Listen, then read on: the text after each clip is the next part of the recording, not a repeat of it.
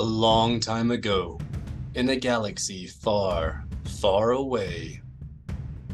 Star Wars. Dark Nest 2. The Unseen Queen. By Troy Denning. Read by Joe Funderburk.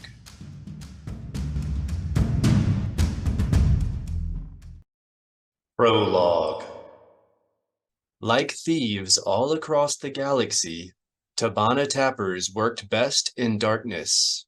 They slipped and stole through the lowest levels of Bespin's life zone, down where daylight faded to dusk and shapes softened to silhouettes, down where black curtains of mist swept across purple, boiling skies.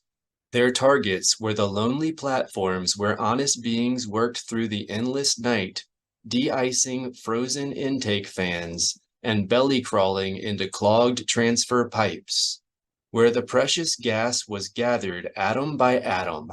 In the last month alone, the tanks at a dozen stations had been mysteriously drained, and 2 Jedi Knights had been sent to bring the thieves to justice.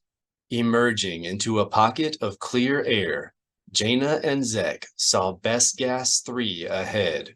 The station was a saucer-shaped extraction platform, so overloaded with processing equipment that it seemed a wonder it stayed afloat. The primary storage deck was limned in blue warning strobes, and in the flashing light behind one of those strobes, Jaina and Zek saw an oblong shadow tucked back between 2 holding tanks. Jaina swung the nose of their borrowed cloud car toward the tanks and accelerated, rushing to have a look before the processing facility vanished behind another curtain of mist. The shadow was probably just a shadow, but down here at the bottom of the life zone, heat and pressure and darkness all conspired against human vision, and every possibility had to be investigated up close. Spin-sealed Tabana gas had a lot of uses, but the most important was to increase the yield of starship weapons. So if somebody was stealing Tabana gas, especially as much as had been disappearing from Bespin in recent weeks, the Jedi needed to find out who they were and what they were doing with it. As Jaina and Zek continued to approach, the shadow began to acquire a tablet-like shape. Zek readied the mini tractor beam, and Jaina armed the twin ion guns. There was no need to remark that the shadow was starting to look like a siphoning balloon, or to complain that the strobe lights were blinding them, or even to discuss what tactics they should use. Thanks to their stay with the Killiks, their minds were so closely connected that they scarcely knew where one began and the other ended. After a year away from the colony, ideas and perceptions and emotions flowed between them without effort. Often, they could not even tell in whose mind a thought had formed, and it did not matter. They simply shared it. A blue glow flared among the holding tanks. Then a small tapper tug shot into view, its conical silhouette wavering against the pressure-blurred lights of the station's habitation decks. An instant later, 3 siphoning balloons, the one Jaina and Zek had spotted and 2 others, rose behind it, chased by long plumes of Tabana gas, still escaping from siphoning holes in the holding tanks. Jaina opened fire with the ion guns, narrowly missing the tug, but spraying the station's central hub. Ion beams were safer to use around Tabana gas than blaster bolts, since all they did was disable electronic circuitry, so the barrage did not cause any structural damage. But it did plunge 2 levels of habitation deck into sudden blackout. Zek swung the tractor beam around and caught hold of a siphoning balloon. The tappers released it, and the balloon came flying straight at the cloud car. Zek deactivated the beam immediately, but Jaina still had to swing wide to avoid being taken out by the huge, tumbling bag of supercooled gas. Jaina let out a tense breath. "Too close," Zek finished. By the time she brought the cloud car back around, The last two balloons were following the tug up into a dark, churning cloud. Jaina raised their nose and sent another burst of ionized energy streaming after the tappers. But Zek did not reactivate the beam. They agreed. The capture attempt had looked realistic enough. Now the quarry needed room to run. Jaina backed off the throttles, and they began a slow spiral up after the thieves. A moment later, a fuzzy pinpoint of yellow appeared deep inside the cloud, rapidly swelling into a huge tongue of flame that came shooting out into clear air, almost before Jaina could bring the ion guns around. She pressed both triggers and began to sweep the barrels back and forth. She was not trying to hit the missile. That would have been impossible, even for a Jedi. Instead, she was simply laying a blanket of ionized energy in its path.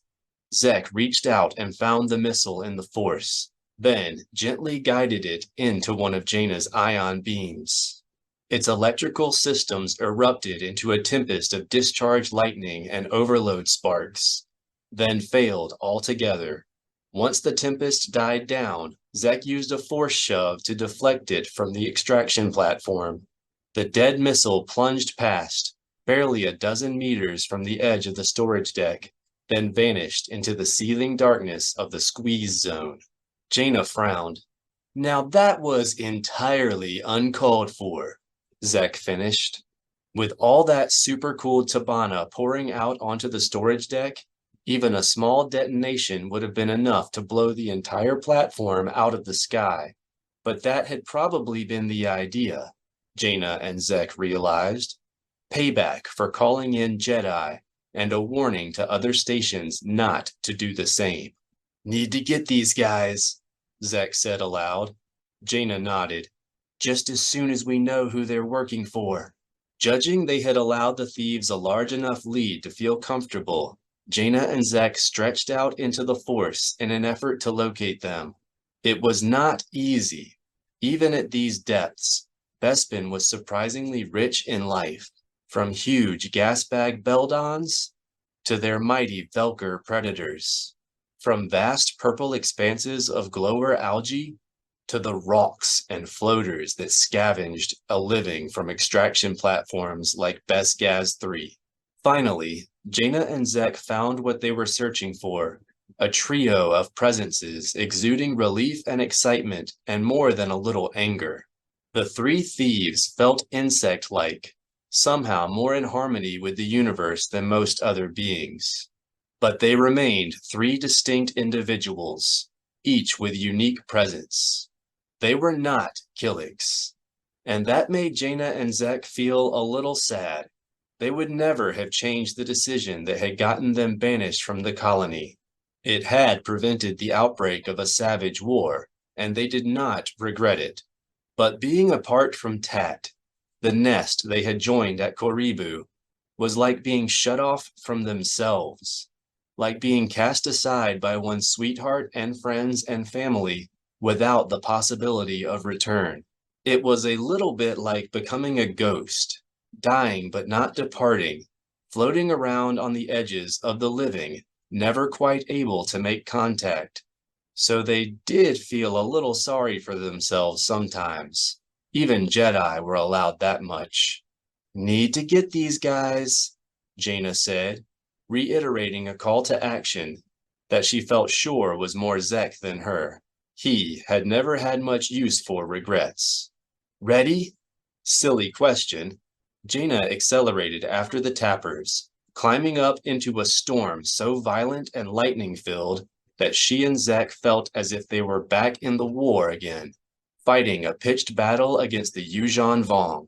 After a standard hour, they gave up trying to maintain a steady altitude and resigned themselves to having their stomachs alternately up in their throats and down in their guts.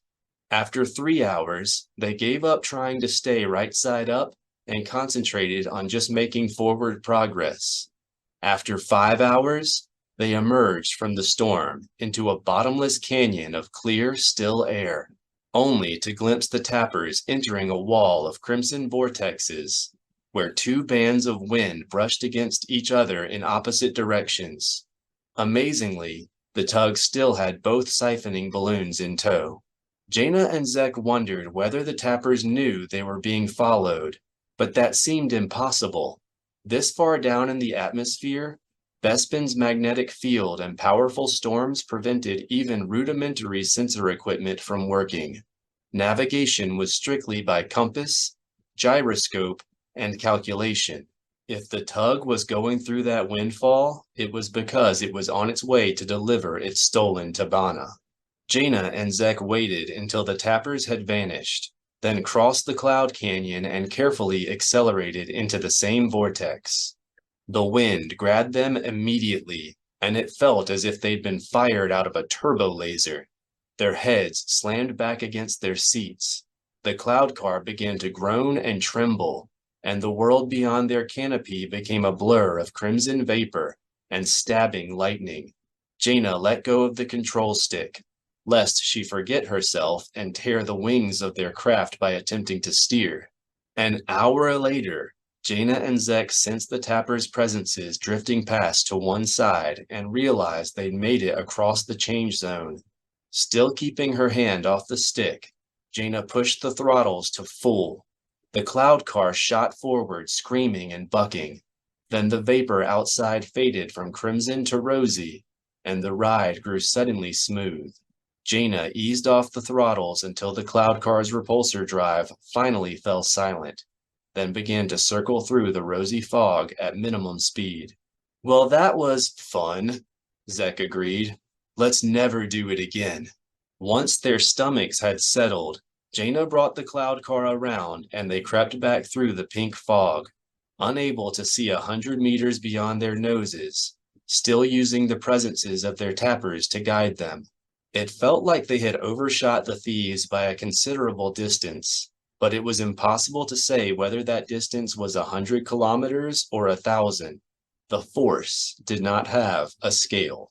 After a quarter hour, they began to suffer the illusion that they were simply floating in the cloud, that they were not moving at all, but the instruments still showed their velocity at more than 100 kilometers per standard hour, and it felt as if they were closing rapidly on their quarry. Jaina wondered where they were. Zek said, "The gyrocomputer calculates our position as 37.83 north, 27.886 longitude, 169 deep." "Is that in?" "Yes," Zek answered. They were about 1,000 kilometers into the Deadeye, the vast region of still air and dense fog that had existed in Bespin's atmosphere at least since the planet's discovery. "Great! Only 19,000 kilometers to the other side," Jaina complained. "Do the charts show?" "Nothing," Zek said. "Not even a marker buoy." "Blast!" This they said together. Still, it felt like they were catching up to the tappers quickly. There had to be something out there. "Maybe they've just stopped to..." "No," Jaina said. "That gas was already..." "Right," Zek agreed. "They've got to, and soon." The stolen Tabana gas had already been spin-sealed, so the tappers had to get it into carbonite quickly or see it lose most of its commercial value. And charts or no charts, that meant there was a facility somewhere in the Deadeye. Jaina eased back on the throttles some more. It felt as if they were right on top of the thieves.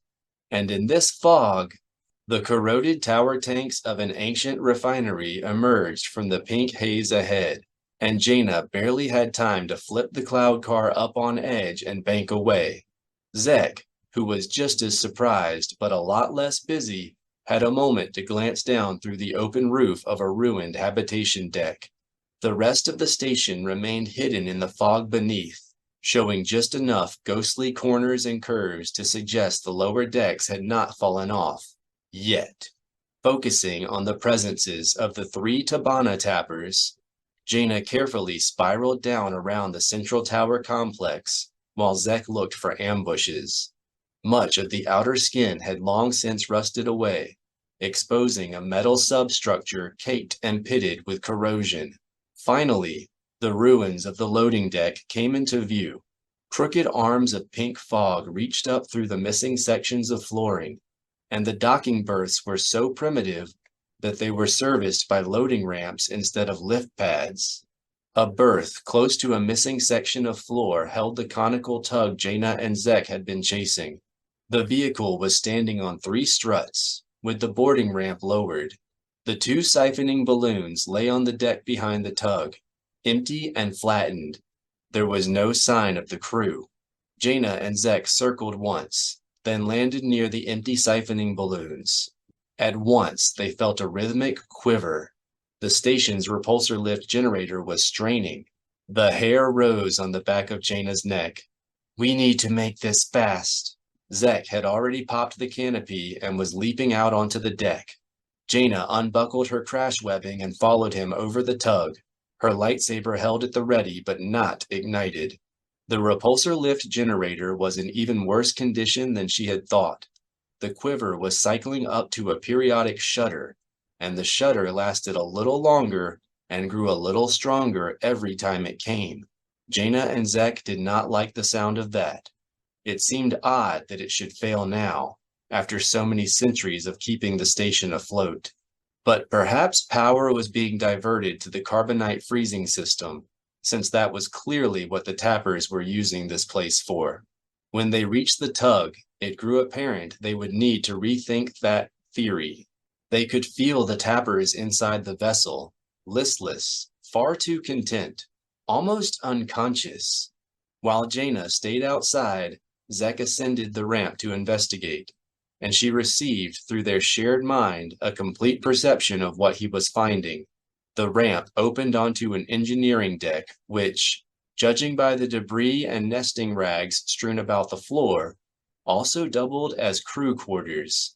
It felt like the tappers themselves were on the flight deck, one level above. The air was filled with a cloying odor that Jaina and Zek both recognized all too well, and the floor was piled high with waxy balls containing a dark, muddy liquid filled with stringy clots. "Black membrosia?" Zek asked. There was only one way to be certain, but Zek had no intention of tasting the stuff. After a brush with the dark side as a teenager, he held himself to a strict standard of restraint, and he never engaged in anything that even hinted of corruption or immorality. So, after a last check to make sure nothing was creeping up on them out of the fog, Jaina ascended the boarding ramp. She picked up one of the balls and plunged her thumb through the wax, then withdrew it and licked the black syrup. It was much more cloying than the light membrosia of their own nest, with a rancid aftertaste that made her want to scrape her tongue, at least until her vision blurred, and she was overcome by a feeling of chemical euphoria. Whoa, definitely membrosia. Jaina had to brace herself against a wall, and she and Zek were filled with a longing to rejoin their nest in the colony. Strong stuff. Jaina could feel how much Zek wanted to experience another taste, even through her mind.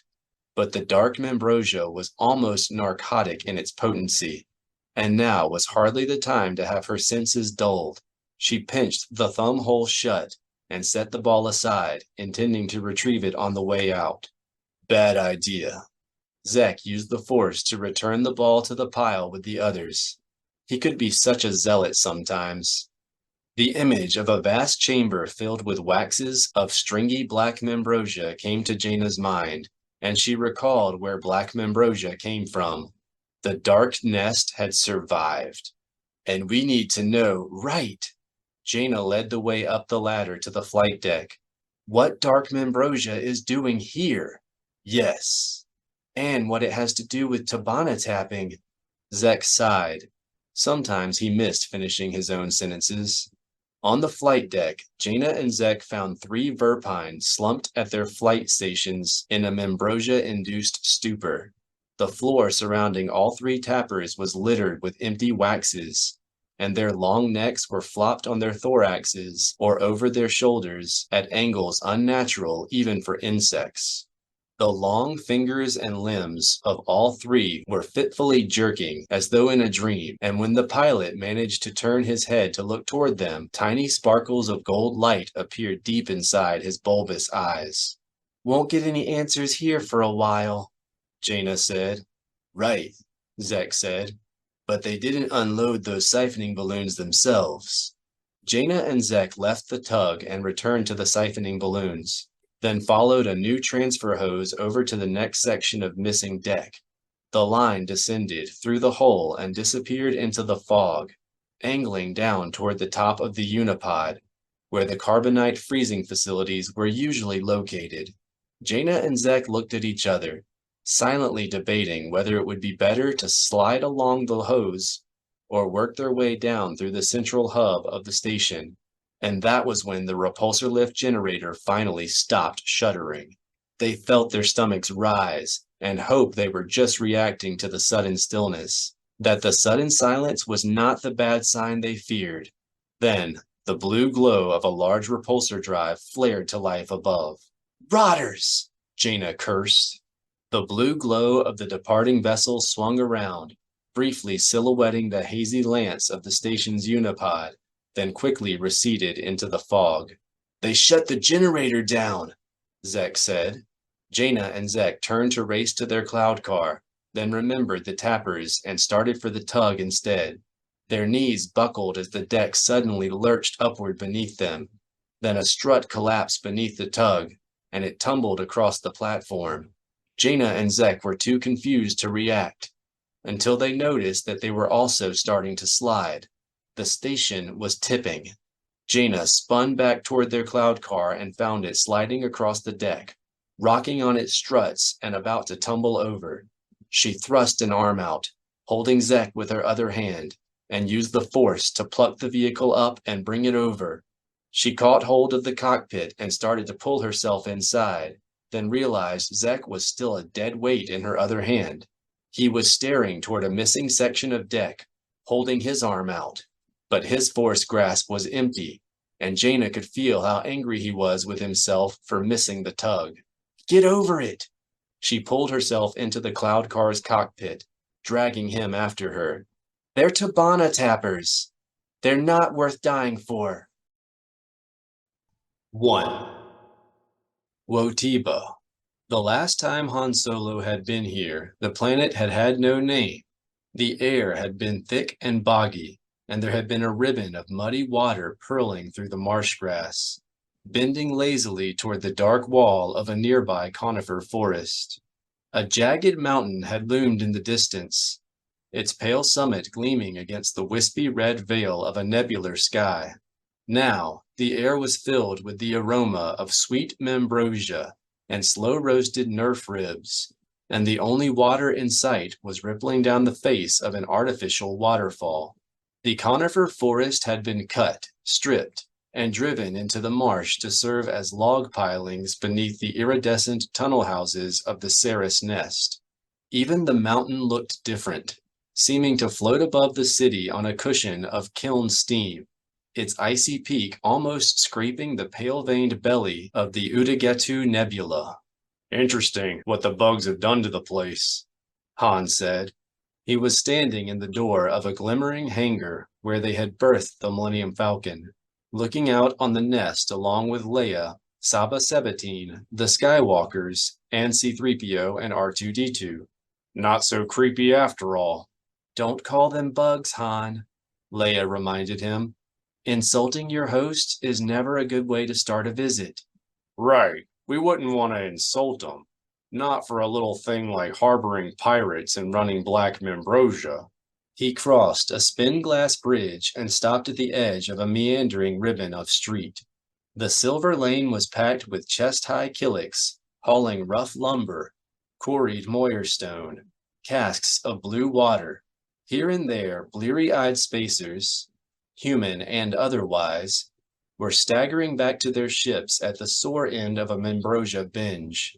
On the balconies overhanging the tunnel house entrances, glittered up joiners, beings who had spent too much time among Killiks and had been absorbed into the nest's collective mind, were smiling and dancing to the soft trill of spinning wind horns. The only incongruous sight was in the marshy 2-meter gap that served as the gutter between the hangar and the street. A lone insect lay face down in the muck, its orange thorax and white-striped abdomen half covered in some sort of dull gray froth. "Raynar must know we've arrived," Luke said. He was still on the bridge behind Han. "Any sign of a guide?" The bug in the gutter lifted itself on its arms and began to drum its thorax. "I don't know," Han answered, eyeing the bug uncertainly. When it began to drag itself toward the bridge, he said, "Make that a maybe." The Killik stopped and stared up at them with a pair of bulbous green eyes.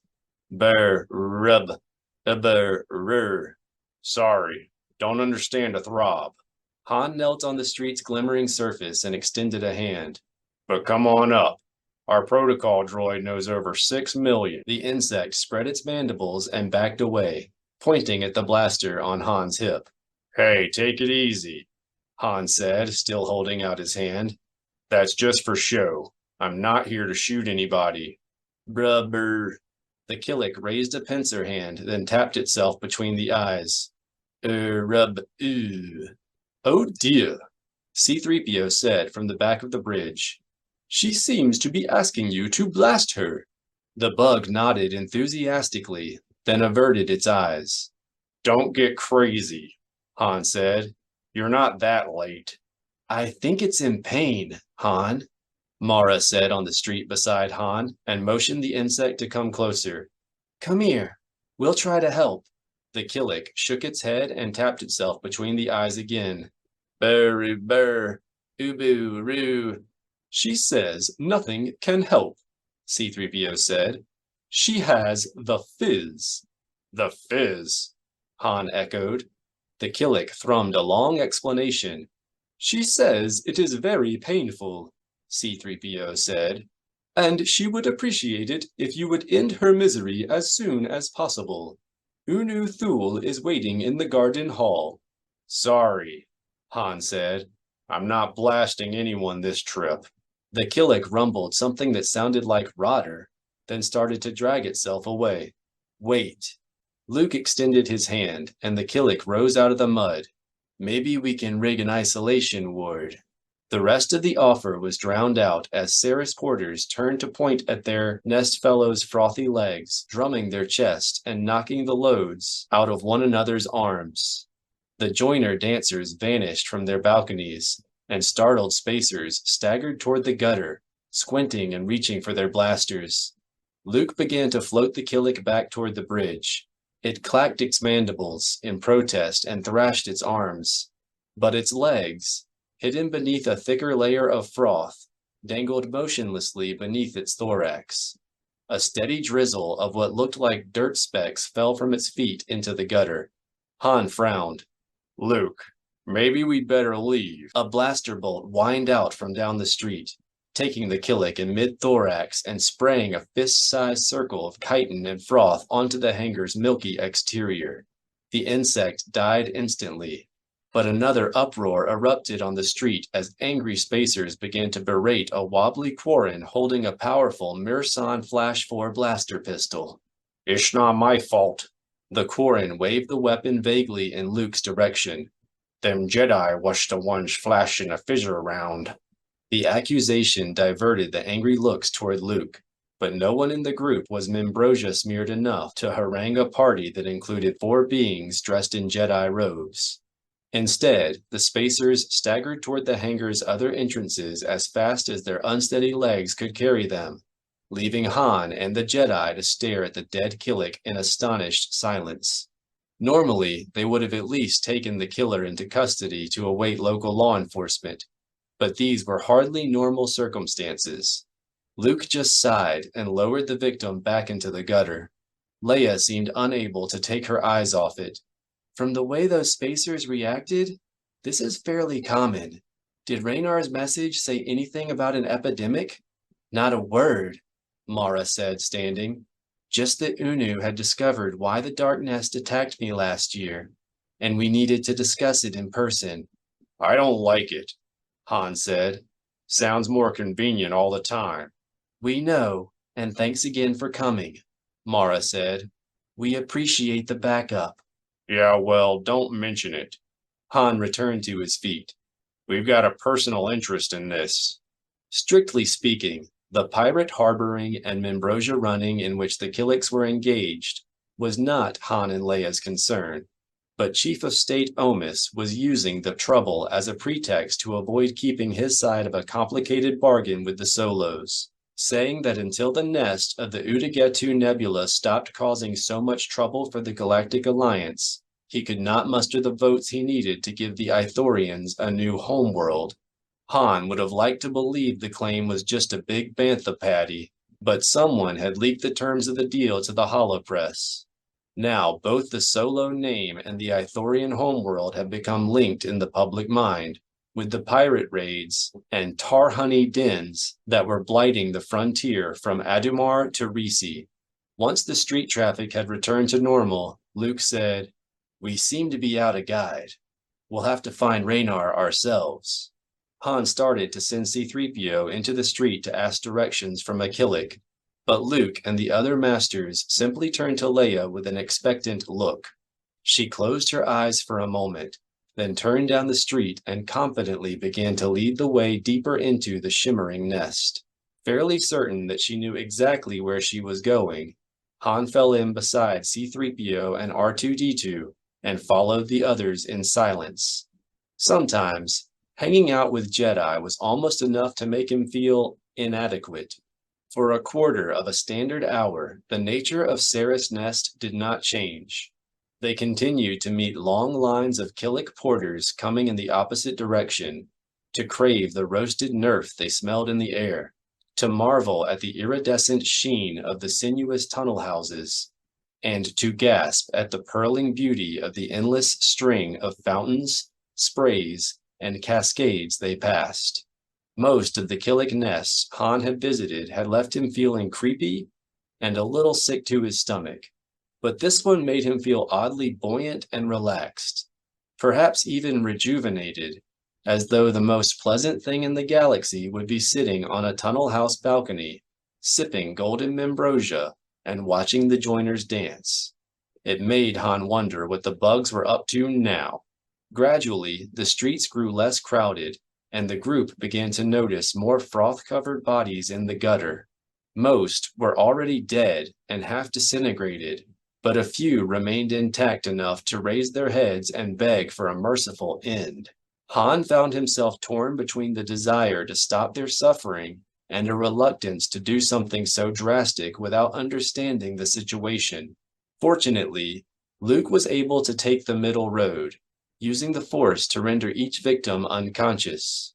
Finally, Leia stopped about 10 meters from an open expanse of marsh. The street continued, snaking through a brightly mottled sweep of bog flowers, but the road surface turned dull and frothy ahead, and the ends of the nearby tunnel houses were being eaten by gray foam. In the center of the field stood a massive spin-glass palace, its base a shapeless mass of ash-colored bubbles and its crown a braided tangle of iridescent turrets swimming with snakes of color. "Tell me that's not where Raynar was waiting," Han groaned, "because there's no way we're going. Raynar Thule could not be waiting there," a gravelly voice said from a nearby tunnel house. "You should know by now, Captain Solo. Raynar Thule has been gone a long time." Han turned around and found the imposing figure of Raynar Thule standing in the tunnel house entrance. A tall man with regal bearing, he had a raw, melted face with no ears, hair, or nose, and all of his visible skin had the shiny, stiff quality of a burn scar. He wore purple trousers and a cape of scarlet silk over a breastplate of gold chitin. "Guess I'm a slow learner that way," Han said, smiling. "Good to see you again, Unu Thule." Raynar came into the street. As always, he was followed by the Unu, a motley swarm of Killiks of many different shapes and sizes. Gathered from hundreds of different nests, they accompanied Raynar wherever he went and acted as sort of a collective will for the colony. "We are surprised to see you and Princess Leia here." Raynar made no move to take the hand that Han extended. "We did not summon you." Han frowned but continued to hold out his hand. Yeah, what's the deal with that? Our feelings were kind of hurt, seeing how we're the ones who gave you this world. Raynar's eyes remained cold. We have not forgotten. Instead of shaking hands, he reached past Han's wrist and rubbed forearms in a buggish greeting. You may be sure of that. Great. Han tried to hide the cold shudder that ran up his spine. Glad to hear it. Raynar continued to rub arms, his keloid lip rising into a faint sneer. There is no need to be afraid, Captain Solo.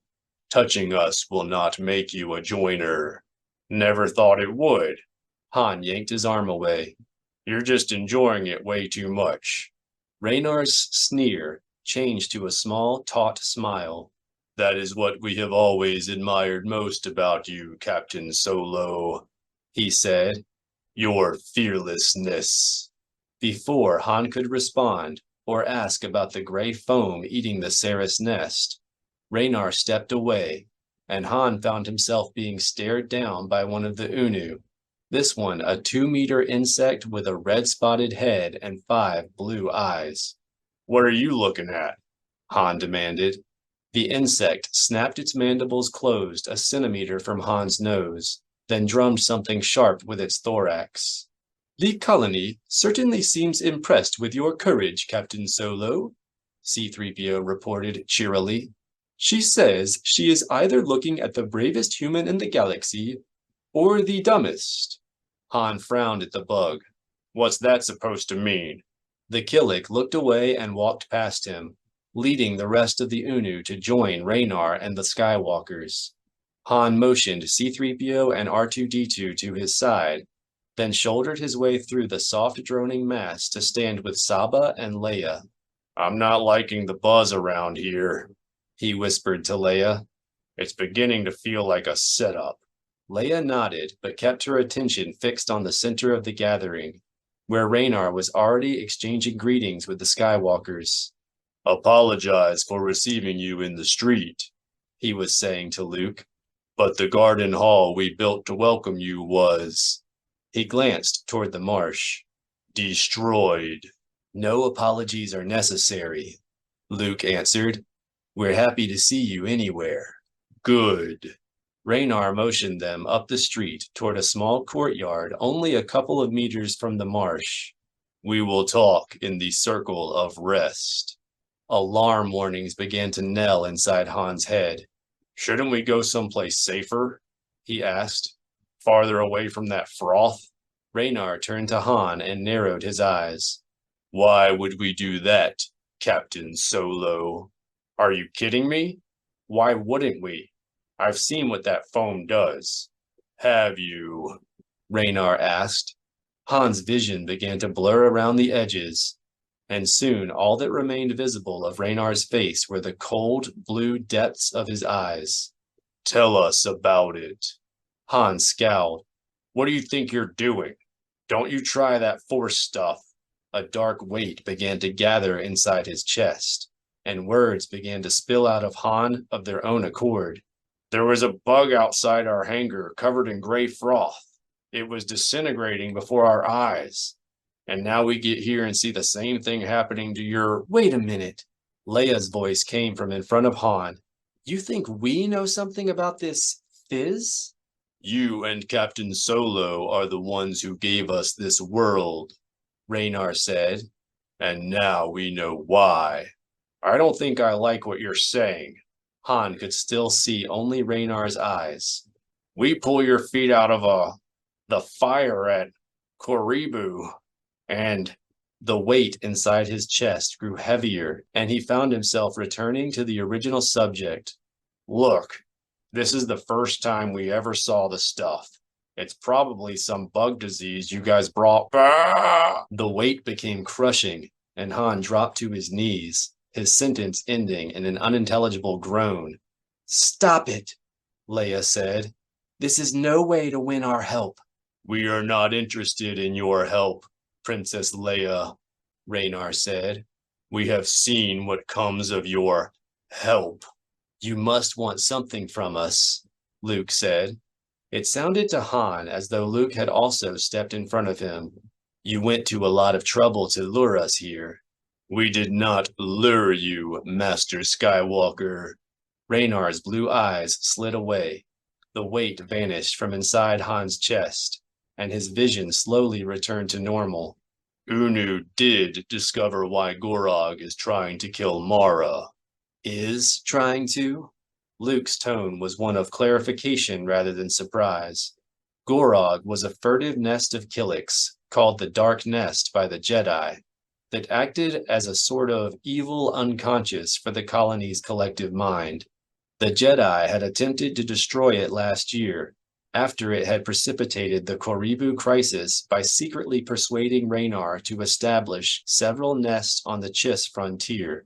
But they had realized they had failed as soon as the Dark Nest Black Membrosia began appearing on Alliance worlds. We're listening. In good time, Raynar said.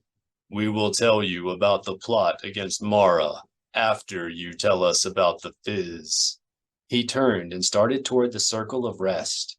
Han rose and stomped after him. I told you, we don't know anything about that. And if you ever try that heavy chest thing on me again. Leia took Han's arm. Han?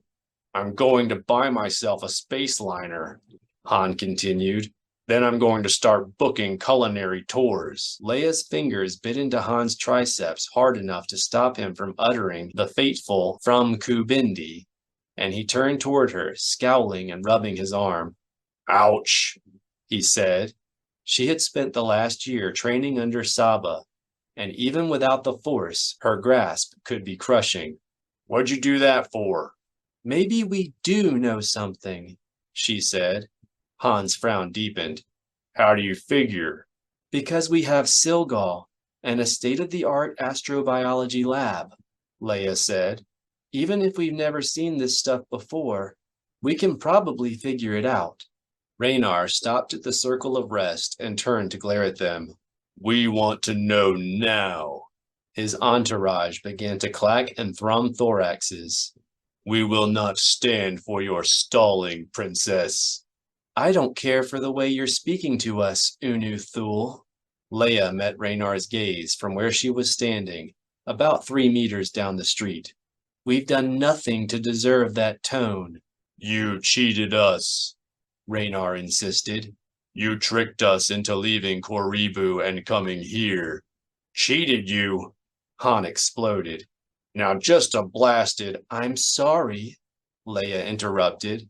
But if that's the way the colony feels, we have nothing to discuss. She turned away and started back up the street toward the Falcon. Luke and the other Jedi instantly followed Leia's lead, and Han did likewise. This trip had become, he sensed, something of a test of Leia's progress toward becoming a full Jedi. And he was not going to mess it up for her, no matter how much he was aching to put that ungrateful bug hugger in his place.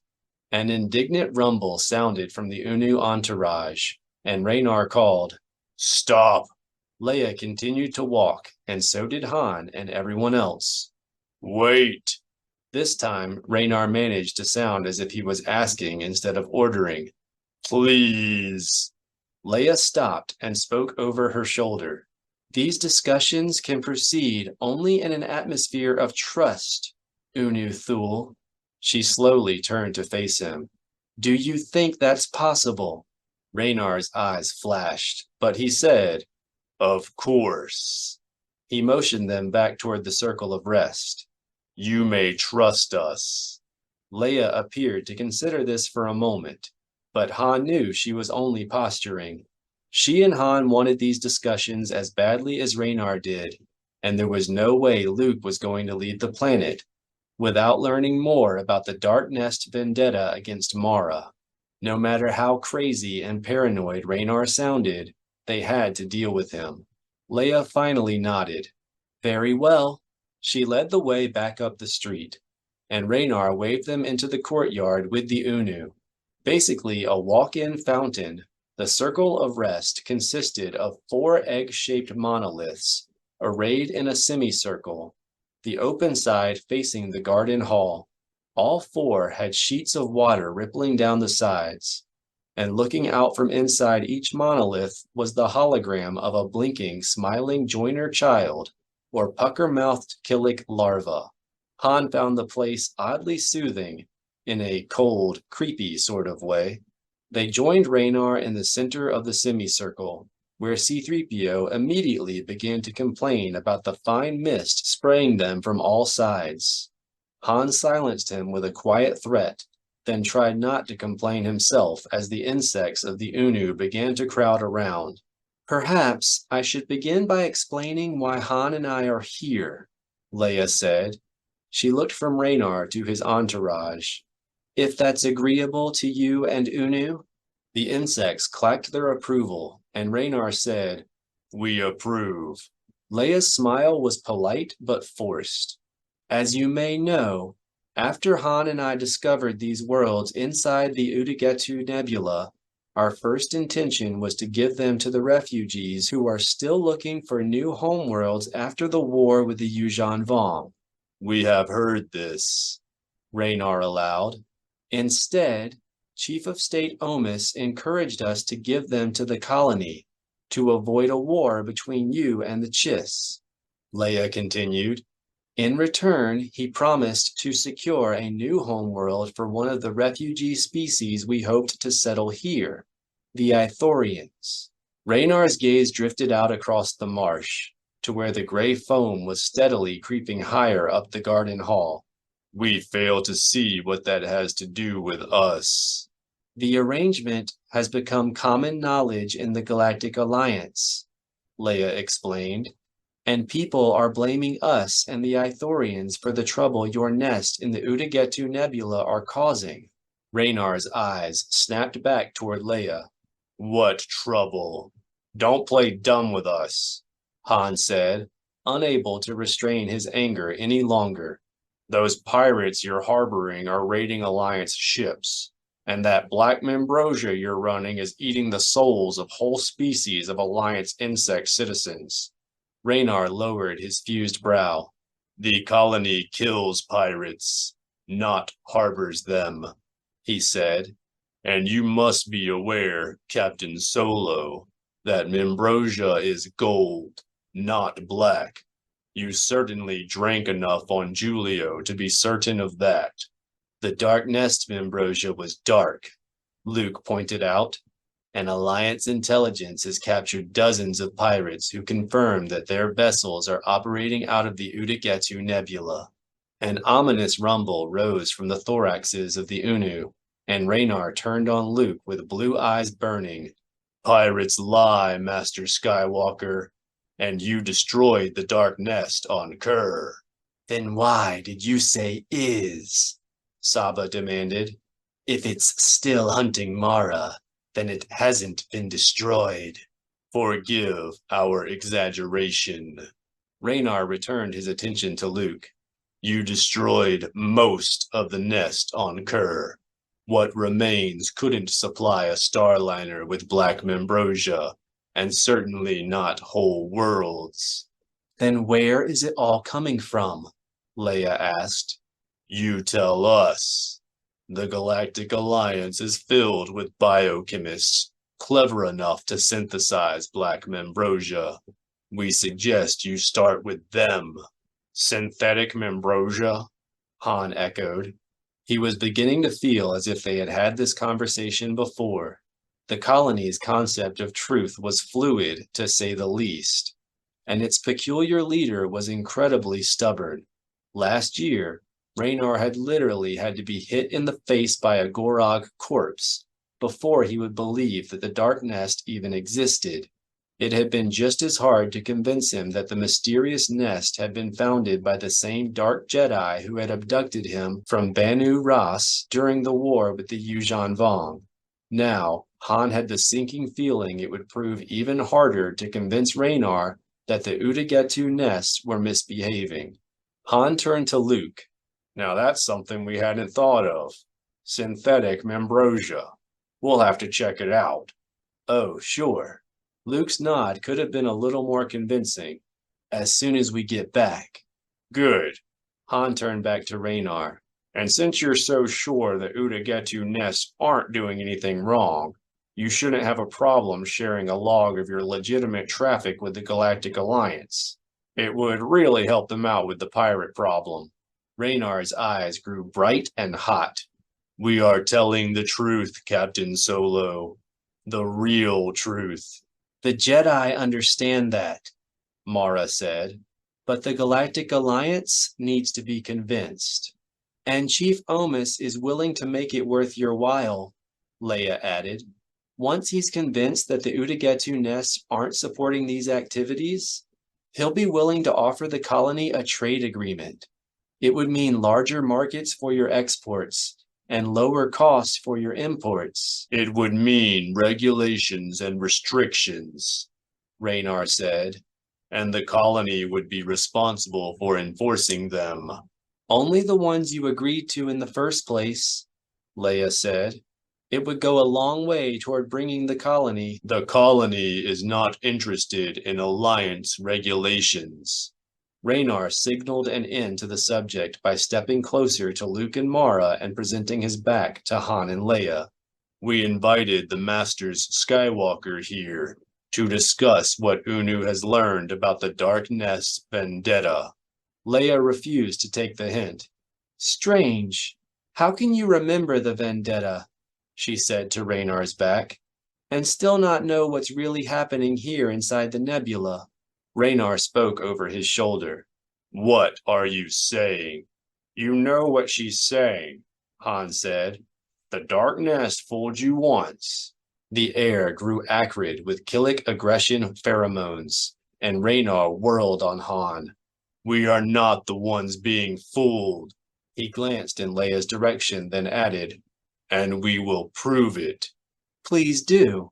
Leia's wry tone suggested she believed the same thing Han did, that it could not be done, because Raynar and the Unu were the ones being fooled. Raynar smirked their doubts aside, then turned to Mara. When you were the Emperor's hand, did you ever meet someone called Daxar Eyes? Where? Mara's voice cracked, and she paused to swallow. Where did you hear that name? His wife and daughter came home early. Raynar's tone grew accusatory. They found you searching his office.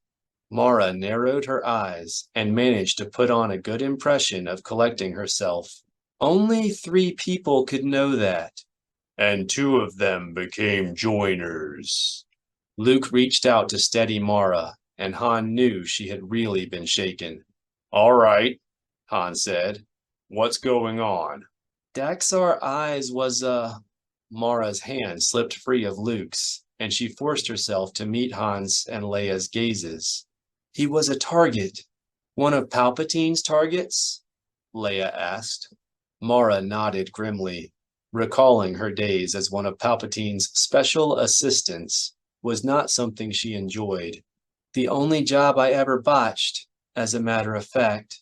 We would not call it botched, Raynar said. You eliminated the target. That was only part of the objective. Mara was looking at Raynar now, glaring at him. I didn't recover the list, and I left witnesses. You let Bida Eyes and her daughter live, Raynar said. You told them to vanish forever. That's right, Mara said. As far as I know, they were never harmed. They were well protected, Raynar said. Gorog saw to that. Wait a minute, Han said. You're saying these Eyes women joined the Dark Nest? No, Raynar said. I'm saying they created it.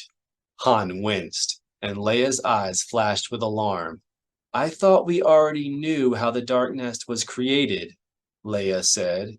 The Gorog were corrupted when they absorbed too many Chiss joiners. We were mistaken, Raynar said.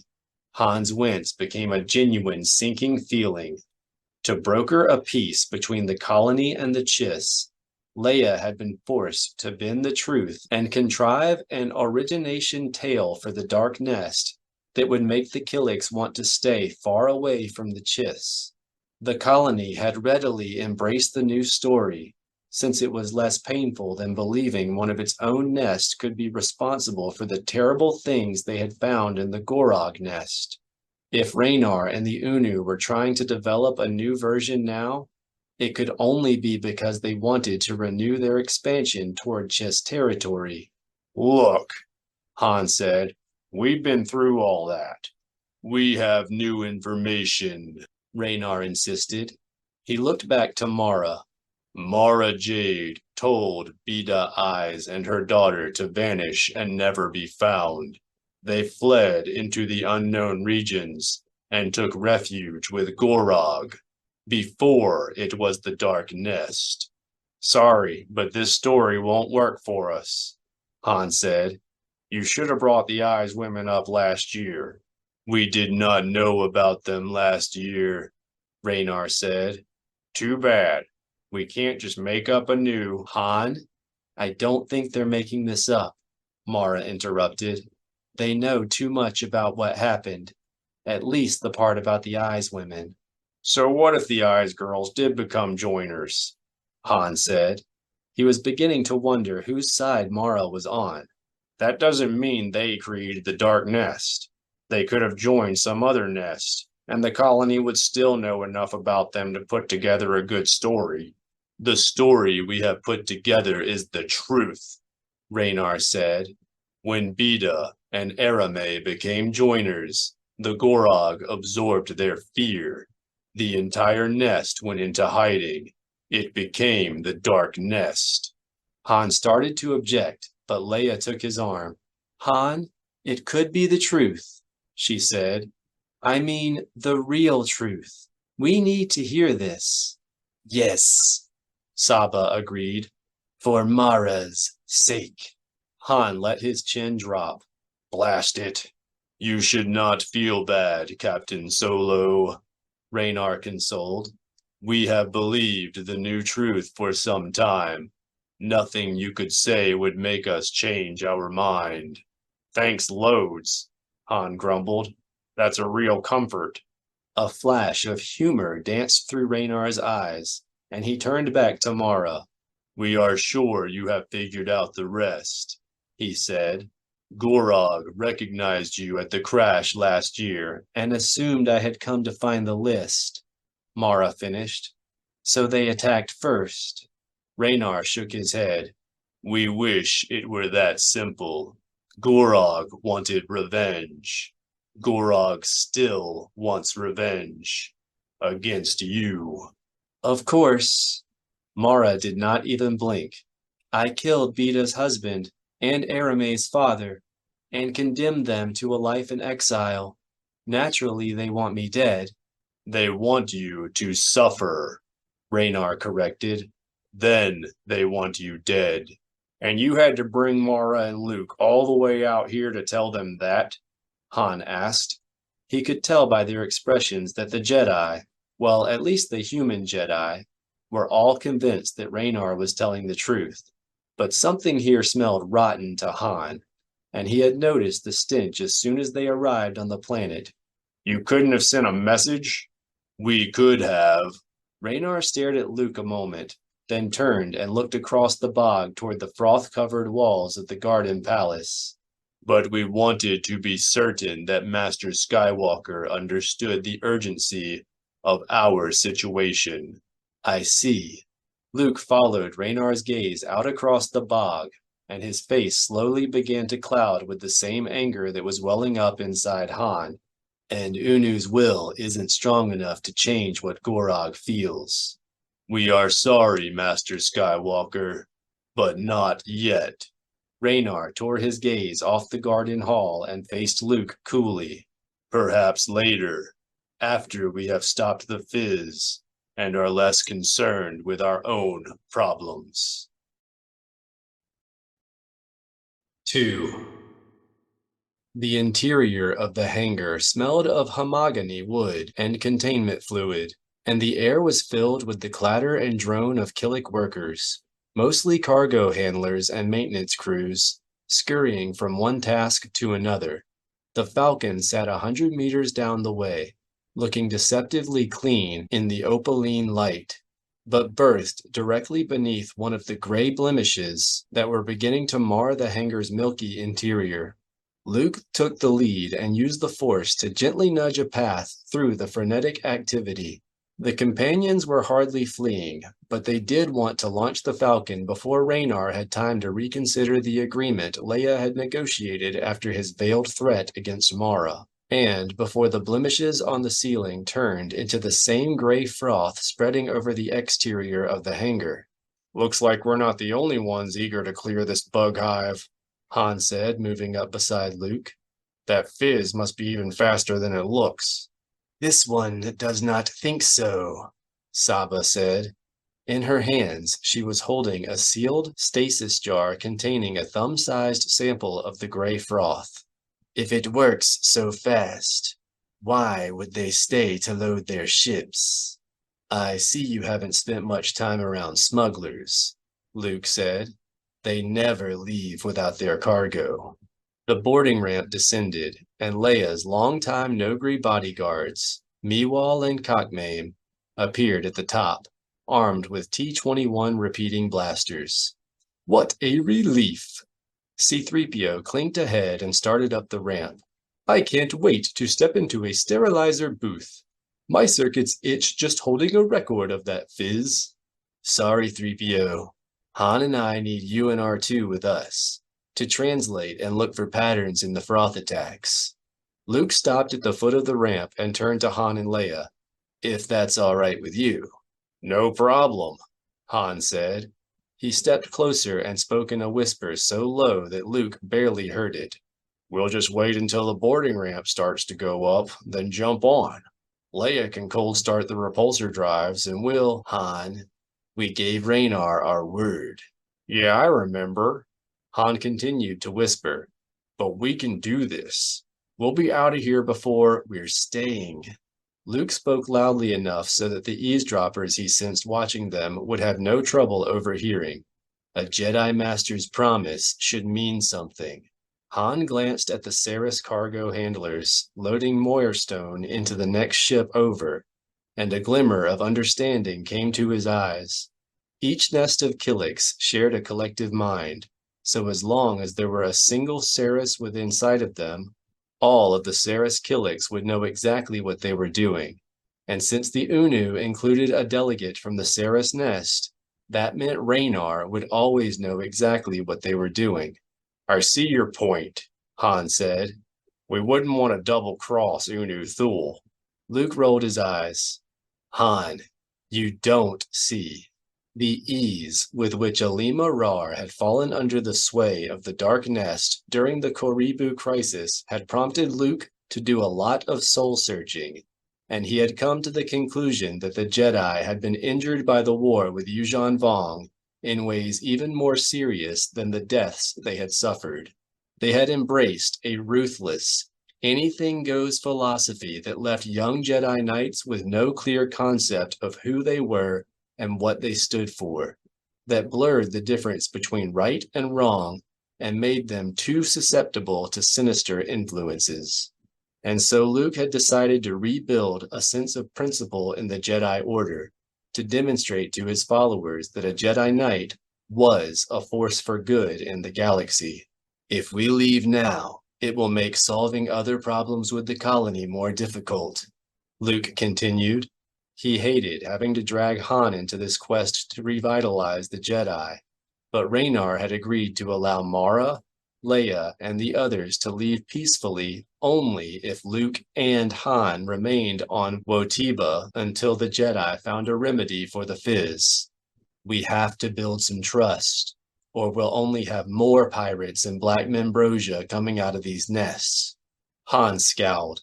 "Luke, you just don't understand bugs. Trust isn't that big in their way of seeing things." "Captain Solo is quite correct." C-3PO remained halfway up the ramp.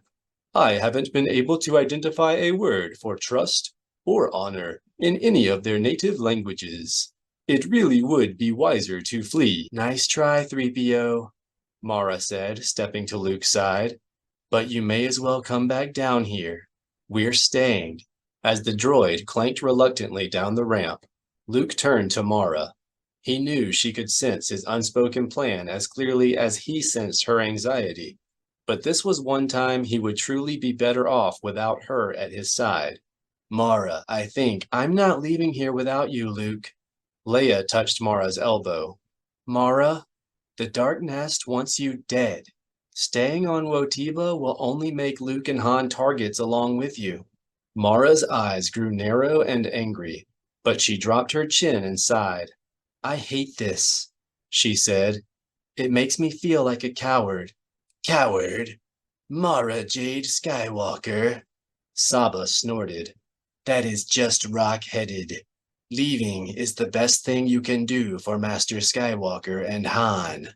"Yeah, but before you go, I want to know who this Daxar Eyes was," Han said.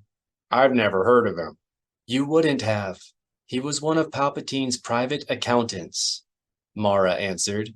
"He embezzled 2 billion credits from the Emperor's personal funds and stashed it in accounts all over the galaxy." Han whistled. "Brave guy." "Foolish guy," Saba corrected. "He believed he could deceive the Emperor." Mara shrugged. "You'd be surprised how many people believed that. And Daxar Eyes was a strange man. All that money, and I found him living in a shabby Twilight-level apartment on Coruscant. He never left the planet. Maybe he lost the list of accounts or couldn't get to it," Leia suggested. "That would explain why you couldn't find it." "Maybe," Mara said. "But the Emperor didn't think so. Eyes knew where one of the accounts was. He made a withdrawal, and that's how I tracked him down." Though Mara showed no outward sign of her feelings, Luke could sense how much she disliked talking about that part of her life, how angry she grew when she thought of how the Emperor had manipulated her trust, and how sad it made her to recall her victims. He took her in his arms, silently reminding her that that part of her life was long over, and kissed her. "Go back to the academy," Luke said. "Silgal will need you on Ossus to tell her everything you remember about the Fizz. Han and I will be fine." Mara pulled herself back and forced a smile. "You'd better be telling the truth, Skywalker. This one will make sure of it." Saba passed the stasis jar to Mara. "She is also staying." "No way," Han said. "You'll make the bugs think we're up to something. Raynar picked me to stay with Luke because he figured one Jedi Master would be more than enough to watch." "And because he knows you are distrusted by insects," Saba said. "This one does not like the way this feels, Han. Raynar is showing a cruel streak." "So it seems," Luke said. He reached out with the Force, urging the Barabel to board the Falcon with the others. "But Han's right. We don't want to make the Killiks suspicious of us." "If you wish, Master Skywalker," Saba said. "You are the Longfang here." Saba took the stasis jar back from Mara, then turned and ascended the ramp with no further comment. In any other species, the abruptness might have indicated anger or hurt feelings. In a Barabel, it just meant she was ready to go. Luke kissed Mara again and watched her start up the ramp. Han hugged and kissed Leia, then stepped back with an overly casual air. "Be careful with my ship," he said to Leia. "I finally got that hyperdrive adjusted just right." Leia rolled her eyes. "Sure you do." She gave him a wistful smile, then said goodbye to Luke and started up the ramp. "I'll send Cockmame out with your bags." "And please don't forget my cleaning kit," C-3PO called after her. "This planet is unsanitary. I feel contaminated already." "Who doesn't?" Han asked. Being careful to do nothing that would make the Killiks think they intended to flee, Luke and Han waited at the foot of the ramp until Cockmame returned with their bags and C-3PO's cleaning kit. Though Luke had not yet had the chance to outline his plan, he was fairly certain that Han had guessed it. He was going to search out the Dark Nest, determine how big a threat it posed to Mara and the Galactic Alliance, and find a way to destroy it for good. Once Cockmame had passed them their bags, Leia raised the ramp and sounded the departure alarm. Luke, Han, and the droids backed away to a safe distance, then watched in silence as the Falcon lifted off without them and glided over the bustling floor. When it reached the hangar mouth, it paused briefly and flashed its landing lights in complicated sequence of flashes and blinks. R2-D2 let out an astonished whistle. "I don't know why that should surprise you," C-3PO said. "Of course they're concerned about us." "What did they say?" Luke asked. "Be careful," C-3PO translated, "and don't let anything drip on the droids." Drip on the... Han looked up. Maybe we'd better get out of here." Luke followed Han's gaze and found the gray blemish on the ceiling beginning to blister. There was no froth yet, but a long shadow down the center suggested the surface would soon start bubbling. Luke was about to turn toward the exit when his danger sense made the hairs on his neck stand upright. He did not sense anything unusual from the eavesdroppers who had been watching them. No hardening of resolve, no cresting wave of anger or gathering lump of fear.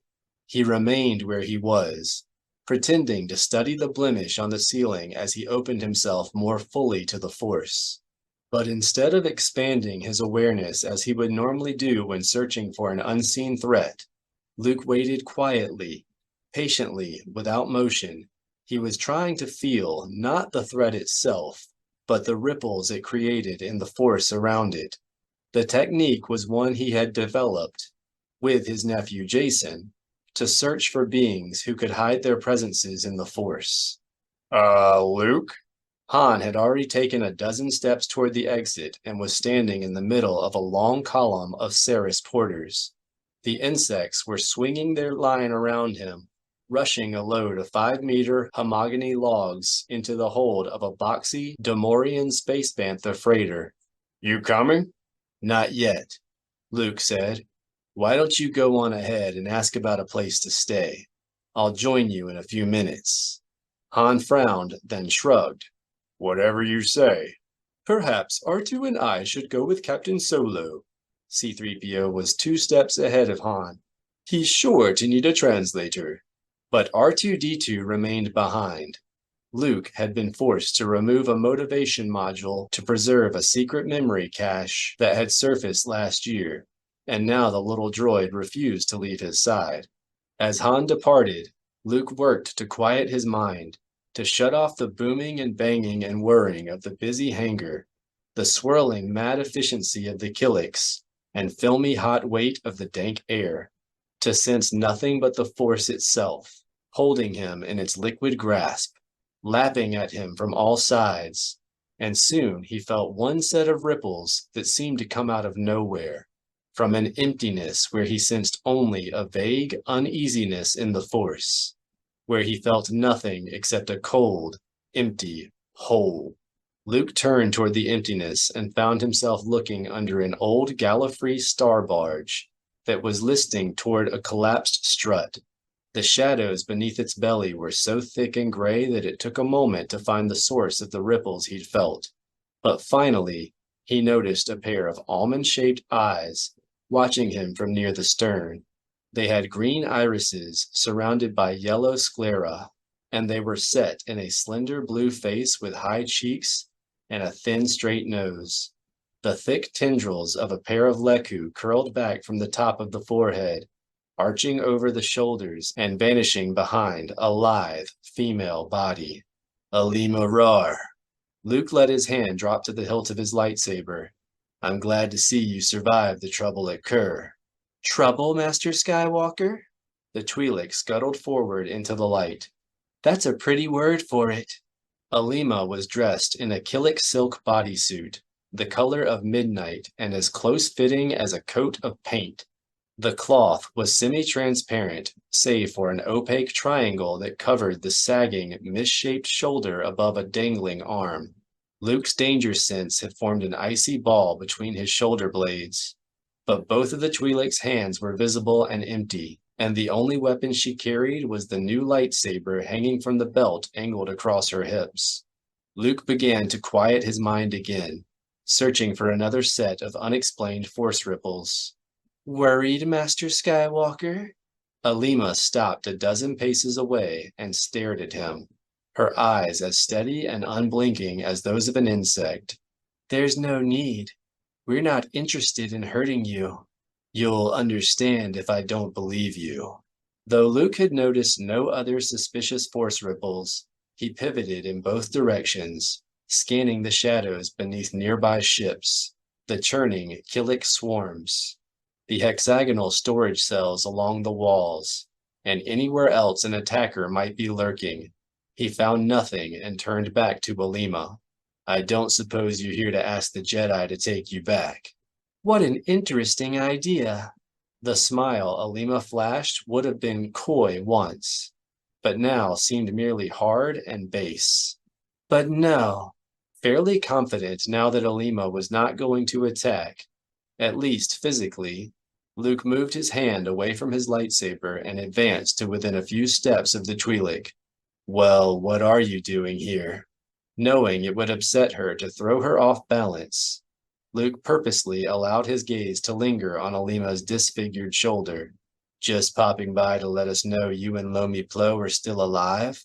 Alima gave a low throat click, then said, Lomi Plo died in the crash. With Welk, I suppose. Exactly, Alima said. Luke sighed in frustration. So we're back to that, are we? He had slain Welk during the fight at Koribu, only a few minutes after he had cut Alima's shoulder half off, and he had a good reason to believe that the apparition that had nearly killed him, and Mara, was what remained of Lomi Plo. Alima, you were at Kur. You saw Welk before I killed him, and it had to be Lomi Plo who pulled you out of the nest at the end. You killed Bida Gorog, Alima said. She was the Night Herald before us. The person I killed was male. Luke suspected he was arguing a lost cause. The Dark Nest remained determined to hide the survival of Lomi Plo behind a veil of lies and false memories. And, as a sort of collective unconscious for the entire colony, it was adept at manipulating the beliefs of joiners and Killiks alike. He had a lightsaber, and he knew how to use it. Bida Gorog was force-sensitive. A lewd smile came to Alima's lips. And as we recall, you did not take the time to check inside her pants before you killed her. Luke let his chin drop. Alima, you disappoint me. The feeling is mutual, Master Skywalker, Alima said. We have not forgotten the slaughter at Kur. There wouldn't have been a slaughter if you had done your duty as a Jedi. Luke sensed a familiar presence creeping toward him, skulking its way under the stern of the old star barge, and realized that Han had returned to the hangar without C-3PO. But you let your anger make you weak, and the Dark Nest took advantage. Alima's unblinking eyes turned the color of chlorine. Don't blame us for what I'll lay the blame where it belongs. As a master of the Jedi Council, that is my duty and my privilege. Hoping to keep Alima's attention too riveted on him to notice Han sneaking up behind her, Luke moved to within lightsaber range of the Twi'lek. Now I ask you one last time to return to Ossus. I know it will be hard to face those you betrayed, but we are not interested in redemption or anything else you have to offer, Master Skywalker. We are here with... Alima stopped in mid-sentence and cocked her head, then reached for her lightsaber.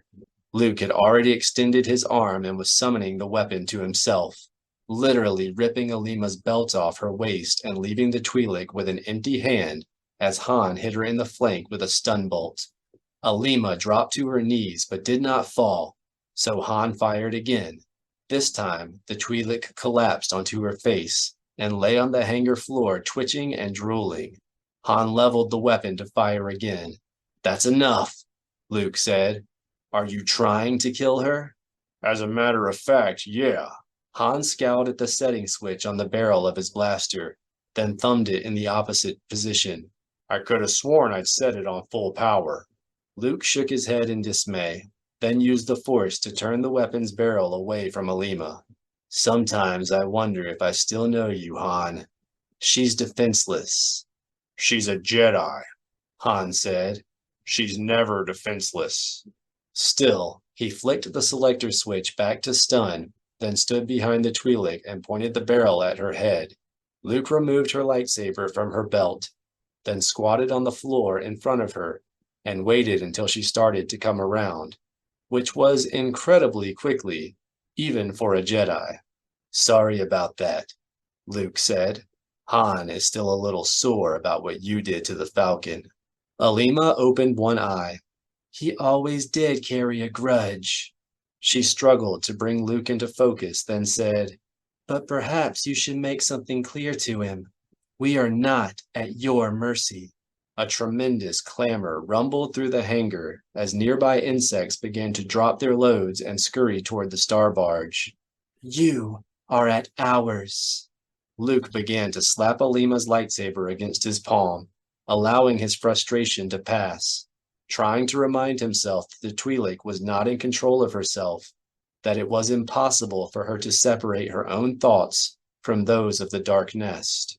But Jaina and Zek had found themselves in a similar situation, and they had not turned their backs on the Jedi.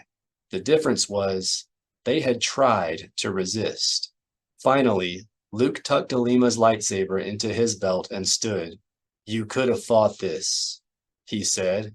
Maybe you still can. Jaina and Zek became joiners, and yet they remained true to their duty. You place too much faith in others, Master Skywalker. Alima braced her good arm on the floor and pushed off, then brought her feet up beneath her. That has always been your weakness, and soon it will be your downfall. A cold shiver of danger sense raced up Luke's spine, and he resisted the temptation to ask Alima's meaning. This was the reason she had come to the hangar. He felt certain she was trying to trap him, to draw him into some dark and twisted maze where he would become as lost as she was. Unfortunately, Han did not have Jedi danger sense. Too much faith? What's that supposed to mean? If something's going on with Jaina. Alima glanced over her shoulder at Han, pouting at the blaster still pointed at her back, then said, We didn't mean to alarm you, Han. Jaina and Zek are fine, as far as we know. She looked back to Luke. We were talking about Mara. She has been dishonest with Master Skywalker. I doubt that very much. Luke saw what the Dark Nest was attempting, and he could not believe they would be foolish enough to try such a thing. Nobody was going to drive a wedge between him and Mara, and even if I didn't, I would hardly take the Dark Nest's word over that of a Jedi Master. We have proof, Alima said. And I doubt that. Han glanced at her skin-tight bodysuit. You don't have a place to put it. We're glad you're not too old to notice, Alima said. Thank you. It wasn't a compliment. The smile Alima flashed Han was both knowing and genuine. Sure it was. She turned back to Luke, then glanced at R2-D2. But we should have said, you have proof. Luke shook his head. I really don't think so. If that's all you have to say. Daxar Eyes wasn't the Emperor's accountant, she interrupted. He was an Imperial droid brain designer. She glanced again at R2-D2. He designed the Intellix 4, as a matter of fact. Luke's mind raced back to the year before, to his discovery that the sequestered sector in R2-D2's deep reserve memory, trying to remember just how much Alima might have learned about those events before fleeing the academy. Nice try. Han had clearly noticed her glance toward the droid as well. But we're not buying it. Just because you heard someone say that Luke was looking for information on the Intellix 4 designer. Han, she couldn't have overheard that, Luke said. She was already gone. We were in flight control when Gint told us about his disappearance, remember?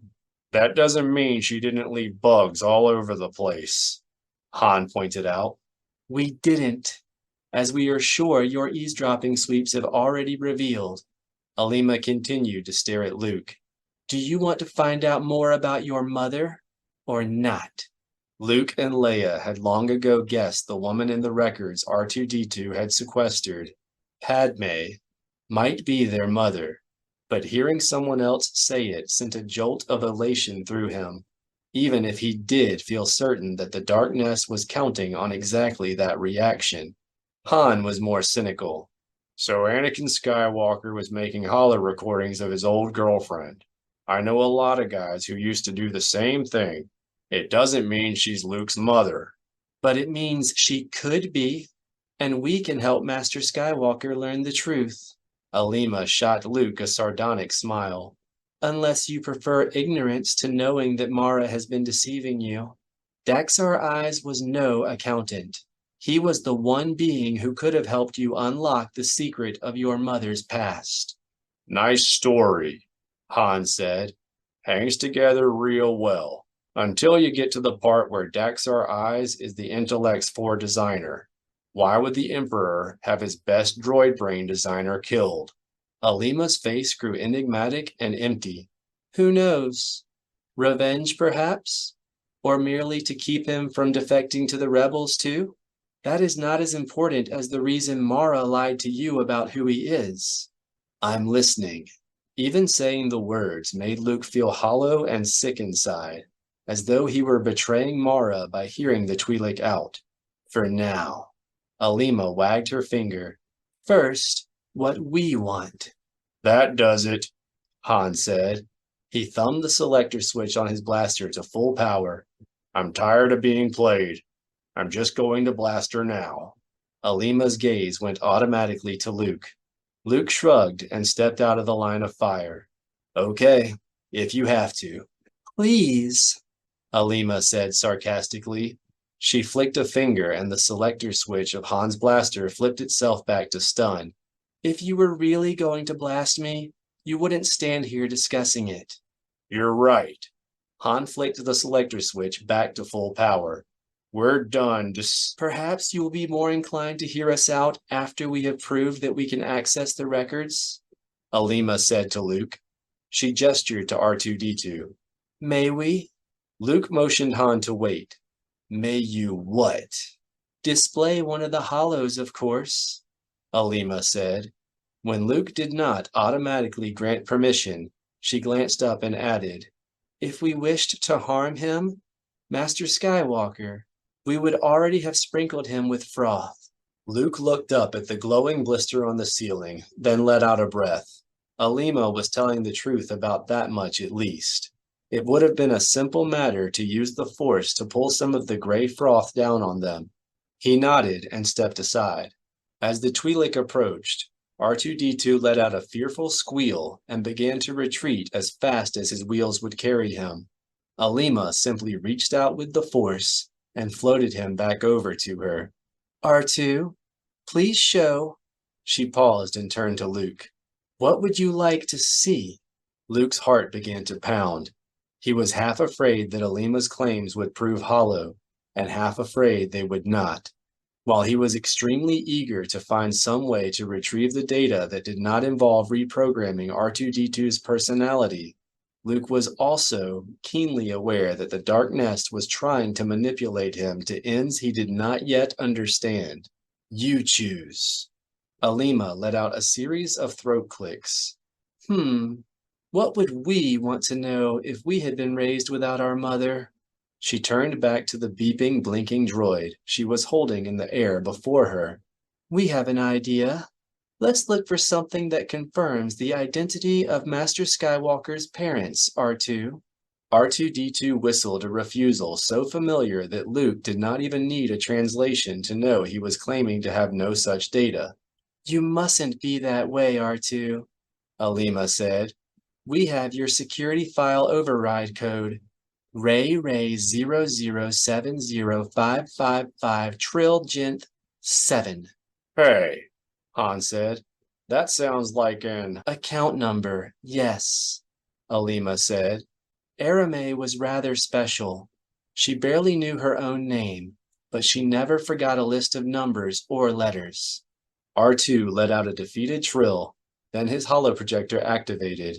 The image of a beautiful brown-haired, brown-eyed woman, Padme, appeared before the droid, walking through the air in front of what looked like an apartment wall. After a moment, a young man's back came into the image.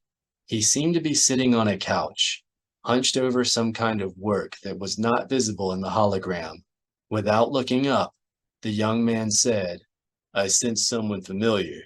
The voice was that of Luke's father, Anakin Skywalker. "Obi-Wan's been here, hasn't he?" Padme stopped and spoke to Anakin's back. He came by this morning. What did he want? Anakin set his work aside, then turned around. He appeared tense, perhaps even angry. Padme studied him for a moment, then said, He's worried about you. "You told him about us, didn't you?" Anakin stood, and Padme started walking again. He's your best friend, Anakin. She passed through a doorway, and the corner of a bed appeared in front of her. He says you're under a lot of stress. And he's not? You have been moody lately, Padme said. I'm not moody. Padme turned around and faced him. Anakin, don't do this. Her beseeching tone seemed to melt Anakin. He turned away, shaking his head, and vanished. I don't know, he said from outside the image. I feel lost. Lost? Padme started after him. You're always so sure of yourself. I don't understand. When Anakin returned to the image, he was looking away, his whole body rigid with tension. Obi-Wan and the Council don't trust me, he said. They trust you with their lives. Padme took his arm and pressed it to her side. Obi-Wan loves you as a son. Anakin shook his head. Something's happening. He still would not look at her. I'm not the Jedi I should be. I'm one of the most powerful Jedi, but I'm not satisfied. I want more, but I know I shouldn't. You're only human, Anakin, Padme said. No one expects any more. Anakin was silent for a moment. Then his mood seemed to lighten as quickly as it had darkened a moment before, and he turned and placed a hand on her belly. I've found a way to save you. Padme frowned in confusion. Save me? From my nightmares, Anakin said. Is that what's bothering you? Padme's voice was relieved. Anakin nodded. I won't lose you, Padme.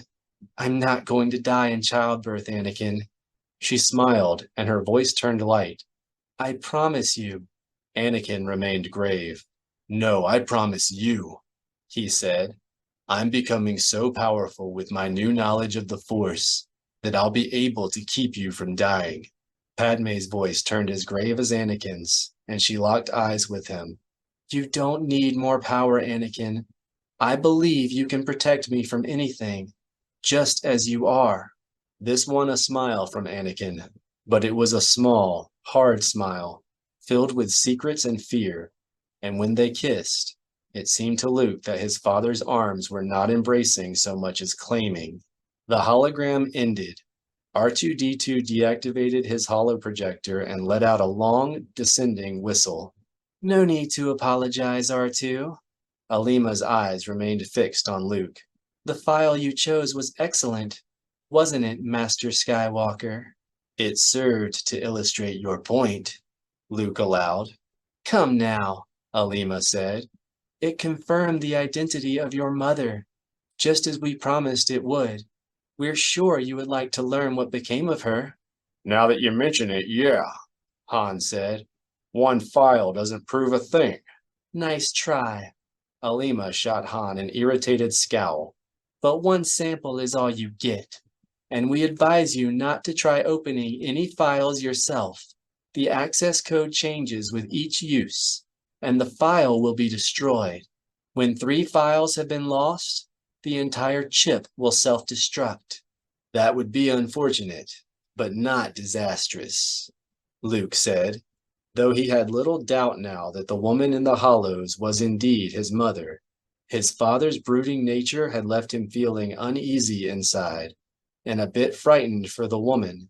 Leia and I have learned a great deal from Old Republic records already.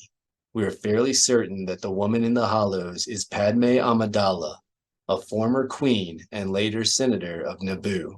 Will those old records tell you what she looked like when she smiled, how she sounded when she laughed, why she abandoned you and your sister? Alima pushed her lip into a pout. Come, Master Skywalker. We are only asking that you leave Gorog alone. Do that, and each week we will feed you one of the access codes you need to truly know your mother. Luke paused, insulted that Alima could believe such a ploy would work on him, wondering if there had ever been a time when he could have seemed so unprincipled and self-serving to her. You surprise me, Alima, Luke said. I would never place personal interest above those of the Jedi and the Force. You must know that, even if Gorog doesn't. Yeah, but that doesn't mean we're looking for trouble either, Han added hastily. We're just here to help with the fizz. As long as the Dark Nest isn't bothering us, we won't bother it. Good. Alima trailed her fingertips across Han's shoulders, smirking as though she had won her concession. That's all we can ask. Han shuddered free of her. Do you mind? I don't want to catch anything. Alima cocked her brow, more surprised than hurt, then held her hand out to Luke. If you'll return our lightsaber, we'll let you be on your way. She glanced at the ceiling, which was already starting to froth, then added, We wouldn't want anything to happen to R2. Luke took the weapon from his belt, but instead of returning it to Alima, he opened the hilt and removed the Adegan focusing crystal from inside. It pains me to say this, Alima. He began to squeeze, calling on the Force to bolster his strength, and felt the crystal shatter. But you are no longer fit to carry a lightsaber. Alima's eyes flashed with rage. That means nothing. Her leku began to writhe and twitch, but she managed to retain control of herself and turned toward the door. We'll just build another. I know. Luke turned his hand sideways and let the crystal dust fall to the floor. And I'll take that one away too. 3. The mourners wore gaily patterned tabards brighter than anything Cal Omis had ever imagined a Sullustan owning, but they approached the vault in somber silence, each mask setting a single transparablock into the seam weld the cryptmaster had spread for him, each fern taking the weld rake in her left hand and carefully smoothing the joints. This being Sullust, the Sullustans being Sullustans, the tomb-walling ceremony followed a rigid protocol, with the cryptmaster inviting mourners forward according to both their social status and their relationship to the deceased. Admiral Sav's younglings and 7 current wives had placed the first blocks, followed by his grown children and the other husbands of his warring clan, then by his blood relatives, his closest friends, the 2 Jedi Masters in attendance, Kinth Hamner and Kip Duran, and the entire executive branch of Sullust governing corporation, Sorasub. Now, with only one gap remaining in the wall, the cryptmaster summoned Cal Omis forward. Omis's protocol droid had warned him that before placing the last block, the person called upon at this point was expected to deliver a brief comment of exactly as many words as the deceased's age in standard years. This was not to be a eulogy. Recounting the departed's life would have been considered an affront to those present, implying as it did that the other mourners had not known the person as well as they thought. Instead, it was to be a simple address from the heart. Omis took his place in front of the vault and accepted the transparablock. The thing was far heavier than it looked, but he pulled it close to his body and did his best not to grimace as he turned to face the assembly. The gathering was huge, filling the entire catacomb of eminence and spilling out the doors into the gallery of ancestors. The throng contained more than 100 Alliance dignitaries, but they went almost unnoticed in the sea of Sullustan faces. As the supreme commander of the force that had defeated the Yuuzhan Vong, Cian Sav had been a hero of mythical proportions on Sullust, an administrator and organizer who rivaled the stature of even Luke Skywalker and Han and Leia Solo in other parts of the galaxy. Omus took a deep breath, then spoke. I speak for everyone in the Galactic Alliance when I say that we share Sullust's shock and sorrow over the collision that took the lives of Admiral Sav and so many others. Cian was a good friend, as well as the esteemed commander of the Galactic Alliance military, and I promise you that we will bring those who are truly responsible for this tragedy to justice, no matter what nebula they try to hide within. The Sullustans remained silent, their dark eyes blinking up at Omus enigmatically. Whether he had shocked the mourners with his suggestion of foul play or committed some grievous error of protocol, Omus could not know. He knew only that he had spoken from the heart, that he had reached the limits of his patience with the problems the Killiks were causing, and that he intended to act, with or without the Jedi's support. After a moment, an approving murmur rose from the back of the crowd and began to rustle forward, growing in volume as it approached. Kith Hamner and Kip Duron scowled and peered over their shoulders at the assembly, but if the Sullustan mourners noticed the censure, they paid it no attention. They had already been rumbling about Master Skywalker's conspicuous absence from the funeral, so no one in the crowd was inclined to pay much attention to the opinions of a pair of bug-loving Jedi.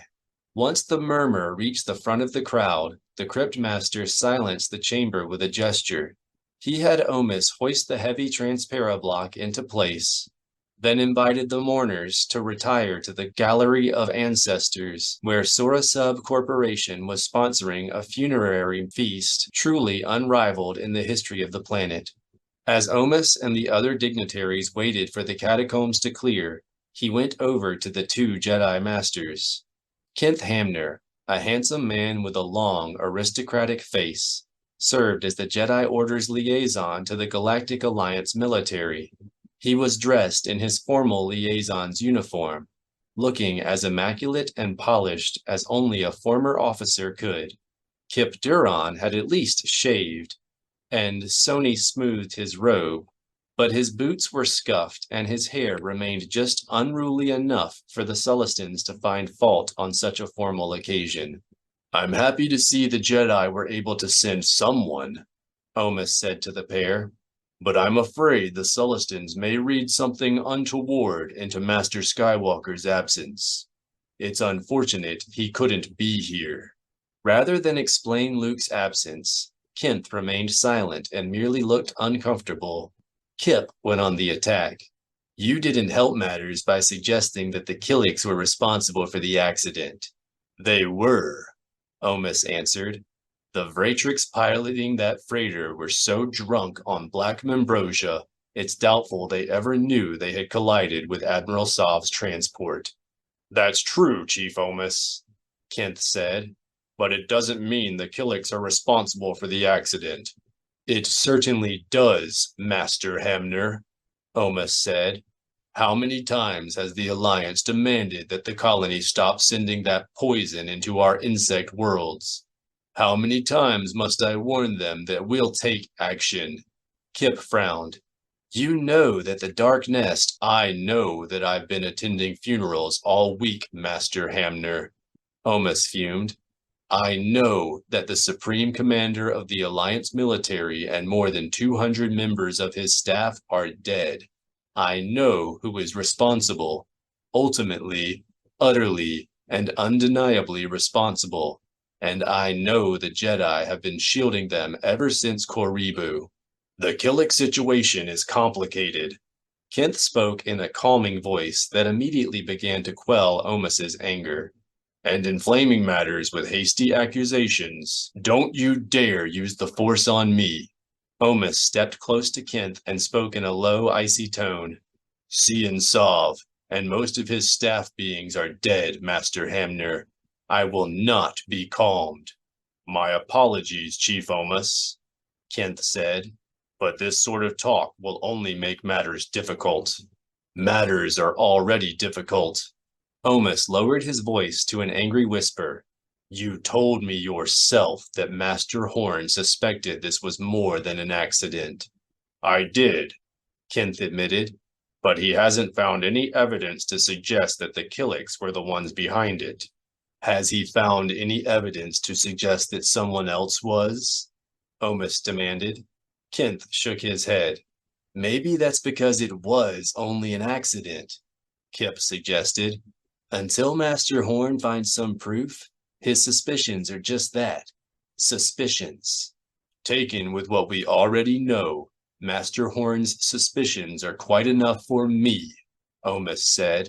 The Killiks must be dealt with, and it's time that you Jedi understood that. Hear, hear, a gurgly Rhodian voice called. Omus glanced over and found Moog Ulor, the senator from Rhodia, eavesdropping with several of his colleagues from barely an arm's length away. To be polite, the Sullustan dignitaries had moved off to a distance of a dozen meters or so, but of course, Sullustans had better hearing. Omus straightened his robes. Gentlemen, I think it's time I made my way to the feast. He turned toward Ulor and the other senators, then spoke over his shoulder to the two Jedi. Have Master Skywalker contact me at his earliest convenience. 4. The Queen's drawing room smelled of emptiness and disuse. The odor of polishing agents and window cleanser hanging so thickly in the air that Jacen wondered if the housekeeping droid needed its dispenser program adjusted. An octagonal game table rested at the center of the opulent chamber, directly beneath a Kamarian crystal chandelier and surrounded by 8 flow-cushioned chairs that looked as though they had never been sat upon. The Force held no hint of a living presence, but the silence in the chamber was charged with a sense of danger and foreboding that made Jacen cold between his shoulder blades. Jacen's 9-year-old cousin, Ben Skywalker, stepped closer to his side. It's creepy in here. You noticed. Good. Jacen glanced down at his cousin. With red hair, freckles, and fiery blue eyes, Ben appeared typical of many boys his age, more interested in hologames and shockball than in studies and training. Yet he had more innate control over the Force at his age than any person Jacen had ever known. Enough to shut himself off from it whenever he wished. Enough to prevent even Jacen from sensing just how strong in the Force he really might be. What else do you feel? 2 people. Ben pointed through a door in the back of the room. I think one's a kid. Because one has a smaller presence in the Force? Jacen asked. That's not always a guide. Sometimes children have. Not that, Ben interrupted. I think one's holding the other, and she feels all mushy. Fair enough.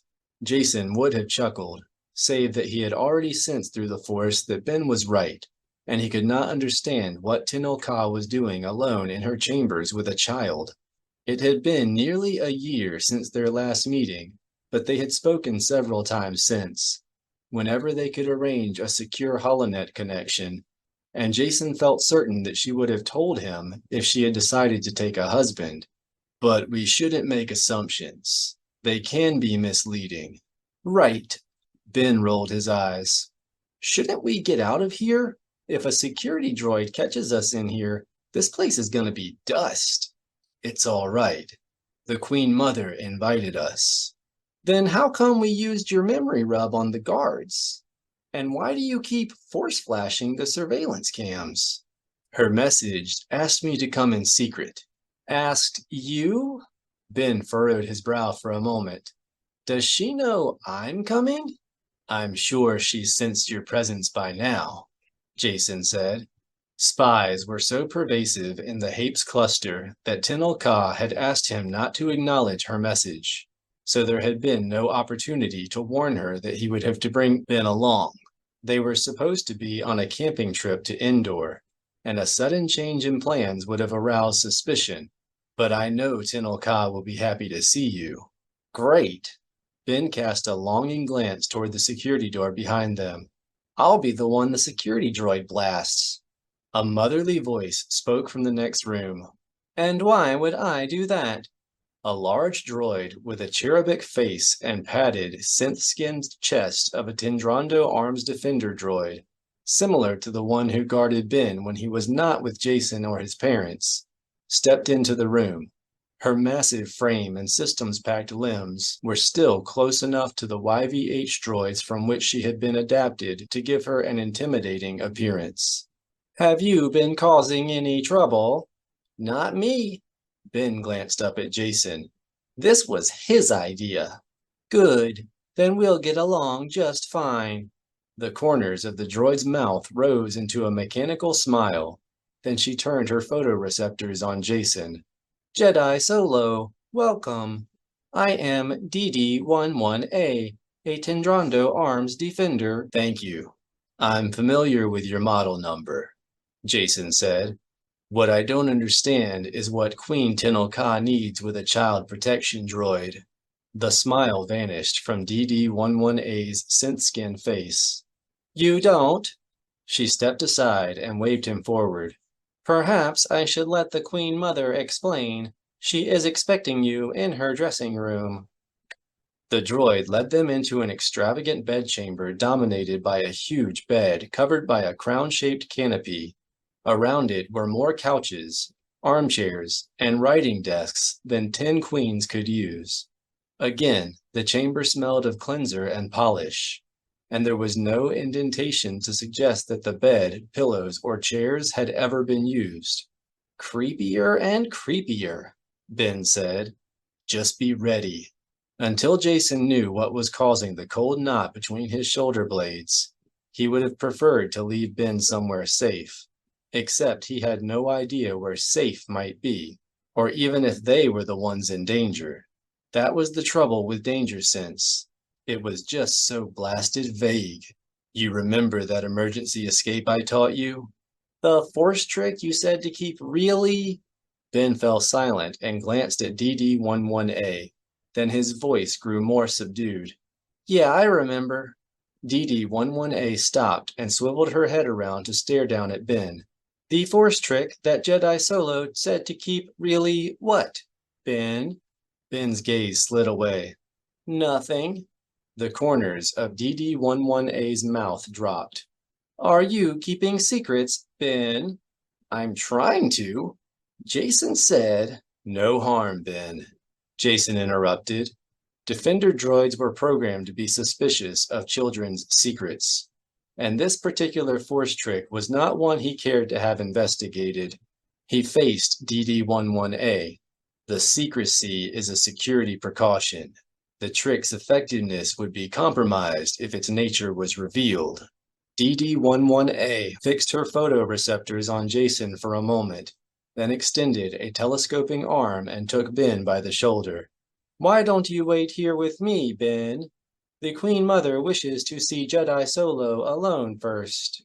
The droid turned to Jacen, then pointed her other arm toward the far side of the chamber. Through that door. Jacen did not start toward the door. I'd rather keep Ben with me. The Queen Mother wishes to speak to you alone first. DD-11A made a shooing motion with her hand. Go on. We'll come along in a few minutes. When the cold knot between Jacen's shoulder blades did not seem to grow any larger, he nodded reluctantly. Leave the doors open between us. And Ben, I know what to do, Ben said. Go on. Okay, but mind your manners. Remember, you're in a queen's private chambers.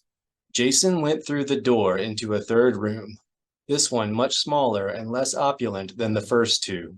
One end was filled with shelves and clothing racks, almost empty, and furnished with full-length mirrors, unused vanities, and overstuffed dressing couches.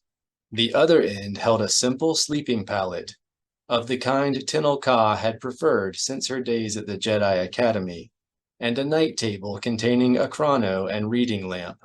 The Queen Mother herself was through the next door, leaning over a small baby crib in what was plainly a nursery.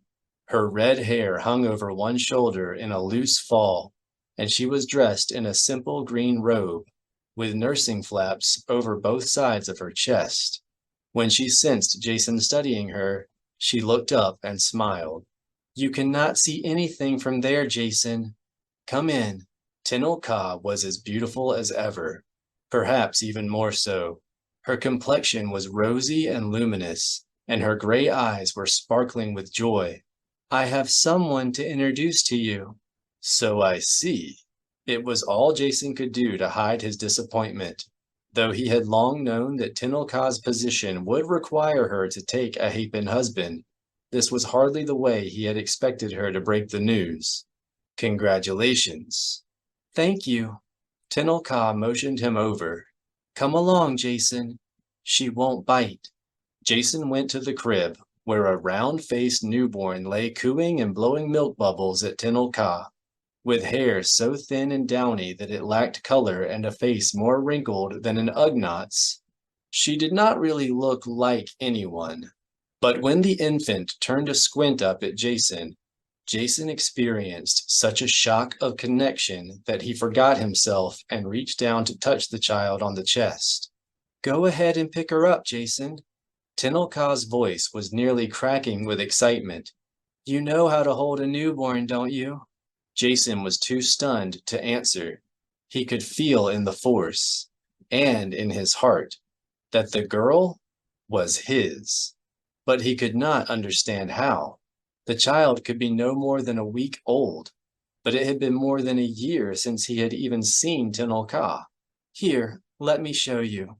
Tenel Ka slipped her one arm under the baby, cradling the head in her hand, then smoothly scooped up the infant. "Just keep a firm hold and always support her neck." Finally, Jacen tore his gaze away from the baby. "How?" he asked.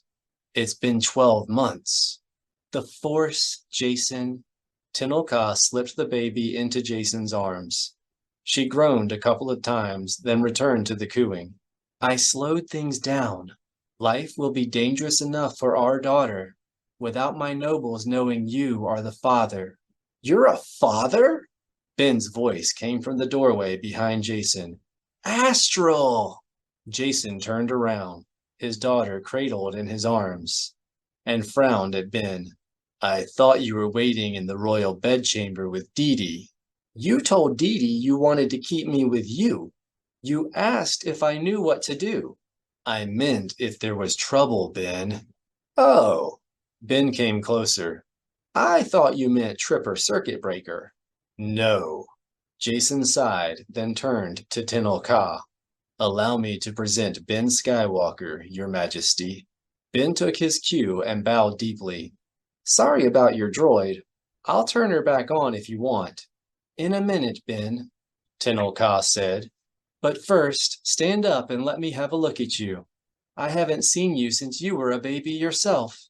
Ben straightened himself and stood there looking nervous while Tenel Ka nodded approvingly. "I apologize for bringing him unannounced," Jacen said, "but your message said to come immediately, and we were supposed to be on a camping trip while Luke and Mara were in the Udagetu Nebula." "Jacen's my master," Ben said proudly. Tenel Ka cocked her brow. "In my day, apprentices did not address their masters by their first names." "It's an informal arrangement," Jacen said. Now was not the time to explain the complicated dynamics of the situation. That while Mara disapproved of much of the Force lore Jacen had gathered on his 5-year journey of discovery, she was truly grateful to him for coaxing Ben out of his long withdrawal from the Force. "I'm working with Ben while he explores his relationship with the Force." Tenel Ka's eyes flashed with curiosity, but she did not ask the question Jacen knew had to be on her mind.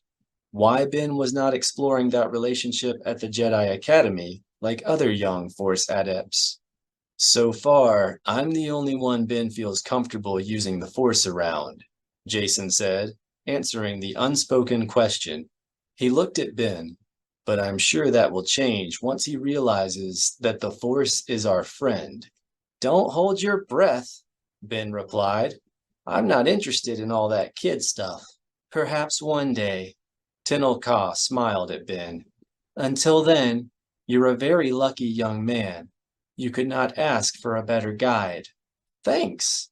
And congratulations on the baby. Wait until Uncle Han and Aunt Leia hear.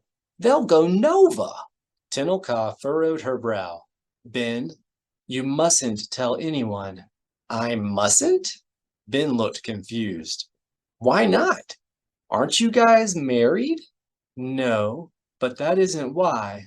The situation is... Tenel Ka looked to Jacen for help. Complicated. We are in love, Jacen said. We always have been. Fact, Tenel Ka said. That is all that matters. But you're not married, and you had a baby? Ben's eyes were wide and gleeful. You guys are gonna be in so much trouble. Tenel Ka's voice grew stern. Ben, you must keep this secret. The baby's life will depend on it. Ben frowned, and the cold knot between Jacen's shoulder blades began to creep down his spine. Even Tenel Ka seemed to be growing pale. Ben can keep a secret, Jacen said, but I think it's time to reactivate Dee Dee. Ben, on my way. Ben turned and ran for the door. Bring her here, Tenel Ka called after him, and tell her to arm all systems. The baby began to mule in Jacen's arms. He took a moment to forge a conscious link to Ben's Force presence, then slipped the baby back to Tenel Ka. Is this why you asked me to come? He asked. It is why I asked you to come now, Tenel Ka corrected. This feeling has been growing worse for a week, and the baby is a week old. Jacen's chest began to tighten with anger. At least we know what they're after. Any idea who? Jacen, I've kept myself in seclusion for months, Tenel Ka said, and most of my nobles have guessed why. The list of suspects includes every family who has reason to believe the child does not carry their blood. Okay. Jacen had forgotten, if he had ever really known, just how lonely and perilous Tenel Ka's life really was. So that would include all of them, Tenel Ka finished. Well, at least it's simple, and I suppose who really doesn't matter at the moment. Correct. First, we defend. Jacen sensed a sudden confusion in Ben's presence, then saw him coming through the Queen's dressing room with DD-11A close on his heels. There was nothing chasing them, but a muffled scurry sound was arising behind them. Insect infestation, DD-11A reported. My sensors show a large swarm in the ceiling, advancing toward the nursery. The baby began to cry in earnest, and Jacen pulled his lightsaber off his utility belt. Jacen, it's okay, Ben cried. It's Gorog. Gorog. Jacen began to still himself inside, trying to calm his anger so he could focus on the ripples he felt in the Force. Are you sure? Ben entered the nursery and stopped. Yeah! Who is Gorog? Tenel Ka asked. The scurrying sound was drawing closer. And what is he doing in my vents? They, Jacen corrected. He found a set of ripples that seemed to be coming from a cold void in the Force, and knew Ben was right.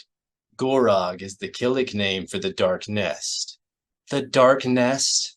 Tenel Ka used the Force to depress a wall button, then turned to Ben. Why is it okay to have the Dark Nest in my air vents?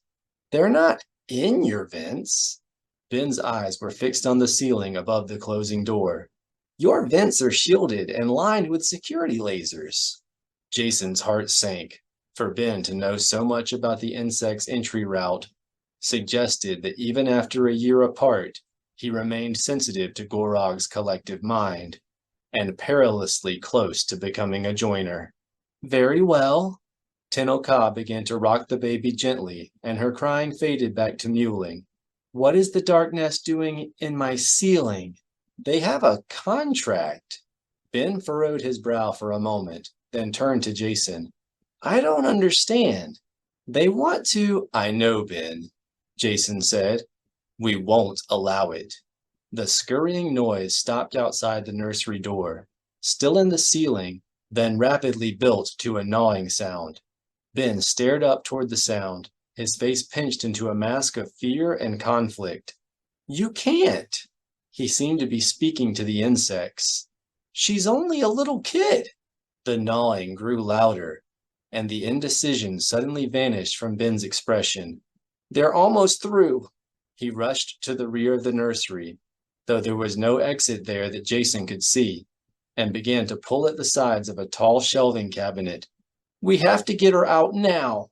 Ben, calm down. Jacen began to study the floor, reaching into the force to see if there was anyone in the room below them. Losing your head. Ben, how do you know about the escape tunnel? Tenel Ka interrupted. Did you find it through the force? No, Jacen said, answering for Ben. Joiners had trouble separating their own thoughts from those of the collective mind of the nest. He used the force to pull Ben away from the cabinet, then said, Gorog told him. Ben scowled. No way. He tried to go back to the cabinet. I just knew. Gorog knew, Jacen countered. He activated his lightsaber, then plunged it into the floor and began to cut a large circle. And if they want you to open that door, we won't. Tenel Ka reached out with the force and pulled Ben to her side. Let us do this Jacen's way. A loud, metallic patter sounded inside the cabinet Ben had tried to open and quickly changed to a cacophony of scratching and scraping. Jacen continued to cut his circle in the floor, at the same time trying to puzzle out who had contracted the Dark Nest to attack Tenel Ka's child, and how. The Gorog were notoriously difficult to locate. The Jedi had not even been certain the nest had survived the battle at Koribu until about 3 months ago, and experience suggested they were far too interested in their own agenda to accept an assassination contract for credits alone. So whoever had hired the nest possessed the resources to find it in the first place and to provide whatever the Dark Nest had asked in return. The gnawing above suddenly grew more distinct, and a section of ceiling dropped to the floor. Jacen lifted his free hand toward the hole, but DD-11A was already taking aim. As the first cloud of insects began to boil down into the room, her wrist folded down and discharged a crackling plume of fire. Ben screamed and began to thrash about, trying to break free of Tenel Ka's force grasp. Ben, stop it, Tenel Ka ordered. The baby was wailing in her arm now. We cannot let them. Ah! Tenel Ka's command ended with a startled cry as Ben whirled on her arm with an untrained but powerful force shove. She slammed into the corner, 2 meters above the floor, her head hitting with a sharp crack, her eyes rolling back and her shoulders slumping, but her arm never slackened beneath the baby. Jacen used the force to gently guide Tenel Ka to the floor, then turned to find Ben leaping toward DD-11A's upraised arm. His eyes were bulging, and he was screaming at the droid not to burn his friends. And Jacen was too unnerved by his young cousin's anger and the raw force strength he had displayed to take the chance of being gentle. He extended his arm and used the force to pull Ben into his grasp, grabbing him by the throat. Enough! Jacen pinched down on the carotid arteries on the sides of the neck. Sleep. Ben gurgled once. Then his eyes rolled back in his head and he sank into a deep slumber that would not end until the force command was lifted. There was a time, before Vergere and the war with the Yuuzhan Vong, when Jacen would have felt guilty for having to use such a powerful attack on a 9-year-old boy. But now, all that mattered was protecting Tenel Ka and the baby, and Jacen felt nothing but relief as he laid his young cousin aside. He cut through a few more centimeters of floor, and the ferrocrete substructure began to sag. He continued cutting until he judged that the droid's mass would be enough to fold the circle down like a trapdoor, then shut off his lightsaber and stepped to DD-11A's side. The hole above the droid's head was rimmed with white foam from the palace's fire suppression system. But the Gorog were not foolish enough to peer out the same hole DD-11A had just blasted with flame. Instead, Jacen could hear the insects scurrying past overhead, spreading out across the ceiling and beginning to gnaw in several different places. "What do you have that can generate a good-sized fireball?" Jacen asked DD-11A. "Grenades." The droid pivoted around to the other side of the hole and sprayed a stream of fire at the line of scurrying blue-black shadows. "2 each. Thermal, concussion, and flash." "That'll do. Here's what I want you to do." Jacen outlined his plan, then gathered Ben in his arms and retreated to the corner with Tenel Ka and the baby. The Gorogs in the secret tunnel had scratched their way into the cabinet, and the tips of hundreds of tiny blue-black pincers were beginning to protrude through the thin line between the doors. Jacen laid Ben beside Tenel Ka, then pointed. "Didi!" The droid swiveled around and poured flame into the crack. A trio of fire suppression nozzles popped down to coat the doors with suppressant, but by then, black wisps of smoke were already seeping out the back of the cabinet. Jacen pulled his cloak off and held it in front of them at chin height. "Okay, go!" DD-11A's photoreceptors lingered on the cloak. "Your camouflage is inadequate. I can't leave the child with you." "It's fine." Tenel Ka's voice was groggy but firm. "Do as Jacen commands." Jacen was already immersing himself in the Force, allowing it to flow through him as fast as his body would allow. Small pieces of plasrock began to rain from the ceiling. DD-11A raised her arm and began to spray flame into the holes. But openings were appearing faster than even a droid could target. Still, DD-11A did not move to obey. "Now, honey girl," Tenel Ka snapped. DD-11A's head swiveled around. "Override command accepted." The droid stepped into the sagging circle Jacen had cut in the floor. The flap gave way beneath her weight and folded down, and she crashed into the room below. Jacen exhaled in relief, then glanced over his shoulder and touched the corner behind them, forming a complete sensory image of how the walls looked and smelled and felt, even of the nearly inaudible sounds coming from the pipes and ducts concealed inside, then looked forward again and quickly expanded the image into the Force. The baby continued to cry. Tenel Ka started to open one of her nursing flaps, hoping to silence the child by feeding her, but Jacen stopped her. He needed that crying. Instead of allowing the Force to flow through his body, he began to use his fear and anger to consciously pull it through. His skin began to nettle and his head to ache, and still he continued to draw on the Force, catching his daughter's wailing voice in the stillness of its depths, sending the sound streaming down through the floor after DD-11A, not allowing it to return to the surface until it had overtaken the metallic clank of the droid's receding footsteps. He was almost too late. The fire retardant had barely started to drip from the holes DD-11A had left in the ceiling before clouds of tiny blue-black Killiks began to drop into the room on their droning wings. They were much smaller than the assassin bugs that had attacked Mara and Saba the year before, only a little larger than Jacen's thumb, but they had the same bristly antennae and black bulbous eyes, and they all had long, venom-dripping proboscises protruding between a pair of sharply curved mandibles. Instead of dropping down through the hole, the Gorog simply seemed to swirl about the room, gathering in an ever-darkening swarm, ignoring the hole in the floor and the sound decoys Jacen had arranged. They began to land on the cabinet that concealed the escape tunnel and on the surrounding walls, on the door that closed off Tenel Ka's dressing chamber, on the empty crib in the center of the nursery. A few even came and landed on the cloak that Jacen had been using as the basis of his Force illusion. And when a pair of Gorog started to hover in the air above the top edge of the cloak, he feared his plan would fail. The illusions he had learned to craft from the adepts of the White Current were powerful, but even they would not keep an insect crawling in midair. Jacen began to think that he had overreached in planning to take out the entire swarm at once. He should have settled for leaving DD-11A behind to slow the assassins, while he and Tenel Ka fled with Ben and the baby. Then suddenly Tenel Ka's palm was there for the insects to land on, and the illusion held.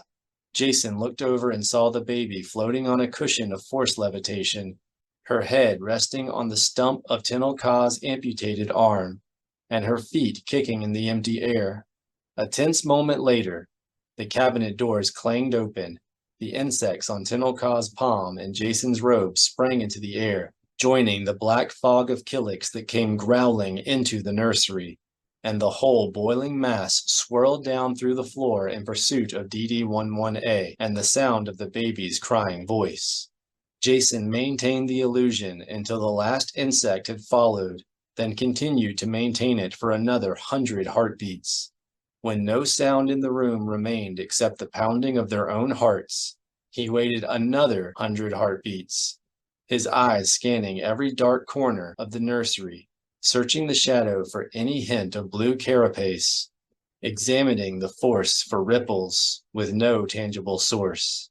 An uneasy feeling remained in the force, but the ripple pattern was too diffuse and confused for Jacen to locate the observers Gorog had almost certainly left to watch the nursery.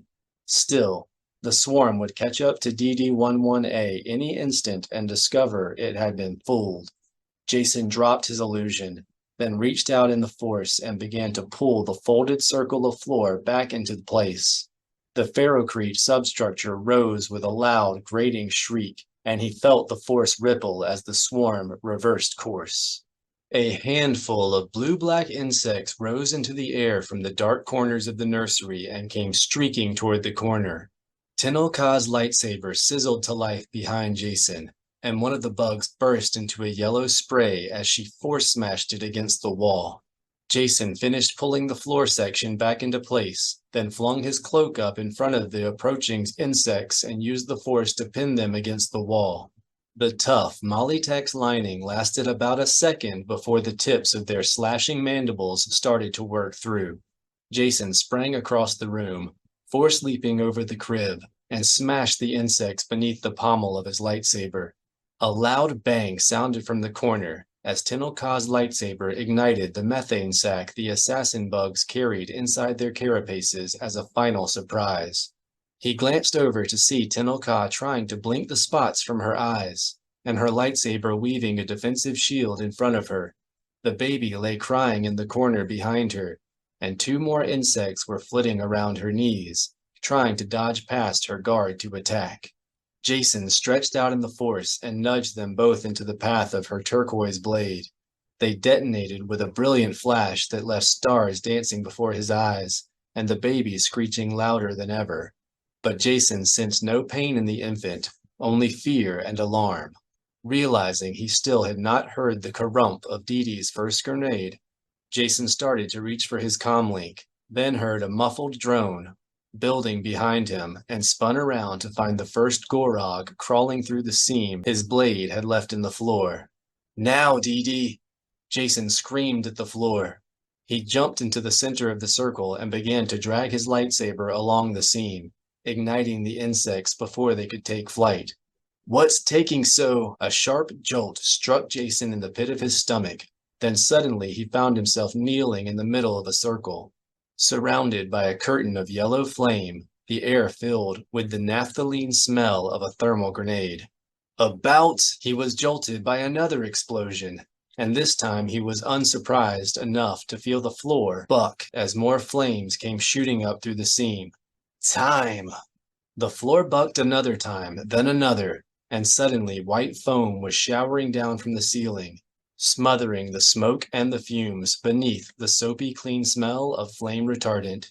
A series of wet thuds sounded on the surrounding floor as the foam weighed down the handful of Gorog assassins that had escaped DD-11A's grenades.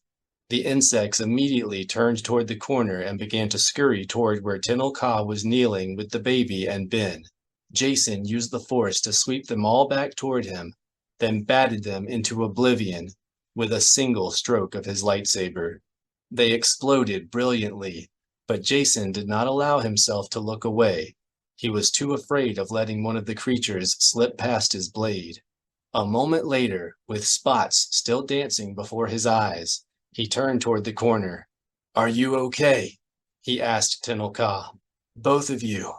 "We are fine," she answered. "It is Ben I worry about." "Don't." Though Jacen knew Ben's behavior had not been the boy's fault, he could not quite keep the anger he felt out of his voice. "I don't think Gorog would hurt him. He's practically a joiner." "I am not worried about what Gorog did to him," Tenel Ka answered. "I am worried about those bruises on his throat." Jacen stood, his vision clearing, and went to his young cousin's side. The impression of his thumb and forefinger were purple and deep, clearly made in anger, but Ben's breathing was regular and untroubled. "There's no need to worry." Jacen placed his fingers over the bruises and touched Ben through the Force. "They'll fade in no time." Tenel Ka frowned. "That's not the point, Jacen." Jacen looked up. "Then what is?" A globule of fire retardant dropped off the wall and splatted at Tenel Ka's feet. There were no insects inside, but she stomped on it anyway. "Never mind. I will tell you later." She stepped past Jacen and started toward the door of her dressing room. "We need to leave here. If I know my grandmother, she already knows that her first attempt failed." "Your grandmother?" Jacen lifted Ben in his arms and followed. "You think Ta'a Chum is behind this?" "I know she is," Tenel Ka said. She stopped at the door and faced Jacen with narrowed eyes. "The only ones who know about the escape tunnel are the Queen Mother and the former Queen Mother." 5.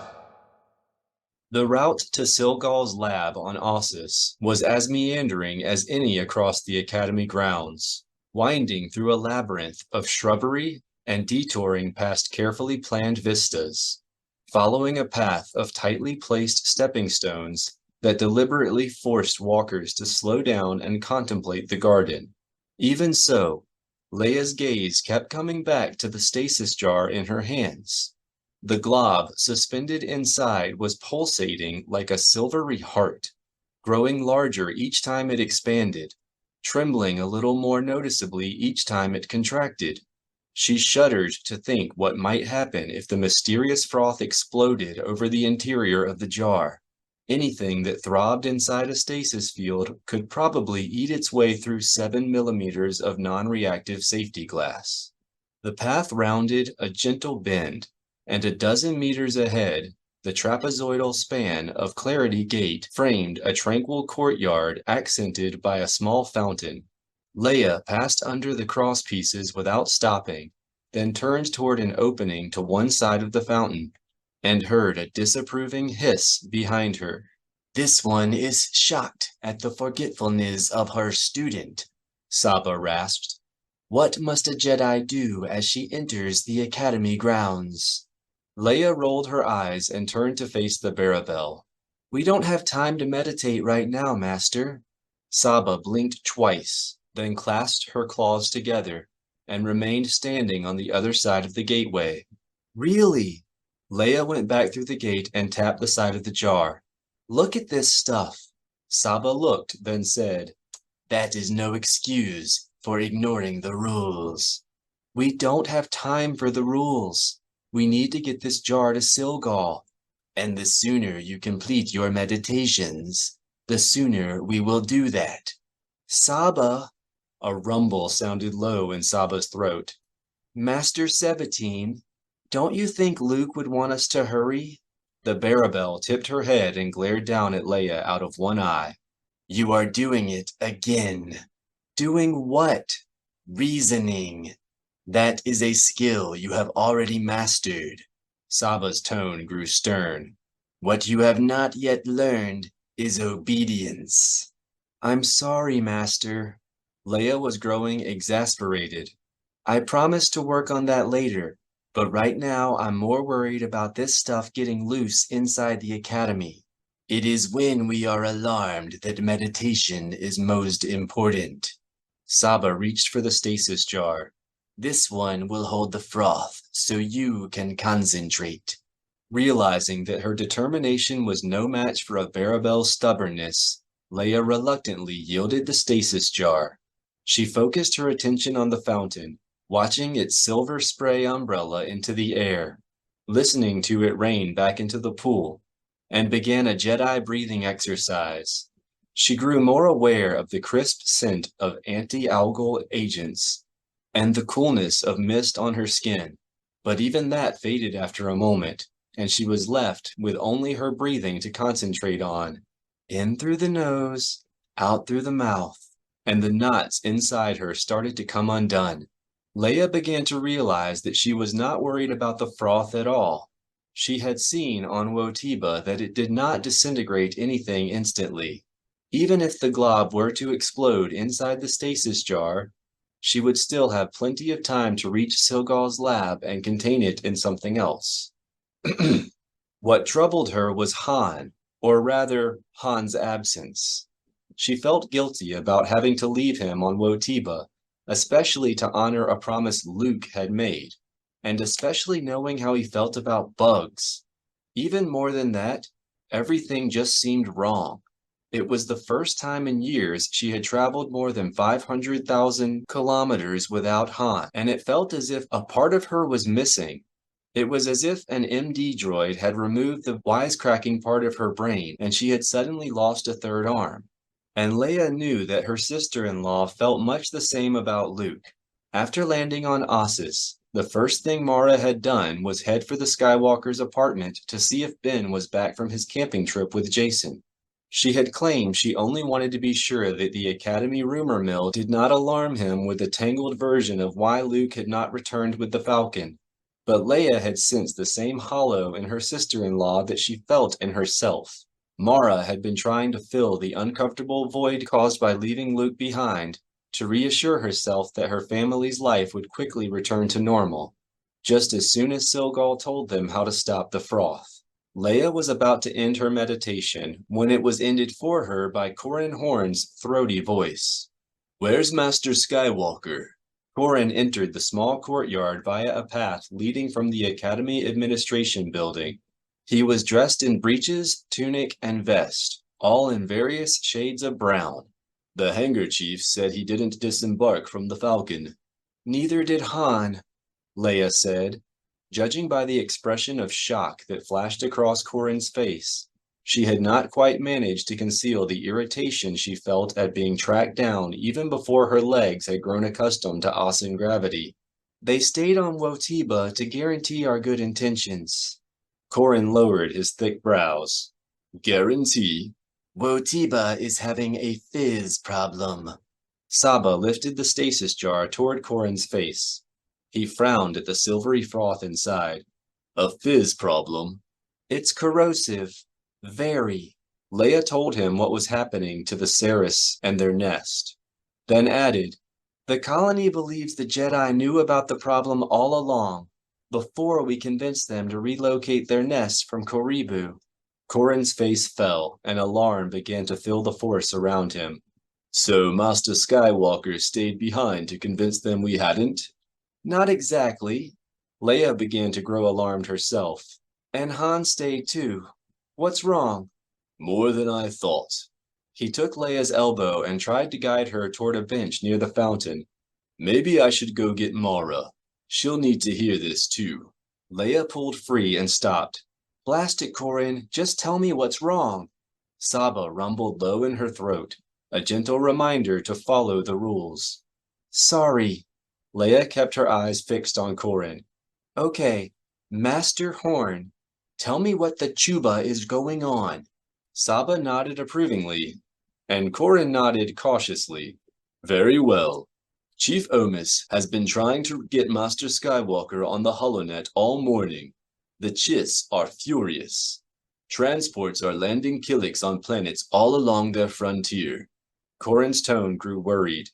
"It's beginning to look like the Killiks have this whole thing planned out." Or the Dark Nest does. Leia turned to Saba, then pointed at the froth inside the jar. Can you think of a better way to destroy our relationship with the colony? Perhaps, she said, but the fizz is working well enough. It has already turned Raynar and Unu against us.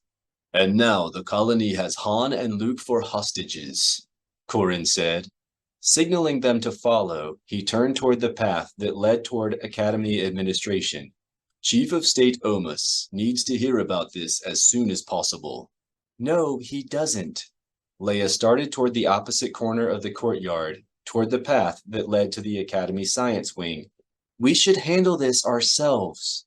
I have no doubt we will, Corran said, speaking to Leia across several meters of paving stone. But our first duty is to report the situation to Chief Omus. So the Galactic Alliance can start blustering and making threats? Leia shook her head. That will only polarize things. What we need to do is get this stuff to Silgal so she can tell us how the Dark Nest is producing it, and give us enough proof to convince Raynar and Unu. Corran scowled, but reluctantly started toward Leia's side of the courtyard. No, Saba said. She placed a scaly hand on Leia's shoulder and pushed her toward Corran. This one will see to the froth. You may help Master Horn with his report. Report? Leia stopped and turned back toward the Barabel. Did you hear what I just said? Of course, Saba said. But you did not hear what this one said. It is not your place to question Master Horn's decision. This shocked even Corran. That's all right, Master Sabatine. Princess Leia is a special case. Indeed. She knows how to give orders already. Saba's gaze shifted to Leia. Now she must learn to take them. She will help you with your report, if you think that is best. I know how to take orders, Leia fumed. I was an officer in the rebellion. Good. Then this will not be a difficult lesson for you. Saba started down the path toward Silgal's lab, leaving Leia standing beside Corran with a stomach so knotted in anger, it felt like she had been punched. She knew what Saba was doing, teaching her how to fight from a position of weakness. But now was not the time for lessons. The lives of her husband and her brother would be placed at risk if she lost. And Corran Horn could teach even Barabels a thing or two about stubbornness. Once Saba was beyond earshot, Corran leaned close to Leia. Tough master, he observed in a quiet voice. Did you really pick her yourself? I did, Leia admitted. I wanted someone who would challenge me in new ways. Corran considered the explanation for a moment, then asked, Well, is training with her what you expected? More rules and less sparring. Leia fell silent for a moment, then grew serious. Corran, Master Horn, you don't actually intend to send that report to Chief Omus, do you? Corran studied her for a moment, then said, I always did. He started down the path toward the Academy administration. Now that Saba's pulled rank for me, I guess there's no harm in admitting that I just didn't see any point in arguing with you about it. Leia nodded. Silence is not agreement. Feeling a little foolish for forgetting one of the first lessons she had learned as Chief of State, she started to follow. But you know what will happen when Chief Omus hears that Luke has been taken hostage by Killiks. He'll demand that they release him. And the Killiks will refuse. Then he'll threaten them, and they'll draw in on themselves, and we'll have no chance of convincing the colony to withdraw from the Chiss frontier peacefully. If you were the Chief of State, you'd be free to handle it differently, Corran said. But you're not. Cal Omus deserves to know what's happening. Even if it means sacrificing control of the Jedi Order? Corran stopped. What are you talking about? I think you know, Leia said. The Chief of State has been frustrated with the Jedi since the Koribu crisis. He thinks we've put the good of the Killiks above the good of the Alliance. With Luke out of contact, you don't think Omus would jump at the chance to take control of the Order and make sure our priorities are what he believes they should be? Corran frowned, but more in thought than alarm. He could do that? If the Jedi were divided, yes. I know how strongly you believe our mission is to serve the Alliance, but you do see how dangerous it would be for the Order to fall under the Chief of State's direct control? Of course. The will of the government is not always the will of the Force. Corran fell silent for a moment, then finally shook his head and started walking again. You're worrying about nothing, Princess. Omis will never take direct control of the Jedi Order. Leia started after him. You can't know that. I can. The Masters may disagree on a lot, but never that. It could lead to the Jedi becoming a political tool. Leia followed him down a narrow promenade flanked by more cedrum trees, cursing Saba for insisting that they continue training even in the middle of a crisis. What did Saba expect her to do? Hit Corran over the head with a rock? It would have been such a simple matter for the Barabel to pull rank on him instead of goading him into doing the same to her. After all, Corran was the newest master, promoted on the basis of his actions during the war against the Yuuzhan Vong, the disruption of several pirate rings, and having trained an apprentice, a young Jedi named Raltharin, whom Leia had never met. Saba, on the other hand, was a highly respected member of the Advisory Council, who had produced more than a dozen highly skilled Jedi Knights before she had even seen Luke Skywalker. The path descended to a shallow brook and continued across the water via a zigzag course of stepping stones, but Leia stopped at the edge and simply stared at Corran's back. In sparring practice, Saba was always rasping at her to stop making things hard on herself, to save her own strength by using the attackers against him. Leia smiled, then called, Master Horn? Corran stopped with his feet balanced precariously on two rocks. There's no sense in discussing this any further, he said, looking back over his shoulder. My mind is made up.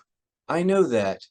Leia looked to her side, where a winding stone chip walkway snaked along the edge of the brook toward the Academy residences. But before you make your report, shouldn't you tell Mara? You owe that much to her. If you're determined to place her husband's life in danger. Danger? Corran's face fell, his green eyes blazing with conflict as he realized that performing his duty to Chief Omis would mean betraying his personal loyalty to Luke. Chief Omis wouldn't push things that far. I'm not the master here, Leia said, shrugging. You'll have to decide that for yourself. Corran did not even need time to think. His chin simply dropped. Then he swung a leg around and started back across the stepping stones. You win. This isn't something I should decide on my own. Maybe not, Leia allowed. Corran stepped off the last stone and gave Leia an exaggerated frown. No gloating at masters, he said. Hasn't Saba taught you anything? 6. The big hover sled emerged from behind a massive mahogany trunk and skimmed across the forest floor, crashing through the underbrush and weaving around bustling crews of insect loggers. Han slipped the land speeder he was piloting behind a different trunk, this one at least 20 meters across, then stopped and took a moment to gawk around the grove of giants. Many of the trees were larger than Balmoran skyscrapers, with knee roots the size of dewbacks, and boughs that hung out horizontally like enormous green balconies. Unfortunately, most of those balconies were shuddering beneath the droning saws of Sarah's lumberjacks, and a steady cascade of branch trimmings was raining down from above. Okay, Han, Luke said. He was sitting in the passenger seat beside Han, using a comlink and datapad to follow the tracking beacon they had planted on their quarry back at Sarah's nest. The signal's getting scratchy. Han cautiously moved the land speeder out of its hiding place, then, when they saw no visible sign of their quarry, hurried after the hover sled. In mountainous terrain like this, a scratchy signal could quickly turn into no signal at all, so they needed to close the distance fast. He dodged past a crew trimming the sprigs off a log as big around as a bantha, then decelerated hard as something big and bark-covered fell across their path. A tremendous boom shook the land speeder, rocking it back on its rear floater pads, and the route ahead was suddenly blocked by a wall of mahogany log 12 meters high. Han sat there, waiting for his heart to stop hammering, until a shower of boughs and sticks, knocked loose by the falling tree, began to hit the ground around them. "Perhaps Master Luke should drive," C-3PO suggested from the back seat. "He has taken better care of himself over the years, and his reaction time is 0.42 seconds faster." "Oh yeah? If we'd been 0.42 seconds farther ahead, you'd be a foil smear right now." Han jammed the landspeeder into reverse and hit the power, then said to Luke, "Okay, I give up. How are these guys leading us to the Dark Nest?" Luke shrugged. "I don't know yet." His eyes remained fixed on the datapad, as though he had not noticed how close they had just come to being crushed. "But the barrels they're carrying are filled with reactor fuel and hyperdrive coolant. Do you see anything out here that needs so much power?" "I haven't seen anything on this whole planet that needs that much power." Han started the landspeeder forward again and began a 100-meter detour around the fallen tree. "That doesn't mean our smugglers are heading for the Dark Nest." "It's the best explanation I can think of," Luke said. "Yeah? What would the Dark Nest do with hyperdrive coolant and that much reactor fuel?" "I don't know yet. That's what scares me." Han rounded the corner of the fallen tree, drawing a cacophony of alarmed drumming as he nearly ran into a line of Saris loggers scurrying toward the tree from the opposite side. A few of the insects carried modern laser cutters, but most were equipped with primitive chainsaws, or even long double-ended logging saws powered by hand. C-3PO thrummed a polite apology, then the Killiks opened a hole in their line, and Han took the landspeeder over to where the hoversled had disappeared. "Blast!" Luke said, still staring at his datapad. "We lost the signal." "Don't need it," Han said. He swung the landspeeder onto a deep-cut track. It was not quite a road, that led in the same direction the smugglers had gone. "I'll follow my nose." "Your nose?" Luke looked up, then said, "Oh." They followed the track over a knoll, then found themselves looking into a valley of mud and giant stumps. The smugglers, 4 Aqualish and a flat-faced Nemoidian, were about 300 meters down the slope, parked outside the collapsed stone foundation of what had once been a very large building. The Aqualish had hoisted one of their 4 barrels onto a mahogany stump that was 2 meters high and as big around as a Star Destroyer's thrust nozzle. The Nemoidian, presumably the leader, was standing next to the barrel talking to half a dozen Killiks. With bristly antennae, barbed, hugely curved mandibles, and dark blue chitin, they were clearly Gorog. The Dark Nest. The Nemoidian held something up to the light, examining it between his thumb and forefinger, then nodded and slipped the object into a pouch hanging beneath his robes. The closest insect handed him something else, and he began to examine that. Han ducked behind a giant stump and brought the landspeeder to a halt. "Sometimes I hate when I'm right," he said to Luke, "but I'm not crawling down any bug holes with you. I'm through with that." Luke grinned a little. "Sure you are." "I'm serious. If you go there, you're on your own." "Whatever you say, Han."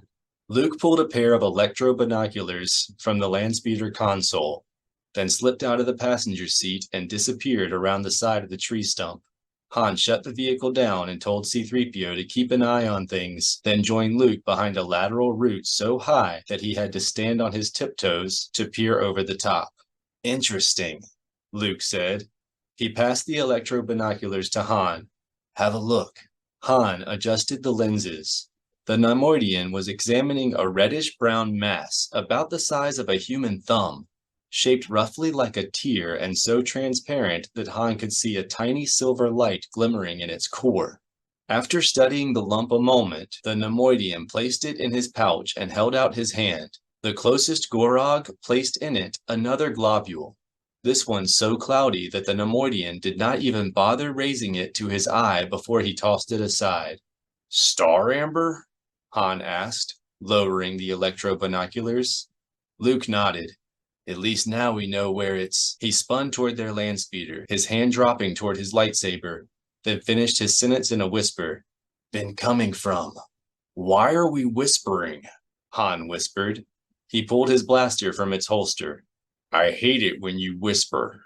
Luke raised his finger to his lips, then slipped over the root they had been hiding behind and started around the stump, moving away from their landspeeder. Han followed, holding the electro-binoculars in one hand and his blaster in the other. The route took them into full view of the smugglers and the insects down the slope. Luke flicked his fingers and the entire group turned to look in the opposite direction. Han would have accused him of cheating, except that just then C-3PO's voice came over their comlinks. "Be careful, Master Luke. They're trying to come." The warning ended in a sting of metallic thunks. A loud boom echoed across the valley, and black smoke billowed up behind the stump. Han scrambled over another lateral route and raced the rest of the way around the stump behind Luke. They came up behind the fuming wreckage of their landspeeder, which sat on the ground surrounded by a pool of fuel and cooling fluid that had spread halfway up the tree stump. C-3PO was standing 2 meters in front of the vehicle, looking scorched and soot-covered and leaning forward at the waist to peer around the tree stump. R2-D2 had jetted himself onto the top of the stump and was wheeling along the edge, using his arm extension to hold out a mirror and spy on something moving along around the base. Luke signaled Han to continue around the stump, then force-jumped up with R2-D2. Han crept up behind C-3PO. "Back here, 3PO," he whispered. "What have we got?" C-3PO straightened and turned to face him. "What a relief!" he exclaimed. "I was afraid they were going to come on you from behind." A familiar scurrying sound rose from down the slope, just out of sight around the stump, and Han suddenly felt sick to his stomach. "Thanks for the warning," he growled. He thrust the electro-binoculars at C-3PO and raced for cover next to the stump. "Get back, now!" Han barely managed to kneel partway inside a small hollow before 6 Gorog Killiks scuttled into view. It was about what he had been expecting, but being right only made him more queasy. He just couldn't handle bugs, not since those crazy Kamarians had tracked him down on Regulgo. But he couldn't think about that now. Not if he wanted to keep control of himself. "Okay, fellas, stop right there. Drop those." Han hesitated when he realized that it was not blaster pistols the insects were holding. "Shatter guns. And tell me why you shot up my landspeeder." The Gorog began to thrum, raising their weapons as they turned. "You know why," C-3PO translated. "The Night Herald told you to stay out of Gorog's business." "Too bad." Han leveled his DL-44 at the closest bug's head. "Now hold it right there." They did not, of course, and Han put a blaster bolt through the first one's head the instant its shatter gun swung toward him. He burned another hole through the thorax of the second bug as it extended its weapon arm. Then Luke dropped down behind the group with his lightsaber blazing. The blade droned a couple of times and 2 more Gorog fell. Then the stump around Han erupted into acrid-smelling bark shards as the surviving insects squeezed off their first shots. Han fired back. Luke's blade whined again, and the last 2 insects collapsed. Han stood, holding his blaster in both hands, and Luke lowered his blade and spun in a slow circle, examining each of the corpses. He had almost finished when he suddenly staggered, then abruptly shut down his lightsaber. Blast! "What's wrong?" Han started forward. "I didn't hit you with a stray, did I?" Luke turned with a scowl. "I'm a little better than that, Han." He lifted his gore-slimed boots and scraped the sole across a Gorog mandible, then said, "They're all dead. I was hoping to get some answers out of them." R2-D2 chirped something from the tree stump, then began to rock back and forth on his treads. "What is it, R2? "He says you might be able to ask one of the 6 who were talking to the smugglers," C-3PO translated helpfully. "They're on the way up now." "Yeah, but I don't think they're coming to talk to us," Han said. After a quick scan of the area to make sure there were no other Killik surprises, Han and Luke returned to their original hiding place. The 6 Gorog were clambering up the slope with their weapons drawn. The 4 Aqualish smugglers had broken out G9 power blasters and were kneeling on their hover sled, hiding behind the barrels of reactor fuel and aiming up the slope to cover the insects. The Nemoidian was fleeing toward the far side of the old building foundation. I've got the smugglers. Luke started toward the low end of the route. Take the Gorog, and remember, we need one alive. I want to find out what that reactor fuel is for. Han caught him by the arm. Those bugs have shatter guns. Maybe we should just run for it. You know how the Dark Nest is. Once we're back over the hill with the loggers, they won't want to show themselves. I'm not worried, Han. You're covering me. Look, kid, I don't have their range, and your lightsaber isn't that good against those pellets. It's okay. You'll do fine. Luke moved along the route's length until it covered him only from the chest down. The hillside erupted into a river of blaster bolts and magnetically accelerated projectiles. Han cursed Luke's misplaced optimism and began to fire back. His bolts either flew wide or cracked into nothingness before they reached their targets. But they gave the bugs something to think about. Most of the shattergun pellets thumped harmlessly into the mud below them, and the few that didn't crackled past far overhead. The power blasters were another matter. Their bolts sizzled into the other side of the route with unnerving accuracy, filling the air with smoke and wood chips. Han sent a couple of bolts their way just to see if he could startle the Aqualish into putting their heads down. They didn't even flinch. The smoke began to drift through the holes on Han and Luke's side of the route. Then Luke extended a hand toward the stump behind the smugglers, and the barrel they had already offloaded rose into the air and came crashing down into the middle of the hover sled. Several of the containers broke, spilling hundreds of gallons of coolant and dozens of meter-long gray rods. The Aqualish stopped firing and jumped off the sled, fleeing after the Nemoidian. The Gorog glanced over their shoulders, then began to drum their thoraxes in anger. Han thought for a moment they would charge, but 4 of them simply fanned out across the slope to take up holding positions. The other 2 rushed back toward the hover sled. Are they crazy? Han gasped. 10 minutes with those rods in the open like that and they'll start glowing. Gorog doesn't care. It wants that fuel. Luke stepped back into full cover behind the route. If our tracking equipment still works, run for your lives! C-3PO came around the tree stump at full clank, waving the electro-binoculars Han had passed him earlier. We're doomed! Doomed? Han stepped out to intercept the droid, then nearly lost his head as a shattergun pellet came hissing past his ear. He stepped back into the shelter of the route, pulling C-3PO after him. What are you talking about? C-3PO turned and pointed back toward the landspeeder. The Fizz! It has the landspeeder! The Fizz? Out here? Perhaps we brought it with us. An alarmed whistle sounded from above. Then R2-D2 rolled off the edge of the stump and began to drop. He would have crashed on their heads had Luke not reached out with the Force and caught him. Luke lowered R2-D2 to the ground, then leaned down. What's wrong with you, R2? You could have hurt someone. R2 whistled a long reply. R2 says it probably doesn't matter, C-3PO translated. There's a 73% chance that we're disintegrating already. Come on. Though R2-D2 was not normally given to doomsaying, Han tried not to be shaken by his evaluation of the situation. Despite the temporary repairs Luke had done on the little droid's personality, he was still acting as strangely as a Defil in a tanning booth. It can't be that bad. I was just up there and I didn't see any froth. R2-D2 chirped curtly. R2 suggests you go see for yourself, C-3PO translated. Though I don't think that's a very good idea.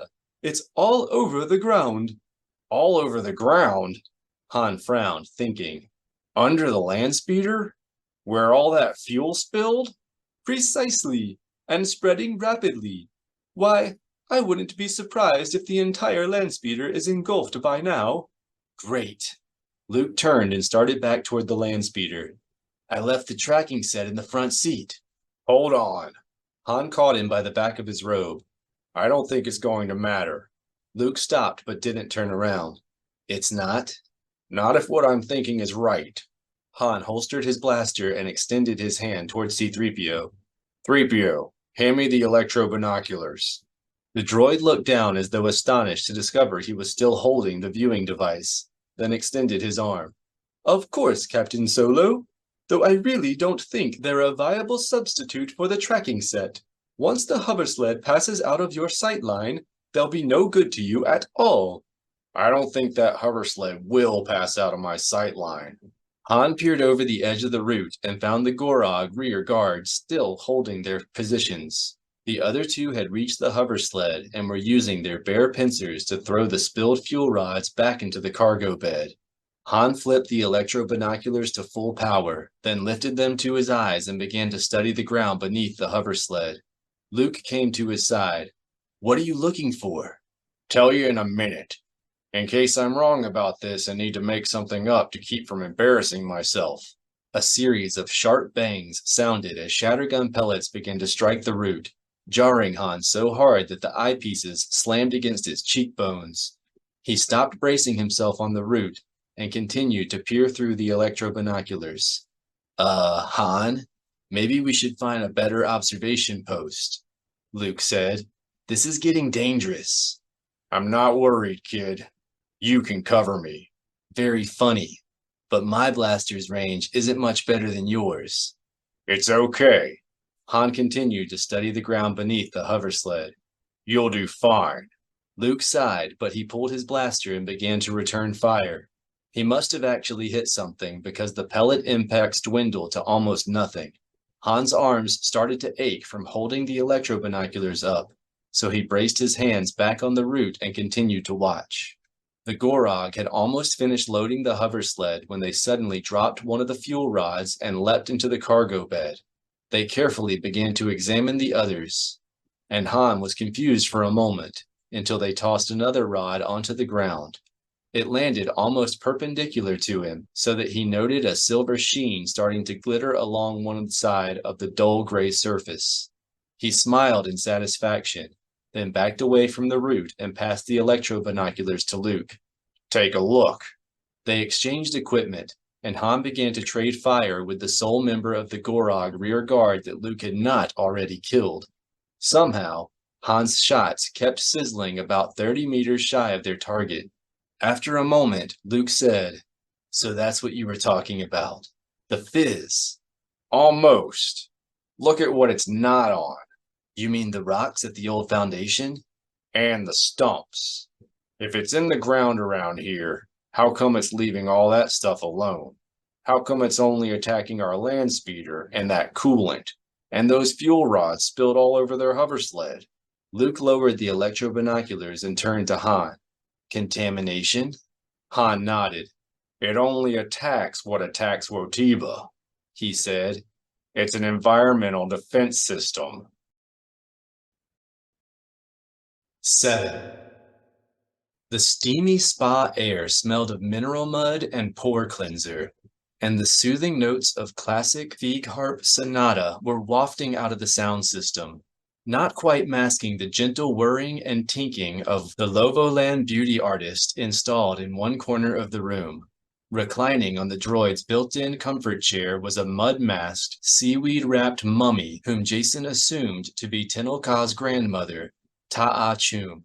Her scalp was being kneaded by an undulating massage hood, while each of her eyelids was hidden beneath the translucent star of what looked like some small tentacled sea creature. There was even a beverage dispenser that automatically swung a draw nozzle out to her lips, since both hands were enveloped inside automatic manicure gloves. When Jacen sensed no other living presences nearby, he entered the spa. He passed a series of sunken basins filled with bubbling mud, water, and something that looked like pink hut slime, then stopped beside the droid. Ta'a Chum showed no sign of sensing his presence, and for a moment he considered whether simply ending her life might not be the surest way to protect his daughter. Certainly, the old woman deserved it. She had been liquidating inconvenient people since before Jacen and Tenel Ka were born, and currently she was under house arrest for poisoning Tenel Ka's mother. At one time, Ta'a Chum had even attempted to have Jacen's own mother assassinated, but Tenel Ka had asked him not to kill the old woman, saying she would deal with her grandmother's treachery in her own way.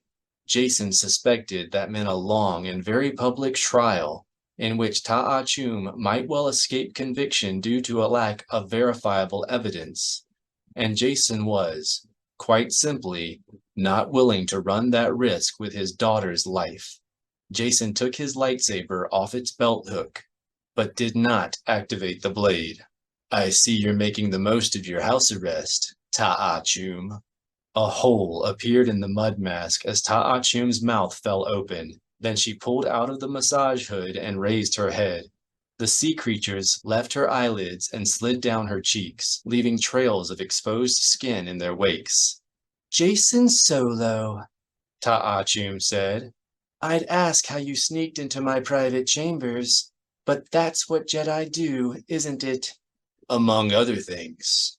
Noting she had not taken her hands out of the manicure gloves, he said, You can signal for help all you like. Your bodyguards won't be coming. But please don't attempt to point that holdout blaster at me. I promised Tenel Ka I wouldn't kill you, and I'll be very angry if you make me break my word. Ta'achum's eyes faded to paler shades of green, but she cracked her mud mask by forcing a superior smile. What a pity. When I saw you standing there with a lightsaber, I thought my granddaughter had finally grown a spine. Had Tenel Ka lacked courage, you would have died never knowing I was here. Instead, she's willing to risk keeping you alive for a public trial. Her security team will be arriving soon. I've made sure they won't need to kill anyone to reach you. The tension left Ta'achum's shoulders. How very considerate of you. A cunning light came to her eyes. Then she slowly removed her hand from the manicure glove and dropped a small holdout blaster to the floor. Would you mind telling me why? You know why, Jacen said. Ta'achum was playing a game with him. He could feel it in her presence as clearly as he heard it in her voice. But what he could not figure out was the reason. You tried to kill her daughter. Ta'achum poured anger into the Force, but her voice grew aggrieved. The Queen Mother has a child? She drew her second hand out of the manicure glove and pressed her fingers to her temples. And she did not even trouble to tell her own grandmother? Jacen scowled. Your act isn't fooling me. I sense your true emotions in the Force. Then you must sense how shocked I am, and worried. Ta'achum put her hands down and turned to look at him, but her gaze lingered on his chest, running up and down the lapels, pausing at every wrinkle. Certainly, I resent being imprisoned on the orders of my own granddaughter, but I'd never wish her harm, much less have anything to do with it. Jacen finally understood. There is no spy cam, Ta'achum. He pulled his robe open to show her that he had no equipment hidden underneath. I'm here looking for answers to my own questions, not gathering evidence for Tenel Ka. That never crossed my mind, Jedi Solo. But I do hope that when you see my granddaughter again, you'll be good enough to pass along my concern for her and her daughter. Ta'achum looked up and batted her eyes at him. By the by, you wouldn't happen to know who the father is, would you? The smirk in Ta'achum's voice was clear, as though she was taunting Jacen, telling him that he would never beat her at this particular game, and it made him angry. That would be me. Jacen stepped around behind the beauty droid and used the Force to pull Ta'achum back in the seat. And I'm very determined to protect my daughter. Ta'achum grew nervous. What are you doing? I'd like some answers, and we don't have long before the security team arrives. Jacen pushed the scalp hood aside, then plunged his fingers into Ta'achum's red-dyed hair and began to massage her scalp. So we can do this the easy way. He pressed his thumb into the base of her skull, then sent a tiny charge of Force energy shooting through her brain. Or we can do it the hard way. Ta'achum gasped in pain, then said, You're a Jedi. You can't do this. Sure I can. The Jedi learned some new tricks during the war with the Yuuzhan Vong. Or hadn't you heard? Jacen felt a warning jolt from Ben, who he had left hidden with his skiff outside Ta'achum's estate, then heard the distant crump of the front gates being blown by Tenel Ka's security team. Ta'achum's head twitched toward the sound, and Jacen knew that she believed her arresters would be her saviors, that if she could just hold out long enough, her secrets would remain safe. He sent another charge of force energy into her mind. This time, he did not stop with a short surge. He continued to pour more force energy into Ta'achum's head, pushing in behind it, expanding his own force presence inside her mind. He was not as sure or strong with the technique as Raynar. In fact, he was not even sure it was the same technique. But he was good enough to overpower a surprised old woman who did not know how to use the Force. A long cry escaped Ta'achum's lips. As it died away, Jacen felt her resistance crumble. Outside on the palace grounds, voices began to yell commands at Ta'achum's servants. Jacen ignored the commotion and leaned close to Ta'achum's ear. First, I want to know why. Ta'achum tried to resist. Why what? Jacen pushed harder and she said, You couldn't believe I would allow the children of 2 Jedi to claim the throne. Hapes will never be a Jedi kingdom. I don't think that's Tenel Ka's intention. It is your intention that concerns me.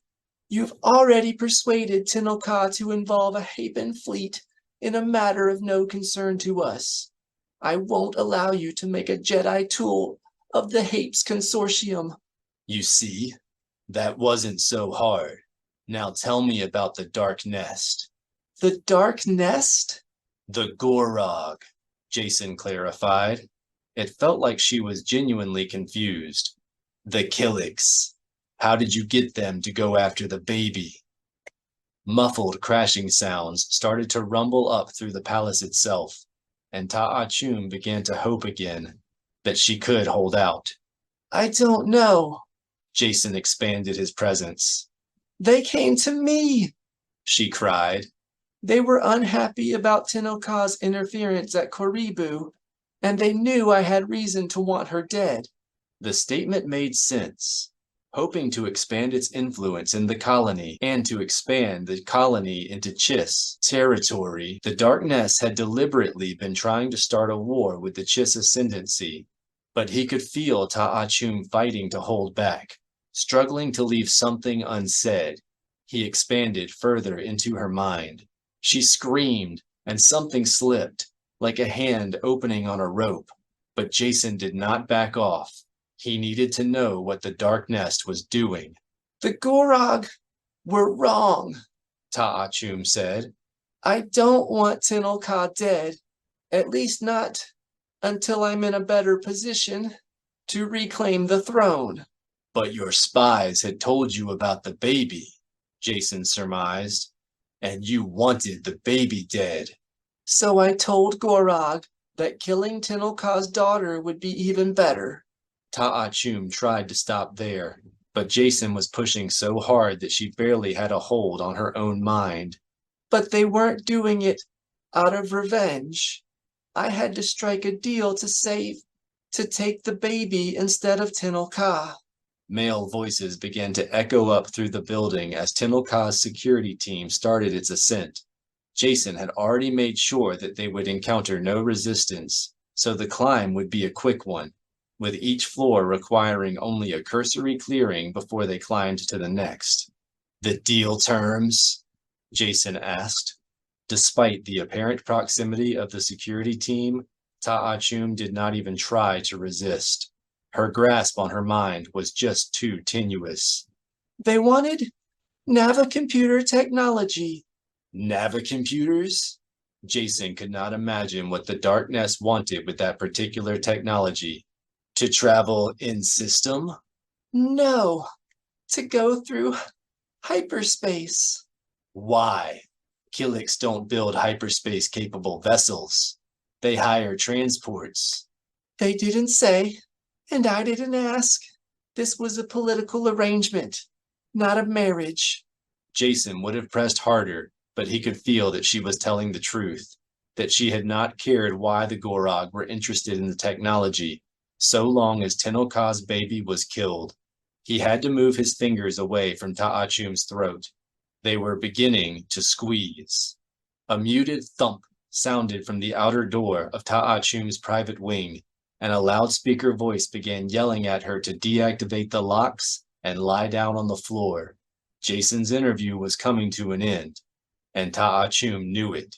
He could feel her starting to fight back, trying to claw her way back into control of her mind. Just one more question. Will there be any more attacks on my daughter? Not your daughter. No. Ta'achum was lying. Jacen could feel that she would never give up, and she hoped and expected that the Dark Nests never would either. But he did not call her on it. There was more, something she was eager for him to know. But your daughter should not be your only concern. I'm listening. I didn't rule Hapes for all those years by being a fool. I knew you and Tenel Ka would figure out who attacked your daughter, and I knew you would come after me. A loud bang sounded from the outer door of the wing. We're out of time. Tell me why I shouldn't kill you now. Or, if I die, Tenel Ka is a target. If I am imprisoned, if I am disgraced, Tenel Ka is a target. Ta'achum eased her neck out of Jacen's hands, then twisted around to face him. If you want your daughter to grow up with a mother, Jacen, you must spare me. That is the only way. The anger that Jacen felt suddenly turned to something else, something cold and calculating. Not the only way. There is another. He grabbed Ta'achum by the shoulder and pulled her back into the seat.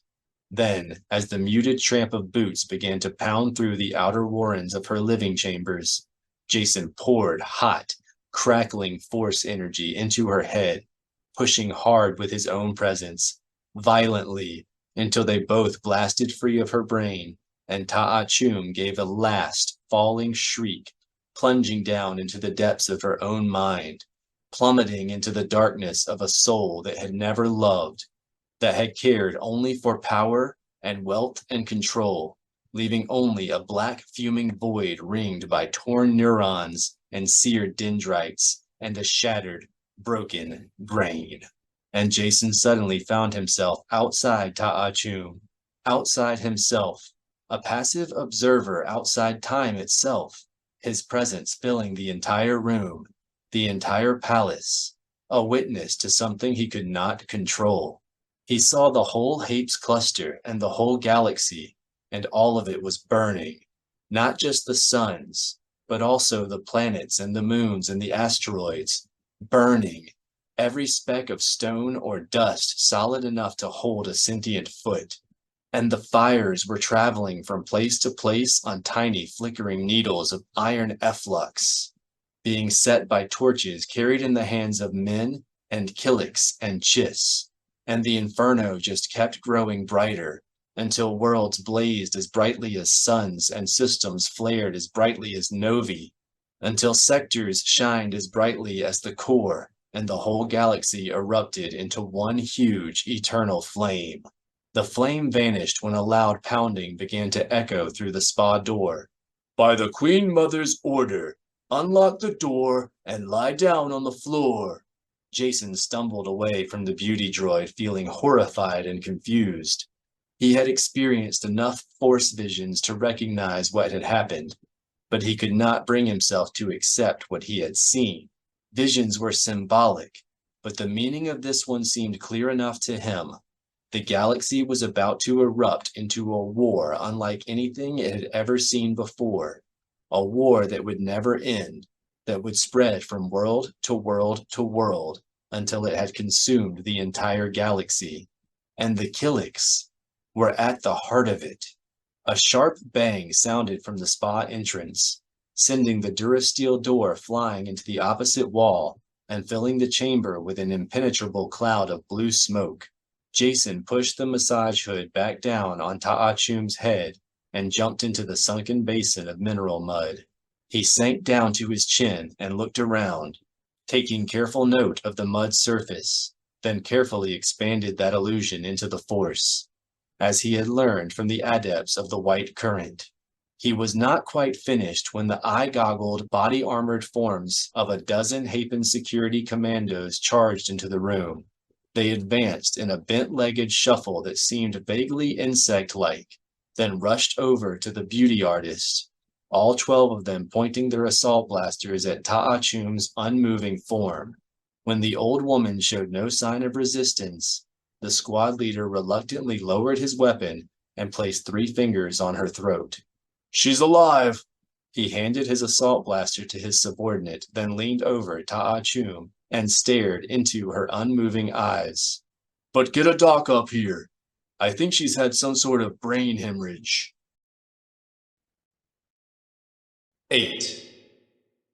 A 2-story hologram of the planet Wotiba hung in the projection pit a few meters beyond the command console, a nearly featureless reminder of just how valid Leia's fears really were. Han and her brother were trapped and alone on a half-known world, surrounded by insects answering to an enemy queen, and, judging by her sense of Luke's emotions in the Force, they did not even realize they were in trouble. That was what really worried Leia. Han and Luke could take care of themselves, but only if they knew there was a need. "Maybe the Dark Nest isn't even on Wotiba," Kip Duran suggested. "What do we know about the other planets?" "Only that they were all as deserted as Wotiba before we helped the Killiks settle there." Leia swung her gaze toward the shaggy-haired master. Along with Mara and Saba, they were in the Operations Planning Center in the Jedi Temple on Coruscant, conversing with several other Jedi via the HoloNet. And 14 were habitable. The Killiks weren't interested in detailed surveys, Mara explained. All they wanted to know was which worlds were habitable. We have a basic planetary profile and not much else. "Because they didn't want us to know too much." The comment came from Corran Horn's hologram, arrayed with several others on a shelf curving along the back edge of the control console. "To me, it's beginning to sound like the Killiks never intended to keep the peace with the Chiss." "Don't confuse the Killiks with the Gorog," Jaina warned. She and Zek were sharing the hologram next to Corran's, their heads touching above the temples and their unblinking eyes fixed straight ahead. "It was only the Dark Nest that wanted the war, not the colony." "Whoever wanted it then, the entire colony is clearly involved now," Corran countered.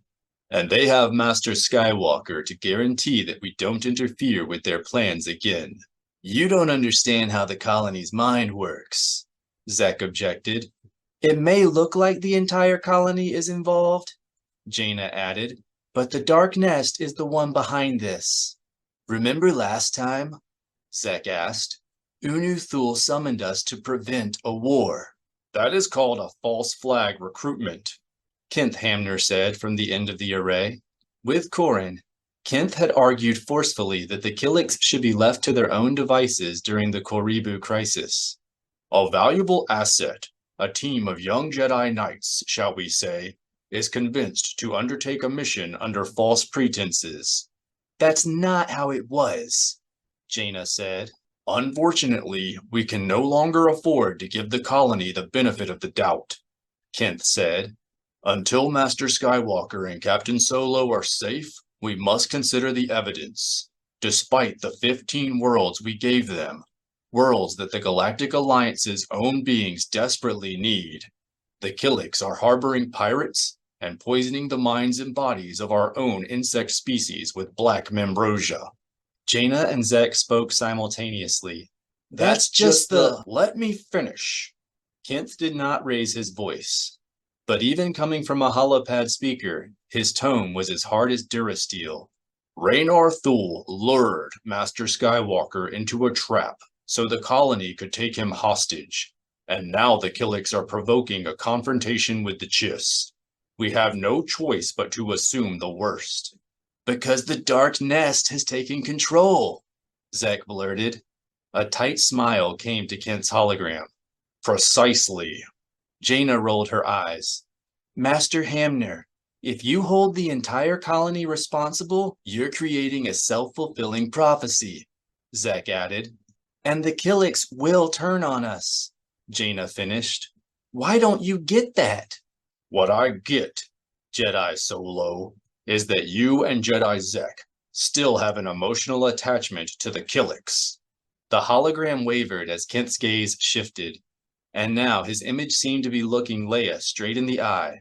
Frankly, I question the wisdom of allowing these particular Jedi Knights to participate in the discussion at all. No one is more familiar with the Killiks than Jaina and Zek. Leia purposely allowed some of the resentment she felt to creep into her voice. After what Jaina and Zek had sacrificed to prevent the Koribu conflict from erupting into a galactic war, Kent Hamner did not have the right to cast aspersions on their loyalty. They're our best hope of figuring out where the Dark Nest might be located. I understand that. A purple tint came to Kent's image, indicating that he had closed the channel to all other participants and was now conversing only with the Operations Planning Center. But there's something you don't know. Something that we can't trust with your daughter and Zek, or with any of the Jedi Knights who spent too much time with the Killiks. Leia's blood began to boil. Master Hamner, Jaina and Zek have already demonstrated their loyalty to the Order. Mara cut Leia short by reaching past her and suspending transmission to everyone else. What is it, Kent? I apologize if I offended you, Princess Leia, Kent said, but Chief Omis asked me not to tell anyone in the Order what I'm about to reveal. I hope you'll understand. It has a bearing on our discussion. Of course. Leia understood when she was being told that she wasn't going to hear something without a promise of confidentiality. I won't reveal it to anyone. I give you my word. Thank you. Kent's head turned as he consulted something off-cam. Kip, Corrin, and Jaina and Zek, aware by the sudden silence from the Operations Planning Center that they had been cut out of the conversation, fell quiet and tried not to look impatient.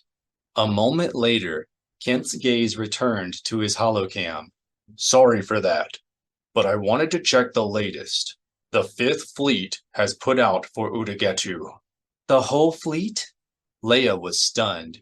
Moving the Fifth Fleet would shift the responsibility for patrolling the entire Hydian Way to local governments. And that was not something Chief Omis would do lightly. To do what? Kent shook his head. Those orders are sealed, but we can be certain they're trying to appease the Chiss. What concerns me is that I only found out by accident. Someone had forgotten to remove my name from the routing list. Chief Omis called personally to ask me to keep the information to myself. They don't want us to know? Leia gasped. Clearly, Mara said. Omis didn't like how the Jedi handled the Killiks last time, and you must admit things aren't going well now. Do they know about Han and Luke? Leia asked. Not from me, Kent answered, but I doubt it would make any difference. Chief Omis was very adamant that we need to support the Chiss this time. Then time is chewing our tails, Saba said, standing behind Leia with Mara. She was also party to their private discussion. We must get a team to Wotiba now, yes? Agreed, Kent said, but... Then we will discuss that, Saba said. I think we should, Kent said, but Jaina and Zek will not be told. Saba leaned over Leia's shoulder and reactivated the suspended channels. Where do we look for the Dark Nest? Jaina and Zek gave a simultaneous clock of surprise, and the irritation they had shown at being left out of the conversation vanished from their faces.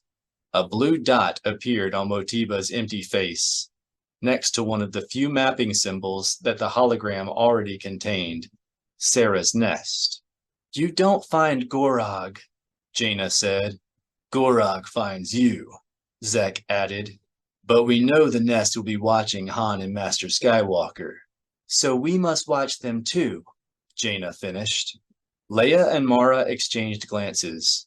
They did not have time for watching. The instant the Fifth Fleet entered the Udagetu Nebula, the Dark Nest would move against Han and Luke. The memory of the Kur nursery, where Luke and Mara had found thousands of Gorog larvae feeding on paralyzed Chiss prisoners, flashed through Leia's mind, and she firmly shook her head. Too risky, she said. They'll see us watching, Mara added. And we can't let Lomi Plo escape this time. Isn't there a faster way we can find it? Leia asked. Jaina and Zek considered this for several moments. Then Jaina said, Perhaps we could feel where the nest is. If we went to Udagetu. This one thought nobody could sense the dark nest in the Force, Sava rasped. Especially joiners. Jaina and I might be different, Zek said. We were in the nest at Kur. So we know what Gorog feels like, Jaina added. Leia frowned. And what about that gang of Tabana tappers you're supposed to be hunting? She did not like the eagerness she heard in their voices, the desire to experience again the all-encompassing bond of a collective mind. Cloud City shipments are down 10%. Loie and Tizar can take over, Zek said. They finally found out who was hijacking the Abarian water shipments, Jaina added.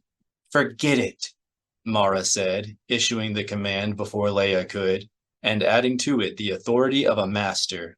You two aren't going within 5 parsecs of a Killik nest. Clear?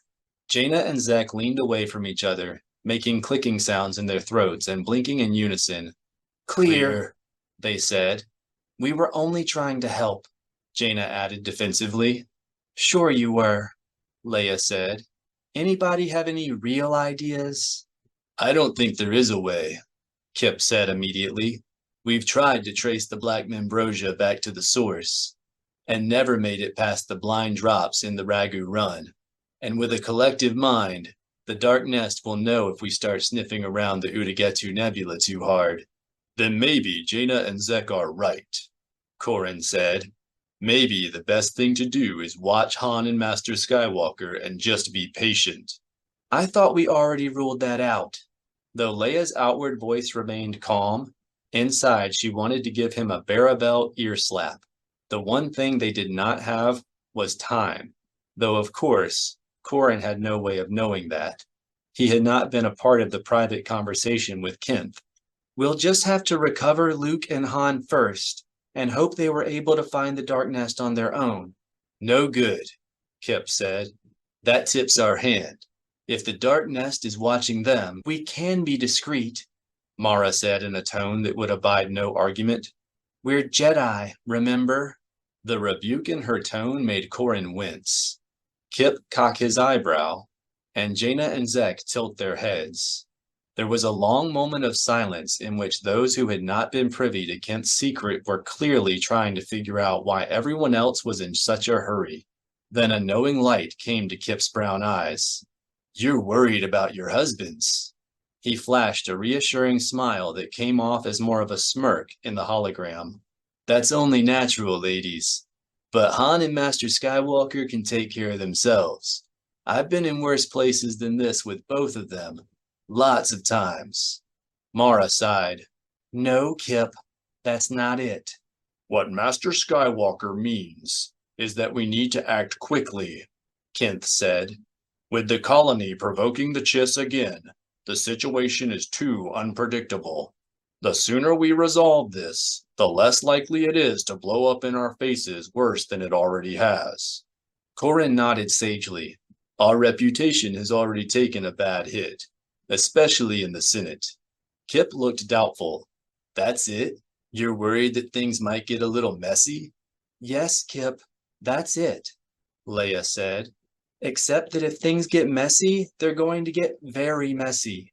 We need to prove to the Chiss and everyone else that the Jedi can be counted on.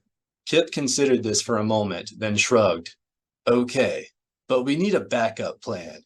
Because we're never going to get Han and Luke without the Dark Nest knowing. Those bugs are good. Good? Saba hissed in amused disbelief.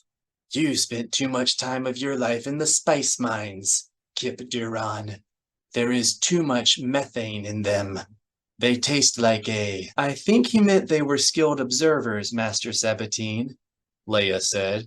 I'm sure that Master Duran has never actually eaten a Gorog. No? Saba's tail thumped the floor. Not even the little one? Not even a taste. Kip was quick to change the subject. Now, about our backup plan. I have one. That was easy, Corrin said. Will it work? Of course. We just take out Raynar and the Unu. Kill them. Corrin's tone was shocked. Kip grew thoughtful. That would work too. And it would be a lot easier than bringing Raynar back here alive. At least if he's as powerful as everyone says. You can't, Zek objected. It would destroy the colony. Actually, it would only return the Killiks to their natural state, Mara corrected. There was no colony until Raynar came along. That's like saying there was no Jedi Order until Uncle Luke came along, Jaina countered. You can't destroy an interstellar civilization just because it didn't exist 10 years ago, Zek added. Probably not, Kent replied. But when that civilization refuses to honor its agreements and live in peace with its neighbors, we may find ourselves duty-bound to try. I might argue with that, Corrin said. War is one thing, but assassination? That's not something Jedi do. Especially when you have a better way to handle the problem, Jaina said. Jaina, Leia said. If you're talking about you and Zek going back to the Killiks, forget it. Why? Zek demanded. Because you're afraid you'll lose us the way you lost Anakin? Coming from Zek's mouth instead of Jaina's, the question felt just bizarre enough. She retained her composure and studied her daughter's image in silence. But Jaina was too tough to be stared down over the holonet. She simply accepted Leia's glare with the unblinking eyes of a joiner, then spoke in an even voice. We're sorry, Mother. That was uncalled for. But we're still Jedi, Zek added. You can't stop us from doing what Jedi do. Mara leaned close to the holocam and spoke in a sharp voice. She isn't trying to, and you know it. She waited until the pair gave a grudging nod, then asked, But if you can do this in a better way, let's hear it. Jaina's and Zek's eyes bugged in surprise. You'd send us back? If that was the best way, Mara said. Of course. Leia stiffened and would have objected, save that Saba sensed what she was about to do and gave a warning hiss. It had not been her place to tell Jaina and Zek to forget returning to the Killiks, and now Mara had to waste valuable time correcting the mistake. After a lifetime of leadership in both politics and military, Leia sometimes found it difficult to remember that in the Jedi Order, she was technically just another Jedi Knight, and as far as Saba was concerned, a fairly junior one at that. After a few moments' silence from Jaina and Zek, Mara prompted, We're listening. Jaina and Zek furrowed their brows. Then Jaina finally said, We could talk to Unu Thul. And say what? Kip demanded. That he should make the Killiks stop harboring pirates and running Black Membrosia? You said Gorog was controlling him, Zek pointed out. We could make him see that. Or watch him until Gorog shows herself, Jaina said. Then follow her to her nest. Listen to yourselves, Saba said, leaning over Jedi toward the holocam. That is why you cannot go. I agree, Kent said. You're both outstanding Jedi, but when it comes to the colony, it's clear that all you want is to return. You can't go back, Kip agreed. It would be bad for you and worse for us. In the face of the Master's opposition, Jaina and Zek dropped their gazes. Sorry, Jaina said. We'll go back to the Tabana Tappers. As Zek spoke, a hailing light activated on the command console. It's just that, hold on, Leia said, relieved to have an excuse to cut off Zek's plea. Someone's trying to contact us on this end. She opened a sequestered holochannel, and the pink, high-domed head of a Mon Calamari appeared over the empty holopad. Silgal? Leia said. I wasn't expecting to hear from you so soon. Analyzing that froth turned out to be easier than we had feared. That's good news, Leia said. Not really, Silgal replied. Is this something the whole planning group will need to hear? Mara asked. Silgal's short eye stalks sagged. Probably so. Leia patched the Mon Calamari's channel into the network. Silgal has made some progress on the Dark Nest froth. Actually, I doubt the Dark Nest is responsible for the froth, Silgal said. From what we know of Killiks society, they have no nanotechnology abilities at all. Nanotech? Kip echoed. As in molecule machines? As in self-replicating molecule machines, Silgal corrected. The sample that Master Sabatine gave me appears to be a terraforming system. From what I can tell, it's designed to create and maintain an environmental balance optimal for its creators. Yes, Saba said, but what does it do? I'm not sure we'll ever understand completely. Silgal steepled her webbed fingers beneath her chin tentacles. It's very advanced, far beyond any nanotechnology capabilities here in the Galactic Alliance. Saba rasped in impatience. Basically, Silgal continued, the system consists of many different kinds of tiny machines. Some of those machines monitor the soil, the air, the water. When they detect a notable imbalance in the environment, they join together and become machines that disassemble the contaminants, molecule by molecule, then use the raw material to build more machines. That's what is happening when you see the froth. And these contaminants, Corrin said, they are whatever lies outside the system parameters, Silgal said. Toxic spills, spin glass buildings, droids, Killiks. In short, anything in sufficient amounts that wasn't on Wotiba when Leia and Han found it. Leia's heart sank. Moving the Killiks to Wotiba had felt a little too convenient all along, and now she knew there was a reason. This is great news, Jaina said. The colony isn't lying to us after all, Zek added. Don't start your victory rolls yet, Kip warned. Maybe the Killiks didn't make this up, but the Dark Nest is still using it to turn the colony against us. Only until Unu Thul understands what happened, Zek said. Once we disable the nanotech, he'll see that we weren't trying to trick him. I'm afraid he's going to have to take our word for it, Silgal said. Jaina and Zek frowned. Why? Because the system is probably worldwide, and it is certainly very resilient. Silgal interlaced her fingers. Then her hands dropped out of the hologram. If the supernova didn't destroy it... Supernova? Corrin asked. What supernova? The one that created the Udagetsu Nebula, Leia clarified.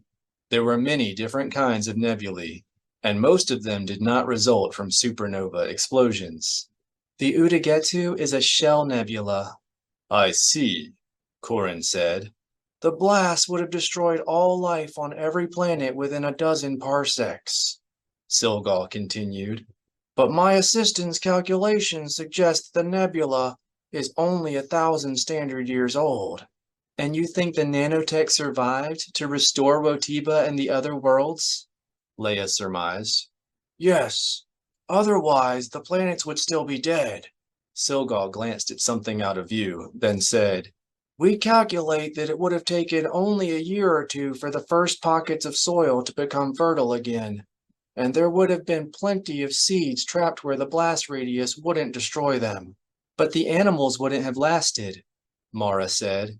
They would have starved within months. Silgal nodded. And that is how you end up with a cluster of empty paradise worlds. I don't suppose there's any chance Raynar believing all this, Corrin asked. We'll certainly do our best to persuade him, Leia said. But I suspect the Dark Nest will convince him that we're lying. What do you two think? Mara asked Jaina and Zek. They were silent for a moment. Then they reluctantly shook their heads.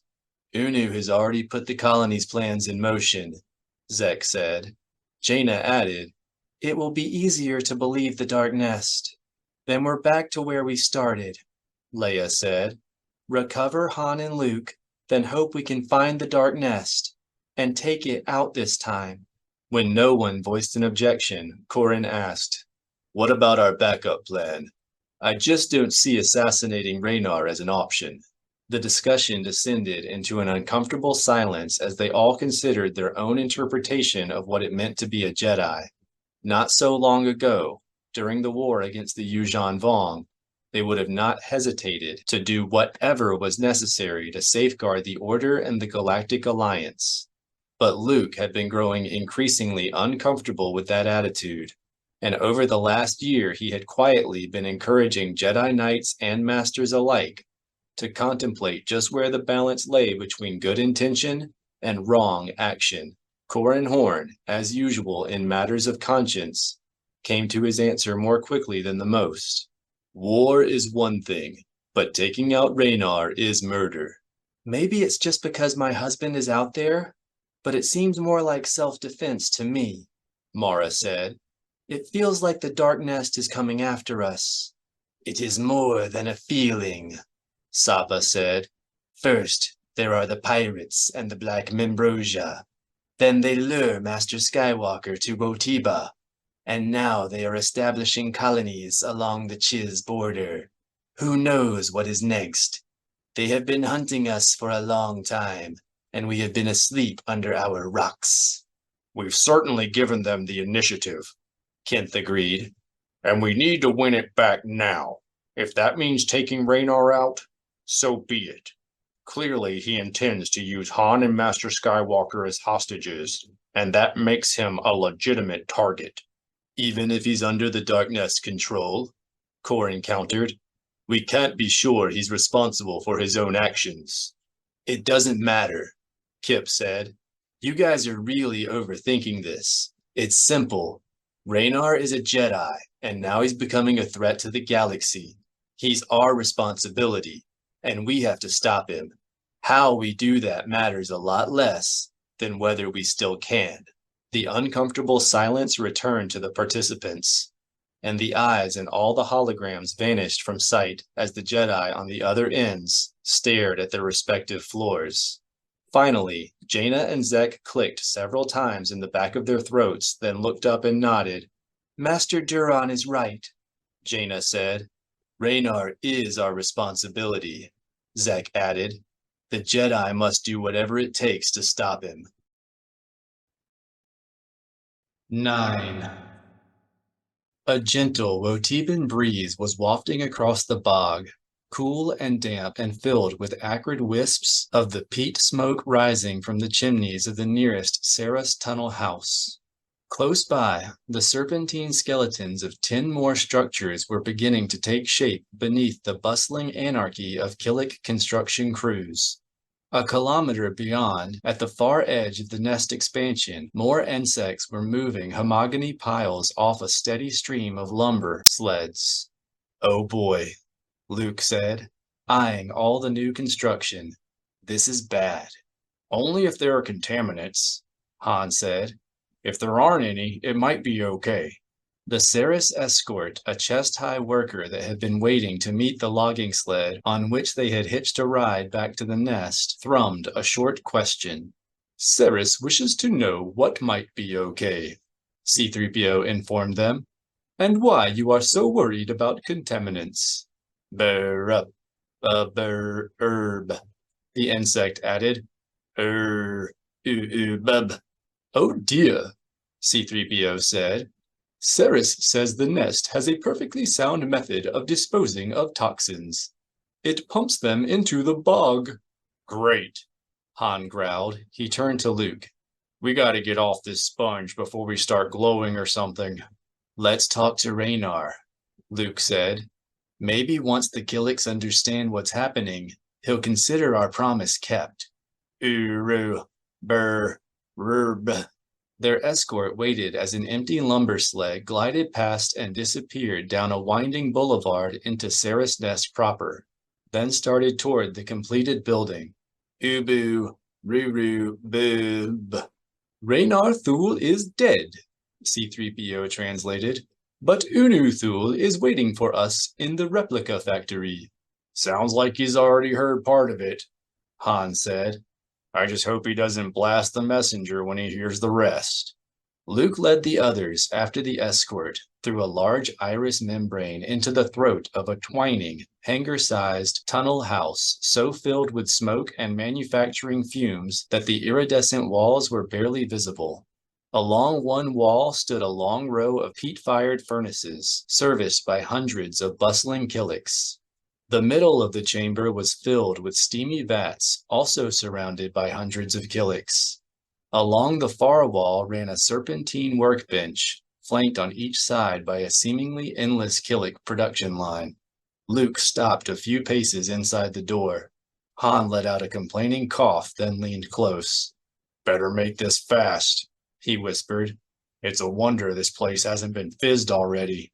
Luke did not reply, for Raynar had emerged from the swarm along the workbench and was coming toward them with a pair of spin-glass sculptures in his hands.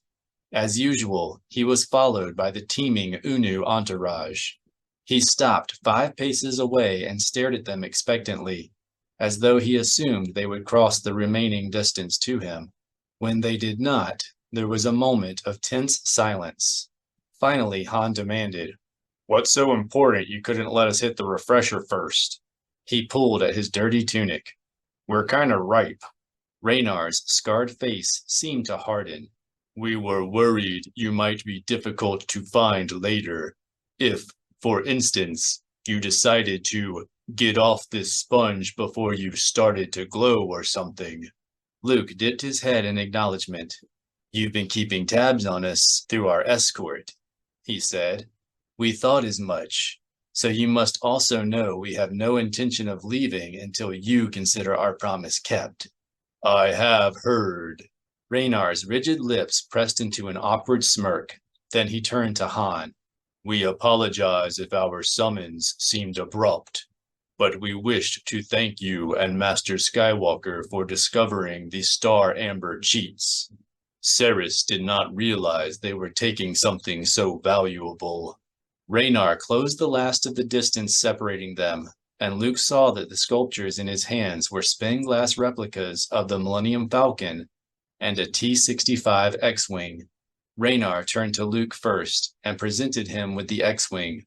"Unu wanted you to be the first to have one of these. It is an exact copy of the fighter you were flying when you destroyed the original Death Star." More than a little stunned by the gesture, Luke accepted the sculpture with genuine gratitude.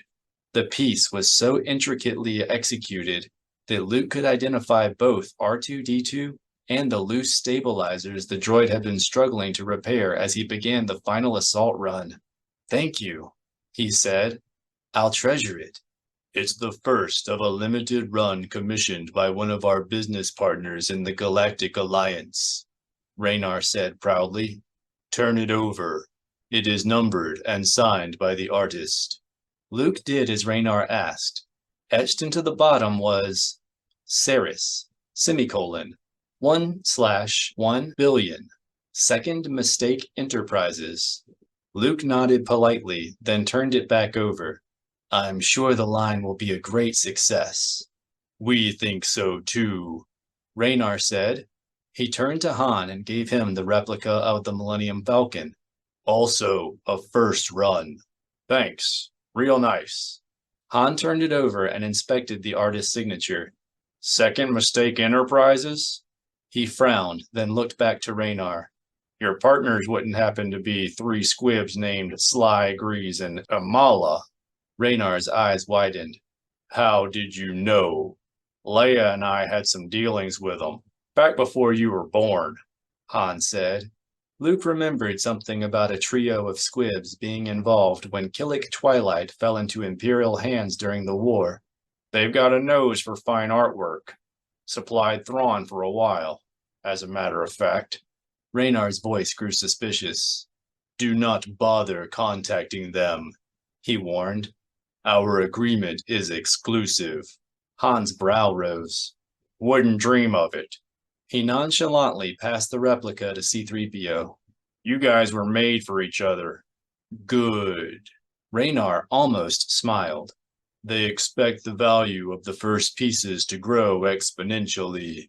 That's why Unu wanted you and Master Skywalker to have these two replicas as a reward for helping Saris catch the Star Amber cheat. I appreciate it. Han furrowed his brow and cast a questioning glance in Luke's direction. Then, when Luke nodded, he continued. But the guy Saris caught wasn't exactly a cheat. It was something of an inside job, Luke added. We'll tell you about it later, but first... Tell us about it now, Raynar interrupted. If you believe any of our transacting partners are not being honest with us, we wish to hear it. Actually, it isn't your partners, Luke said. The Dark Nest has been the one taking the Star Ambers. The Unu began to clack their mandibles, and Raynar lowered his melted brow. The Nemoidian is a joiner? No, Luke said. We think we know, Han corrected. It looked like the Nemoidian had a deal with Gorog, Luke compromised. He was trading reactor fuel and hyperdrive coolant to them. This drew a tumult of mandible clacking from Unu. Perhaps we were mistaken about the nature of the material, C-3PO suggested quietly. Unu seems quite amused by the idea that the colony owns a reactor.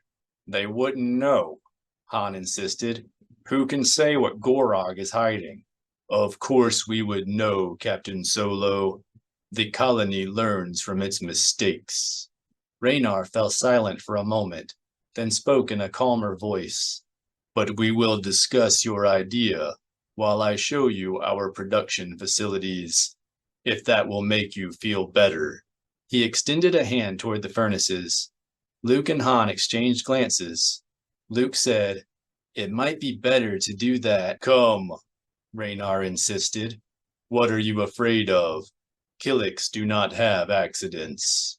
Luke exhaled in frustration, but reluctantly nodded and led the others after Raynar toward the furnaces. Their first stop was a large, semicircular basin. Dozens of huge-headed Saris were standing around the curved end on all sixes, spinning out long streams of sticky white fiber and using their mandibles to feed it into the tub.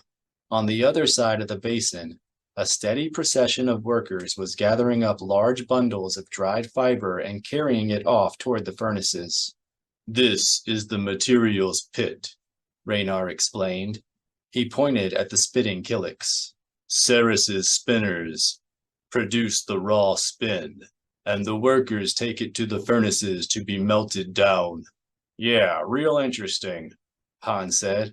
But about the reactor, you have actually been to Gorog's nest? Raynar's reply was curt. Of course not. Gorog keeps its nest secret. Then you really can't know whether they have a reactor, can you? Luke asked, picking up on Han's line of thought. And it's probably a pretty big one, too, judging by how much fuel the Nemoidian had with him. An uneasy murmur rolled through the Unu. Then Raynar said, If there was so much fuel, why didn't Saris find any when they captured the Nemoidian? Because the fuel went the same place as our land speeder and the Moid's guards, Han said. The Fizz took it. And that's something we should discuss now. Luke's throat was aching from all the smoke and soot in the air. Even without the Fizz, he would not have wanted to stay inside the building long enough for a complete tour. The Fizz didn't just bubble up when those fuel rods happened to be there. It was attacking them. Unu's drumming grew more agitated. Now they don't believe there ever was any fuel, C-3PO reported. They're accusing you of making up the whole story. Han rolled his eyes. I knew this would happen. He turned to Raynar.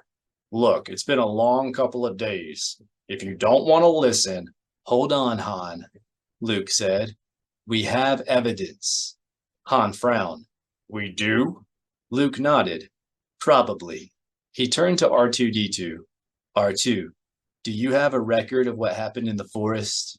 R2-D2 whistled a cheerful affirmative and began to project a hologram of the incident. The quality was not as good as what came out of a dedicated holopad, of course, but it was more than adequate to show the blue-black forms of several Gorog sneaking down a slope of homogeny stumps. C-3PO's voice came from R2-D2's acoustic signaler, warning Luke and Han about the sneak attack. A pair of Gorog turned toward the holocam, and the scene grew confused as the battle played out. A few moments later, it showed the Nemoidian smuggler fleeing his hover sled, while the Aqualish bodyguards remained behind, kneeling behind the barrels in the cargo bed and trading fire with Han and Luke. When one of the barrels suddenly rose and crashed back down, spilling its cargo, a murmur of surprise raced through the Unu entourage. R2-D2 added to the excitement by displaying a set of ionic decay readings that left no doubt about the nature of the rods. By the time the froth began to consume the rods a few minutes later, a stunned silence had fallen over Raynar and Unu. Luke waited until the fizz had engulfed the hover sled, its cargo, and the Aqualish guards, then had R2-D2 shut down his holoprojector. Raynar remained silent a long time, and even the cacophony inside the replica facility grew subdued. A stream of orange slag began to shoot out from one furnace and disappear down a waste tube through the floor, and Han groaned and made a winding motion with his finger. Luke signaled him to be patient. The froth had appeared very quickly after the reactor rods were exposed in the forest, but slag was not nearly as toxic as reactor rods, or even hyperdrive coolant. It would take a lot more slag to trigger the fizz. So Luke hoped, anyway. Finally, Raynar raised his gaze. We thank you for bringing this to our attention. Friends should be willing to tell each other difficult truths, Luke said, feeling encouraged by Raynar's reasonable tone. It's only a theory at this point, but if we're right, the fizz is going to keep attacking Ceres. The pronouncement sent a peal of nervous drumming through Unu. Raynar's eyes seemed to sink even deeper into their dark sockets, but he said, Theory or not, we are listening. Good. Luke glanced down at R2-D2. Start the holo where we left off. The droid reactivated his holoprojector. Unu crowded closer, the insects in back climbing onto the shoulders of those in front. And within moments they were towering over Luke and his companions in a great teeming mass. Luke squatted down beside the holo and shifted the X-Wing replica in one hand. Look how the fizz is attacking the hover sled and the fuel, but not the homogeny trunk. He inserted his finger into the holo, pointing out the features as he named them, then moved to the stone foundation where the Aqualish had collapsed. The same here. It's attacking the bodyguards, but not the stones they're on. A low, chattery rustle rose from Unu, and Raynar asked, Are you saying that the fizz does not attack anything native to Wotiba? Not quite, Luke said. R2-D2 continued to run the holo recording, and the hover sled and Aqualish began to disintegrate beneath the fizz. I'm saying it only attacks things that harm Wotiba. And you think that is why the fizz attacks us? Raynar clarified. Because we harm Wotiba? I think it attacks you when you harm Wotiba, Luke corrected. As long as you aren't hurting the environment, it remains inert. The last bits of the hover sled and the Aqualish vanished. The froth quickly subsided, leaving only piles of brown dirt behind, and the forest in the holo recording returned to stillness. R2-D2 shut down his projector, and when Raynar and Unu still remained silent, Han couldn't take it anymore. Well, that's our theory anyway, he said. There might be others that are just as good. This brought Raynar out of his silence. It is not a bad theory. It fits with what we have seen ourselves. Luke felt like an immense weight had been lifted off his shoulders. He allowed himself a moment of self-congratulation, then a soft shudder, so faint it was barely perceptible, ran through Unu. Sometimes, Master Skywalker, we forget how clever you are. Raynar raised his hand and shook the stump of a gloved index finger toward Luke. But not today. I don't understand, Luke said, alarmed by Raynar's sudden hostility. He quieted himself inside and began to concentrate on the force itself, on its liquid grasp, on its ripples lapping him from all sides. You saw R2-D2's hollow. We will not let you say we brought this on ourselves. We know who is responsible. Not the Jedi, Luke said. It wasn't easy to match all the different ripples in the Force to an individual source, not with Saris and Unu obscuring the picture with their own hazy presences. I promise you that. The Unu mass began to disassemble itself and drop to the floor. Maybe we should just forget the tour. Han began to ease toward the exit. Thanks for the ship models, really. But Luke was not ready to give up. A familiar prickling had begun to rise between his shoulder blades, and he knew the Dark Nest was watching from the shadows, quietly reaching out to Raynar, carefully distorting the facts to put the Jedi in a bad light. Luke did not fight back. Instead, he accepted his growing feeling of unease, allowing it to build into a chill along his entire spine, until the feeling had grown strong enough for him to have some sense of its source. When Luke did not follow Han toward the exit, Han took his arm and began to pull. Raynar's eyes barely narrowed, but the Unu immediately moved to cut off their escape, mandibles spread. Luke, Han said, if you're going into a trance or something, now isn't the time. Really. Don't worry. Everything is under control.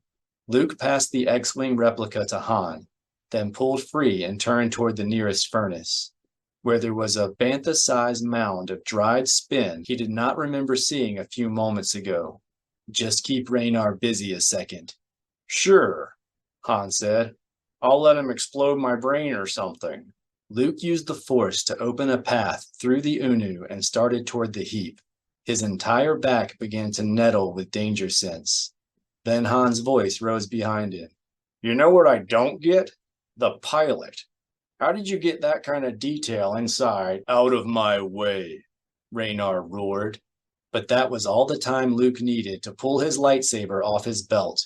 He gathered himself for a Force leap, and that was when Alima Rar emerged from behind the spin mound, dressed in a midnight blue jumpsuit with a plunging neckline and side slits. We are very impressed, Master Skywalker. Her lip curled into a smile that came off as more of a sneer. But you won't need your lightsaber. We are not here to harm you. Is that so? Luke deactivated his lightsaber and allowed himself a small smile of triumph, given the revulsion Raynar had shown on Kerr when he saw the Dark Nest's slave-eating larvae. Luke felt certain that exposing the Dark Nest presence now would redirect Raynar's hostility to where it belonged. Then why were you hiding? How could we have been hiding? We only just arrived. Alima started forward. It came to our attention that we needed to correct a misunderstanding about what you saw in the forest. No misunderstanding, Han said. We know what we saw. Do you? Alima slipped past Han without a second glance and continued toward Raynar. Luke tried to follow, but it was slow going. The mass of Unu seemed to part to let the Twi'lek pass, then crowd in behind her to gather in Luke's way. The rods were fuel rods. Nobody is arguing that. Alima kept her gaze fixed on Raynar. But maybe it was the Jedi who brought them to Otiba. Maybe Gorog discovered what they were doing and was there to intercept the reactor fuel. What? Han cried. That's backward and a lie. Unu erupted into a tumult of clacking mandibles and booming thoraxes, and C-3PO reported, Now Unu is saying we must have brought the rods. That's ridiculous. Luke spoke in a calm voice, addressing Raynar directly, confident that Raynar's revulsion toward the Dark Nest would soon show itself. Why would the Jedi bring reactor fuel to Wotiba? Alima stopped 2 meters from Raynar. Perhaps because you know more about the fizz than you're saying. Though her words were addressed to Luke, her gaze remained fixed on Raynar. Perhaps the Jedi knew it would trigger the fizz. Perhaps that is why they sent reactor fuel to all of the Utagetu worlds. Wait a minute, Han gasped. You're saying all the Utagetu worlds have problems with fizz? Yes. Raynar's tone was bitter. All the worlds you traded to us are poisoned. I'm sorry to hear that, Luke said, finally coming up behind Alima. But the Jedi didn't know, and we didn't send reactor fuel to any of the worlds. We have no reason to wish the colony harm. You serve the Galactic Alliance, do you not? Raynar asked. And the Alliance feels threatened by our rise. How do you figure? Han scoffed. Because you're harboring a few pirates and running some black membrosia? That's O-class stuff. If you were inside Alliance territory, you'd barely be a crime syndicate. Raynar's face began to twitch beneath its scars, and it grew clear that he was not going to turn on Alima, at least not without some nudging. Unu Thul. Han is right, Luke said. The Galactic Alliance would like the colony to be a good neighbor, but it is not afraid of you. The Dark Nest has been using your own fear to deceive you. Given the Killiks' fluid sense of truth and fact, Luke knew his argument would be a difficult one to make, but the alternative was to ignite his lightsaber and cut a path back to the spaceport. Perhaps you are the one who is being deceived, Master Skywalker, Alima said. She turned to look at him, her eyes now smoky and dark, and as deep as black holes. Perhaps Chief Omas and Commander Sav haven't told you just how afraid of us they really are, and perhaps they are not the only ones deceiving you. Luke tried to puzzle out the Twi'lek's implication, then gave up and frowned at her. What's that supposed to mean? As soon as Luke asked the question, he began to feel smoky and raw inside, and a cloudiness came to the edges of his vision. Have you given any more thought to why Mara lied to you about Daxar eyes? Alima asked. No, and I doubt Mara did lie. But even as he said it, Luke began to see why Mara could have been reluctant to tell him. She knew how much learning more about his mother meant to him, and being the one who had deprived him of that opportunity would have weighed heavily on her conscience. She might even have found the prospect to be more than she could bear. Alima stepped closer, then spoke in a coldly alluring voice. Of course, we hope you're right, Master Skywalker, but for everyone's sake, it's important that you consider the possibility that you're wrong, that you're being deceived by those close to you. There is no possibility, Han growled. Then no harm will come of considering it. Alima kept her gaze fixed on Luke, and the cloudiness at the edges of his vision began to darken. But Master Skywalker must make up his own mind. That is why we have decided to give him the next code. R2-D2 gave a little squeal of protest, and Luke said, I don't want it. Alima's voice grew sultry and knowing.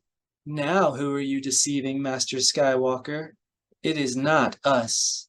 She turned to C-3PO. Remember this sequence. Master Skywalker will want it later. She started to rattle off a string of numbers and letters, but Han pushed in front of her. All right, that's enough, Han said. He said he didn't. It's okay. Luke pulled him away. Alima's right. Han turned to face him. You're sure? Luke nodded. A code sequence isn't going to hurt us. He knew, of course, that the sequence would hurt him. The Gorog's Night Herald would not be giving it to him otherwise. But Luke wanted the code anyway. not because he believed anything he might learn from R2-D2's files could change his love for Mara, or even because the smoke inside him was growing darker and harsher and harder to ignore every moment. He wanted the code because it had frightened him, and if he allowed himself to be afraid of what he did not know, then the Dark Nest had already won. After giving the rest of the code sequence to C-3PO, Alima turned to Luke. "You are as brave as we recall, Master Skywalker." The Twi'lek sent a cold shiver through Luke by trailing a finger down his arm, then added, "We don't know what Mara is trying to hide from you, but we hope it has nothing to do with your mother's death. It would be very sad if Daxar Eyes was not her only victim." The suggestion rocked Luke as hard as she intended, leaving him stunned, his mind clouded by the acrid smoke that had been rising inside since he had given her the first opening. Not so with Han. "What?"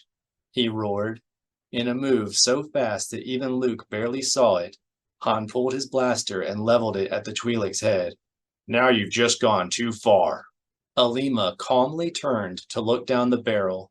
"Come, Han." She flicked her finger in the air, using the force to send the barrel of Han's blaster jerking toward the ceiling. "If you were going to pull the trigger, you wouldn't have wasted your chance talking about it." She turned back on Han, then went over to Raynar, rose up on her toes, and kissed his scar-stiffened lips. "We'll see you in our dreams." She remained there for a moment, then dropped back down and looked toward Luke and Han. "And keep a closer watch on these two. We can't have them stirring up any more fizz with those reactor rods." Raynar spent a moment studying Luke and Han over Alima's head, then nodded and released her hand without looking at her. She slipped past and moved off through the massive Unu, and though Luke was careful never to take his eyes off her, he somehow missed the moment when she vanished from sight. Once Alima was gone, Raynar said, "We have decided to keep a closer watch on you two. We cannot have you stirring up any more fizz with those reactor rods." "You don't say." Han's tone was sarcastic. "Does she tell you when to Santa brush your teeth and use the refresher too?" "She?" Raynar lowered his brow. "She who?" "Alima Rar," Luke prompted. "The Night Herald?" Raynar frowned, and Unu drummed their thoraxes. "The Killiks seem to have no idea who you're talking about," C-3PO informed them. "Unu claims it has never met Alima Rar." "Brr-roo-roo-roo. Ooh-brr," one of the insects added. "Ooh-boo, brr-roo. And everyone knows the Night Herald is just a myth you tell the larvae," C-3PO translated, "to make them regurgitate." Han scowled and pointed his blaster at the ground in front of Raynar. "That myth was just standing there kissing you. Had we ever kissed Alima Rar, we are sure we would remember," Raynar retorted. "And we certainly were not just kissing her. Alima Rar is dead." "Don't tell me," Han said. "She died in the crash." "Of course not. She died at Kur with the rest of the Dark Nest." "Just great." Han let his chin drop. "Here we go again. We do not understand why you persist in this fantasy, but you are not going anywhere. That is the point." Raynar extended his hand. "You will give us your weapons." Han's knuckles whitened around his blaster grip. "When Hut's ride swoops, we would rather have it now," Raynar said. His blaster twisted free of his grasp and floated over. Then Raynar turned to Luke. "Master Skywalker." Luke hated to yield his weapon, especially with Alima Rar running around loose.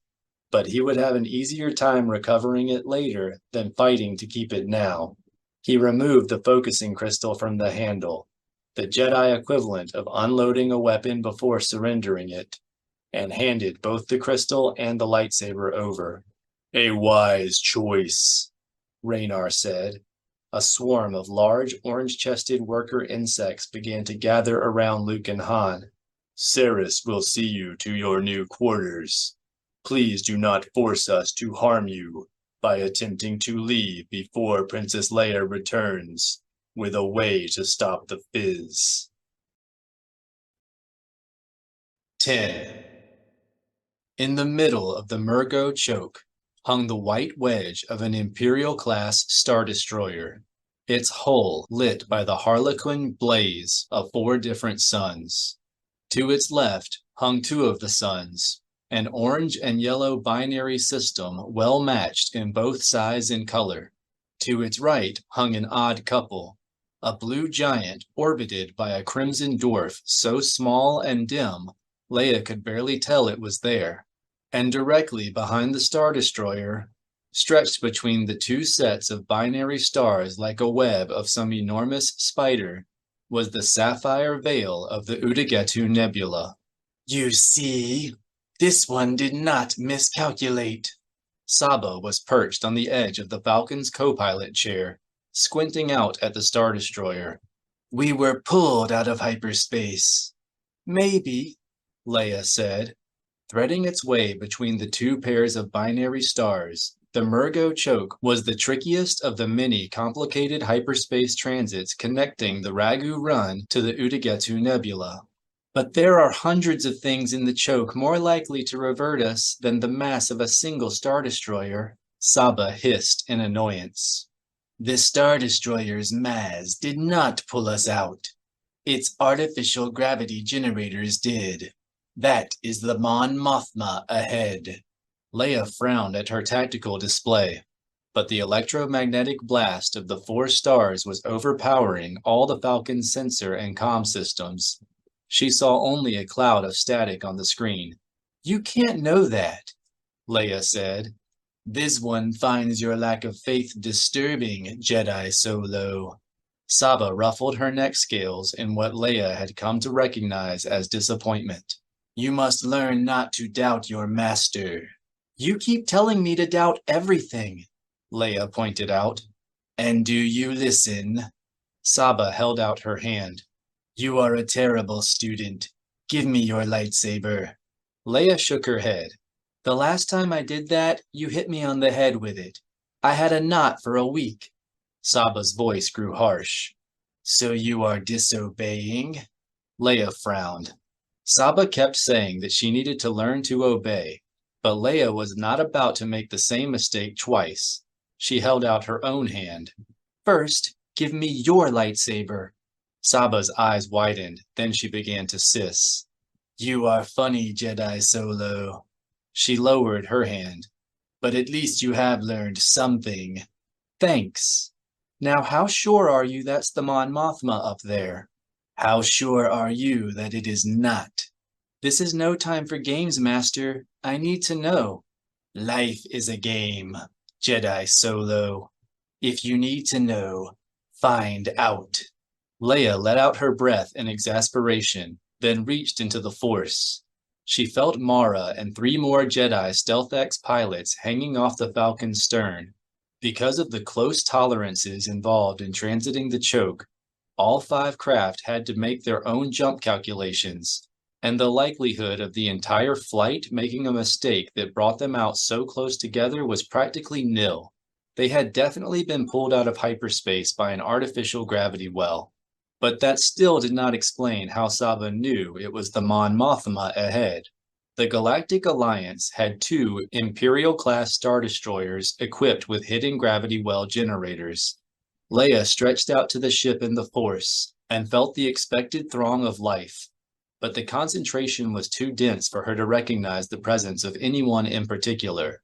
Okay, we were interdicted, Leia said, but I still don't see how you can be sure it's the Mothma up there. It could be the Elegos Akla. It is the Mon Mothma, Saba insisted. But what does it matter? It doesn't really. Nobody in the Defense Force is going to interfere with a Jedi mission, but Mothma's commander, Gavin Darklighter, is an old family friend. He won't waste too much of our time. It would not be wise to place your trust in friendship, Jedi Solo. Chief Omus tried to keep the fleet's departure from us, and now this? Commander Darklighter will have orders. Probably, but you don't know Gavin Darklighter. He always finds a way to do the right thing.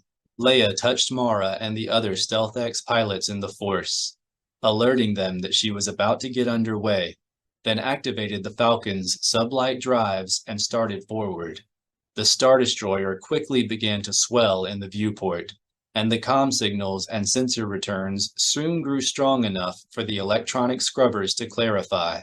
Finally, the Mon Mothma's transponder code appeared on the tactical display, surrounded by a large cloud of symbols denoting War-era XJ-3 X-Wings and Series 4 E-Wings. A comm officer's voice crackled over the cockpit speaker, so raw and scratchy that it was impossible to recognize the owner's species. Millennium Falcon, be advised the Utagetu Nebula is under blockade. Please reverse course. Blockade? Leia made herself sound more surprised than she really was. Under whose authority? The Galactic Alliance's, obviously, the comm officer replied. I ask again, please reverse course. All vessels attempting to enter or leave the nebula will be impounded. Leia's blood started to boil. You be advised that the Falcon is on a Jedi mission. She began to angle ahead of the Mothma's bow. The tactical display, still smudged with blank streaks and small patches of static, showed a squadron of XJ-3s moving to intercept the Falcon. Leia frowned, then said to the comm officer, I trust you've been in the Defense Force long enough to understand the grief you'll face if you interfere with us.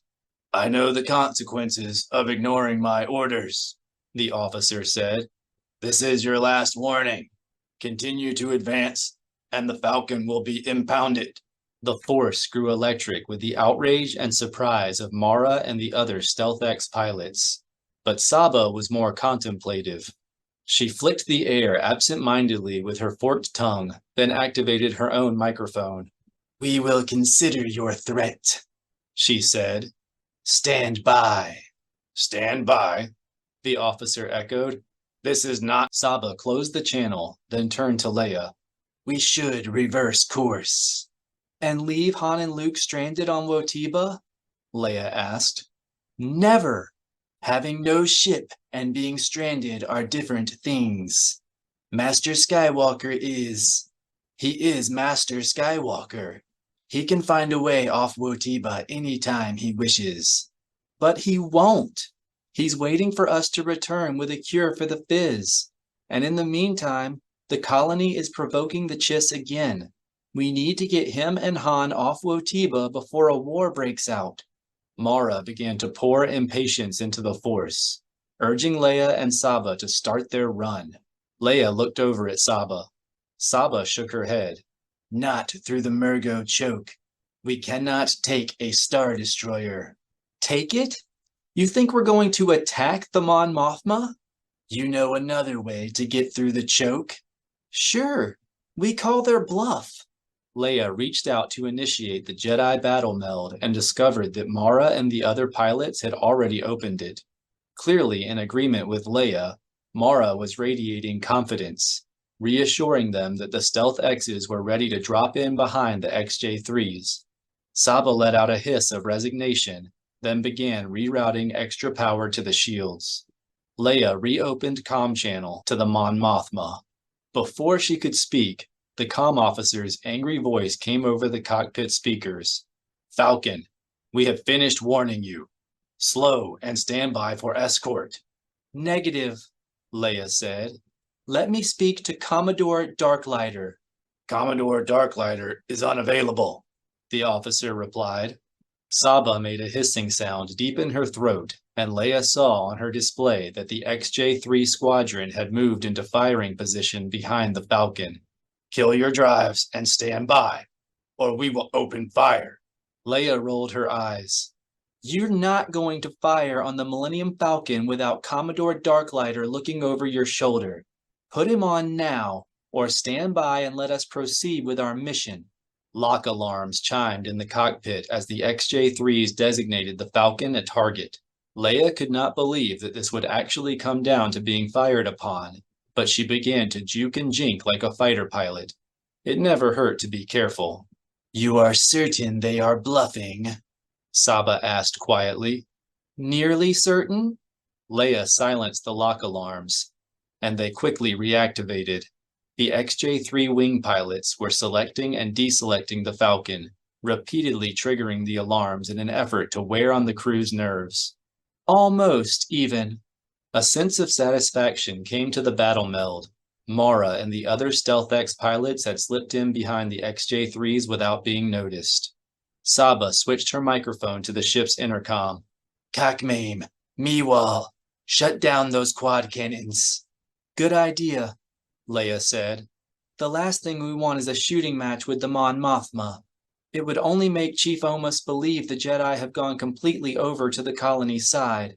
Saba gave her a sideways glance. "That too." Leia sensed through the meld that the Barabel's concern had been more immediate. They were not going to be much use to Han and Luke if they got blasted to atoms here. "I find your lack of faith disturbing, Master," Leia said.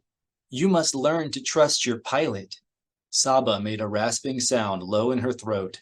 "The pilot this one trusts. It is her arrogant student that worries her." Leia laughed, then activated the intercom again. "Kakmame and Meewal, when you're done in the turrets, go to engineering and power up Han's repulsor beam." Saba raised her brow. "We are going to push the Mothma out of the way?" "Hardly," Leia said. The repulsor beam was a special anti-dart ship device Han had developed the year before by rigging the Falcon's tractor beam so the polarity could be reversed. "But we may need to swat a few flitnats off our tail." Leia reset the lock alarms for what must have been the 10th time, and they did not reactivate. The XJ-3s had stopped flicking their target selectors. The meld began to fill with reptilian battle lust. "If this is a bluff, they are raising the stakes," Saba said.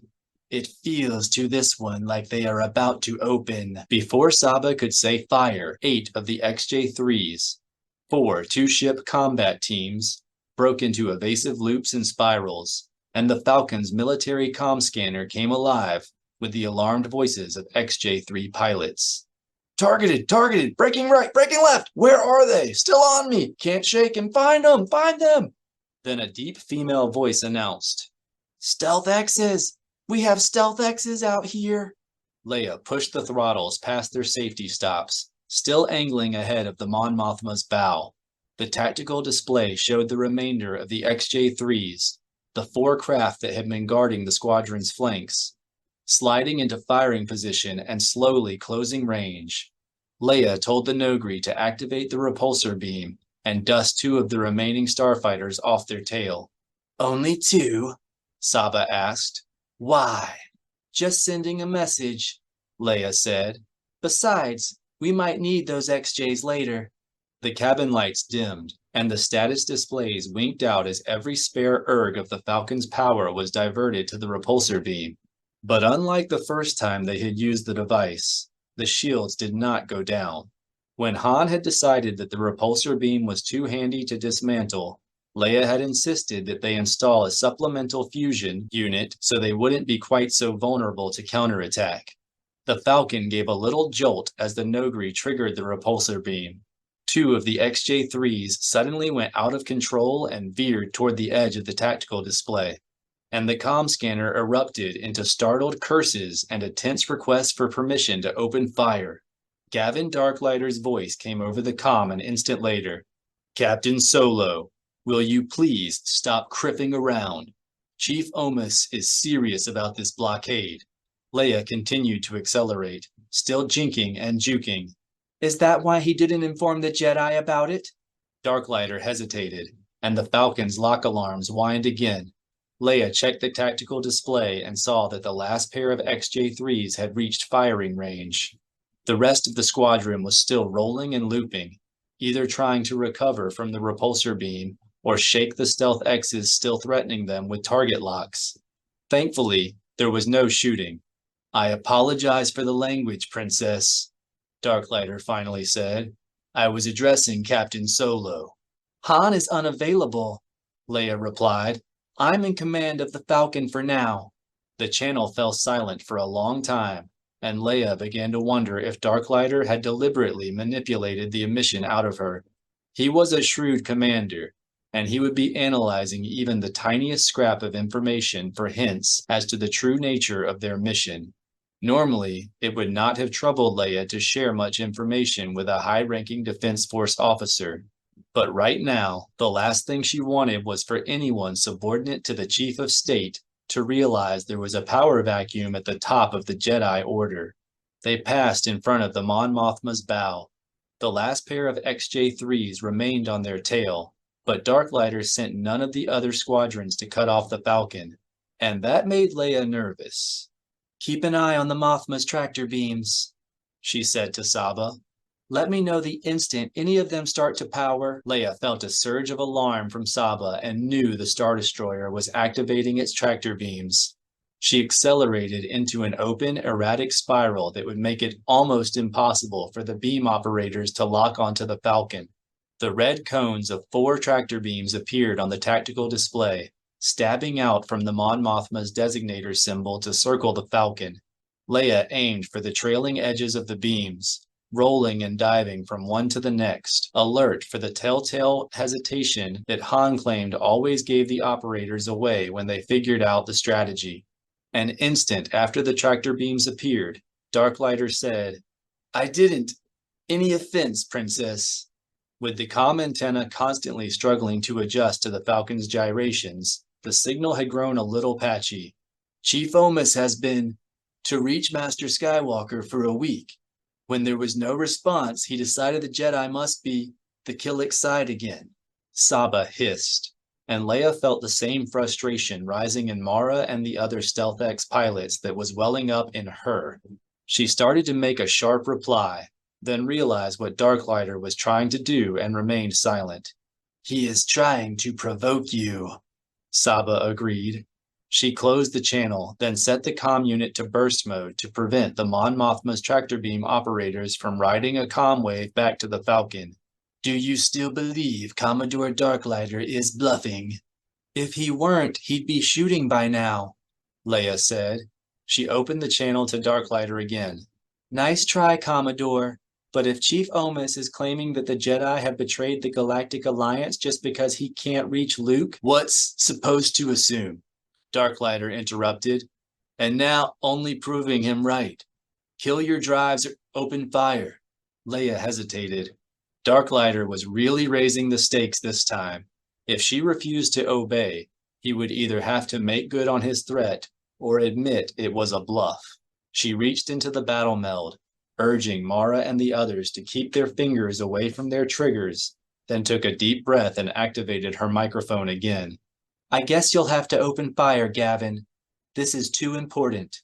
A long silence followed in which even the comm crackles seemed to be growing sharper. Leia angled back toward the center of the choke, placing the last pair of XJ-3s between her and the Mon Mothma, and the Star Destroyer's tractor beams flickered off. She felt a flash of approval from Mara and the Stealth X pilots. Then Darklighter's voice came over the comm again. Blast it, Princess. I'm not bluffing. Neither am I, Leia returned, now that she was past the Mon Mothma and heading straight toward the blue curtain of the Udagetu Nebula. She was happy to keep talking. Every second carried her farther down the narrow alley between the 2 sets of binaries, closer to making that final jump to Udagetu. Gavin, you know Luke. He would never betray the galactic. Nice try, Princess, Darklighter said. As the Falcon drew away from the Mon Mothma, the comm antenna was able to stay focused in one direction. The signal grew stable again. I won't let you stall your way out of this. You have 10 seconds to kill your drives. Leia glanced over at Saba. The Barabel was already on the intercom, warning the Nogri to be ready with the repulsor beam again. This is about Luke and Han, isn't it? Darklighter asked. They're still on Wotiba. That's why Chief Omis can't reach Master Skywalker. Apprehension filled the battle meld. Darklighter's conjecture had been made over an open fleet channel, so there could be no doubt that it would be on Chief Omis's desk by this time tomorrow. Returning Luke to Alliance space had just become a bureaucratic race against Chief Omis. Commodore Darklighter, can we go to a secure channel? Leia asked. In private? I'm sorry, no. Darklighter's tone was sincere. This is a matter of record. You have 5 seconds to kill your drives, Princess. Thank you for the warning, Commodore.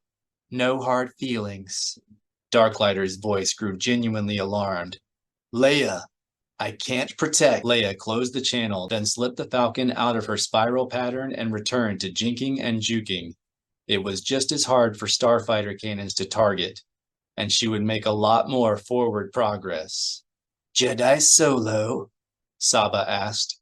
What did Commodore Darklighter mean when he said this was a matter of record? Just that he can't help us, I think. Admiral Bawatu must be aboard. Nek Bawatu, the Bothan who beats the Thrawn simulator. He is in command of the Fifth Fleet, but it doesn't matter. They're bluffing. And if they are not, they are. And anyway, there's a big difference between sim battle and the real thing. Don't worry. This one is curious, not worried. Saba's tone was even, but her irritation was pouring into the battle meld. She is never worried. Right. Sorry. The lock alarms chimed, and the shield display flared yellow as they took an aft port laser cannon hit. Still bluffing? Saba asked. Yes, Master. We're still in one piece, aren't we? An instant later, the Falcon gave a little jolt as the Nogri activated the repulsor beam, and a string of curses came over the comm scanner as the last pair of XJ-3s tumbled away out of control. The battle meld grew still and electric. The relationship between the Jedi and the Galactic Alliance had just changed in a way no one could foresee. Leia checked the tactical display. The Mon Mothma was bleeding more squadrons into the choke, while those that had been on station were moving into screening formations in front of the Stealth X's last known position. No one was coming after Leia and Saba, but the combat controllers were being careful to leave a clear firing lane between the Star Destroyer and the Falcon. Mara reached out through the battle meld, urging Leia and Saba to run for it. The Stealth X's would have to hang back and sneak through later. They would rendezvous on Wotiba. Leia wished her good luck. Then the canopy's blast tinting went black as the first turbo laser strike blossomed ahead. Her shoulders hit the crash webbing as the Falcon bucked through the shockwave. Then space around them erupted into exploding clouds of color as the gunnery crews began to refine their targeting. Jedi Solo! Saba's voice jumped as each shockwave shook the Falcon. Next time, you would listen to your master. Trust me, Leia said. They're just trying to make us believe they're serious. They are doing a good job. Leia swung the Falcon toward the blue giant. We'll run for the big guy. The EM blast will interfere with their targeting sensors, and the gravity well will give us some acceleration. Saba nodded her approval. Good. You have done this before. Only 40 or 50 times. Silently, Leia added, just never without Han. The ride smoothed out for a moment as the Falcon slipped out from under the Star Destroyer's firing pattern.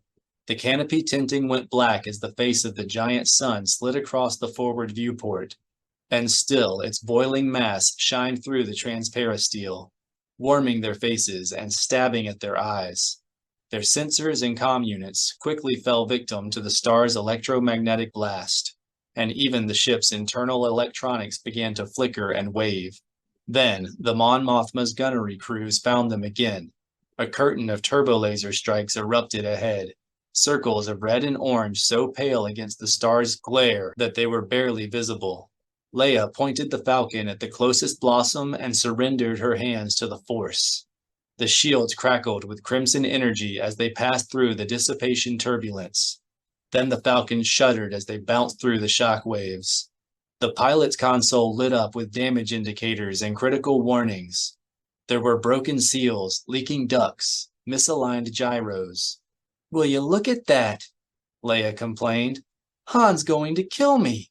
Another blast bounced them sideways, and Saba said, "This one only hopes we last long enough to give him the chance." Judging they had descended about as deep into the star's gravity weld as they dared, Leia pulled up and started around the curve of its massive blue horizon. The Mon Mothma continued to pour turbo laser fire in their general direction, but the electromagnetic camouflage had finally confused their targeting sensors, and none of the strikes hit closer than within a kilometer or two of the Falcon. The turbo laser strikes soon faded altogether, and Leia knew they had rounded the horizon and vanished from the Mon Mothma's line of sight. She rolled the cockpit away from the blue giant and started to pull out of its gravity well. The canopy grew clear enough that the red orb of the blue giant's tiny satellite star shined through the bottom of the forward viewport.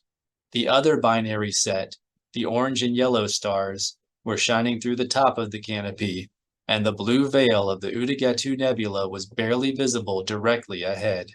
Leia glanced down at her tactical display, silently urging the sensors to come online so they could plot their jump to Udagetu. There was no reason to be anxious. Neither the Mon Mothma nor the fighters could catch the Falcon now, but something still felt wrong.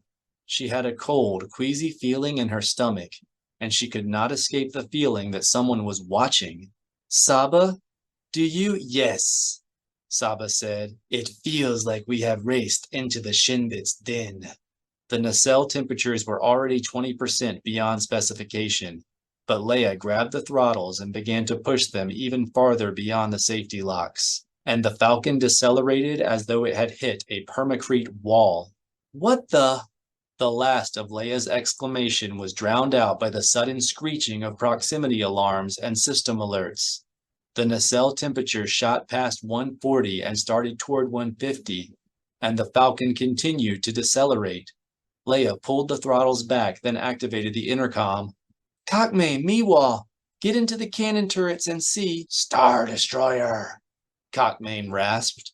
The Falcon began to slide sideways toward a point between the blue giant and its smaller satellite.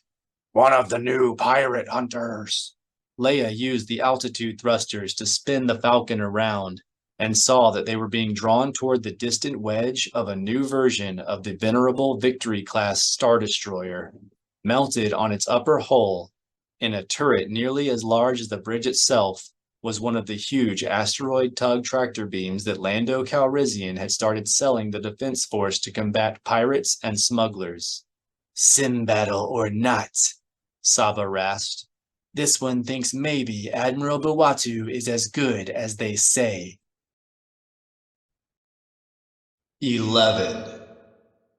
Han sat in his new quarters holding the model of the Millennium Falcon in his lap, running his thumbs over its silky surface, peering into the dark holes of the cockpit canopy, hefting its substantial weight in his hands. Sure, the workmanship was good, and there was something hypnotic about rubbing your fingers over the spin glass.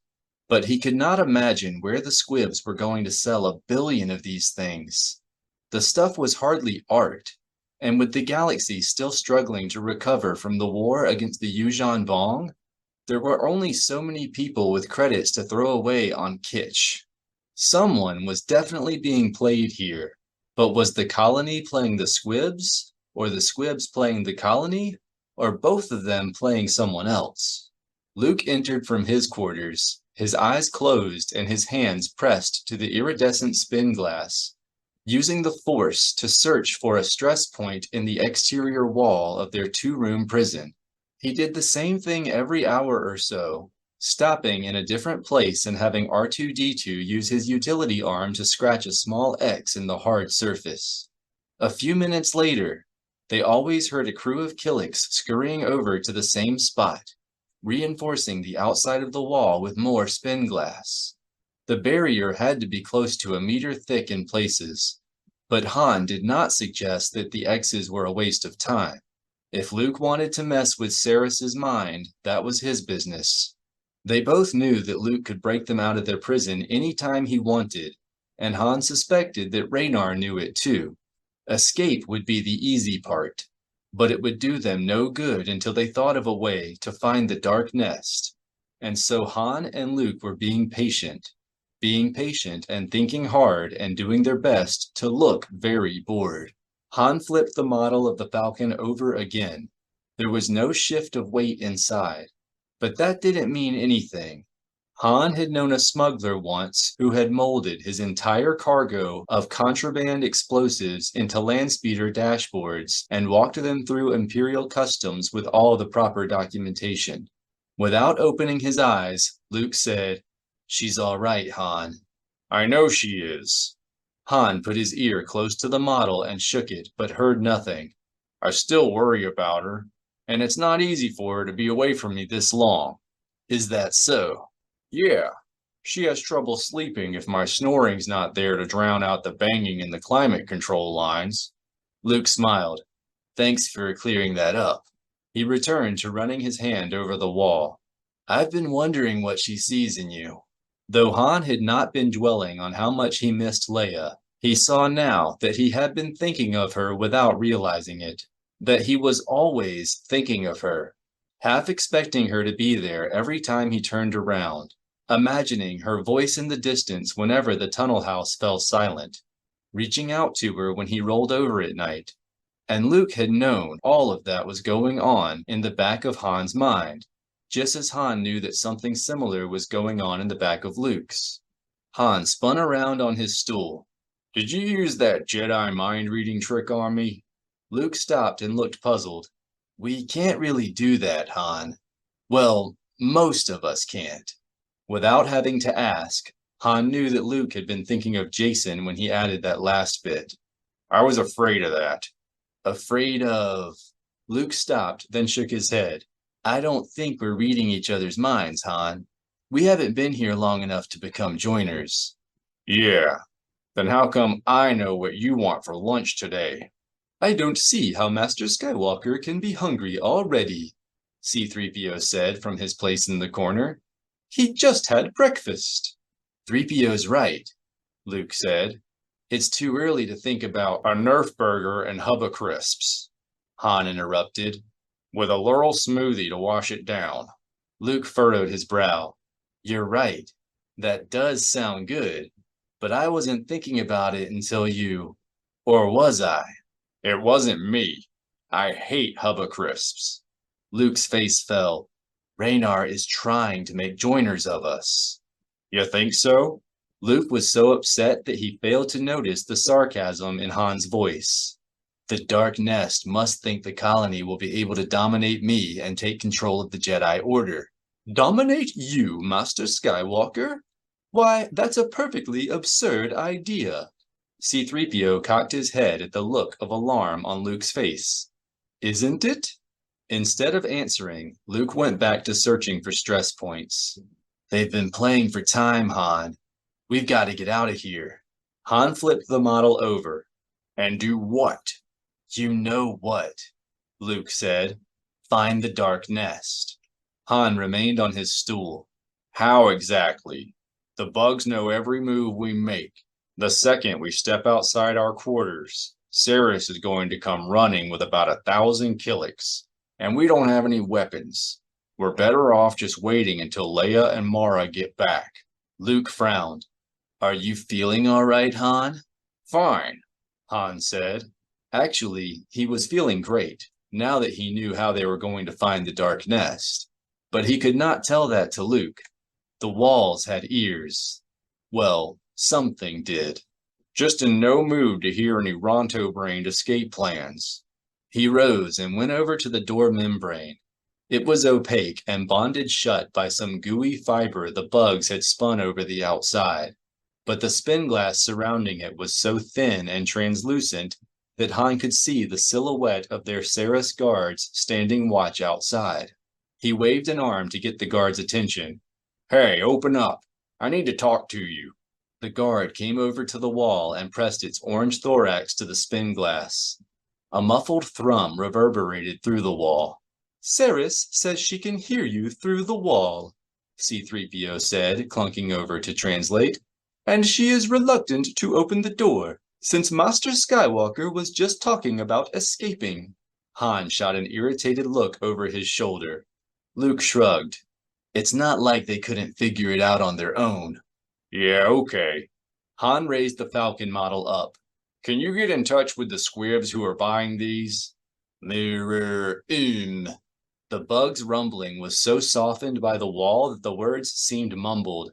More, She seems to be saying that the squibs aren't purchasing the line, they're handling it on consignment. C-3PO turned to Han. I don't think that's wise. From what I recall, the squibs we met on Tatooine weren't very trustworthy. Saris demanded. Don't worry, Han said, addressing the bug through the wall. They won't pull anything on Raynar. Right. Unu Thul has trading in his blood. Besides, with the idea I've got, we're all going to make so much money the squibs won't want to cheat you. I can't believe this, Han, Luke said, coming over to the door. You're thinking about money at a time like this? Yeah, Han said. When it came to money, squibs could do the impossible. But he didn't say that out loud. He tried not to even think it. Luke rolled his eyes, and Han scowled at him, hoping he would finally get the message. Why don't you go input those code sequences Alima gave you or something? The anger that flashed in Luke's eyes suggested their minds were not all that connected. That was low, Han, even for you. Sorry, didn't mean to rattle your cage. Just let me make a deal. I'm trying to make the best of a bad situation here. Fine. Luke scowled at him, then stepped back, shaking his head. Don't let me stand in your way. When have I ever? Han turned back to Saris. Now, how long will it take you to get in touch with the squibs? The bug drummed something short. She wants to know what your idea is, C-3PO said. Han shook his head. No way. I deal directly with the fur bags on this. More. The bug spread its 4 arms and began to back away from the wall. Okay. But if you steal the credit... Han, will you just tell it? There was a glint in Luke's eye that suggested he finally realized Han was up to something more useful than having R2-D2 scratch X's in the spin glass. You're getting on my nerves. Saris returned to the wall. All right, you're going to love this. Han held the model of the Falcon up close to the wall. You're going to produce 1 billion of these, right? Saris nodded. What if I signed some of them? They'd be worth 5 times as much, and the publicity would help launch the entire line. The bug was silent for a moment. Then it clacked its mandibles and pointed at Luke. More? She's inquiring whether Master Skywalker would also sign his models, C-3PO informed them. When Sarlaccs fly, Luke said. I'm a Jedi Master, not some cheap holonet personality. Sure he'll sign, Han said, if the price is right. The bug thrummed something else. Oh dear, C-3PO said. This may be a deal killer. Let me decide that, Han said. What is it? Saris says you'd have to sign 1% of the production run, C-3PO said. No problem, Han replied. 10 million units, Han? Luke asked. That would take the rest of your life. I said it's no problem, Han answered. Even if he were serious about the deal, he knew the squibs were never going to sell 10 million units. Once we become Saris joiners, anybody in the nest will be able to sign. Joiners? Luke cried. Han, that's not going. Look, I'm as disgusted by the thought as you are, but it's going to happen. We might as well take advantage of the situation. The bug boomed. It clacked its mandibles and began to back away from the wall. But Han shook his head and motioned it to the wall again. Not so fast, fella. I don't come cheap, you know. Could have fooled me, Luke muttered. Saris stopped in the middle of the corridor, then ran past their quarters. More? Han shook his head. That I talk about with the squibs. He backed away from the wall. If they're interested, tell them to come see me. The bug gave a non-committal throb and retreated to the other side of the corridor. Han returned to his stool, and Luke came and sat on the bunk next to him. You really think your autograph is worth that much? Luke asked. He held Han's eye a little longer than was necessary, and Han thought he could sense something more in the question. 1,000,000 credits, at least, he said. He passed the Falcon model to Luke, casually flipping it belly up as he did so. And your signature would go double that, maybe triple. Triple? Luke looked genuinely flattered. Really? At least, Han said. He had always been a little too repulsed to ask Jaina and Zek much about how things had progressed when they started to become joiners. But just in case Saris was starting to share his mind too, he tried to keep his thoughts away from what he really intended to ask the squibs. With all the net the Jedi are getting regarding the reconstruction, you're going to be as hot as a blue star right now. In that case, maybe I should consider it, Luke said.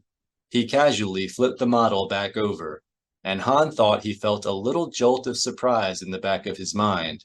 Or maybe that was just wishful thinking. But first, I think I'll take your other advice. Han frowned. My other advice?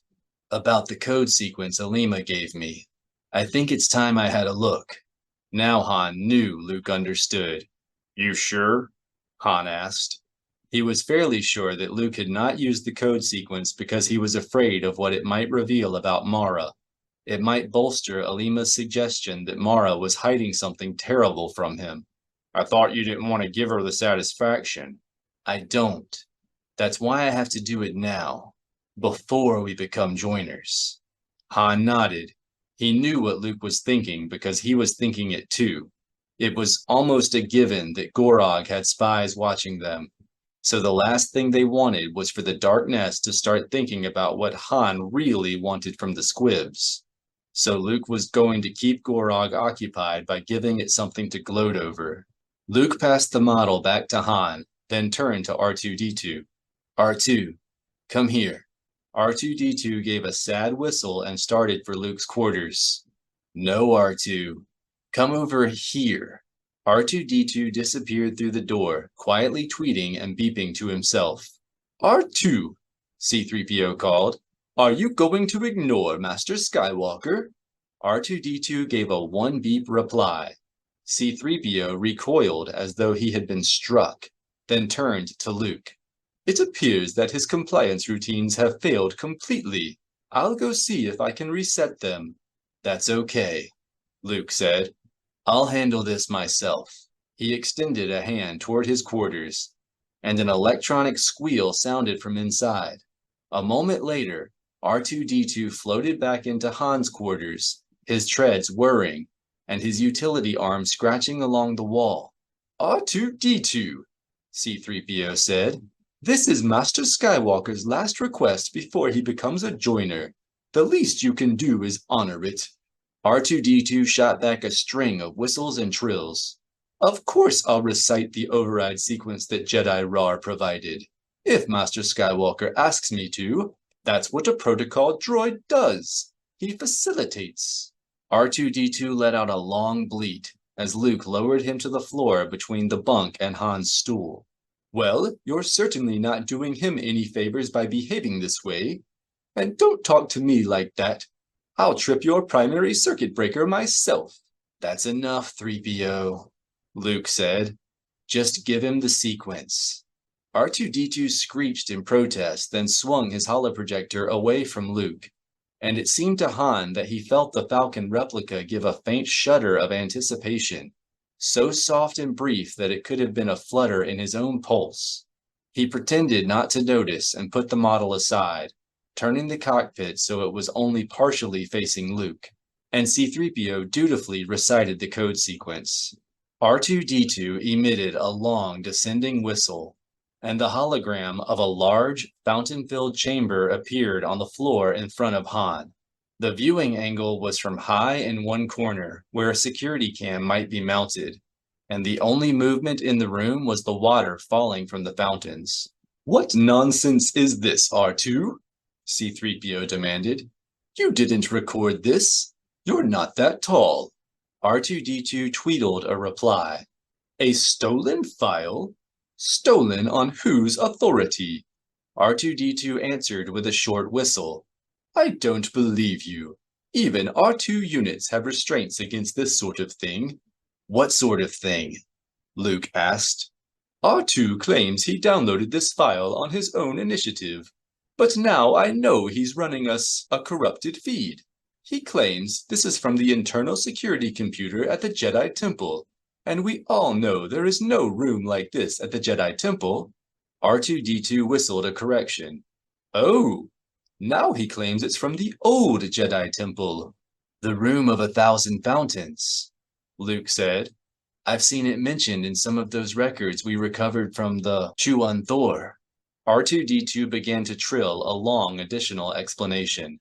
He adds that he had no choice, C-3PO translated. It was during the Jedi Revolt, and his owner had stopped talking to him. They were about to leave on a mission to Mustafar, and he needed to update his friend or foe data. The hologram continued to show the empty room, and Han began to think that the little droid had found one more clever way to keep his secret. Given the effect that secret was likely to have on Luke, Han almost hoped the droid had. But R2-D2's acoustic signaler began to emit a tinny pew-pew of recorded blaster fire. Stray dashes of blue began to streak through the hologram, blowing fountains apart, burning holes in the walls, vanishing into the heights of the vaulted ceiling. Dozens of children dressed in simple Jedi robes and wearing a single braid on the sides of their heads began to retreat into the room. The youngest, those under 6 or 7, simply tried to run or find a place to hide. The older ones were attempting to fight, using the Force to hurl benches and pieces of broken fountain at the attackers. Some were firing captured blaster rifles, while a few were trying to use their newly constructed lightsabers to ricochet bolts at the unseen enemy. For the most part, they failed miserably but bravely, deflecting half a dozen or a dozen attacks before one sneaked through and knocked them off their feet. The teenagers came next, backing into the room with their lightsabers whirling, weaving a wall of flashing energy before a column of advancing infantry. Dressed in what appeared to be early stormtrooper armor, the soldiers assaulted ruthlessly, cutting down fleeing 4-year-olds with the same brutal efficiency with which they slaughtered the Padawans. Han had been just a boy in Garrus Shrike's band of vagabonds when the Separatists tried to break away from the Old Republic, but he had seen enough of the war to recognize the finned helmets and independent joint covers on the white armor the soldiers wore. Clone troopers! R2-D2 gave a confirming tweet. A huge Jedi with stooped shoulders and a gnarled face backed into view, anchoring the line of teenage defenders, his lightsaber sending bolt after bolt back at the attackers, lashing out to cut down one trooper after another. A pair of Padawans stepped in to support his flanks, and the entire line stopped falling back, the lightsabers of the young Jedi weaving an impenetrable wall of energy that, for a few short moments, allowed nothing to pass, not a blaster bolt, nor a clone trooper, nor even, it seemed to Han, a stray glance. A blue lightsaber appeared at the edge of the hollow, beating down the defense of the first Padawan and slashing through his torso, then slipping past the guard of the other one and cutting him down as well. The back of a blonde head and a pair of caped shoulders appeared behind the blue blade and began to carry the attack to the stoop-shouldered Jedi. The two stood battling toe-to-toe for only an instant before the caped figure slipped a strike and brought his own blade down on the defender's stooped shoulder, cleaving him deep into the torso. The Jedi's gnarled face paled with shock, and he collapsed in too much pain to scream. The Padawans continued to battle on valiantly, but without the burly Jedi to anchor their line, they were no match for the sheer numbers assaulting them. Their defense collapsed, and the caped figure stepped aside, standing in seeming indifference as the clone troopers poured past to continue the slaughter of the children. Han felt sickened and angered by what he was watching, but he also felt a little bit relieved. Mara would have been only a baby, Or perhaps not even that, when the Jedi were slaughtered. Whatever Alima hoped to reveal with the code sequence, the scene they were watching could have nothing to do with Mara. Finally, the last of the children had fallen, and the clones stopped firing. The caped figure studied the room for a moment, then gave a barely perceptible nod and turned back toward the entrance. The face that stared into the cam was clouded with anger, the eyes sunken and dark, the mouth set in a grim slash. But there was no mistaking who it belonged to. Anakin Skywalker. That's enough, R2, Luke said. His face remained a mask of composure, but he rose and turned toward his own quarters. Thank you. R2-D2 deactivated his holoprojector, then emitted a long descending whistle and started to follow Luke through the door. Han quickly rose and blocked the little droid's path. Better stay put for a while. I'll handle this. R2-D2 spun his photoreceptor toward C-3PO and trilled a long string of notes. I don't know why you're blaming me, C-3PO said. I was only following instructions. Han went to the doorway connecting his quarters to Luke's, and found Luke floating cross-legged in the air, the backs of his wrists resting on his knees. Without opening his eyes, Luke said, I just need to center myself, Han. Yeah, that's what I figured. As Han spoke, he saw that Luke wasn't the only thing floating in the room. So were the stool, the bunk, and the X-Wing replica Raynar had presented to him. The replica seemed to be trembling with excitement. That was kind of rough in there, even on me. I'll be okay, Han. I just need to center myself. I'll bet. What I don't get is how Alima knew what that code sequence was going to access. Even if she's telling the truth about that Daxar Eyes character, she didn't say anything about him working on R2. There's no way he should have known what's in the memory sector R2's hiding. Oh, I'm quite certain he didn't, C-3PO said from behind Han. The code Alima gave me was undoubtedly a universal key. Most droid brain designers bury them in the circuitry architecture as a safeguard against data lockouts and irreversible shutdowns. They simply force a unit to convert its most secure file to an open access file. In R2's case, that file was one incriminating him in the worst sort of data theft. No wonder he didn't want to reveal it. That's great. Luke's eyes were still closed, but he was sitting on the floor now, as were the bunk, the stool, and the replica. But I really need... You said the code was a universal key? Han said, turning around to face C-3PO. You mean it could unlock all of R2's files? R2 issued a sharp tweet, but C-3PO ignored him. If we knew the basis for the code progression, of course. But now, even R2 knows that. It has self-changing variables, so unless we know the original algorithm and variables... Okay, I get it. Han glanced back into the room, where Luke had given up trying to meditate and was simply sitting on the floor looking up at the doorway. It's probably just as well. A furrow came to Luke's brow. Han, all right already. He turned and shooed C-3PO away from the door. Will you give the man some room? He needs to center himself. Han, I'm going already. Han, that's not it. Luke closed his eyes. I think it's time to close your deal. Already? Han turned toward the door membrane. I thought the squibs would play it a little cooler than that. Luke frowned. I don't think it's the squibs. You go on. He glanced down at the replica of his X-Wing, then motioned Han out his door. I need a minute to finish my meditations, but I'll be there when you need me. Han turned toward the interior wall of his quarters, where a group of silhouettes were just growing visible through the translucent spin glass. Most of the figures were obviously Killiks, with shadows in their hands that suggested electrovolt assault rifles and Verpine shatterguns. But the two silhouettes in the center had only 2 arms each and carried no visible weapons. They were about squib height, but a little too stocky and flat-faced. A Saris guard pressed its thorax to the wall and boomed an order. She's ordering us to step away from the door, C-3PO said. Han looked around and held his arm out to his side. Where do you expect us to go? We're already in the back of the room. The guard drummed in acknowledgement.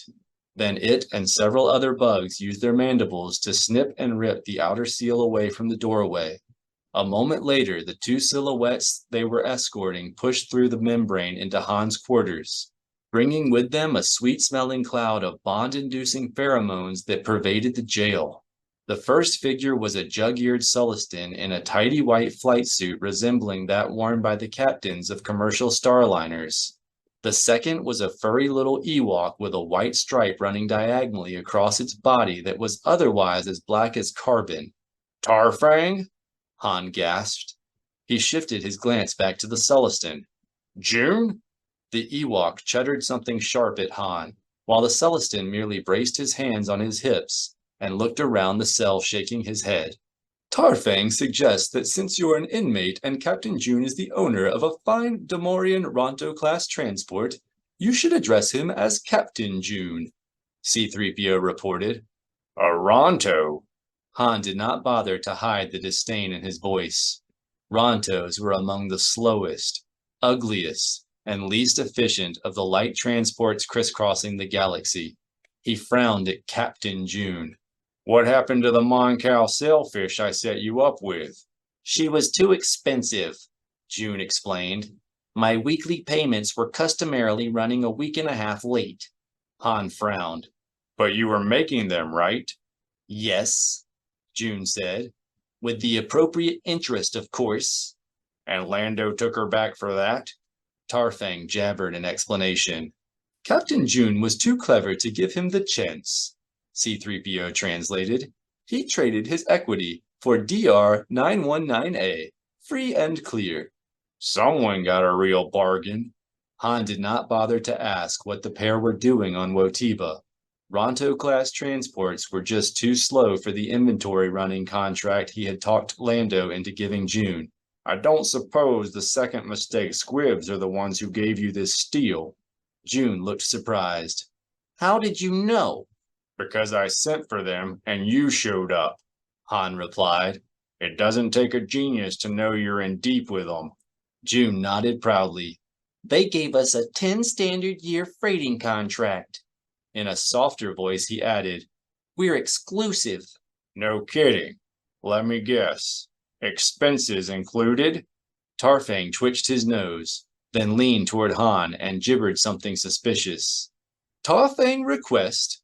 The Ewok whirled on C-3PO and barked a single word.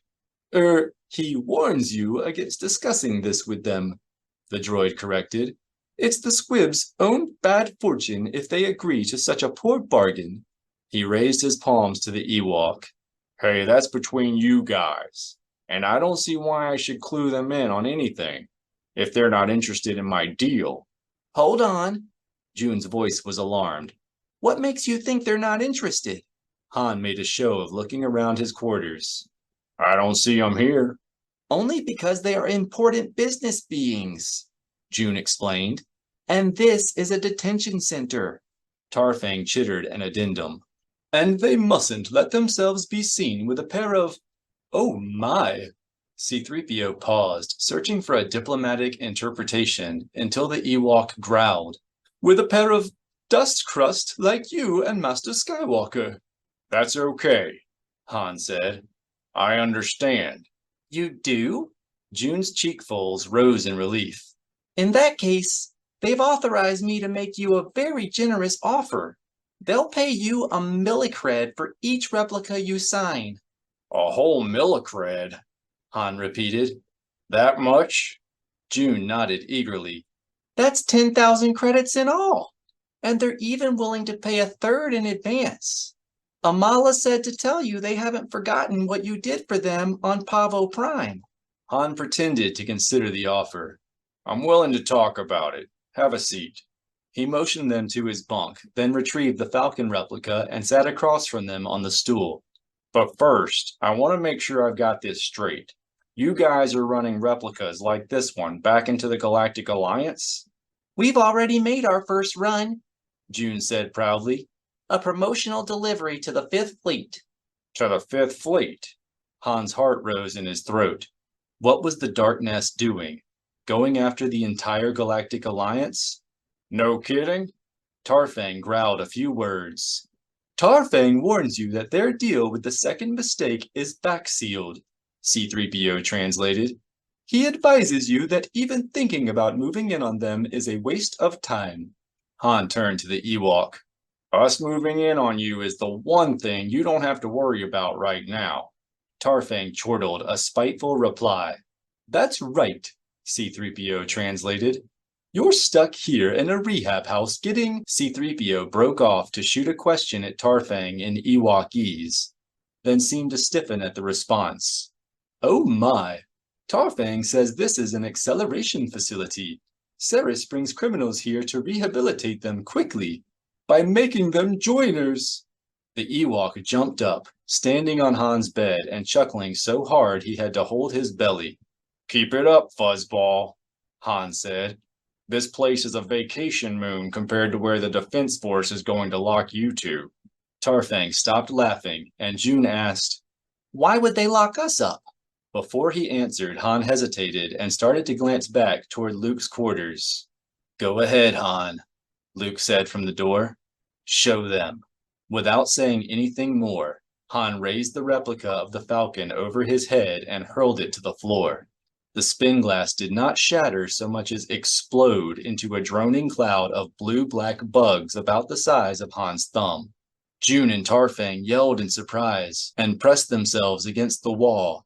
Han cried out and tumbled off the stool backward as the swarm boiled into the air before him. He had been expecting a single hand-sized Killik inside the replica, not a dozen smaller ones, not dozens of smaller ones. The cloud began to arc toward Han, tiny droplets of venom glistening on the proboscises between their curved mandibles. He grabbed the stool and started to swing it up to bat them away, then felt Luke's hand on his shoulder. Stay down. Luke stretched out his arm, and the swarm went tumbling across the room and splattered against the wall, leaving the ivory spin glass flecked with palm-sized stars of gore. The room fell abruptly silent, and the air immediately grew sickening with the smell of insect methane. Luke pointed to Han's bag, sitting under his bunk. Get some undershirts and wipe the wall down. I can only hold the illusion for a few minutes. Why my shirts? Han demanded. Because mine are in the other room, and the illusion is only in here. Yeah, I'll bet you planned it that way. Han pulled the bag out from under his bunk, then pulled out 2 undershirts, all he had, and passed them to June and Tarfang. Get busy. June immediately went over to the wall, but Tarfang simply looked at the cloth and sneered. Before the Ewok could ask the question that was almost certainly coming, Han pointed at him and said, Because if you don't, I'm not going to tell you how to fix the mess you've made for yourselves. Tarfang chittered a long reply, which C-3PO translated as, What mess? Like the one we're cleaning up here, only a whole lot worse. Han pulled a spare tunic from his bag and went over to the wall.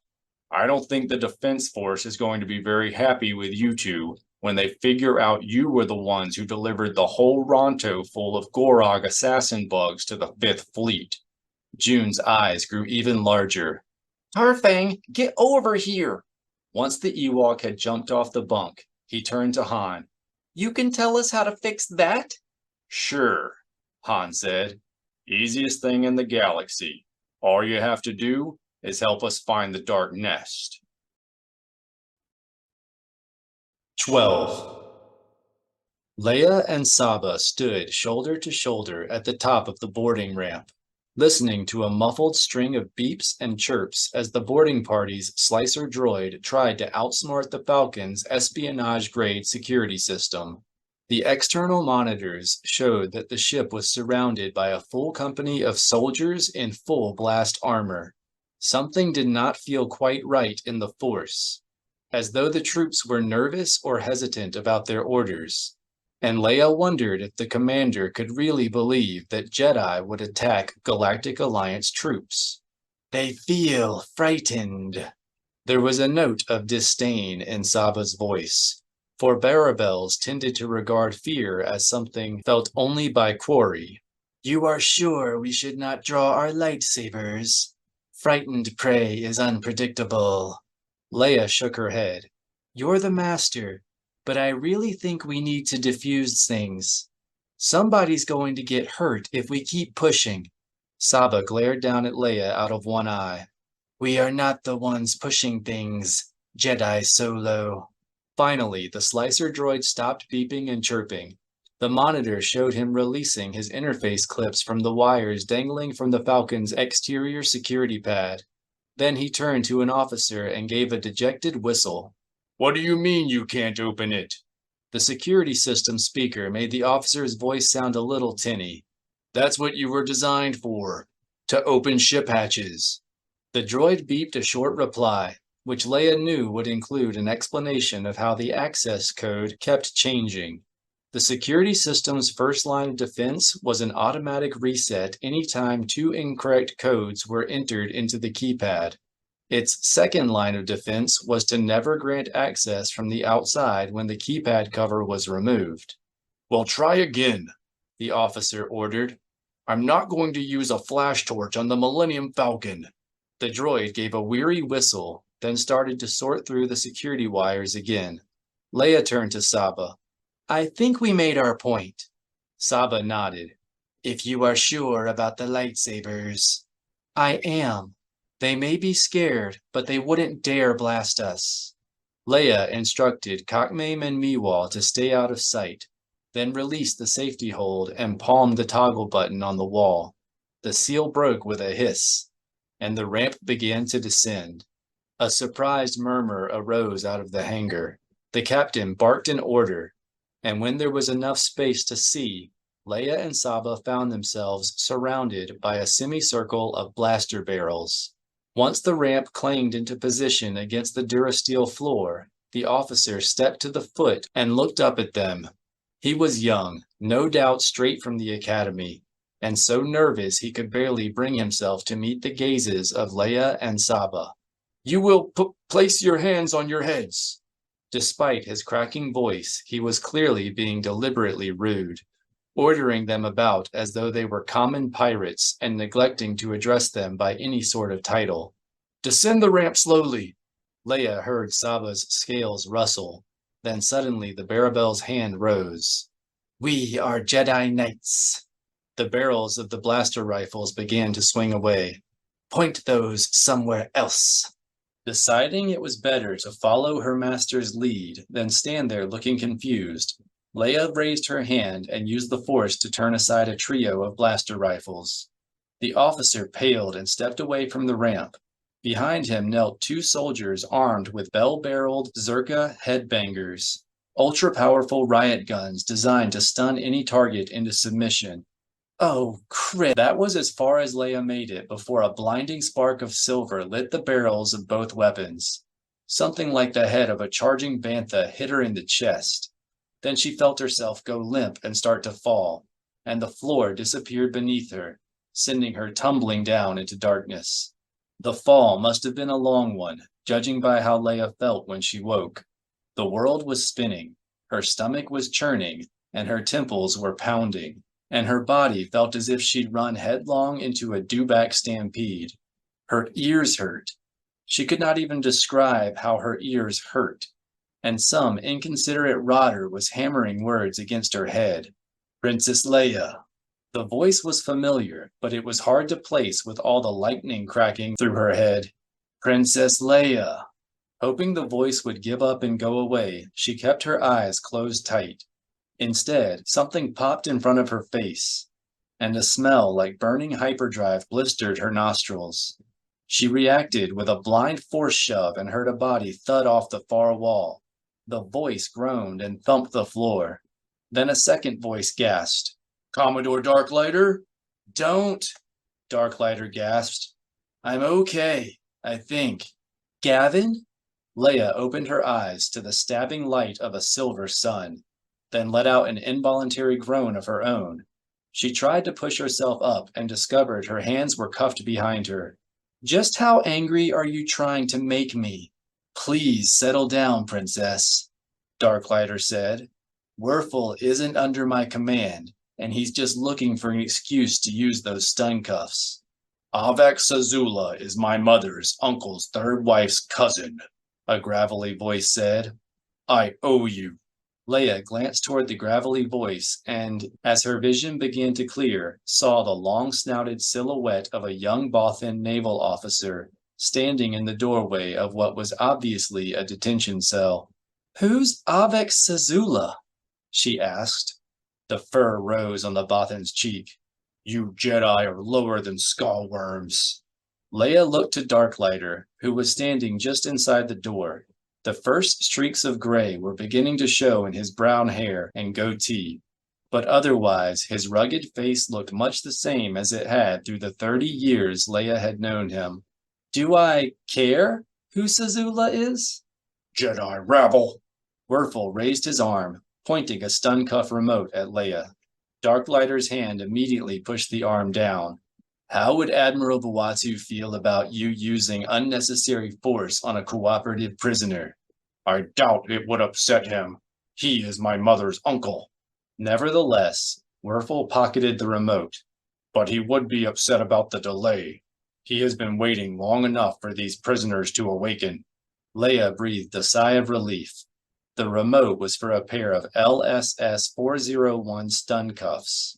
Not as sophisticated as the LS-1000 automatics she and Han carried aboard the Falcon, but just as powerful and painful.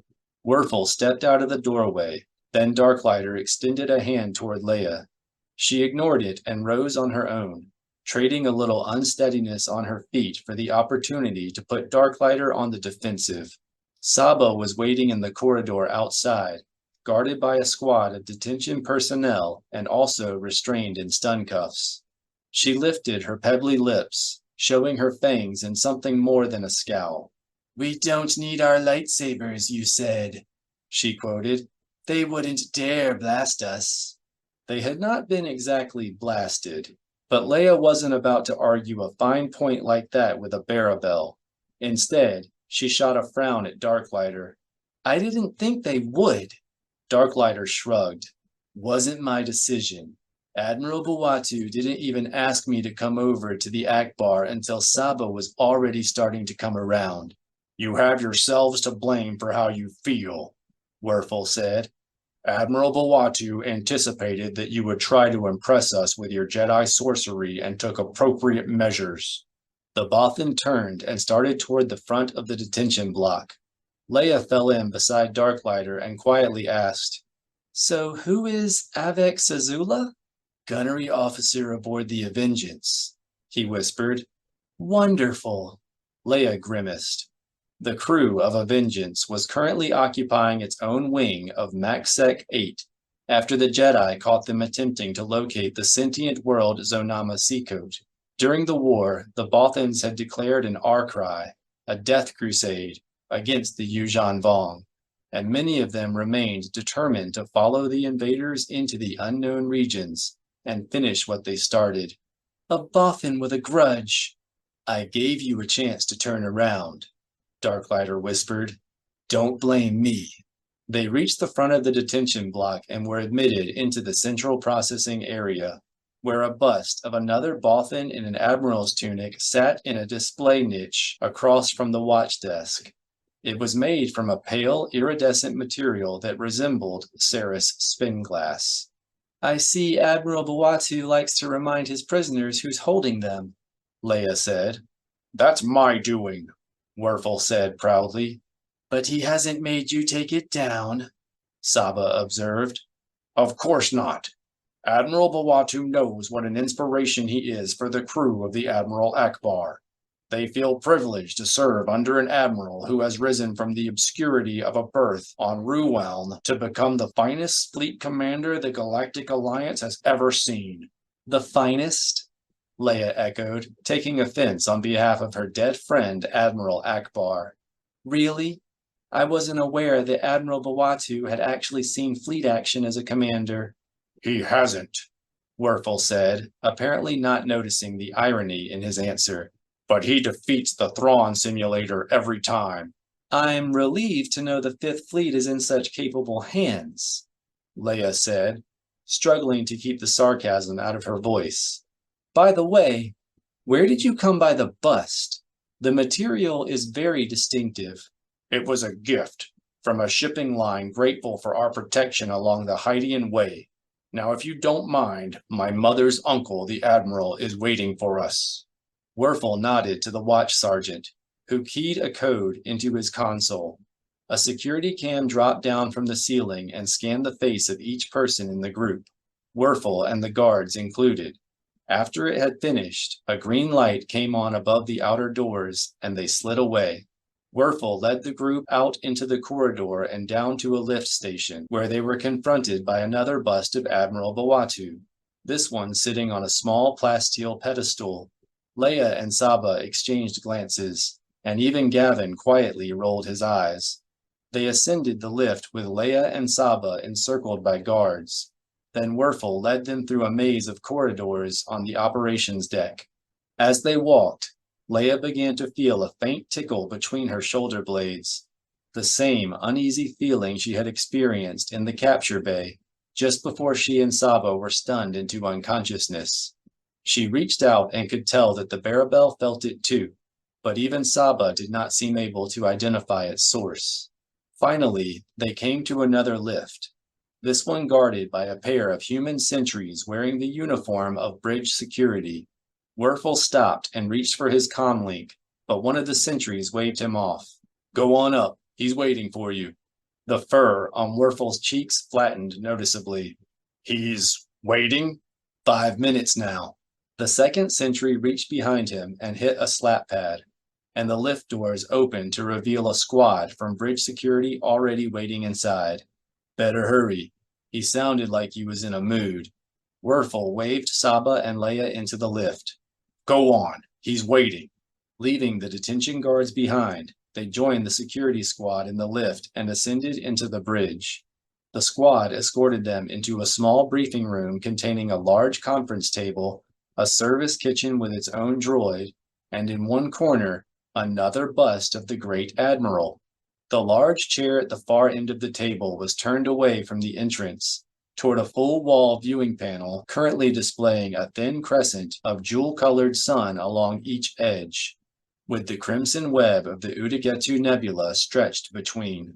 The security squad guided Leia and Saba to the near end of the table, then took up positions behind them.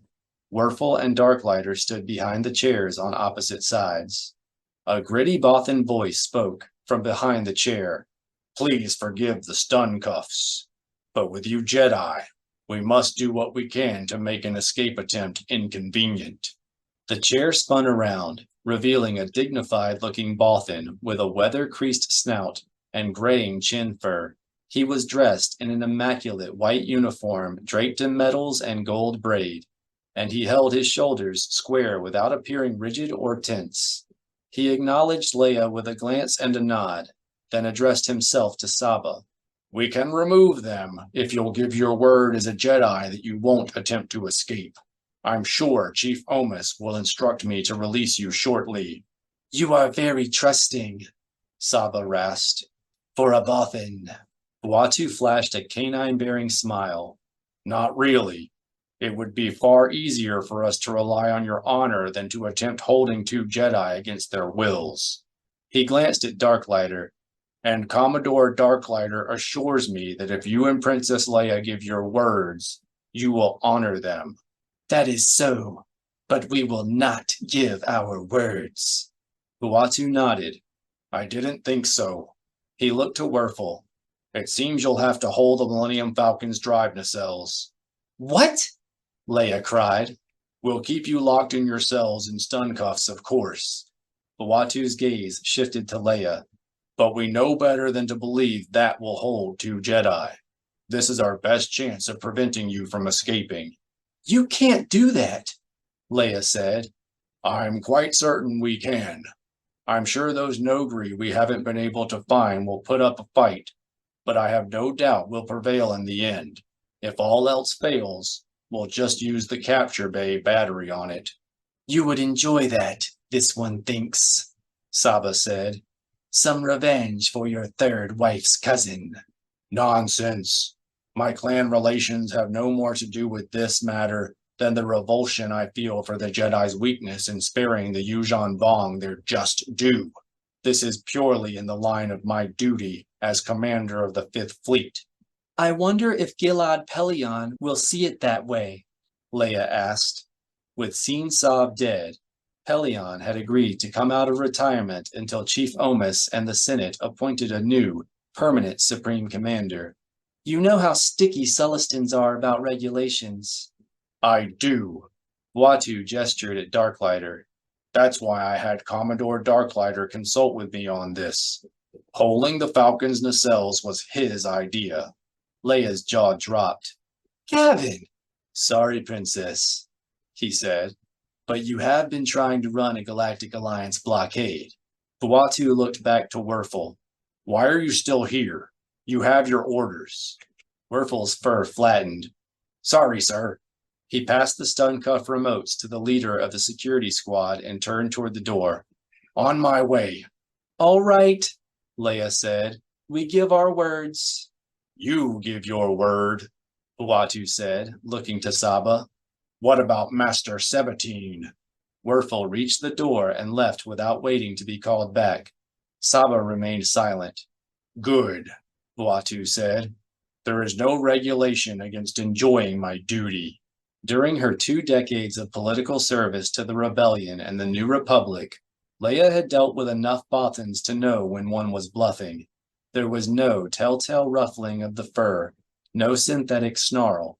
Watu was patiently waiting for Saba to make up her mind, and the gleam in his eye suggested that he hoped she would remain silent. Saba, I don't think he's bluffing, Leia said. He is not, the Baravel said. We will have to take one of the Akbar's message skiffs instead of the Falcon. I have no doubt you can, Watu replied. But thank you for the warning. Leia began. Master Sabatine, if we give our word, we place Han and Master Skywalker in Chief Omis's mercy. Saba interrupted. That we cannot do.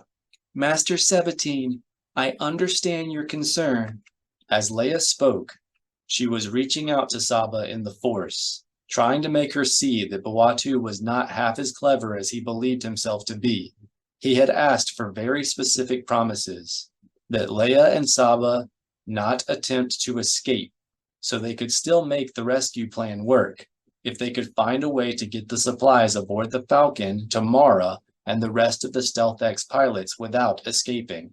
But you know how Cockmame and Meewall are. If something happens to the Falcon, they'll try to take out this whole Star Destroyer. There is no try. Saba flicked her tongue. They will. Watu drummed his clawed fingers on the table and looked at the door. We can't let that happen, Leia pressed. You must give Admiral Watu your word. Saba let out a long, harsh croak that actually made Watu recoil. Very well. This one promises. Watu's bushy brows fell. Finally, you surprise me. He looked to the leader of the security squad. Release the stun cuffs. The leader punched a code into the remote, and the stun cuffs opened on both Leia and Saba. Please sit. Watu gestured to the chairs at their end of the table. Would you like something from the service kitchen? No, thank you. Leia's throat was raw with thirst, but Saba had drilled into her time and time again that it was important to maintain the Jedi mystique as it was to master the Force. I'm fine for now. This one will have Membrosia. Saba used the Force to pull out a chair, then perched on the edge, wrapping her tail onto her lap. Gold, of course. Watu narrowed his eyes. This is a military vessel, he said stiffly. Spirits of any sort are not allowed on board. None. Saba let out a disappointed snort. This one hopes it will not be too long before you hear from Chief Omis. As do I. Watu asked the droid to bring him a tall glass of iced fizz water, then said, There is one other matter we must attend to before I have you escorted to your new cabins. Aren't you forgetting something? Leia asked. Watu frowned. That's highly unlikely. I think she's worried about the Falcon, sir, Darklighter said. Is she? The Admiral depressed a hidden button on the tabletop, and the door opened to reveal Werfel standing at attention on the other side. The younger Bothan smiled at Leia and stepped back into the cabin. You keep your promises, Buatu said. and I'll keep mine. So much for the Jedi mystique, Leia thought. Good. Saba rose. Then we are done here. This one is ready to go to her cabin. In a moment, Buatu said. I want you to call your fellow Jedi in. We've been trying to reach them for 3 days. 3 days? Leia gasped. You've been unconscious for 4, Darklighter said. I'm afraid I overestimated your Jedi resiliency, Buatu added. I ordered the boarding party to set the headbangers to maximum, so you can see why we're growing concerned about your escort. They must be running out of air, water, and food by now. Maybe even power, Darklighter said. I've heard that Stealth X's draw down faster than standard XJ series. Leia glanced over to see how Sava wanted to play this. The Barabel was her master, and received absolutely no hint, either in her expression or through the Force. Leia's choice. Leia turned to Buatu. We were trying to run the blockade, you know. As she said this, Leia reached out to Mara in the Force and felt her somewhere nearby, deep in Force hibernation. Has it occurred to you that our escort is already gone? Frankly, no, Darklighter said. I doubt they went to Wotiba with no way to refuel before combat. No pilot would. By the way, we have removed your cargo to a safe location, Buatu added. I wouldn't want you to get any ideas about shooting a few fuel cells out to your friends without actually trying to escape. Leia's heart sank, but she was careful to maintain a neutral face. Buatu did not know as much about Jedi as he believed. Mara and the others could stay in their Stealth X's for another week by remaining in their Force hibernation.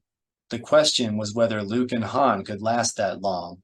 Okay, they're still out there, Leia admitted, but I won't call them in. Buatu's brow rose in surprise.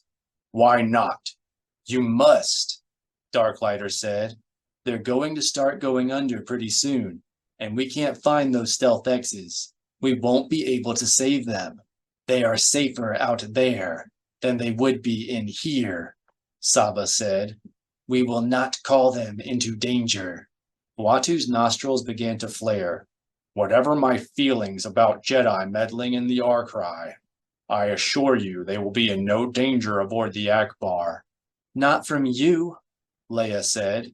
She had vague sense of where Saba was trying to go with this, but could not tell whether the Barabel had sensed some new menace or was simply trying to play Buatu. Something is wrong on this ship. Master Sabatine and I have been sensing it since we came aboard. Buatu pushed back in his chair. Please, you're talking to a Bothan. I see what you're trying to do. We are trying to protect you, Saba growled. From what? Saba and Leia looked at each other. Then Leia admitted, The Force is not clear on the matter. Then please let me know when the Force does become clear on the matter. Buatu's tone suggested that he did not think that would ever happen. Until then, do not attempt frightening my crew again. I assure you it will do nothing to speed your release. Darklighter said, Admiral, that isn't what's happening here. If Princess Leia says she feels something wrong, then it bears investigating. Buatu turned to glare at Darklighter. Is that your opinion, Commodore? Or is there some General Defense Force directive that I'm unaware of? Darklighter drew himself up straight. Sir, that is my opinion. Buatu fell silent, and Leia thought for a moment. They had convinced him of the danger. Then the Admiral stood. Do you know what I think, Commodore Darklighter?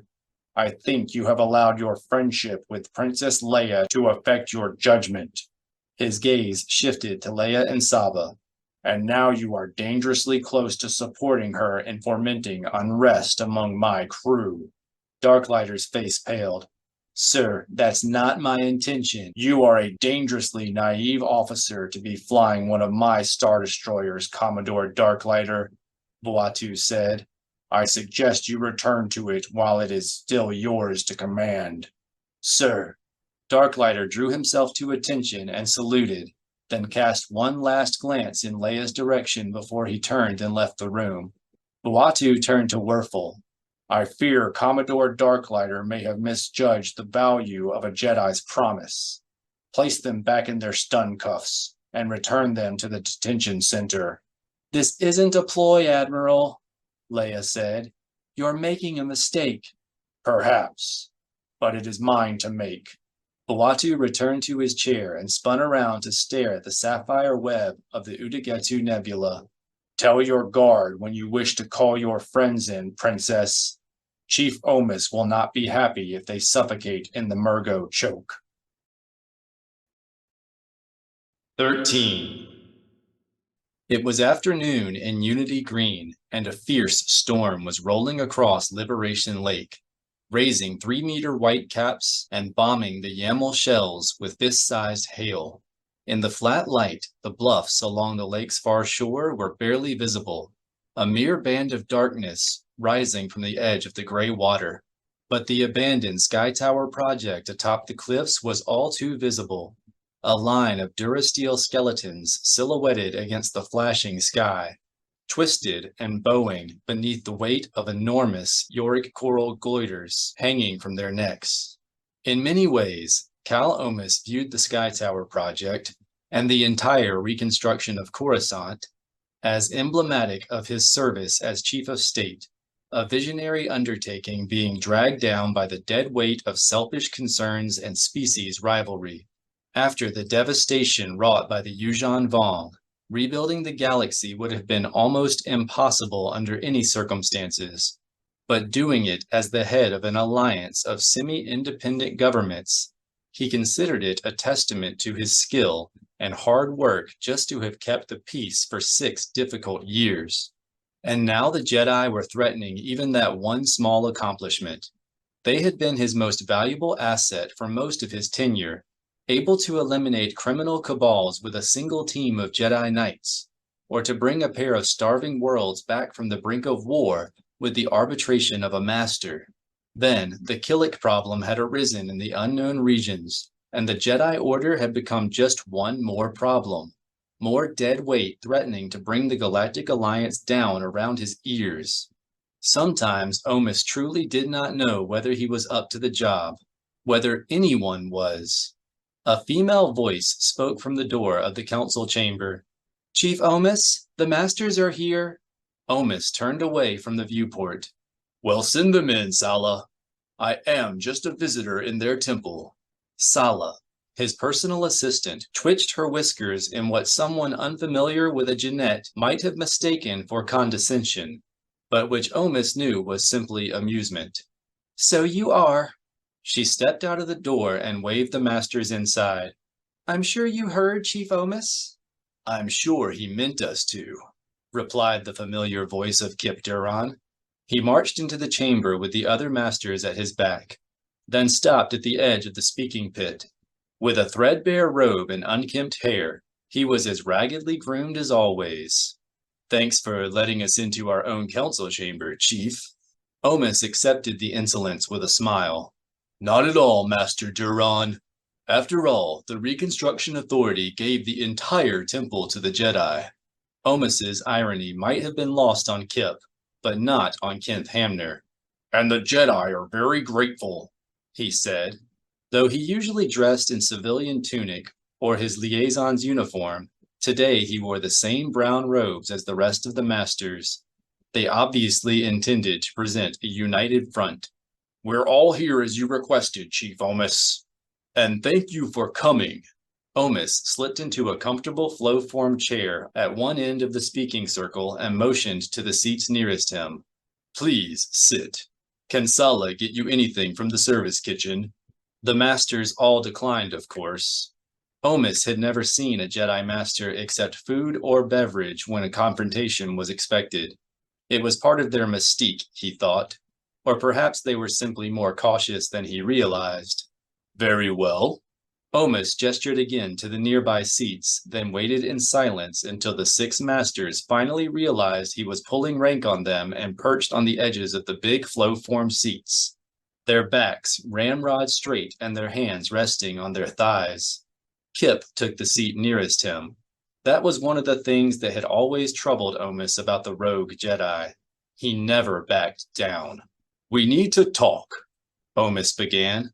"Normally, I would bring a matter like this up with the 6 masters who sit on the advisory council, but Masters Skywalker and Sabatine seem to be unavailable. I've asked Masters Horn and Katarn to sit in their place." "On whose authority?" Kip demanded. Omus raised his brow in feigned surprise. "No one's. I felt this discussion should include 6 masters instead of 4. He turned to Hamner. "Is that a problem?" "Yes," Kip blurted. "When you hand-pick." "It's fine," Hamner said, cutting Kip off short. He shot the younger master a warning glance, but the damage had been done. Corrin furrowed his brow, and Katarn's brown eyes grew as hard as larmal stone. "We don't speak for the entire order, but we can certainly listen on its behalf." Omus nodded. "That's all I ask." Knowing how easy it was for Jedi to read emotions, he tried not to gloat. He let his gaze drift toward Corrin, then said, "First, I must start by saying how disappointed I am that you've been keeping Master Skywalker's absence from me. It has led me to imagine some very disturbing scenarios, I'm afraid." Corrin's gaze shifted. But Kip said, "Master Skywalker's whereabouts aren't your concern. Actually, they are his concern," Kyle Katarn said. He was still a slim and fit-looking man. His beard and hair were beginning to show the first shocks of gray. "I'm sorry you felt we were keeping secrets from you, Chief Omus. The truth is that Master Skywalker's absence took us by surprise, and we were afraid you would try to take advantage of the situation." "Take advantage." Omus kept his voice pleasant. Divide, then conquer. It was one of the lessons he had learned by watching Admiral Akbar. "By trying to usurp his leadership?" "We know how upset you have been over the Killiks," Tracina Lobi said, a golden-haired Chev woman. Lobi resembled a pale-skinned human with obsidian eyes, a heavy brow, and a sloping forehead. "So yes, we are concerned about your intentions." "My intentions are to protect the Galactic Alliance," Omus said simply. "What the Jedi are doing places our relationship with the Chiss at risk." "We prevented an interstellar war," Kip interrupted. "We saved billions of lives." "That is in the past," Omus said, raising a hand to stop Kip's protest. "I'm talking about the present. The Jedi are the last ones who need to be reminded of the havoc Black Membrosia is wreaking on our insect worlds. Shipping losses to the Udagatu pirates are approaching wartime levels. And do I really need to remind you of the death of Seen Sav?" "The Jedi are well aware of the trouble the Killiks are causing, Chief Omus," Katarn said. "That doesn't mean we are ready to surrender control of the Order to you." "The Jedi need leadership," Omus countered. "Surely you all see that as clearly as I do. The situation just keeps getting worse. There's even a rumor that the Killiks tried to assassinate Queen Mother Tenel Ka." Though the master's expressions remained outwardly unreadable, their silence told Omus all he needed to know. "Something else you have been keeping from me." He shook his head wearily, then looked out the viewport at the silhouettes of the distant sky towers, bowing and swaying in the wind. "My friends, we cannot go on like this. Too much depends on us." "We all agree on that, Chief Omus," Corrin said. "But we've discussed this, and we can't allow you to assume direct control of the Jedi Order." Omus nodded. "Of course, I'm not a Jedi." "Actually, only Master Duran feels that has anything to do with it," Lobi said. "The problem lies in what you are, the Chief of State." Omus frowned. "I don't understand." "We cannot allow the Jedi to become a tool of office," Hamner explained.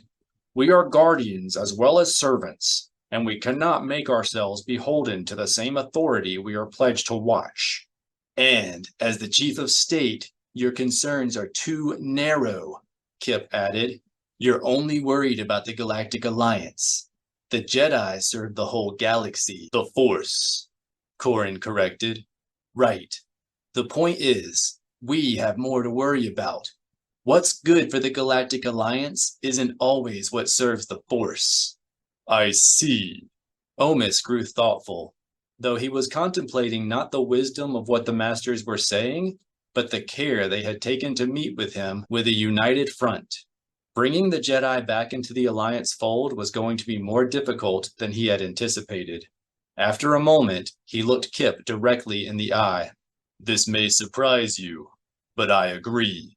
For once, the Masters appeared stunned. You do? Kip asked.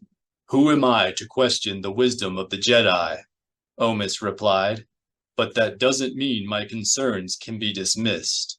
The Jedi are floundering, which means the Galactic Alliance is floundering, and that is something I cannot allow. We must do something. We are doing something, Kip said. Han and Master Skywalker are looking for the Dark Nest, and then we're going to destroy it. Like you did last time? Omis asked immediately. I'm sure you'll understand my complete lack of confidence in that plan. Dark Nest Membrosia has ruined the economy of the entire Roche asteroid field. And, as you know better than I, Dark Nest assassins have apparently attacked the Queen of an Alliance member state. The Masters fell into silent contemplation. Omis allowed them to ponder his words for a few moments, then decided the time had come to drop his bomb. And there is something you may not realize. After the Jedi intervention at Koribu, the Chiss seem to believe that it is your responsibility to persuade the colony to withdraw from their frontier. They've given you 10 days to stop further migration into the buffer zone, and 100 days to persuade the Killiks to withdraw the colonists who are already there. For the first time he could recall, Omis had the pleasure of watching the jaws of several Jedi Masters drop. Those aren't reasonable terms, Hamner said. And a remarkable expression of trust, considering that they're Chiss. Omis allowed himself one small smirk. Though, considering the Order's disarray without Master Skywalker available to guide it, I'm wondering if it wouldn't be more honest to let them know that they're on their own. All of the Masters gave voice to their disapproval and dismay, but Kip was loudest. That's not your decision to make. Omis fixed the shaggy-haired Master with his iciest glare. To the contrary, Master Duran, it is very much my decision.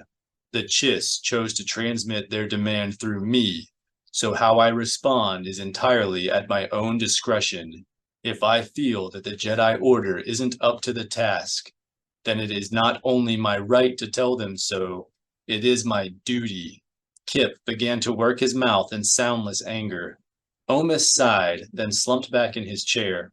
Hamner, who had nearly as much experience on the bureaucratic battlefield as Omis himself, was the first to realize that the chief was waiting for them to open negotiations.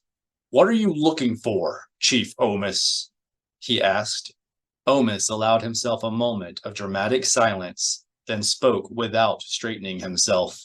A leader. A leader? Katarn asked. Omis nodded. Someone to take charge of the Jedi and handle this mess until Master Skywalker returns. Kip frowned, clearly suspicious. Who? One of you. Omis leaned forward. Starting today. Beyond that, I don't really care. How about you? Kip was just as astonished as the other Masters. Me? You seem to have a very clear idea of what the Jedi should be. I think you'd make a fine leader. And believe it or not, you and I want the same thing. A peaceful end to the Killik problem. A distant light came to Kip's eyes, and if he noticed the uncomfortable expressions on the faces of the other Masters, he did not show it. I suppose that's true, he said. Hamner cleared his throat and sat forward. No offense to Master Duran, but the Jedi Order is led by a council of senior masters. You know that, Chief Omis. Of course. As Omis replied, he was watching the light vanish from Kip's eyes. But we all know that Master Skywalker is first among the masters. I'm merely suggesting that Kip step up and take his place. Just until Master Skywalker returns, of course. I see what you're doing, and it won't work, Kip snarled. Master Skywalker leads the Jedi. Not from Wotiba, he doesn't. And if you're counting on Princess Leia's rescue mission to bring him back soon, I'm afraid you're going to be waiting a very long time. Omis had expected a feeling of alarm to fill the council room when he announced this, but the masters disappointed him, as they were doing in so many ways these days. They simply closed their eyes and fell silent for a moment. Tresina Lobi was the first to open her eyes again and look at him. Where is she? I'm afraid Admiral Buwatu has impounded the Falcon. Omis forced an apologetic smile. It seems Princess Leia and her friends were trying to run the Utagetu blockade. You interfered with their mission? Katarn demanded. You're putting Han and Luke in danger. Not intentionally, I assure you, Omis said smoothly. But these things happen when we keep secrets from each other. We've already explained that, Katarn said. Omis shrugged. It doesn't change what happened. He turned to Hamner. Forgive me, but when I couldn't get Master Skywalker to return my messages, I assumed the worst. That we were going to help the Killiks move the Utagetu nest to the Chiss frontier? Hamner asked. We would never. How am I to know what the Jedi would or would not do? Omis nodded toward Kip. As Master Duran says, your concerns go beyond the Galactic Alliance. Mine do not, and the Jedi have placed our interests second before. A peaceful galaxy is in everyone's best interest, Kip countered. And when you can guarantee that, the Galactic Alliance will gladly support a Jedi government. Omis allowed his anger to show. Until then, we will look out for our own interest. And if that means arresting Jedi when they attempt to run our blockades, so be it. You're holding Jedi hostage, Kip snarled. Not at all. Admiral Buwatu is merely providing accommodations until we come to an agreement. There won't be one.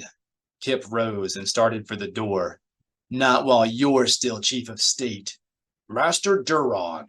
Hamner jumped up to go after him. That kind of talk is... Kinth. Omis had to yell before Hamner stopped and turned toward him. Let him go. He's not wrong, you know. I am forcing your hand.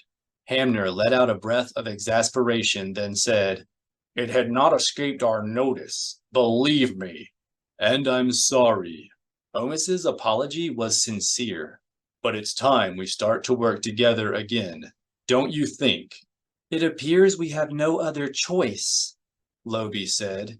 Her eyes flicked down the line of masters beside her. Who are we going to elect our temporary leader? Not so fast, Katarn said. Before we go on, maybe we should see if anyone else intends to join Master Duran. Of course, Omis said. I wouldn't want to force anyone to be part of this. That's very considerate of you, Silgal said. To Omis's surprise, she rose and started for the door. He waited until she was gone, then turned to Katarn. And what's your decision, Master Katarn? Oh, I'm staying. Katarn extended his legs and folded his arms across his chest. I wouldn't want to make this too easy on you. Of course not. Omis smiled. Now that he had brought the masters in line, he needed a temporary leader who was incapable of uniting the Jedi in support of the Killiks, and who would have no choice but to yield the position once Luke Skywalker was allowed to return. After all, Omis was not trying to destroy the Jedi, merely keep them out of the way for a while the Chiss dealt with the Killiks. Perhaps you would care to be the one who nominates Master Horn as the temporary leader of the Order. 14. The barrier field at the mouth of the Jedi Academy's main hangar was still up, despite the fact that Jaina and Zek and the other pilots of the rescue squadron sat sweltering in their cockpits, itching inside their flight suits, and choking on the stale, vapor-tinged air that accumulated within any starfighter in the long minutes before it launched. Their stealth X's were fully fueled and armed, their repulsor drives activated, their jump coordinates plotted all the way to the Murgo choke, and still, flight control held them in the hangar. Kip Duran's voice came over their cockpit speakers. "Flight control, this is Rescue 1. He was speaking from the seat of his own starfighter, transmitting under the only circumstance in which Stealth X protocols authorize use of the comm system. "Request deactivation of the hangar shield again." Rescue 1, please stand by. Control responded. "We have been standing by," Kip retorted. "Deactivate this hangar shield now, or I'll do it for you." Kip bolstered the threat by arming his laser cannons, then floating his Stealth X around to target the generator housings at the top corner of the barrier field.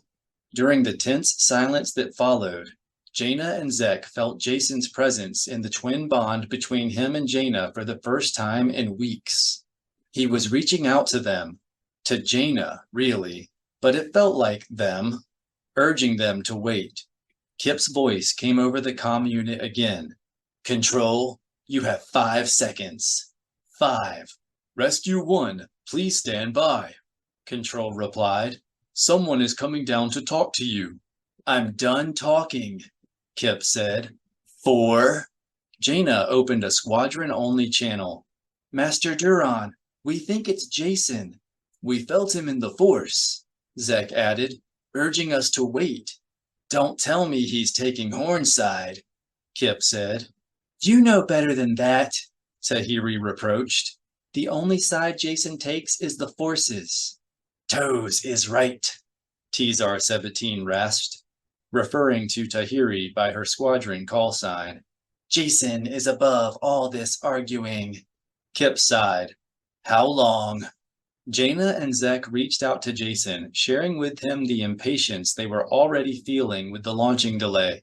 A moment later, an image of the Jedi Academy as seen from the air appeared on their mind. It was growing rapidly larger. "Soon," Zek said. Kip dropped his Stealth X back onto its skids. "Okay, everyone pop your tops and get some air." He switched back to the open channel. "Affirmative, Control. We'll wait." "You will?" Control sounded as surprised as she did relieved.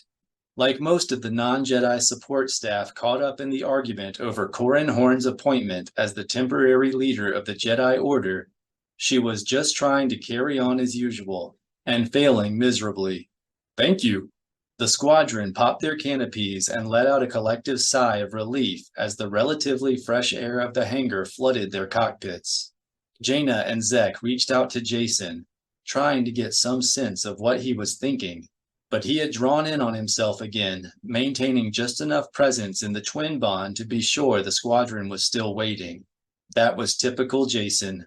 Since his return from his 5-year journey to learn more about the Force, he seemed more determined to control his bond with Jaina and Zek, more reluctant to share himself with them. It almost seemed as though he was trying to protect something from them, or protect them from something inside him. That was probably the case, Jaina and Zek decided. No one could suffer what Jacen had at the hands of the Yuuzhan Vong and remain completely whole. The torments Tahiri had suffered during her captivity had ultimately caused a personality split, but Jacen had been held prisoner far longer than she had, under even more brutal circumstances. What had shattered inside him was anyone's guess. Jaina and Zek would be patient. They would continue to hold the twin bond open, to share with him what he would not share with them, and when he finally came apart, they would be there to help him find the pieces. That was what Nest Fellows did. Jacen's presence was still somewhere far above the academy when the door to the main access corridor slid open. A moment later, Corran Horn marched into the hangar with Kent Hamner and several other Jedi following close behind. All were scowling, and all were heading straight for the rescue squadron. Kip twisted around to scowl at Jaina. That's not Jacen. He's on his way. He's too late. Kip turned back around, then spoke over the squadron-only channel. Button up. We're leaving. As the rest of the squadron started to lower their canopies, Kip reactivated his repulsor lift drive. Put that craft back down, Corran yelled. He pointed at the hangar floor and yelled something else, but Jaina and Zek's canopies were already down, and they did not hear what he said. Whatever it was, Kip ignored it and turned the nose back toward the barrier field generator. Control, this is my last warning. Corran suddenly came bounding across the floor with an activated lightsaber. He landed beneath the nose of Kip's Stealth X, then reached up between the forward landing strut, slashed one of the hydraulic lines necessary to retract the gear, and leapt back in time to avoid being hit with a spray of oily orange fluid. Nice move, Izal Waz calmed over the squadron channel. Didn't think Horn had it in him. Hold the chatter, Jaina calmed.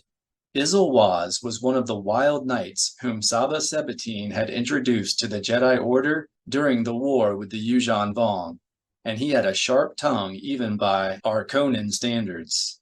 We don't need any zingers right now. Things are tense enough, Zek added. And getting tenser. Kip had already returned his Stealth X to the hangar floor and was climbing out of the cockpit. Jaina and Zek and the rest of the squadron reopened their canopies. Wrong with you, Kip was yelling at Corran. You could have gotten killed. I ordered you to stop, Corran retorted. I heard you. Kip dropped to the hangar floor and peered under the Stealth X's nose. And look what you did. That's going to set us back 3 hours. It doesn't matter, Corran said. This mission isn't authorized. Kip looked up. I authorized it. He flicked his wrist, and Corran went sailing across the hangar back toward Kent and the other Jedi. It was a particularly insulting dismissal, since Corran could not respond in kind, having never been able to master the skill of Force telekinesis. The same was not true of Kent Hamner. He extended his arm, and Kip flew back against the hull of his Stealth X and remained there, pinned. You were not appointed the leader of the Jedi Order, Kent said, leading Corran and the rest of the Jedi back toward Kip. Master Horn was. This is getting out of hand, Jaina calmed over the squadron channel. Everybody out, Zek added. But leave your lightsabers in your cockpits, Jaina finished. Leave our lightsabers? Woni Toon objected. Another Sabatine-trained Jedi Knight, the powerful Built Brub, had a voice as raspy as his pitted hide. They have their lightsabers. Doesn't matter, Jaina said. This isn't going to be a fight, Zek added. Yet, Tizar Sabatine finished. Before Jaina could rebuke the Barabel for contributing to the general chaos, Tizar was dropping out of his cockpit and striding across the floor toward the rapidly growing showdown. Lobaka caught up to him an instant later, and they took flanking positions behind Kip's shoulders. By the time Jaina and Zek and the rest of the squadron reached the crowd, the argument was already in full roar. Needs a leader, Kent was saying, and the Advisory Council confirmed Master Horn as the temporary leader of the Jedi Order. The Advisory Council doesn't pick our leaders, Kip retorted. And even if it did, there were only 2 real Jedi representatives there. Whose fault is that? Trazina Lobi asked. You and Silgal left. Because it was a bogus meeting, Kip yelled. Omis has just been waiting until Luke was out of the way to put somebody he could control in charge. No, my friend, Kent spoke in a deliberately soft tone, at the same time pouring soothing emotions into the Force. Chief Omis chose Corran Horn deliberately. because he knew he would throw the Order into convulsions. And he certainly succeeded, Corrin said. Look, I know I'm not the best person to lead the Order. At least we agree on something, Kip interrupted. That's out of line, Master Duran, Kent said evenly. We need to be civil, or Omis has already succeeded. An anticipatory lull fell over the argument.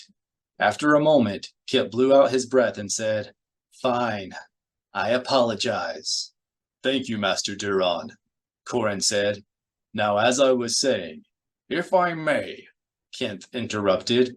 I believe I was speaking. Corrin raised his brow. Sorry. Go ahead. Thank you. Kent's politeness was exaggerated, but it was doing wonders to help calm the situation. He turned back to Kip. If you'll indulge me a moment, what I'm trying to point out is that Chief Omis is trying to neutralize the Jedi Order so that he can take action against the Killiks. And keep the Chiss happy, we know, Kip said. So we ought to surprise him by sticking together. That's 2 points we agree on, Corrin said. Great. Kip's enthusiasm was as exaggerated as Kent's politeness. We'll launch the rescue mission as soon as my Stealth X is repaired. He eyed Corrin. Unless you're going to cut another hydraulic line. Only if I have to, Corrin retorted. Going off on a cockeyed rescue mission is exactly the wrong thing to do. We need to prove to Chief Omis that the Galactic Alliance has nothing to fear from us. By letting him hold Jedi hostage, Tizar demanded. Never. Cooperation is both the fastest and surest way to win their release, Trizina said. We need to turn this situation around, and it arose in the first place because last time we chose the colony over the Alliance. We chose peace over convenience, Isilwaz said. That is our duty. Our duty is to support the Alliance, Corrin said, even if we disagree with its leader. Our duty is to the Force, Kip retorted. Nothing else. And they were off, voices rising and gestures growing sharp as they argued the same points they had been arguing since Kip had called Jaina and Zek and the rest of the rescue squadron back from their other missions. With a mother being detained by the Galactic Alliance and a father and an uncle trapped in the Udagetu Nebula, Jaina and Zek's position was as firm as it was obvious. But they did not like seeing the Order torn apart by this disagreement. They had spent literally their entire lives working to establish it, and the prospect of seeing it dissolve was only slightly less loathsome than the thought of letting Cal Omis control it. They had to get Uncle Luke and Dad out of Udagetu. After a few minutes, the debate grew so heated that when the hangar's barrier field went down, only Jaina and Zek seemed to care. They turned and saw Jacen's sleek little Coensair starskiff gliding into the entrance. The situation inside the hangar appeared even worse from the cockpit of Jacen's starskiff than in the glimpses he had been stealing through his sister's eyes. Kip's rescue squadron was more like a squadron and a half, including Tam Azure Jamin, Karana Tai, and half a dozen Baravel Jedi Knights from Saba's old Wild Knight squadron. Corrin Horn's group was equally large, with 2 council masters, Trizina Lobi and Kent Hamner among them. The 2 sides were arguing fiercely, almost violently, and it was clear that no one was listening to anyone. What's all that about? Ben asked from the co-pilot seat. It feels like they're ready to slug each other. They are, Jacen said. It has something to do with a mission to rescue Master Sabatine and my mother. And maybe your father and mine. It's a little unclear. To rescue them? What's wrong? I don't know yet, but don't worry about it. Why not? Because I'm not.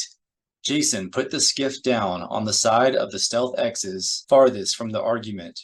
There was no use letting Ben actually hear what adult Jedi were capable of yelling at each other. And I have 2 parents involved. That's a dumb reason. You never worry about anything. That's not true, Jacen said. At the moment, he was terribly worried about two people on the planet Hapes. I just don't worry about things I can't control, and I fix things I can control. Can you fix what they're arguing about? No one can fix what they're arguing about, but everything is going to be okay. If your father or my parents needed help, I'd know about it. How? Ben demanded. Jacen looked over and said nothing. Oh yeah, Ben said. The Force. By the time Jacen shut the craft down, Jaina and Zek had left the argument and were picking their way through the Stealth X squadron toward the star skiff. Jacen grabbed Ben's travel bag, then lowered the boarding ramp.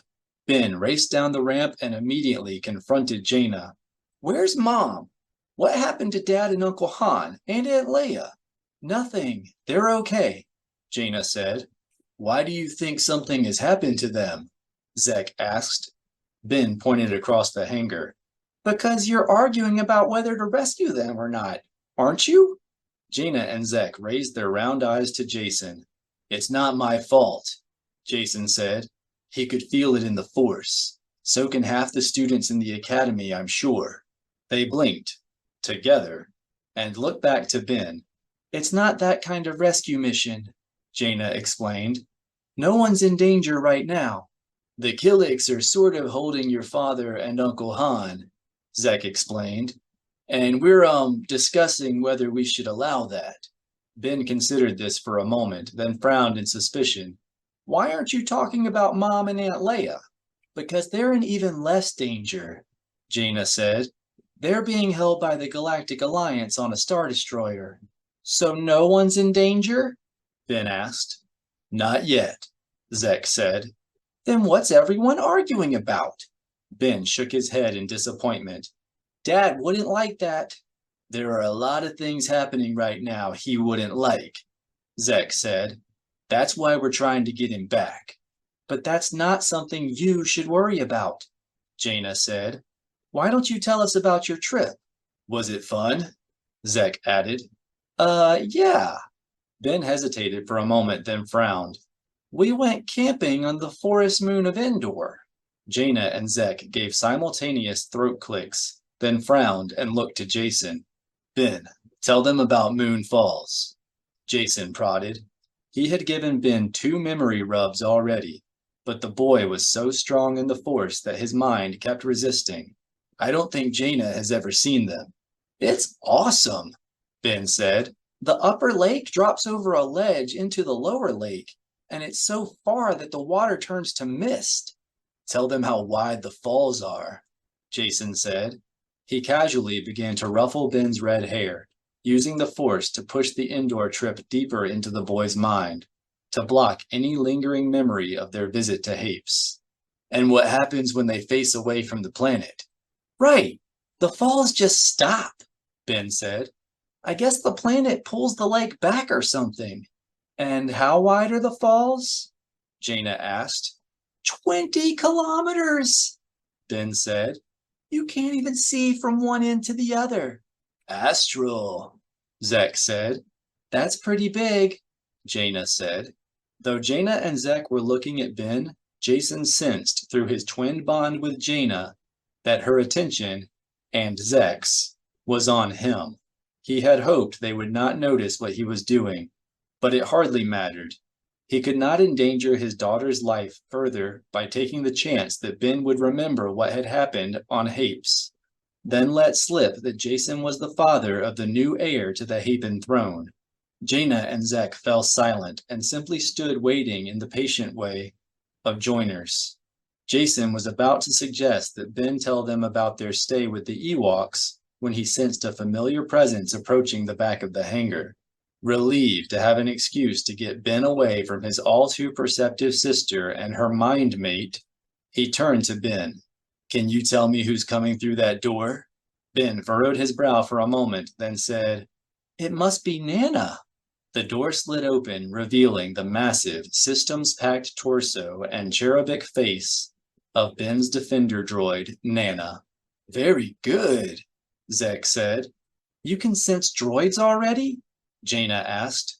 Nah, Ben shook his head. It had to be her. Jacen called her on the way in.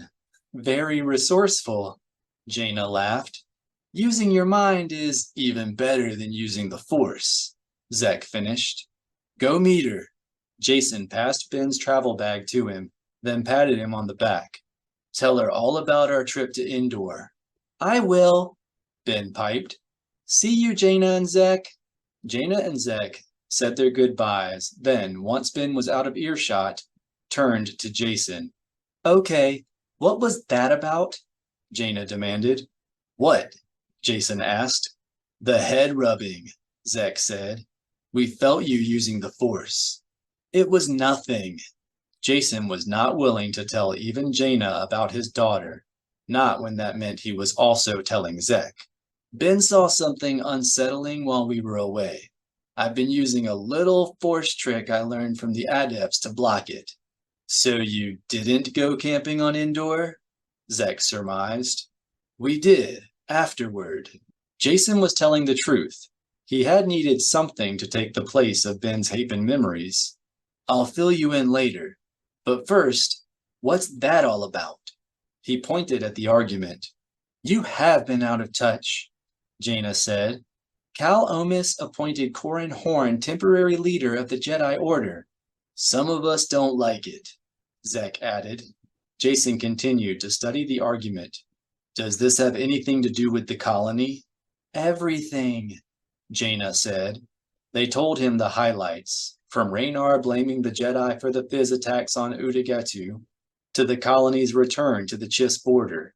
Then they summarized Silgal's theory about the stuff being a self-replicating nanotech terraforming system, and what they knew about Leia and Saba's detention by the Galactic Alliance. They finished by describing Chief Omis's attempt to take control of the Jedi Order by appointing Corran Horn its temporary leader. And you can see how well that's working, Jaina said. Half the Order thinks we need to mount rescue missions for Mom and Saba and Dad and Uncle Luke. And the other thinks we need to support the blockade and intimidate the colony into pulling out of the buffer zone, Zek added. Meanwhile, the Killiks are establishing nests all along the Chiss frontier. Jacen felt the blood drain from his face, and he saw again the burning planets and the spaceships carrying flames from system to system. He saw the hands of humans and Chiss and Killiks setting those fires, saw the whole galaxy going up in one eternal blaze. Jacen? What's wrong? Jaina asked. Jacen. It's happening, Jacen gasped. What's happening? Jaina demanded. Another war. Jacen was beginning to see what had to be done, why the vision had come to him. An eternal war. All right, Jacen. You're starting to scare us. Good, because I'm terrified. He turned toward the argument still raging beyond the Stealth X's, then touched Tizar in the Force and summoned him over. The meaning of the vision was growing clearer to Jacen every moment.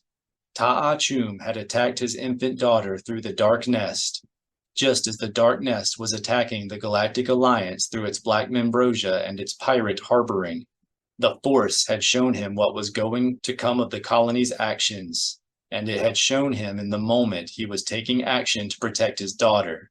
The Force wanted him to protect its child.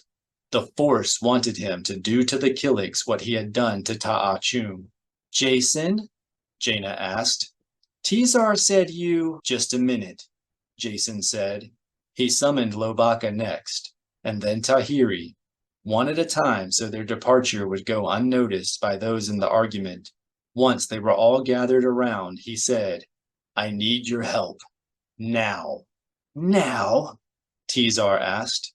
Sorry, Master Duran needs us to rescue. That isn't important. It's important to us, Tahiri said. The colony is holding Han and Master Skywalker hostage. Free Uncle Luke or not. Support Master Horn or oppose him. It makes no difference in the end. Jacen reached out to all of them in the Force, trying to share with them the horror he had felt when he experienced that vision, offering them just a glimpse of the dark future he had foreseen. I need you to do something that will make a difference. Lobaka groaned the opinion that Jacen should tell them what in space he was talking about. I had a vision. The group grew quieter, and Tahiri whispered, That can't be good. It isn't. A war erupts between the Killiks and the Chiss, and the Galactic Alliance is drawn into it. That is what we're trying to prevent, Tizar said. That is why we must rescue Master Skywalker and put an end to the Galactic Alliance's blockade. Jacen met the Barabel's eye. The war has already started, and the Killiks are the only ones who know it. The Killiks? Jaina shook her head. The Killiks are peaceful. The Dark Nest isn't, Jacen said. He could see that the others were still too enamored of the Killiks to help him willingly, so he would have to explain things in terms they could accept. The Dark Nest is leading the colony astray again. The Black Membrosia, the Udagatu pirates, who knows what else? It's been working to destabilize the Galactic Alliance for months. Because they still want to expand into the Chiss frontier? Tahiri asked. Because the Dark Nest still wants a war with the Chiss, Jacen corrected. This one is not so sure, Tizar said. Why would the Dark Nest want a war with the Chiss? The same reason they did last time, Tahiri said. To conquer them. Remember how their larvae feed? Zek said. It can't be easy to expand a nest when you need a constant supply of slaves to lay your eggs in, Jaina added. A war is the ideal cover. When people disappear, they're casualties, not mysteries. Exactly, Jacen said. Everything the Dark Nest has done has been designed to neutralize the things that prevented the war last time. The Galactic Alliance is so angry about the Black Membrosia and the pirates that it won't lift a finger to interfere with the Chiss. Lobaka nodded, then looked back toward the argument and growled that the Jedi had been neutralized as well. Tahiri let out a breath, then asked, So what do you want us to do, Jacen? Stop the war. Jacen slowly drew a veneer of calm over his presence, projecting an aura of tranquility into the Force that would prevent the others from sensing the lies he was about to tell. In my vision, the war starts in earnest when the Chiss launch a surprise attack against the new Killik colonies. That makes no sense, Tizar objected. Even Master Duran says the Chiss are waiting for the Jedi to make the Killiks withdraw. Jacen used a smile to hide the grimace inside. This was something he had not heard about. And how do we know this? Tizar remained silent and looked to Lobaka and Tahiri, who merely shrugged. From the meeting where Master Horn was appointed our leader, Tahiri said. So we can assume the information came from Chief Omis, Jacen said, and he might or might not be telling the truth, as he knows it. Lobaka groaned a question. What I'm saying is that the information probably came from the Chiss themselves, Jacen said. Jaina nodded. And if they were planning a preemptive attack, they would want to keep the Galactic Alliance out of the way, Zek finished. Exactly, Jacen said. Chiss lie. Visions don't. Seeing the alarm in their faces and sensing it in the Force even more clearly, Jacen fell quiet and allowed the others a few moments to contemplate what he was asking. With the Jedi essentially leaderless and in disarray, he had no doubts about their eventual decision. In times of turmoil, most people were eager to follow a being with vision. Berger had taught him that. It was Tahiri, of course, who brought up the question that Jacen felt sure was nagging them all. If the Dark Nest is causing all this trouble, why aren't we going after it? 2 reasons, Jacen said. First, that's what Master Duran and his squad will end up doing, after they get Dad and Uncle Luke back. And second, Tizar asked, we're either going to be in the middle of the war with the Chiss or stopping it, Jacen said. The Dark Nest will be coming to us soon enough. Jaina and Zek nodded at this. Then the group fell silent and studied each other for a few moments. Finally, Jaina added, When do we leave? Jacen thought for a moment, running through different ways to furtively deactivate the barrier field, which had been raised after his skiff entered the hangar, then pointed at the nearest stealth X's. We'll take those. 15. The pearly light had drained from the outer walls of their prison 3 hours earlier, and still Luke sensed no hint of June and Tarfang's approach. Maybe the Ewok had convinced his Sullustan captain that Han was swindling them. Or maybe the pair had decided they were in so much trouble they would be better off just running and hiding. Maybe Raynar had learned of their plans and imprisoned them too.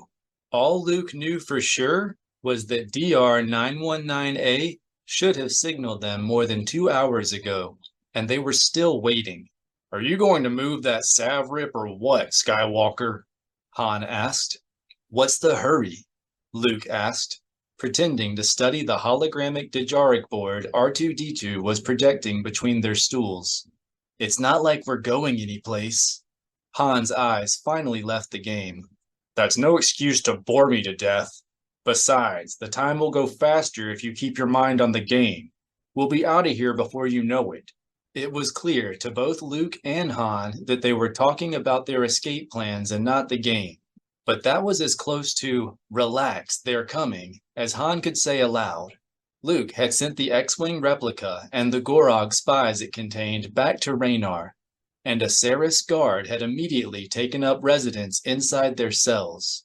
Even now, it was hovering behind Luke, watching the Dejaric game with great interest. Luke spent a moment actually studying the game, then said to R2-D2, "Leave my Savrip where it is. Have my closest Grimtash attack Han's Guk, then make a surprise kill attack on his Hujiks." "Oh my, that is quite an unorthodox move," C-3PO said. "Are you sure you want to do it, Master Skywalker? If you defeat the Guk and take the surprise attack on Captain Solo's Hujiks..." "Butt out, shiphead," Han growled. He turned to R2-D2. "What are you waiting for? You heard the man." Luke barely noticed as his Grimtash hopped over to Han's Guk and took its place on the board. From what he could feel in the Force, Mara and Leia were fairly close to the Udagetu Nebula, but Mara had dropped into a deep Force hibernation, and Leia seemed frustrated and impatient. Clearly, the Falcon had been delayed on her return trip, and Luke's patience with his detention had come to an end. If June and Tarfang did not show up soon, he was going to break out and go hunting for them. Han sent a Kalor slug over to assault the Savrip Luke had neglected to move out of harm's way, then scowled at R2-D2 when the attack failed. "What are you doing? That was from behind. It's automatic." "There are no automatic victories in Dejaric," C-3PO said helpfully. "Even rear attacks have 1 in 10,000 probability of failure." And R2 expects me to believe he just happened to generate a failure when Luke makes a back-headed move like that?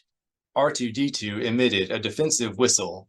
"He says that Master Luke is distracted. He needs a handicap." "I'm not that distracted," Luke said. "Do it over, R2, and use standard probabilities." R2-D2 let out an annoyed whistle. Then Luke's Savrip vanished and was replaced by Han's Kalor slug. "That's more like it," Han said. "Now pay attention, Skywalker. The game is about to get interesting." Luke barely watched as Han's Kalor slug slinked over to attack his Monarch. He was trying to connect the Falcon's delay to Alima's attempts to make him doubt Mara. Clearly, the Dark Nest was trying to drive a wedge between him and his wife, probably to punish her for killing Daxar Eyes.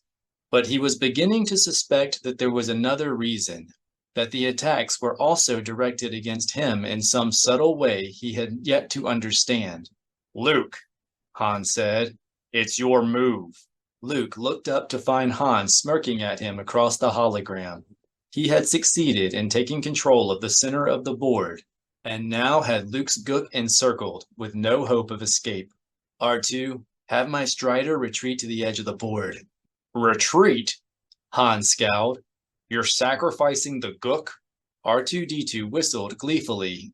and did as Luke instructed, leaving Han's pieces almost alone in the middle of the board. Once Han took the gook, he would be stuck with all his pieces facing center and no surprise kill attacks available to change orientation. Luke, meanwhile, was scattered around the edge of the board, able to attack any of Han's pieces from behind. Han took one look and kicked the hologram. Of course, all that happened was his boot came down in the middle of the game. "You sandbagged me again," Han accused. "You were paying attention the whole time." Luke shrugged. Dejarik is an old Jedi game. As he spoke, Luke finally sensed the familiar presences of June and Tarfang streaking across Sarah's Nest toward their prison. Are we going to play it out?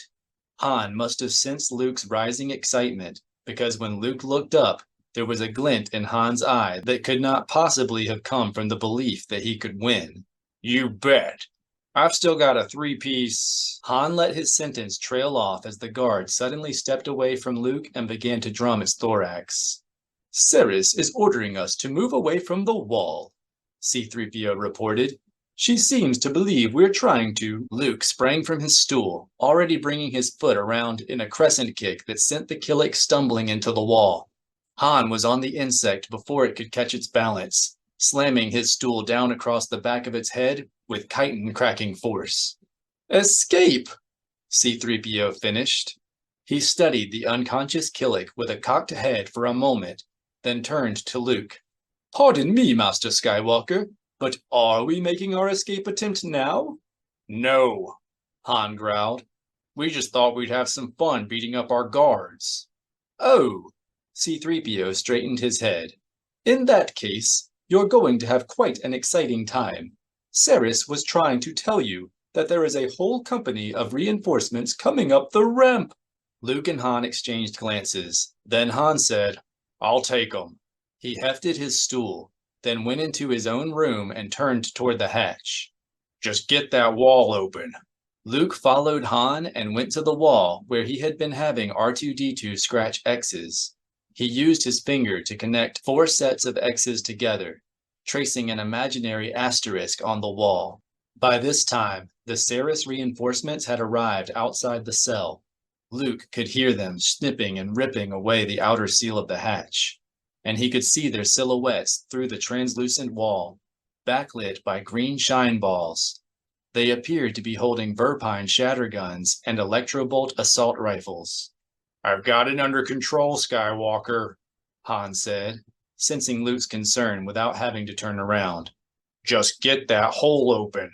The wall in Luke's room brightened with the blue glow of an exterior spotlight. "Master Skywalker," C-3PO began, "I believe Captain June has arrived, and he seems to be signaling—" "The wrong room, I know." Luke placed his palm in the center of the asterisk he had traced in Han's room, then began to pulse rapidly outward with the force, setting up a kinetic vibration that would weaken the spin glass. "You and R2 stand behind me." "Behind you? I don't see what good that will do." "3PO." There was a dull thump as Han smashed the stool into the head of the first Killik attempting to push through the hatch. "Just do it." "There's no need to shout, Captain Solo." C-3PO gestured to R2-D2, then went to stand where Luke had instructed. "I was merely going to point out that Captain June won't be extending the boarding ramp in the proper place." "That's okay." Luke assumed a formal punching stance in front of the asterisk he had scratched. "We'll improvise." He summoned as much force energy as he could into himself, then drew his arm back and slammed a palm heel into the center of the asterisk. His hand drove through the spin glass almost effortlessly, shattering it along the stress lines R2-D2 had etched into the wall. Outside was the blocky, carbon-scored hull of June's Ronto-class transport, hovering 20 meters off the ground, with a boarding ramp butted against the wall outside Luke's room. A dark Ewok head peered out the ship's hatch and began to jabber at Luke. "Of all the audacity," C-3PO said, peering around the side of the hull. "Tarfang says we made our hull in the wrong place. The DR-919A isn't going to move." A flurry of sharp plinking sounds broke out behind them as the Saris guards began to fire through the hatch wall with their shatter guns. Go! Han turned away from the hatch and crossed the tiny room in 2 bounds. Go now! Luke barely caught hold of Han's belt as he flew past. He pushed off the side of the hull, force leaping onto the DR-919A's boarding ramp. As they balanced there, shattergun pellets began to thunk into the hull beside them, creating a circle of fist-sized dents just 3 meters away. Blast! Han took a look back toward their prison. That was too close. Han's exclamation came to a startled end as the DR-919A began to bank away, the boarding ramp retracting with them still on it.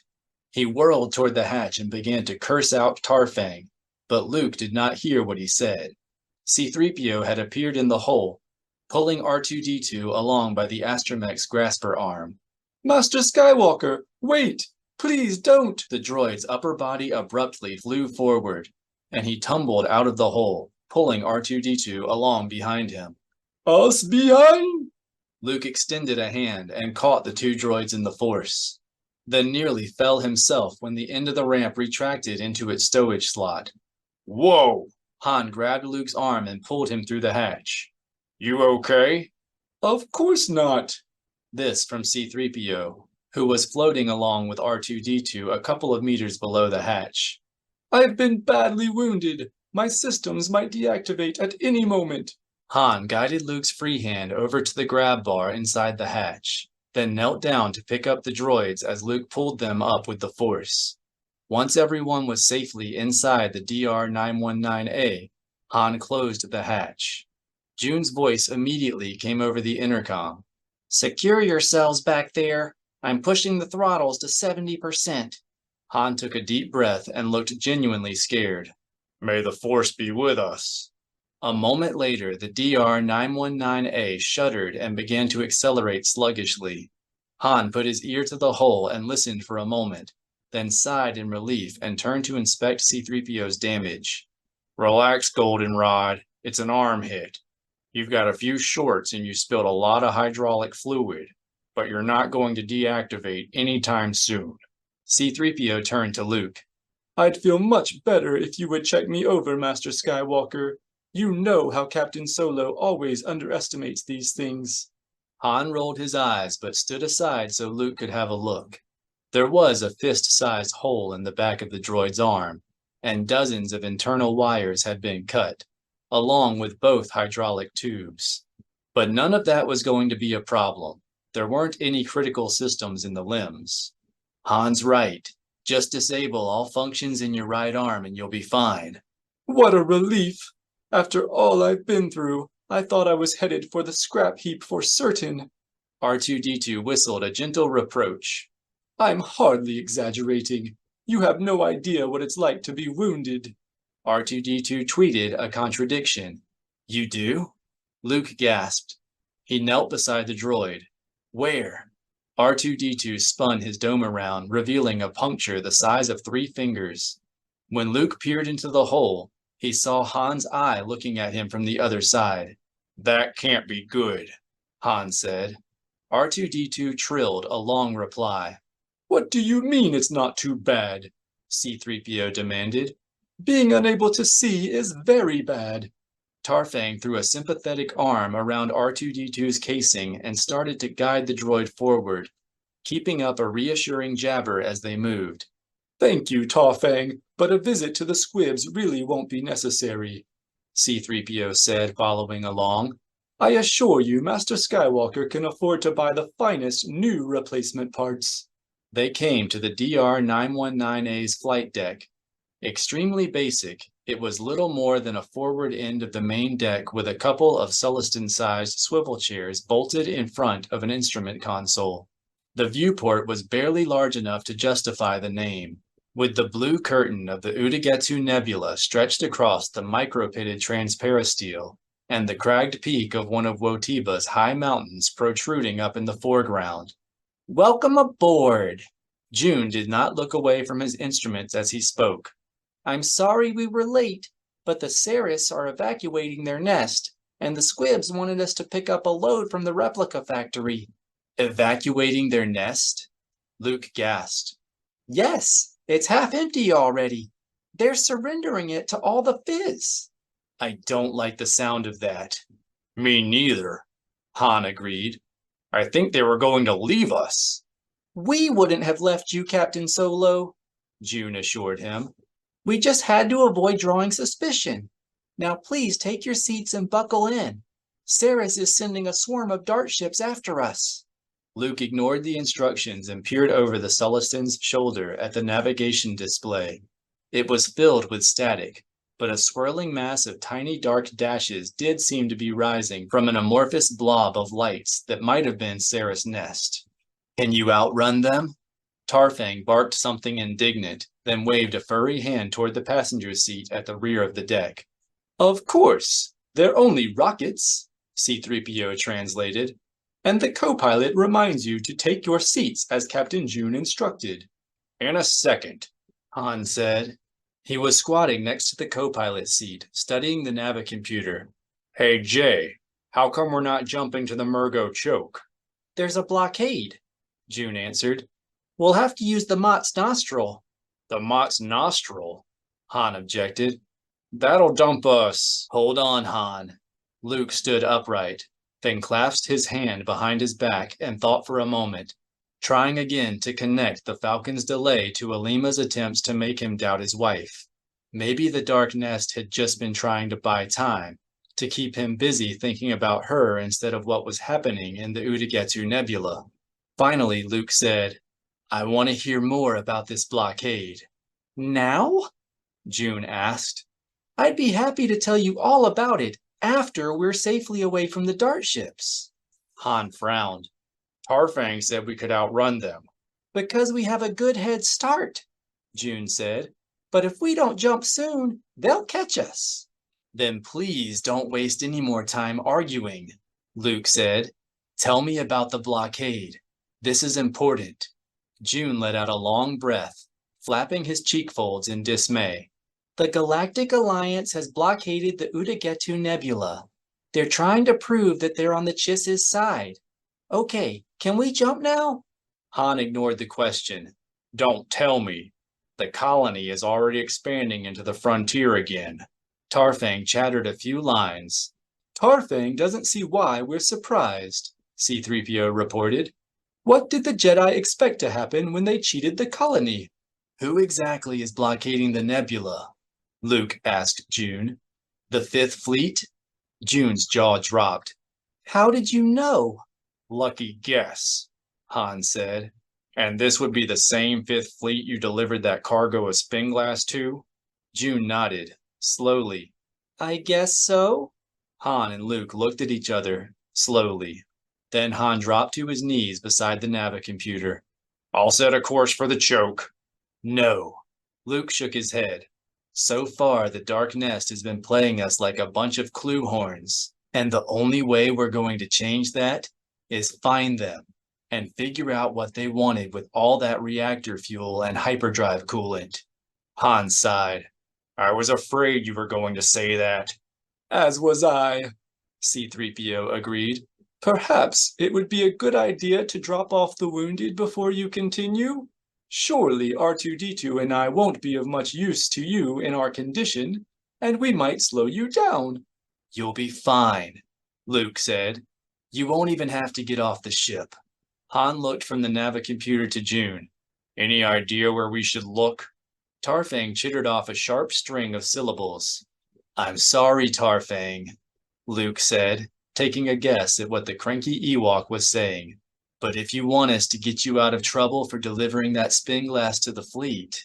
Tarfang barked a short reply, then pulled Han away from the navicomputer and began to program it himself. Pardon me, Master Luke, C-3PO said, but Tarfang wasn't objecting. He was suggesting that we set a course for the Tuscan's Eye. Why? Han demanded. Tarfang jabbered an explanation, but June beat C-3PO to the translation. Because that's where we've been taking all the Tabana we've been running for the squibs, he said. And those pirates are hiding something. 16.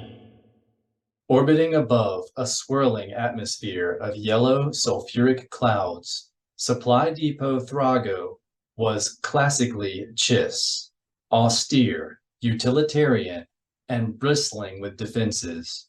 In addition to the floating fuel tanks that Jacen and his team would soon be destroying, the tiny moon base was equipped with turbo-laser platforms, a shield array, cannon turrets, hidden bunkers, and a clawcraft hangar with 2 entrances.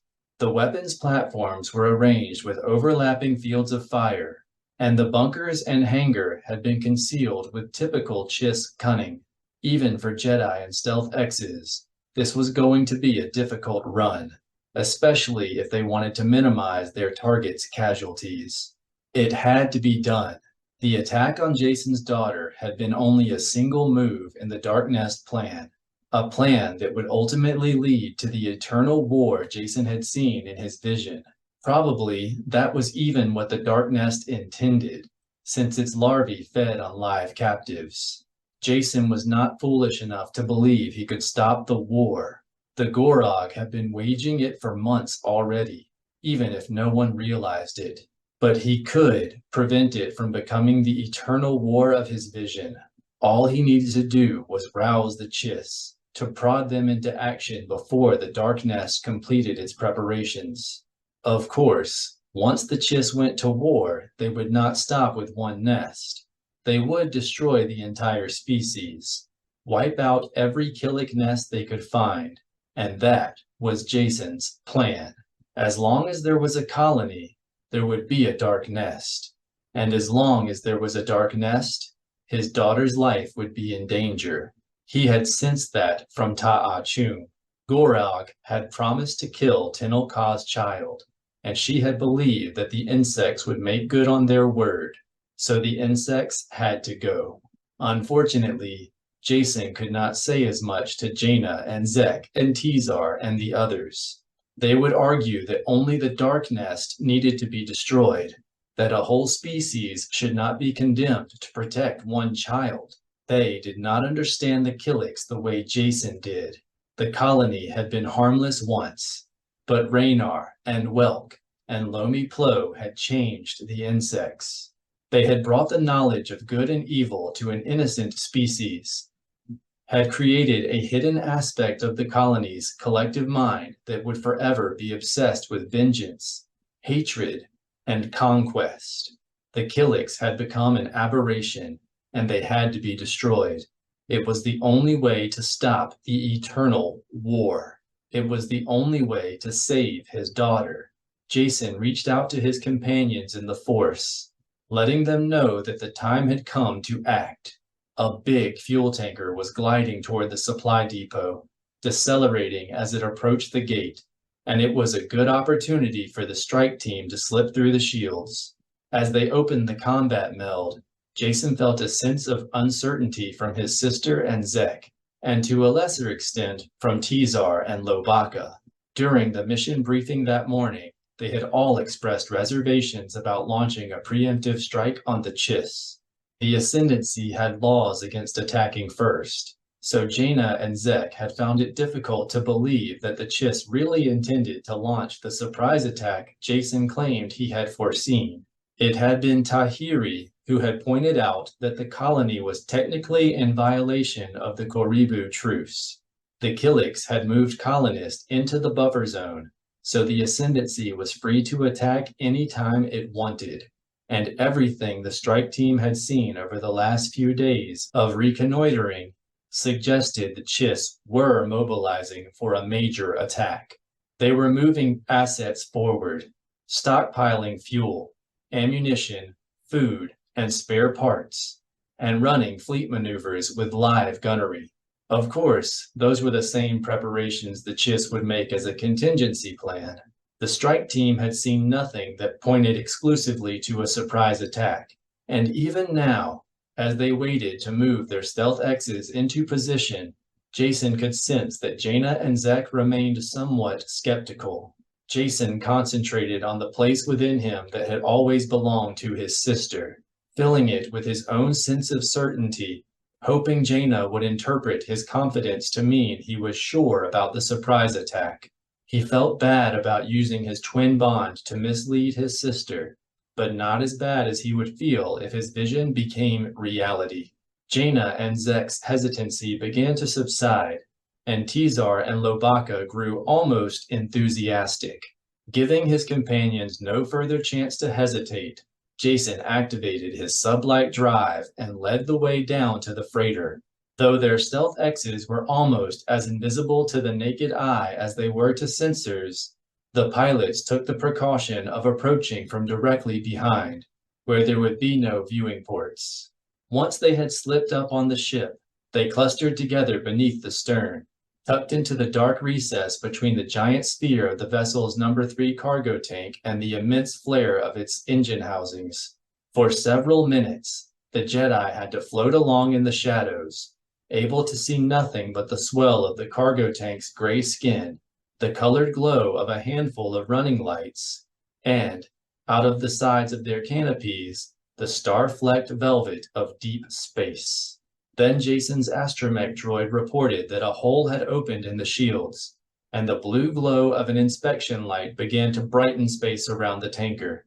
Jacen slipped his Stealth X upside down so that he could keep watch as they approached the supply depot. Since he could no longer see anything of the freighter except the round bellies of its 4 big fuel tanks, he had to trust Jaina to keep him in position by urging him to speed up or fall back. It took only a few seconds for the supply depot's gate platforms to come into view. Floating vertically, they were basically crescent-shaped weapons platforms with shield generators instead of turbo lasers. The inner edges were lined with cannon turrets, missile launchers, and plasma guns, all designed to defend against just the sort of infiltration the 6 Jedi were attempting. Shining out from behind the weapons were 2 semicircular banks of inspection lamps, arranged so that they would illuminate the entire girth of the freighter as it passed through the gates. Jacen focused his attention on the vessel's port side and watched patiently as the inspection lamps lit up the exterior of the number 2 cargo tank. When the forward end of the number 3 tank slid under the light, he visually followed one of the beams back to its source, then reached out in the force and pulled the cathode out of its mounting. The lamp erupted into a brilliant spray of sparks, and a 10-meter section of the cargo tank was plunged into darkness. Jacen reached out to the team, then pushed his throttles forward and led the way through the gap. A backup lamp came online no more than 5 seconds later, but by then the Jedi and their stealth X's were safely inside the depot's shields, tucked in a dark cranny between the freighter's bow and its number 1 cargo tank. The Chiss swept their inspection lights back and forth over the number 3 tank a few times, but there was no question of a re-inspection. Kilometer-long freighters did not simply stop and back up.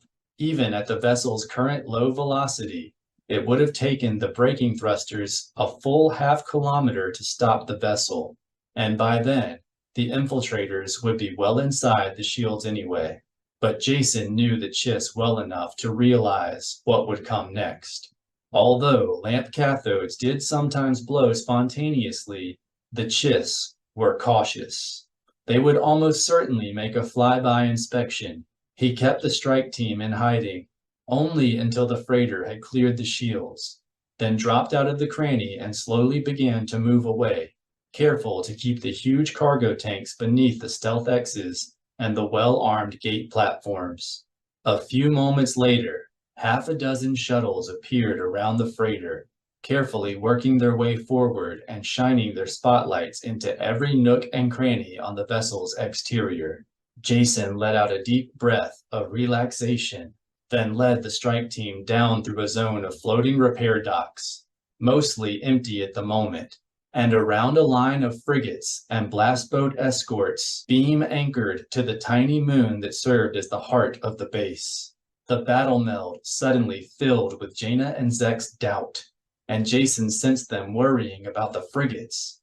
He reached out to the vessels in the force and did not feel anyone aboard.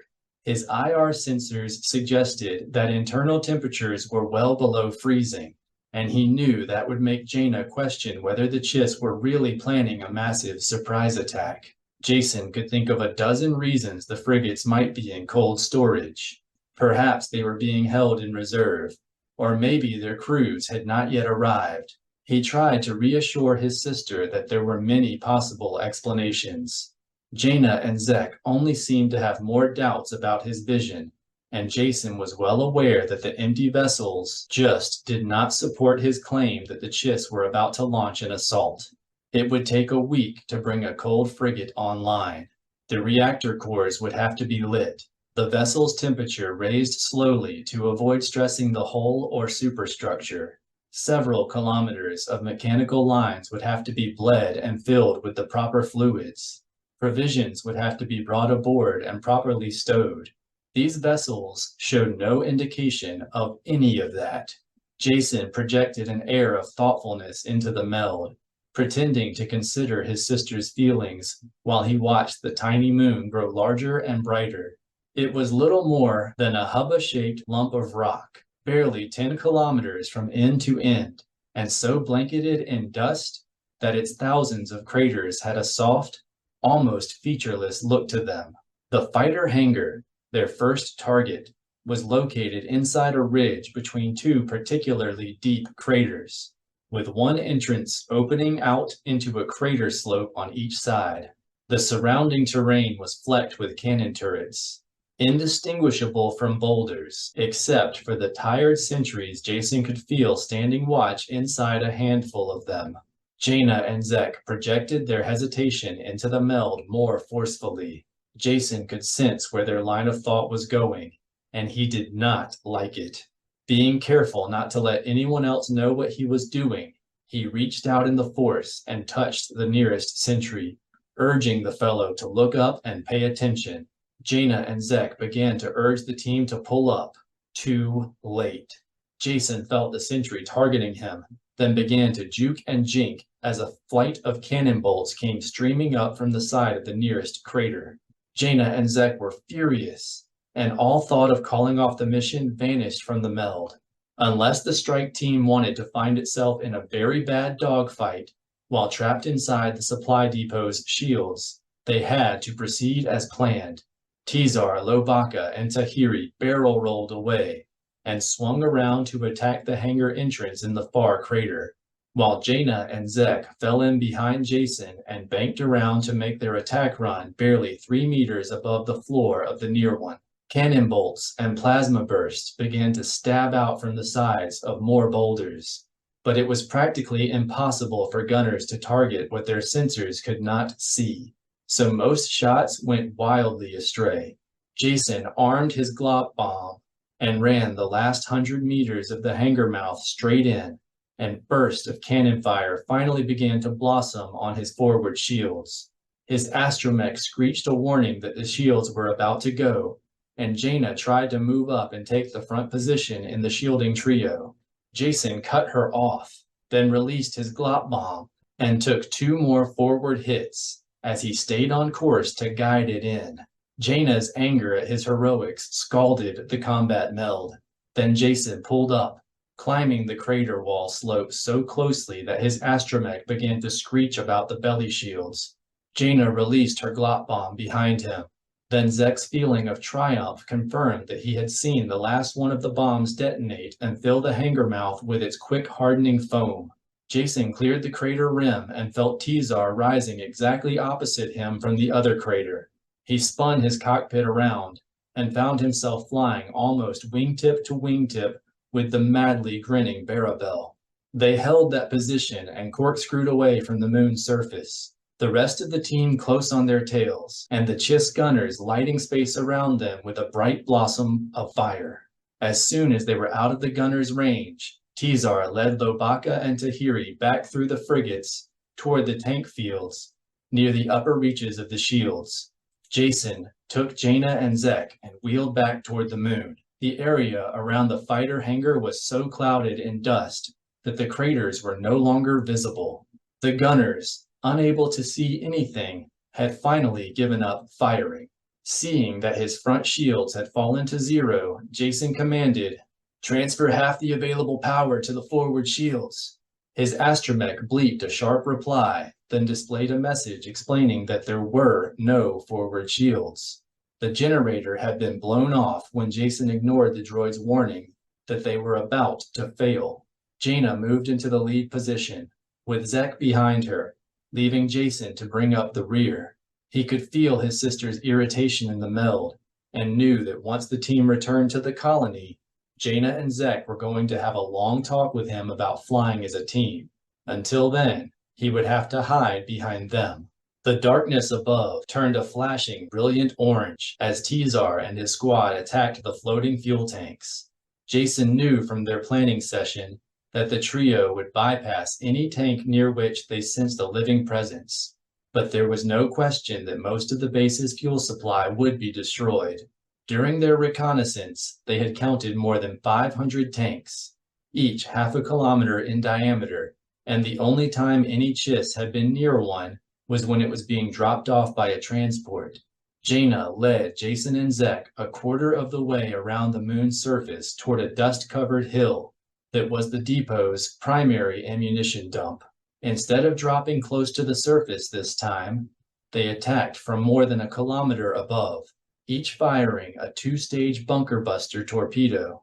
The propellant trails had barely flashed to life before dozens of boulders on the hill suddenly came alive and began to pour fire up toward the attacking stealth X's.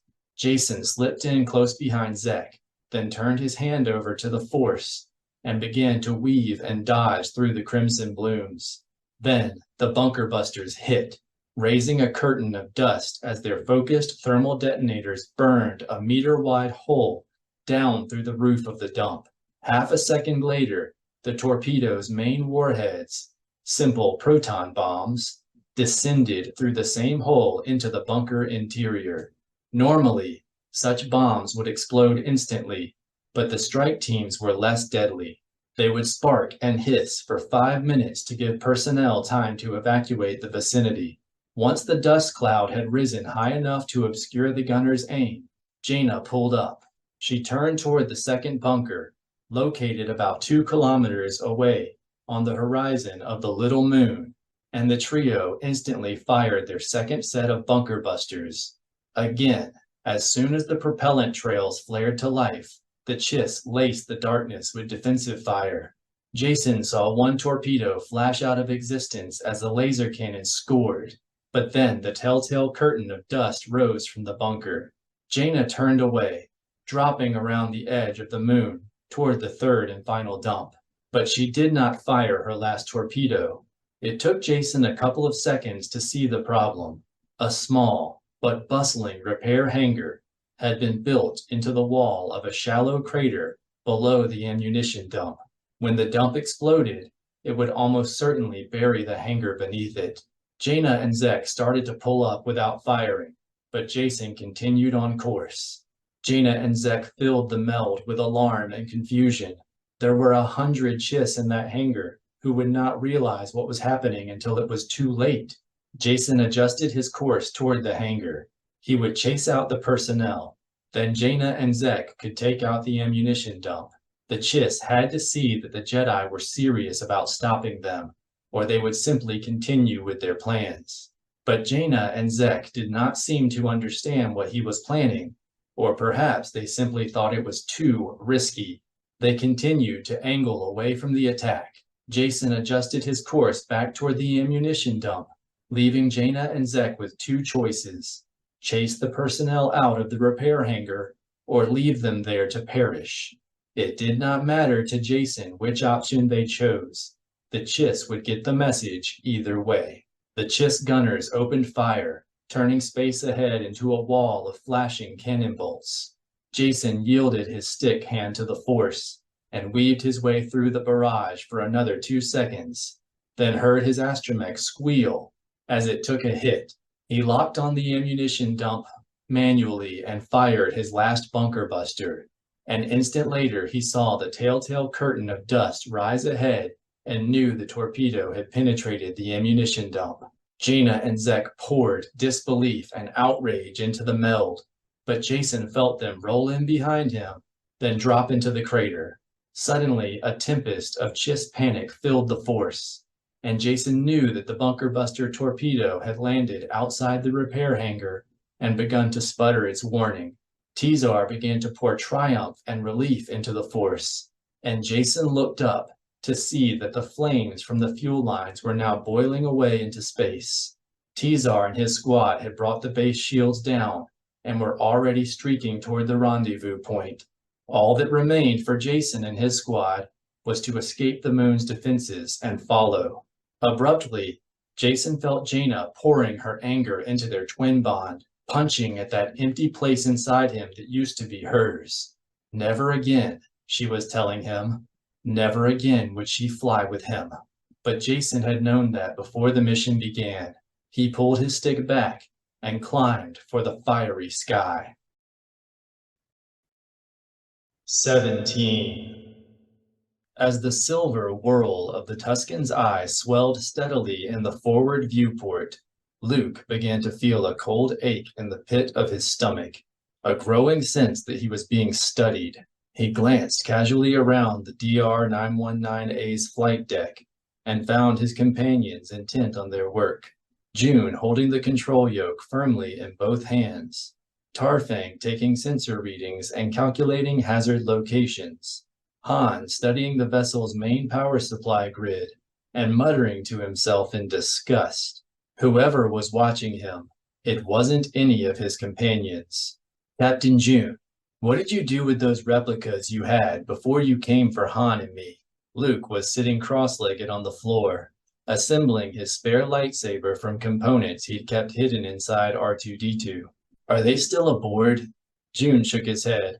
I thought the assassin bugs might interfere with your escape. He kept his eyes fixed forward as he spoke. So I had Tarfang drop the entire cargo in the marsh. I was afraid of that. I could have kept them? No way, Han said, looking up from his work on the power grid. Dumping those bug houses is the first smart thing you've done in this mess. Tarfang jabbered at Han. How unusual, C-3PO said. Tarfang agrees with you. He says their first mistake was helping us escape the rehab house. They would have been much better off leaving you and Master Skywalker to the Fizz. Tarfang chuttered an addendum. Oh dear. He says you also owe the squibs 1,000,000 credits. Captain June incurred the non-delivery penalty on your behalf. Fine. Tell him to put it on my account, Han said. He turned back to Luke. So what's wrong with dumping the cargo? Nothing. It just means the replicas aren't what I'm feeling. Luke still had the knot in his stomach, an ache that did not quite rise to the level of danger sense. Someone's watching us. Tarfang jabbered in Luke's direction. Of course someone is watching, C-3PO translated. We're in pirate space. Not that kind of watching, Han said. I think he means through the Force. June's face fell. The Dark Nest? That's my bet. They know we're coming? June's alarm began to fill the Force. The DR-919A isn't equipped for combat. Maybe we should turn around. Not yet. Luke looked out the forward viewport, where the silver whorl of the Tuscan's eye was shining so brightly that it really was beginning to look like the goggled eye of a Tuscan raider. The Dark Nest may know we're here, but we still haven't found them. Tarfang barked a sharp reply. Tarfang says if anything happens to the DR-919A, you're paying for repairs, C-3PO said. Not a problem, Luke said. If there's anything left to repair, Han muttered, turning back to the main power supply grid. These shields couldn't stop a micrometeor. I'll see if I can improve our chances, Luke said. He reached out in the Force and immediately felt the crew of a sizable spacecraft closing fast from somewhere ahead. The DR-919A was just entering the inner wall of the nebula shell, where a miasma of glowing gas and dark dust limited visibility to almost nothing. There was little hope of getting a visual fix on the craft, or even picking it up on the transport's rudimentary sensors. But the presences aboard the vessel were too clear in the Force to be from the Dark Nest, too distinctly individual to be Killiks. and too savage to be Alliance military personnel. Luke glanced over at Han and mouthed the word, "Pirates." Han's brow went up, and he nodded toward the entrance to the DR-919A's belly turret. Luke shook his head, motioning for Han to continue rerouting more power to the shields, then began to quiet his mind, shutting out the gentle beeping of R2-D2 running diagnostics on the ship's power grid, the steady chitter of Tarfang apprising June of navigation hazards, even the gentle whisper of his own breath. Soon, Luke was focused entirely on the Force, and he began to sense its ripples lapping over him, coming from the direction of his companions and the pirates, and from another place where he did not feel any presences at all, only a profound uneasiness in the Force. He turned toward the empty place and found himself staring into a wispy red corona that had appeared around the rim of the Tuscan's eye. Luke reached out into the corona with the Force, searching not for the Dark Nest, but for the host he knew it needed to grow its larvae. For a moment, he sensed only the same void as before, an absence too perfect in its emptiness to be genuine, a silence too pure in its stillness, even for deep space. Then, gradually, the terror began to wash over him, the despair and suffering of thousands of paralyzed slaves being slowly devoured from the inside out. Luke shuddered, shaken by his contact with their anguish, and vowed again to destroy the Dark Nest. Then the corona blurred for a second, and a tiny silver crescent came into view, almost too faint to be seen through the crimson glow. Luke began to feel another set of presences, full of anger and savagery and selfishness. More pirates, no doubt. No sooner had Luke spied the crescent than the ache in his stomach began to expand into the rest of his torso. The feeling was due to more than just being watched, he realized. Someone was touching him through the dark side, trying to distract, or perhaps even incapacitate him. He took a few deep breaths, then called on the Force to fight off the growing chill. "Luke?" Han asked. "You all right?" Luke glanced over to see Han studying him with a concerned expression. "I'm fine." Luke's answer was only partially truthful. "Somebody doesn't like me looking for the Dark Nest." "Alima?" "I don't think so. Too powerful to be her." "I was afraid of that." Han did not bother to ask whether it was Lomi Plo. "Maybe we should turn back. You're not looking too great." Luke frowned. "Han, are you starting to feel afraid?" "Me? No way." Han looked back to his work a little too quickly. "Just worried about you, that's all." "No need. We're just going to take a quick look at what's going on, then run for the choke." The wave of relief from June and Tarfang confirmed what Luke had already guessed.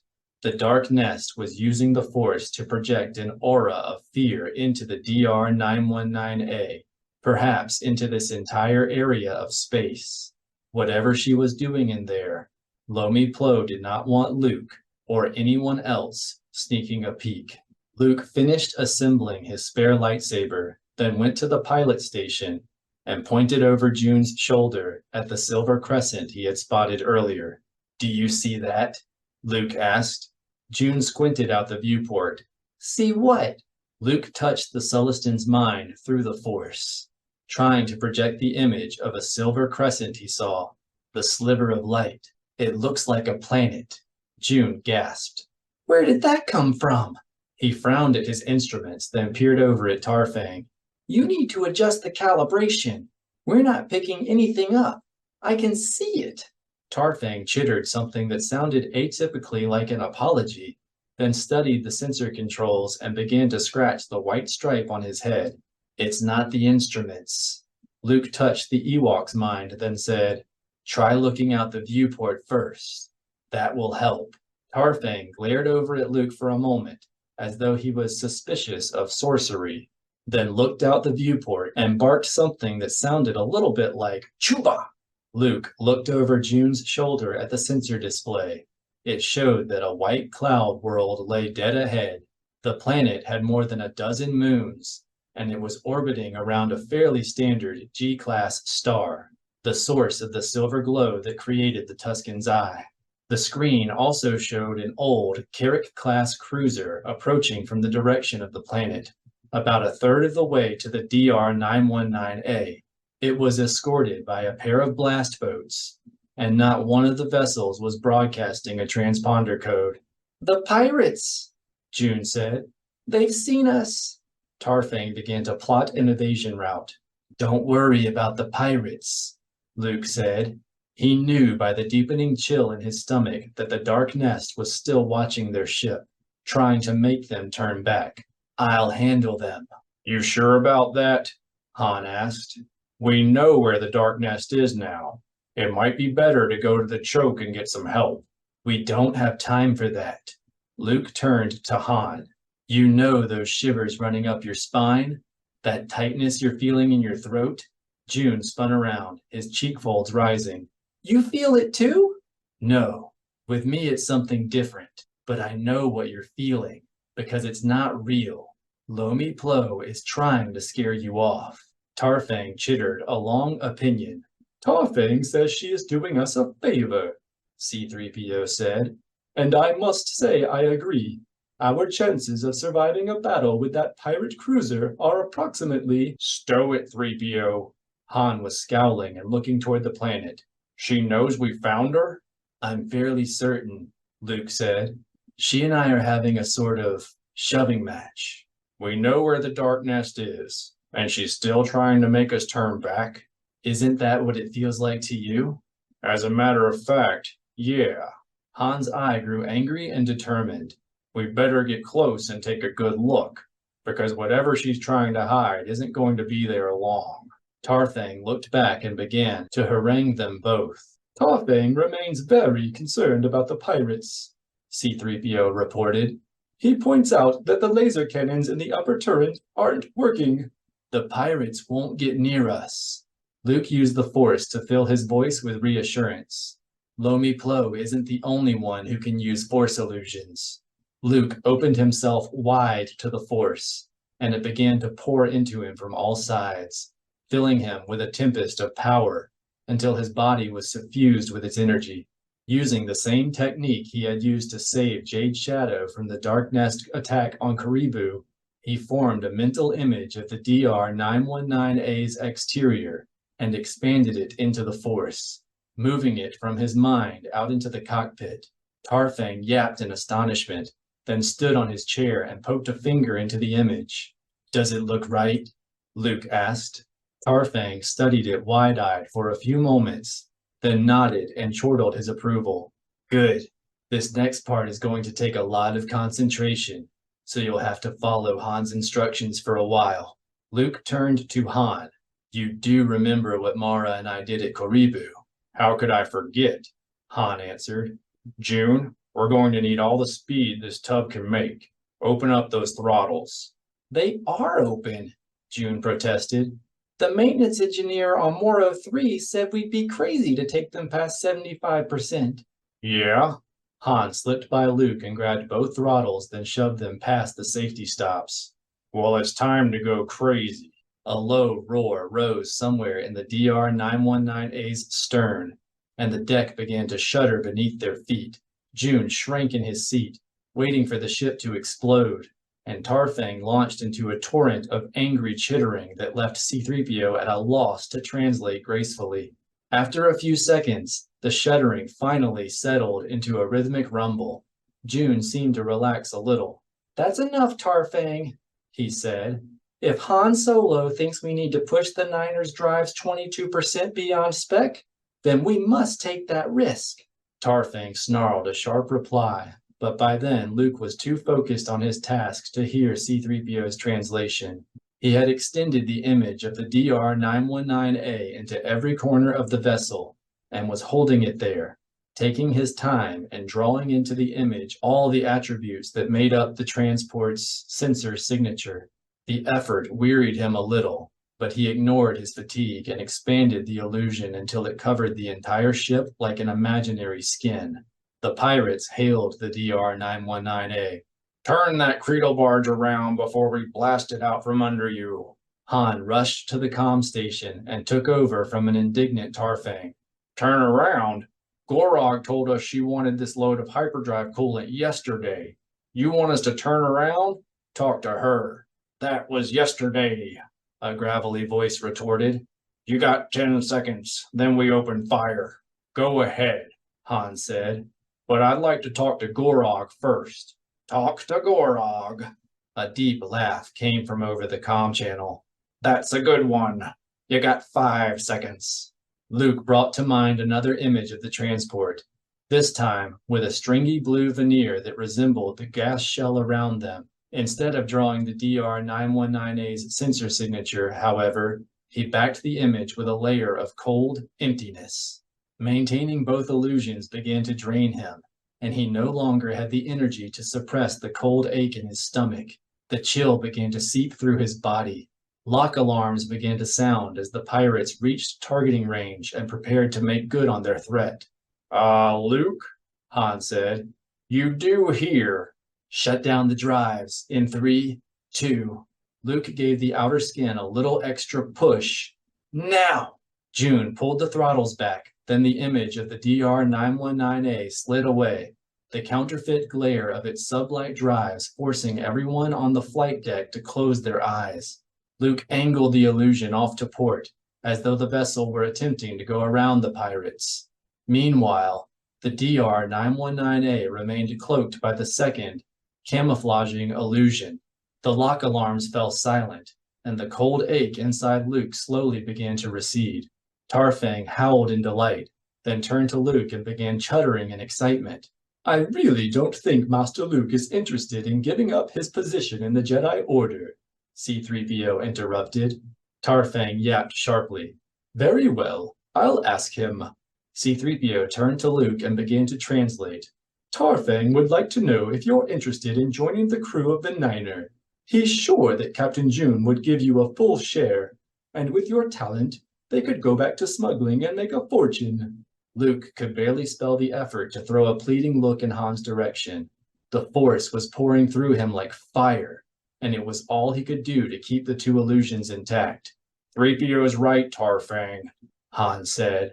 I've been making the same offer for years, and he just keeps talking about how much the galaxy needs him. A flurry of streaks and flashes filled the forward viewport as the pirates opened fire on the counterfeit DR919A.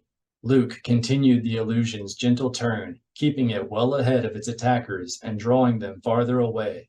His skin felt dry and papery, and waves of heat were rolling through his body as the cytoplasm inside his cells began to boil. He did not let up. During the past year, he and Jacen had been working on overload techniques, and he knew he could endure the pain and fatigue almost indefinitely.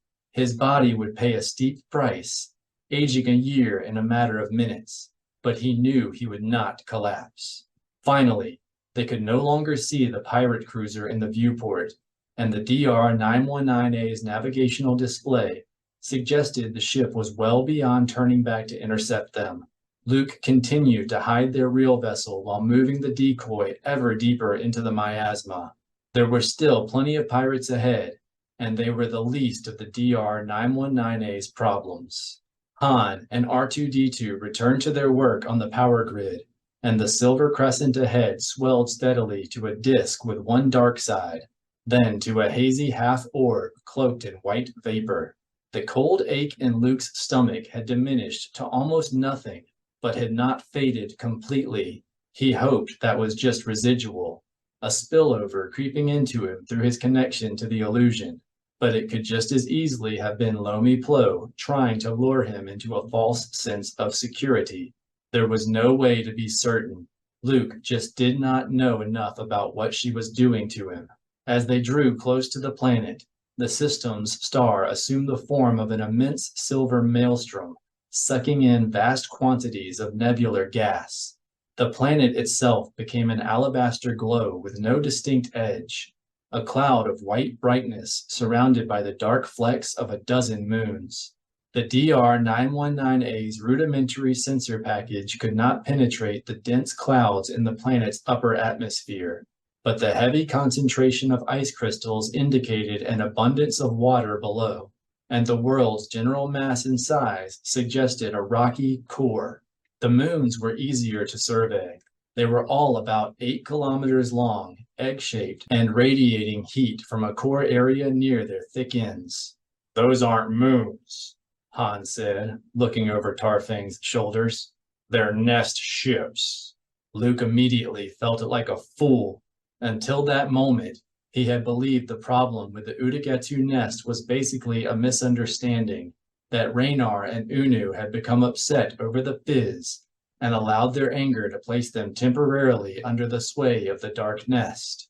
But there were 15 nest ships here, one for each of the 14 nests the colony had established on the Nebula worlds, plus an extra vessel for the Dark Nest. Even the Killiks could not have built such a fleet in a couple of months. Either all of the Udagatu nest had been under the Dark Nest influence for most of the last year, or Raynar and the rest of the colony had been a part of the plan from the beginning.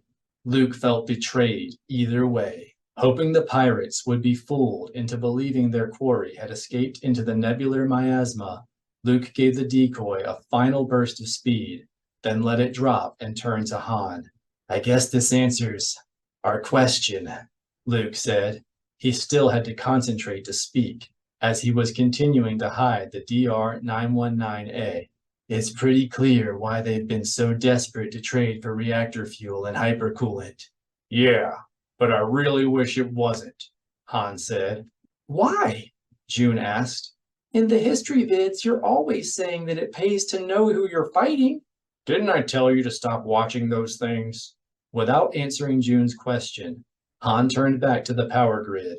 "We can get by without climate control for a while. And who needs air scrubbers?"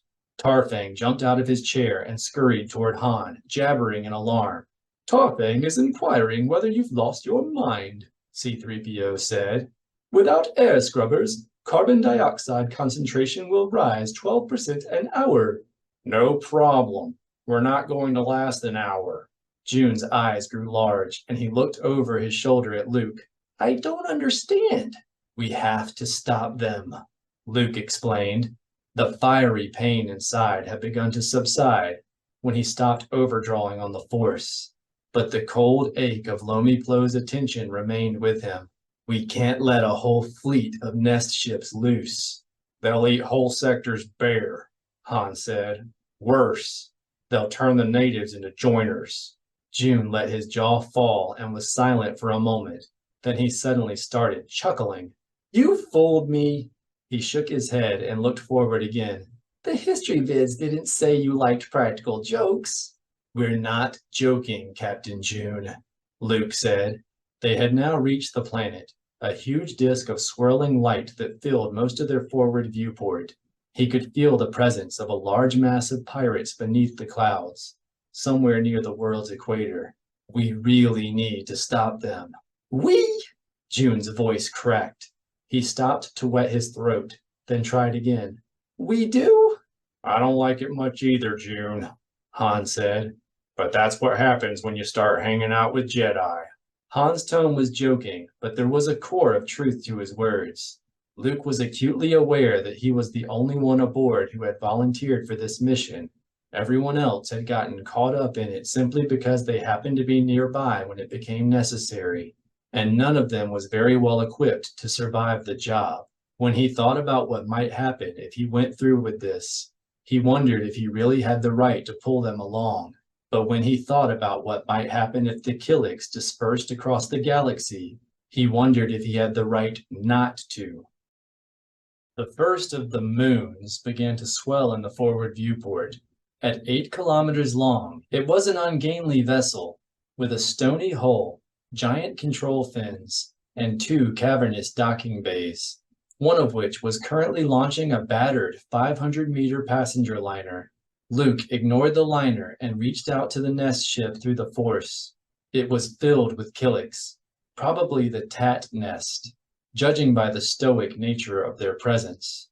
Almost instantly, the cold ache in his stomach began to expand again as Lomi Plo reacted to the contact. Luke took a few deep breaths and called on the Force to push the ache back down, but this time he merely succeeded in stopping it from expanding any further. Lomi Plo was growing stronger as he drew nearer. Captain June, how tight is the Alliance's blockade? Luke asked. Will it prevent the Killiks from escaping in these ships? Of course, June replied, as long as the Killiks use the standard routes to leave the nebula.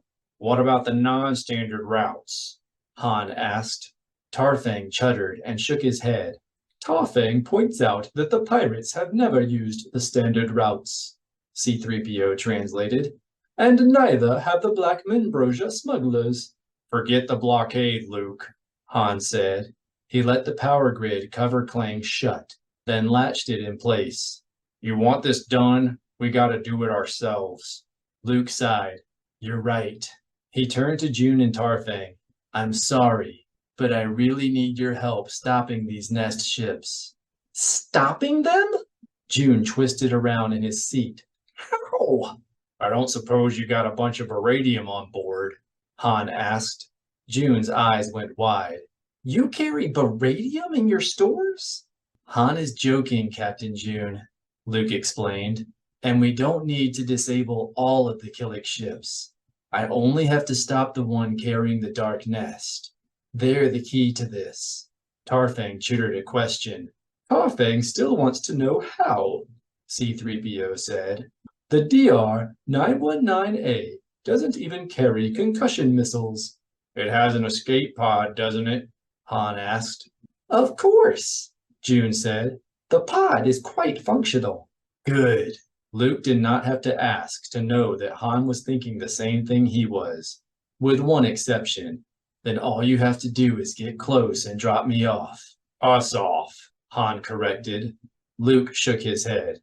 This is a Jedi mission, and we don't even have much in the way of weaponry. You'll just, if you say get in the way, I'm going to hut thump you, Han warned. Leia would kill me if I let you die alone in there. Luke sighed in resignation, then began searching for the Dark Nest again. Each time he made contact with one of the Nest ships, the cold knot inside rose a bit higher into his chest. It wasn't long before he had to wage a constant force battle just to keep the feeling in check. They were just passing the third Nest ship when Luke sensed a mass of pirate presences rising through the planet's clouds below. Be ready, he warned. The pirates are coming up to cut us off. Tarfang let loose with a long string of Ewokese invective. That's not fair, C-3PO said. It's hardly Master Luke's fault you haven't replaced the tail cannon. Don't sweat it, Han said. If we have to open fire, we're slag anyway. Another Nest ship appeared from behind the curve of the planet, and the anguish of the captives being devoured by the Gorog larvae grew clear and raw in the Force. There, Luke pointed at the vessel. Do a flyby and we'll eject in the escape pod. Then head for the Murgo choke and tell everything you know about this to the highest-ranking blockade officer you can find. Tarfang began to gibber and shake his head. Tarfang doesn't think that is very wise, C-3PO translated. The Defense Force is going to be looking for someone to blame about those replicas. And if you don't want it to be you two, then you better be the ones who sound the warning, Han said. If you get there before anything bad happens, they might even give you a reward. Tarfang's furry brow rose. Gabba gabba? I'm sure it would be substantial, Luke said. Yeah, 1,000 credits at least, Han said. You might be saving the entire fleet after all. A reward would be nice, June said. But that's not the important thing, Tarfang. It was our mistake, so it's our duty to correct it. Tarfang groaned and let his head drop, but waved Luke and Han aft toward the escape pod. I'll keep the Niner cloaked as long as I can, Luke said, turning to go. But once you're beyond interception range, get out fast. I need to devote. Luke's instructions were interrupted by the wail of the DR-919A's proximity alarms. June shrieked, and Luke whirled around to see a blue streak of ion efflux lighting the forward viewport. Pirate ship? He asked. June could barely bring himself to nod. Relax, they missed. Han said. Now that they're past. The proximity alarms screamed again, and this time Luke was thrown from his feet as the ship bucked. A loud boom rolled forward, then metal groaned in the stern and the sour smell of containment fluid began to fill the air. June studied his console for a moment. I can't believe it. We're not showing any damage. What a relief, C-3PO said from where he had landed across the deck. My calculations indicate that even if the impact was glancing, we were hit by something at least the size of a Corellian engineering corporate corvette. I wouldn't get too excited. Han rolled to his knees next to Luke. I rerouted the damage control power to the shields. Tarfang, who like June had been strapped into his seat, looked back and began to yap at Han angrily. Yeah? Han rose and jabbed his finger in the Ewok's direction. Well, we wouldn't even be here if I hadn't boosted that flip field you two were calling shields. A pirate frigate shot past between the DR-919A and the Gorog Nest ship, then wheeled around and opened fire with a small bank of turbo lasers. The bolts flashed past at least a kilometer overhead. Luke returned to his feet and checked June's navigational display. He was relieved to see the rest of the pirate fleet, about 30 vessels, ranging in size from blast boats to frigates, executing much the same maneuver, all laying fire in a circle around the disabled blast boat, floating several kilometers to their stern. His force illusion was still working. The pirates had no idea where the DR-919A was, and were attacking blindly in the hope of landing a lucky shot. I think the worst is over, Luke said. The Gorog Nest ship was now directly in the center of the DR-919A's viewport and rapidly beginning to swell. But you need to pull up a little. I think the collision dropped our nose. I am pulling up, June gasped. Luke glanced at the yoke and saw that the Celestin had pulled it back almost into his lap. Tarfang unstrapped and started aft, sputtering in alarm and motioning to Han. Hey, it's not my fault, Han said, following. I didn't touch the attitude thrusters. The DR-919A passed under the pirate frigate and continued toward the Gorog Nest ship. Han's voice came over the intercom. It's only a smashed relay box. We'll have it fixed in. The rest of the sentence was drowned out by a sudden, painful pop in Luke's ears. R2-D2 began to whistle in alarm, and C-3PO said, Are you sure? R2-D2 tweeted in irritation. Oh my! Master Luke, R2 says the ship is losing cabin pressure. I know. Luke's ears popped again. Han? Did you feel that? Han said over the intercom. We've got a hull breach. Where? June demanded. His eyes were glued to his damage control console. I'm blind. It doesn't matter, Luke said. The Gorog Nest ship was filling the viewport again. Even if you could seal off the breach, there's no time. June looked up at him. What are you saying? I guess I owe you a new ship, Luke said, if we live that long. 18. In Leia's mind, daybreak was forever. She was floating on the edge of a purling river, relishing the soft brush of a warm breeze on her face, watching Alderaan's sun stand in the canyon rim. She had been watching it for hours, days perhaps, and it never moved. That was the point of the meditation, to still all, thoughts, emotions, mind. But the water was growing rough. There was anger between Jacen and Jaina, a feeling of betrayal and acceptance. Leia reached out to them in the Force, hoping that her love might help them heal the chasm that divided them. They were so far away, so deep in the unknown regions, where only the Killiks and the Chiss could find them. This was all she could do for them. They had to rely on each other. They needed to take care of each other, for Leia, if not for themselves. The sense of acceptance, Jacen, closed itself off, and Jaina's sense of betrayal began to grow less bitter. For Leia, she would watch over her brother.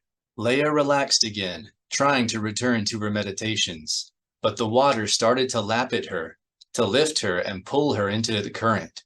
She did not try to stay close to shore. There was a familiar warmth in the water's grasp. an honest strength that she recognized as her brother's presence in the Force. She surrendered to the river, and the canyon walls began to rush past. The yellow sun climbed high into the sky. The breeze vanished, and the air grew still and stale.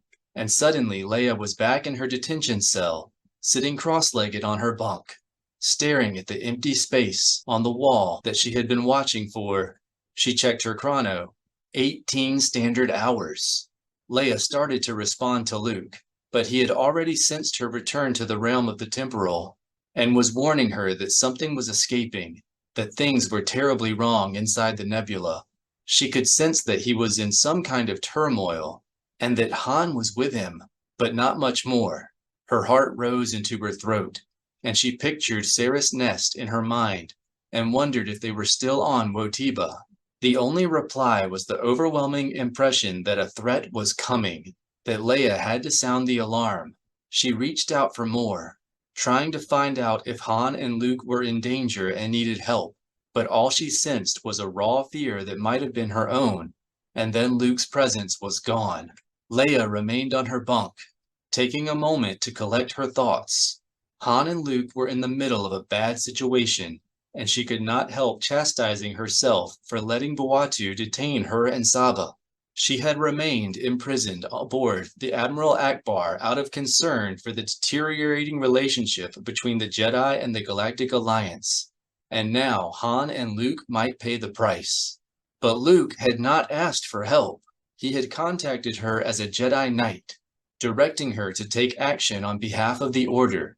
She was to sound the alarm, and soon. Leia started reaching out to Mara, who was still in a Force hibernation.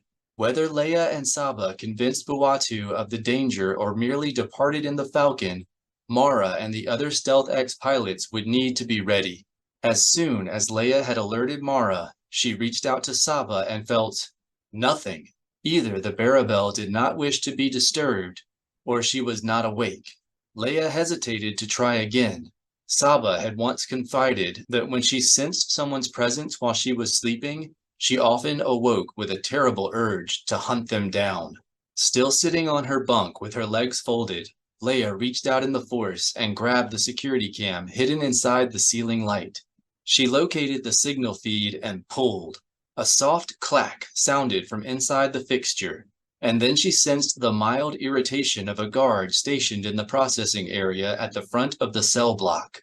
Moving quickly now, Leia unfolded her legs and went to the door. She could not sense any living presences on the other side, but she felt sure there would be an ever-alert droid, a Justice Systems variant on Lando's highly successful YVH series, standing in the corridor between her cell and Saba's.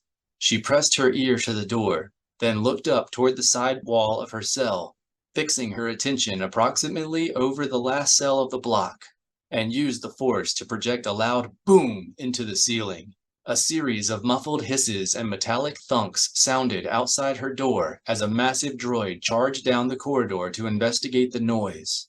Leia placed her hand over the magnetic lock she had seen when the door was open, then reached out with the Force and disengaged the internal catch.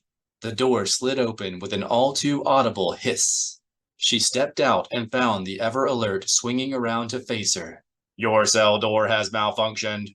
The droid planted its foot and began to bring up the heavy stun blaster in its right arm. Return to your cell and remain. Leia flicked her finger at the ever-alert's head and used the Force to flip its primary circuit breaker. The switch lay hidden beneath its neck armor, but that was no hindrance to a Jedi. Stationer. The droid's chin slumped against its chest, and the stun bolt it had been preparing ricocheted harmlessly off the floor. A metallic clank sounded behind Leia as the blast door at the front of the cell block retracted. She spun around to see a pair of astonished guards standing on the other side of the thresholds, their blaster pistols still holstered. Stang, the older one said. She's... Leia swept her arm in their direction, using the Force to jerk both guards forward, then slammed them into the blast door, then dropped them across the threshold, so the cell block could not be sealed off without crushing them.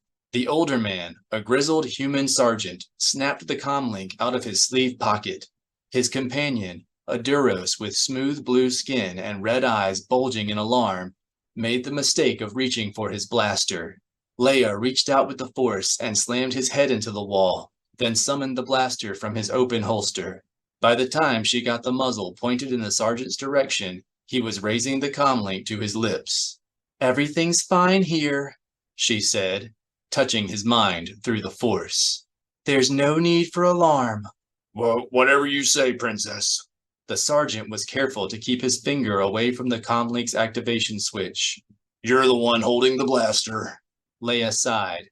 She was going to have to work on her Force persuasion skills with someone besides Saba. Force intimidation was fine for Barabels, but humans needed something a little more subtle. She gestured at the comlink. "Tell the watch officer, and no funny business. I'm a Jedi. I'll know if you use an alarm code." The sergeant nodded, then activated the comlink. "Everything's fine here, Watch." "Then how come she's holding a blaster on you?" came the tinny reply. Leia looked up at the security dome in the ceiling. "Because Junior was dumb enough to reach for it." She pulled the power pack out of the blaster's handle, then tossed the pistol aside. "I'm not interested in harming anyone. I just need to talk to Admiral Buwatu. I have important information for him." "Fine," the watch officer said. "Return to your cell and I'll ask for an audience." "I'm not asking." Leia raised a hand toward the security dome, then located the power feeds in the Force. "And I'm not waiting. It's urgent." She jerked the lines free, then stepped over to Saba's cell. Keeping one eye on the sergeant and his assistant, she placed her hand on the cold door and used the Force to disengage the internal catch. The cell was empty, save for a couple of broken claws on the floor and a comlink lying on the bunk. A section of durasteel panel was hanging down at one end of the ceiling, leaving just enough room for a Barabel to squeeze through. Leia summoned the comlink to her hand, then turned the volume down so that the sergeant and his assistant would not be able to hear Saba's end of the conversation. "Master?" Leia whispered into the microphone. There was a short pause, then Saba answered. "Blast! You scared them away." "Scared who?" "The gankers. This one is hungry." "You could have asked for a..." "Never mind." The last thing Leia wanted to do was start a discussion about detention center cuisine with a Barabel. "Can you meet me at the bridge? We need to talk to Buwatu." "No." Saba touched Leia through the Force, initiating a combat meld. "That will do no good." "Saba, Luke reached out to me," Leia said. She opened herself to the meld, and an impression of vast openness appeared in her mind. "Something's happening in the nebula." "Yes, the Killiks are leaving, and we must warn the fleet," Leia said. She recognized the vast openness as a hangar and realized that Saba was leaving the truth unspoken, no doubt because she feared some Alliance comtech was eavesdropping on their conversation. "Luke was very clear about that. Buwatu won't believe you." "We must try," Leia said. The image of the Falcon sitting on the hangar deck surrounded by a squad of Alliance troops flashed through her mind. "Then try," Saba said. "This one is still hungry. She is going to continue her hunt."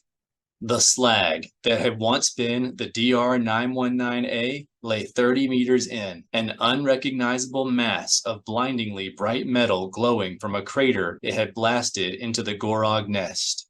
A steady torrent of flotsam was pouring into the immense hole from the surrounding decks. Dead Killiks and stony hunks of spitcrete and 3 links of twisted durasteel that looked suspiciously like turbolaser barrels. Gushing out of the surrounding walls were several cones of white vapor, air or water or some other vital substance shooting out of broken conduits into the cold vacuum of space. Luke felt nothing from the crater itself, but the Force was filled with ripples from the surrounding area, all very sharp and erratic, as stunned Gorog struggled to figure out what had just happened. Unfortunately, the confusion did not extend to Lomi Plo. She was still touching him through the Force. filling him with the same cold ache he had been experiencing since they entered the Tuscan's eye. Luke stepped away from the escape pod's viewing port, then pulled up his tunic and turned his back to Han. "Do it, Han." "You're sure about this?" Han asked. "Even on stun, at this range, you're going to get burned." "Now, Han," Luke ordered, "before Gorog starts to sort things out." "All right. No need to get..." A searing pain exploded across Luke's back, and he dropped to his knees. Even calling on the Force to bolster himself, it took all of his willpower to remain conscious.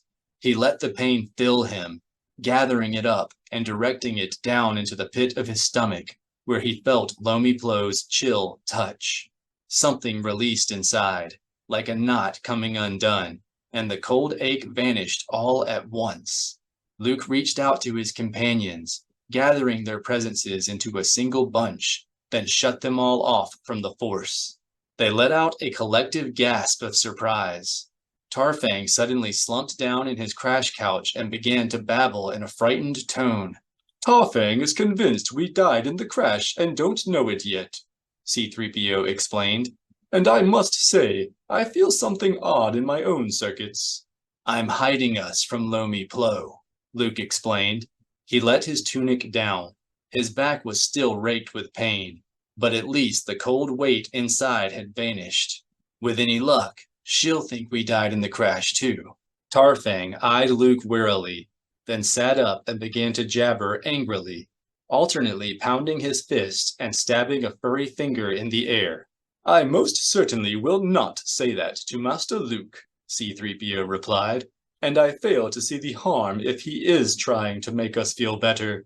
It's certainly better than dwelling on a negative." "We're not dead," Luke said between gritted teeth. He went to June's side and pointed out the pilot's viewport toward a section of deck hanging free just inside the rim of the crater. "Put the pod over there. We need to get out of this thing before Gorog sees it." June dropped them into the crater. The temperature inside climbed rapidly as they drew closer to the molten remains of the DR-919A, and the pod gave a noticeable jerk when it entered the ship's artificial gravity. "Horsch Kessel gravity system," Han observed. "Boy, are they going to regret that." Tarfang chittered an indignant question. "Tarfang would like to know what you think is wrong with everything. I just hope we can keep this rock from lighting its hyperdrive. I really hate what those G-burps do to my joints." June set the pod down on the sagging edge of a deck section surrounded by antennas and dishes and data feeds, all of it very un-Killik looking, and all of it arranged around a half-melted relay station. "They had help building these things," Han said, peering out the pod's viewport. "And a lot of it. That heat sensor looks Balmoran, and the signals package is definitely a Kuat Drive Yard's eavesdropper." "Probably had help from pirates, financed by the Black Membrosia trade," Luke said. "But we'll sort that out later. Right now, we need to get to those hyperdrives." "Good idea." Han opened the pod survival pack and sprayed Luke's back with Bacta-salve, then passed him a blaster and took one for himself. "Any idea how we're going to get there through a nest full of bugs?" "We're not going to go through them," Luke said. He pulled the top of his vac suit over his shoulders and began to seal the closures. "We're going to go around them." June frowned and stopped short of pulling his helmet visor down. "I don't understand." "Outside the ship." Luke secured his own helmet to the collar ring. "By crawling across the hull." "I was afraid that's what you had in mind," Han said. Luke lowered his visor, then picked up the heavy survival pack and turned toward the hatch. Han and the others sealed their own vac suits. Then they all left the escape pod and started to push it toward the still-growing crater. A shudder ran through the deck. They all scrambled back, afraid it was about to collapse. But the deck remained where it was. While it was sagging slightly, it was clearly in no danger of falling, even with the heavy escape pod sitting just a meter or so from its edge. The shuddering grew stronger. The severed lines and equipment dangling on the walls began to bounce around soundlessly. Then Han's voice came over the back suit comm system. "We'd better wait a while," He pointed out through the crater hole, where the pirates' unnamed planet was starting to glide by ever more rapidly. I'm not sure I want to be crawling around outside when this thing goes into hyperspace. 19. Leia found the command deck of the Admiral Akbar to be as spotless, orderly, and efficient as the rest of the Star Destroyer. The mixed species crew was both alert and focused, glancing up as she stepped out of the lift, then quickly returning to their tasks when they saw she was escorted by a detail from bridge security. Buwatu himself was in the tactical salon, the TACSAL, at the back of the command deck, surrounded by his staff, and studying a holodisplay of the Murgo choke. The opalescent bust of the great admiral sat in a niche on the back wall, keeping a solemn watch over the entire deck, and causing a cold tingle in the middle of Leia's back. The security detail stopped outside the TACSAL, where the admiral's aide, Werfel, met Leia with a disapproving sneer. He gestured curtly for her to follow, and as they approached the holodisplay, Buwatu ended the discussion he was having with the staff to greet Leia with a smug grin. Princess Leia, you wanted to see me? That's right, Admiral, Leia said. Thank you for not making it difficult. Why should I? Buwatu asked. I'm as concerned as you are. This surprised Leia. You are? Of course. Even if your friends in the Stealth X's are carrying extra air scrubbers in their cargo compartments, they must be breathing their own fumes by now. I only hope it's not too late. Leia's surprise changed to irritation. My friends are fine. I came to warn you that the Killiks are about to contest your blockade. Truly? Buwatu's expression remained smug, but Leia could tell by the way his neck fur flattened that this news troubled him. And this knowledge came to you while you were staring at the wall of your cell? More or less. Luke reached out to me through the Force. Of course. Your Jedi sorcery. Buwatu considered this for a moment, then asked, Did your brother also reveal where to expect this threat, or what form it might take? Unfortunately, no. Communication through the Force isn't usually that precise. All I could tell was that Luke is very concerned. I see. Buwatu's gaze slid back toward the holodisplay, where the starfighter complement from both the Admiral Akbar and the Mon Mothma, well over 100 craft, were deployed in a double screening formation between the two Star Destroyers. The Admiral seemed to forget Leia for the moment and lose himself in thought. Then he abruptly looked back at her. Master Sabbatine is more adept with the Force, is she not? She is. That's one reason she's a master. Then perhaps Master Sabbatine could provide me with a more thorough report. Inform her that I require her presence on the command deck. I've already been in contact with Master Sabbatine, as I'm sure your comm officers have informed you. As Leia spoke, she was puzzling over what seemed an odd, almost desperate starfighter deployment. She's unavailable at the moment. That's right. She's hunting gankers. Leia shrugged. There's no reasoning with her when she's hungry. Barabels like their meat fresh. As do we all. But there are no gankers aboard this ship, Princess Leia. Come, Admiral. Leia touched Buwatu through the Force and confirmed what she had already surmised. He did not believe a word she was saying. There are always gankers aboard a capital ship. Not aboard my ship. Buwatu stepped closer and spoke in a low, gravelly tone. Your plan is a good one, Jedi Solo, but you forget with whom you are dealing. My plan, Admiral? Leia glanced back at the holodisplay and realized what she was seeing. The starfighters from the Mon Mothma were carefully working their way toward those of the Admiral Akbar, slowly weaving back and forth in a tight search pattern. You think I'm trying to stage a diversion? It will do your friends in the Stealth X's no good, of course. but I am impressed with the tactical coordination you Jedi achieve with your sorcery. You give us too much credit. Leia stretched her force awareness into the choke and felt the familiar presence of a Stealth X battle meld. Then Kip Duron reached out to her, assuring her that his team would soon be coming to help her in Saba. Leia seethed inwardly. She hardly needed rescuing, but the idea that someone could believe she did made her think it had been a mistake to sit in a cell just to avoid further straining relations with the Galactic Alliance. Until I saw your starfighter deployment, Admiral Bawatu, I didn't even know that Master Duron and his squadron were out there. Now you mock me, Jedi Solo.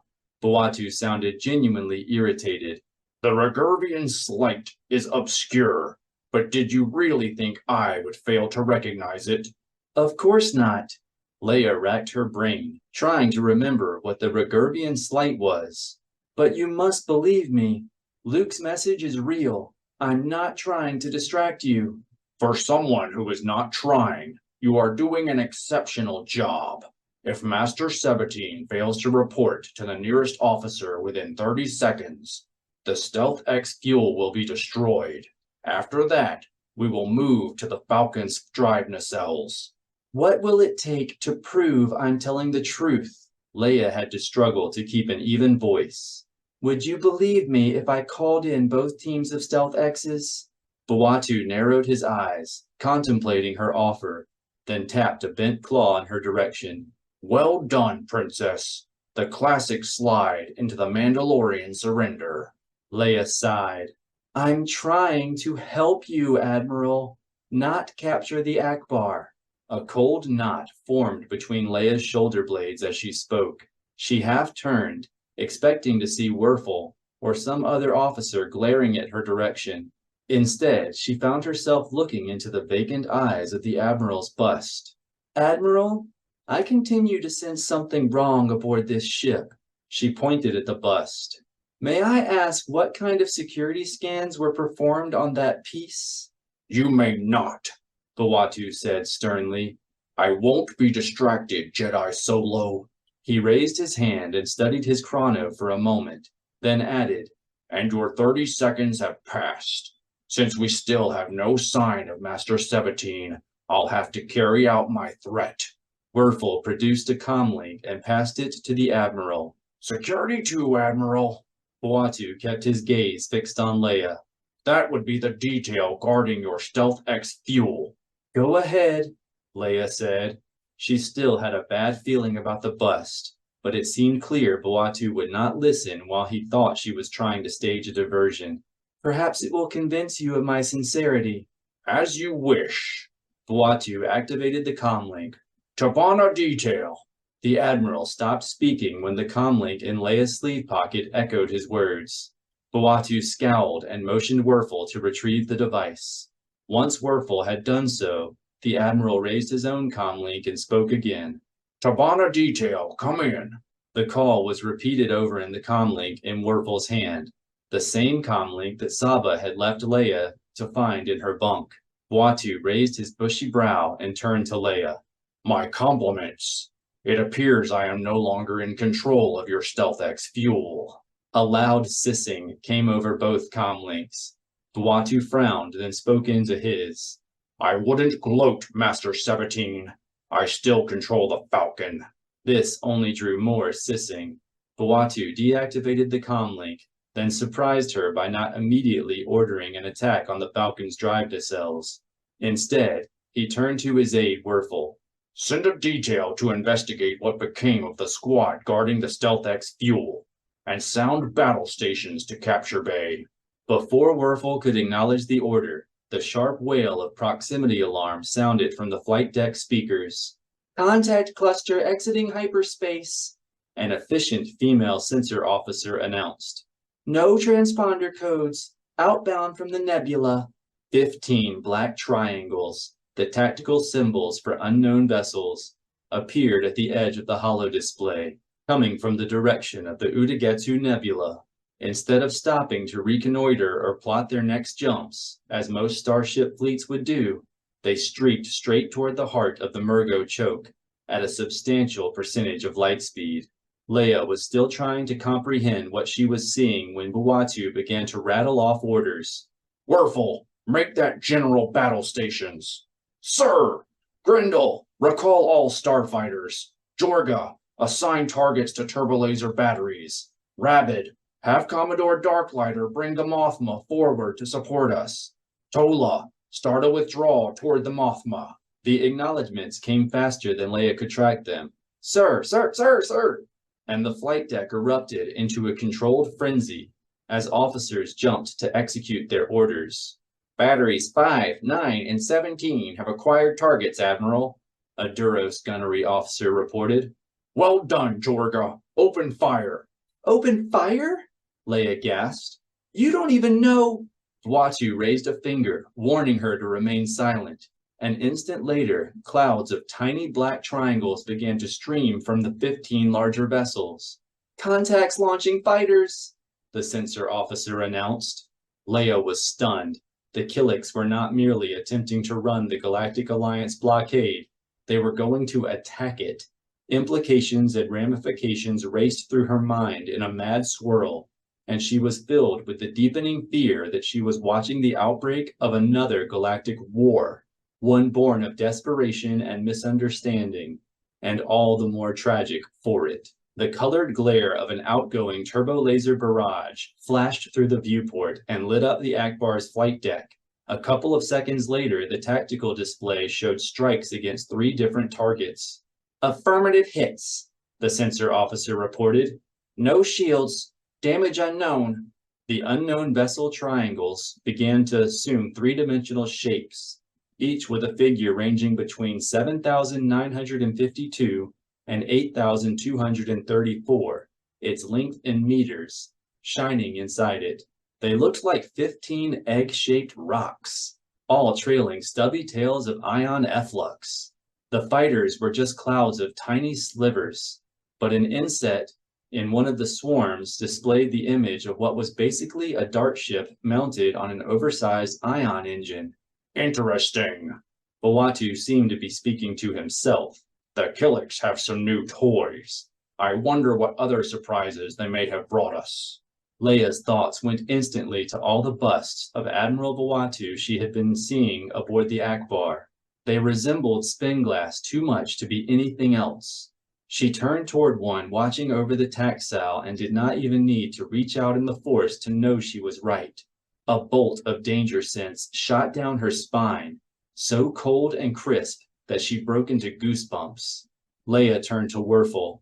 Excuse me, Captain. Where is the nearest disposal chute? Disposal chute? Werfel frowned as though he was going to question her need for one.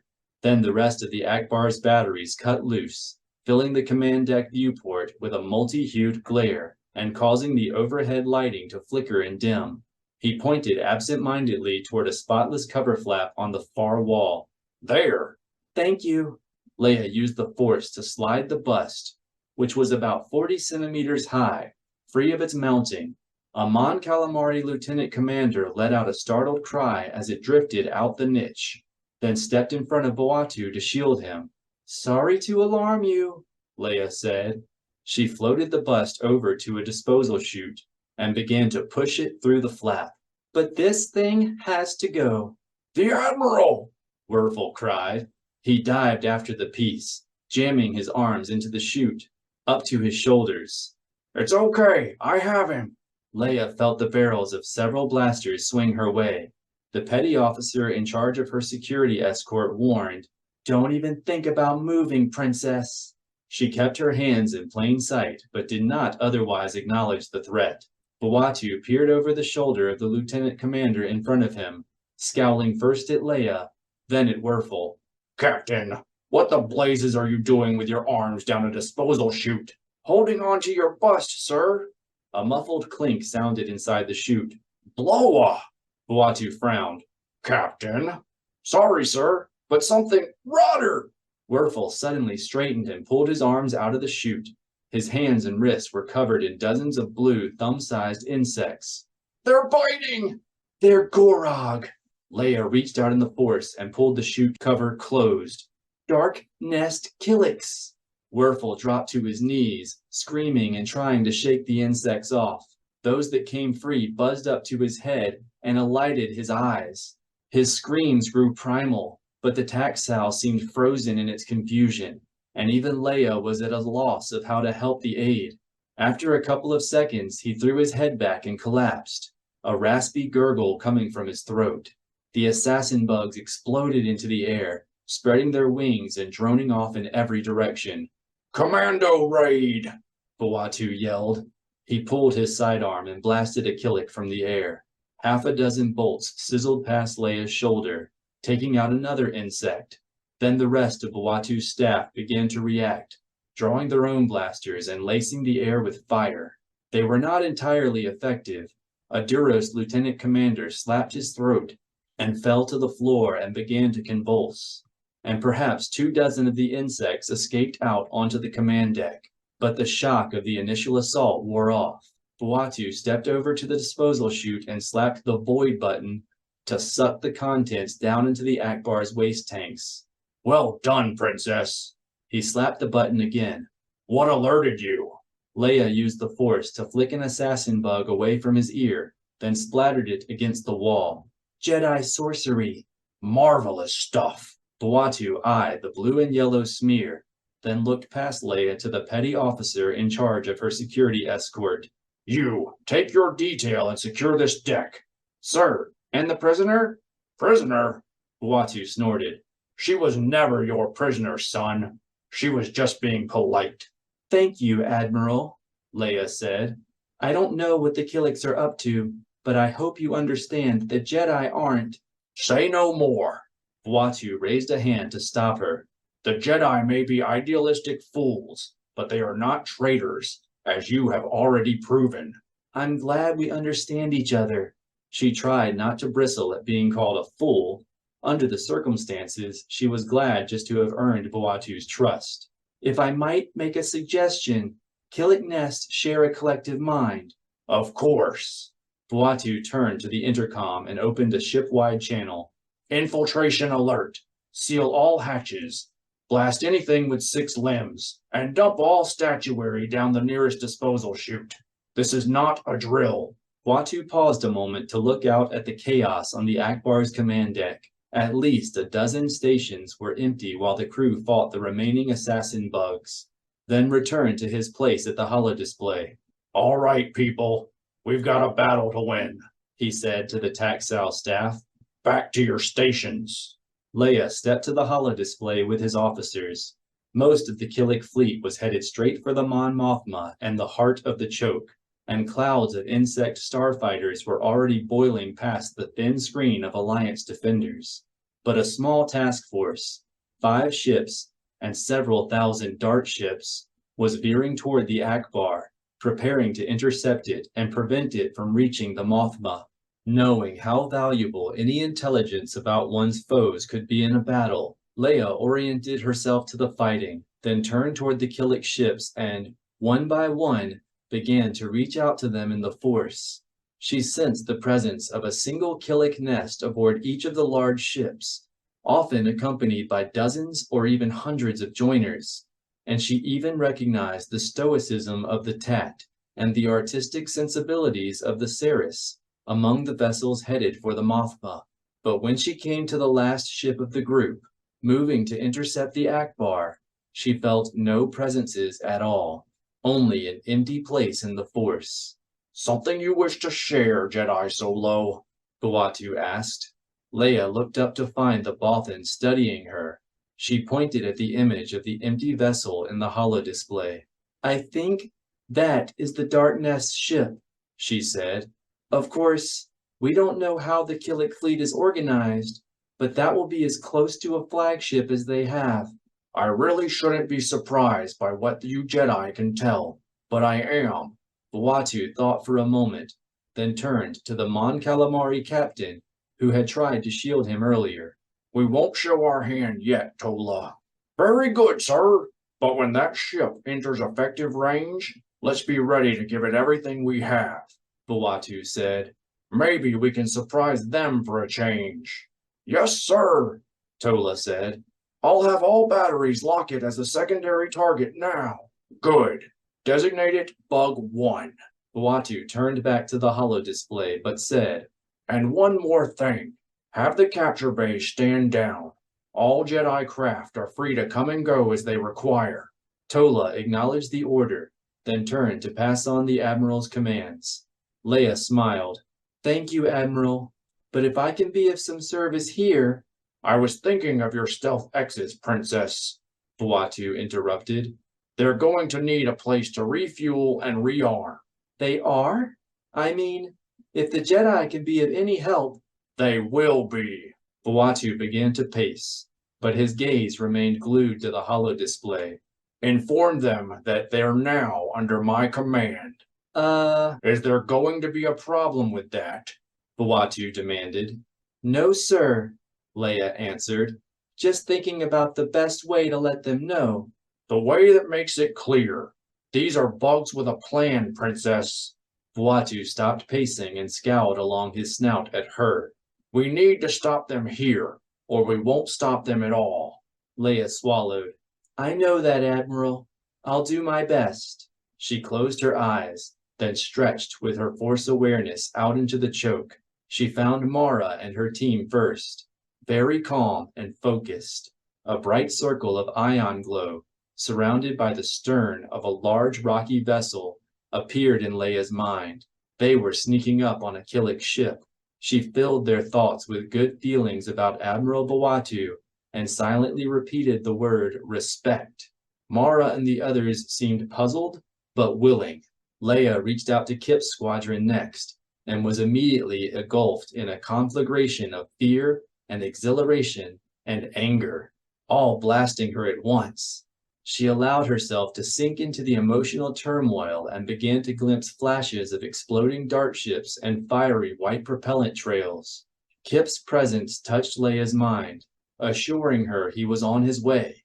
She replied as she had with Mara, by filling her mind with good thoughts about Buatu and silently urging Kip to respect him. Kip poured indignation into the Force. Leia repeated the sentiment more strongly, trying to impress on him that the problem was the Killiks, not the Fifth Fleet. Kip grew frustrated, but his stubbornness slowly gave way to willingness. Leia opened her eyes in time to see Tola, the Mon Calamari, drop to his knees, gasping for breath and clawing at his throat. Buatu glanced over and calmly smashed the butt of his blaster into the back of Tola's skull. There was the sound of crunching chitin. Then the lieutenant commander pitched forward, a string of insect gore momentarily connecting his head to the admiral's blaster handle.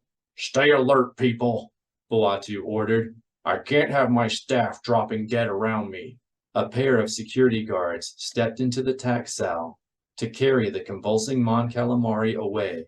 Leia pushed aside the sorrow she felt for him, then caught Buatu's eye. The Stealth X crews have agreed. She pointed into the holodisplay, indicating the 5 Killik ships moving to intercept the Akbar. Mara's team, half a squadron, is somewhere behind this group, moving up on one of the ships. Buatu frowned. What's her status? Mara's team can't be combat ready after so long in space. They can make one attack run, but dogfighting is out of the question until they refuel. Other than that, they're good. Buatu looked doubtful. Trust me, Admiral. Leia smiled. It's Jedi sorcery. Buatu snorted. If you say so. Leia pointed at a cluster of dart ships that seemed to be gathered between the 2 groups of Killik ships for no apparent reason. I think Master Duron's squadron is engaged here. On their way to free you and Master Sabatine, Buatu surmised. We don't need them here. Have them withdraw toward the Mon Mothma. It might be more precise if you spoke to our teams yourself. Leia went to the comm station and opened a channel to the Stealth X's. They can't acknowledge, but they'll hear your orders. Very well. Buatu stepped away from the holodisplay and told the Stealth X's what he wanted. Leia felt acknowledgments from everyone except Mara. who seemed firmly opposed to abandoning the target she had already selected. When Leia allowed her bewilderment to rise to the surface of her mind, Mara flooded the meld with concern for Han and Luke. "Everyone except Mara is a go," Leia reported. "Mara is going to stay with her current target.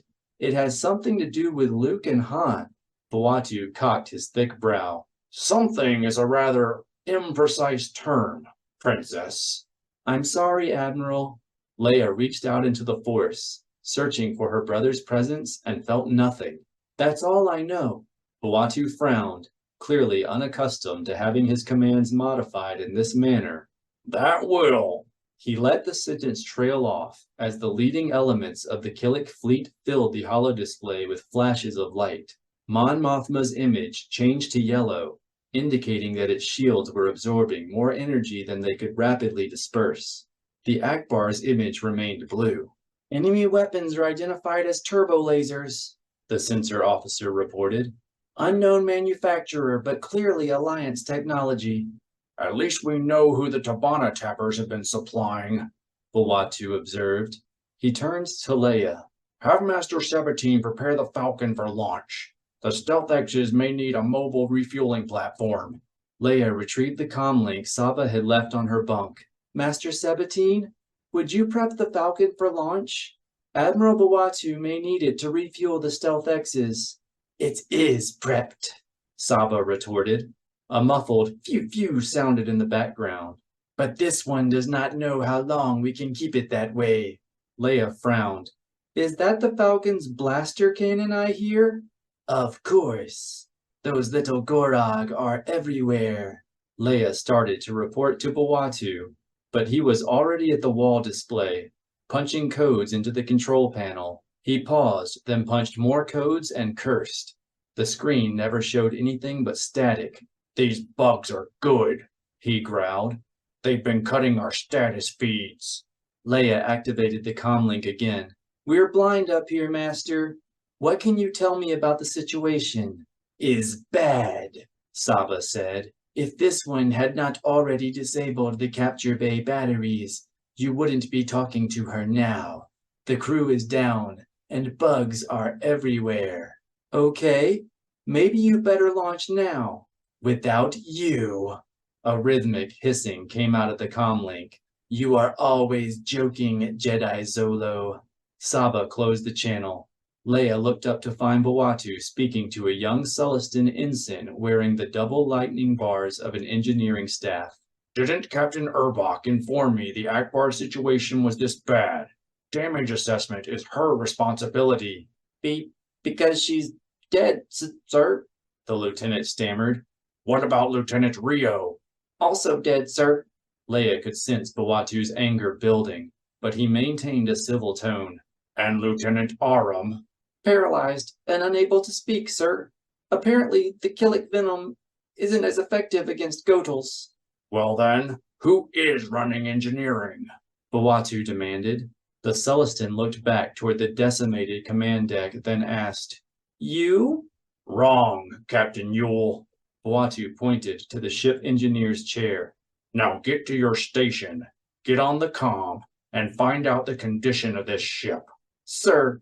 As the Sullustan turned to obey, Bawatu looked to Leia and shook his head. "These Killiks are beginning to worry me, Princess. What other surprises do they have tucked under their chitin?"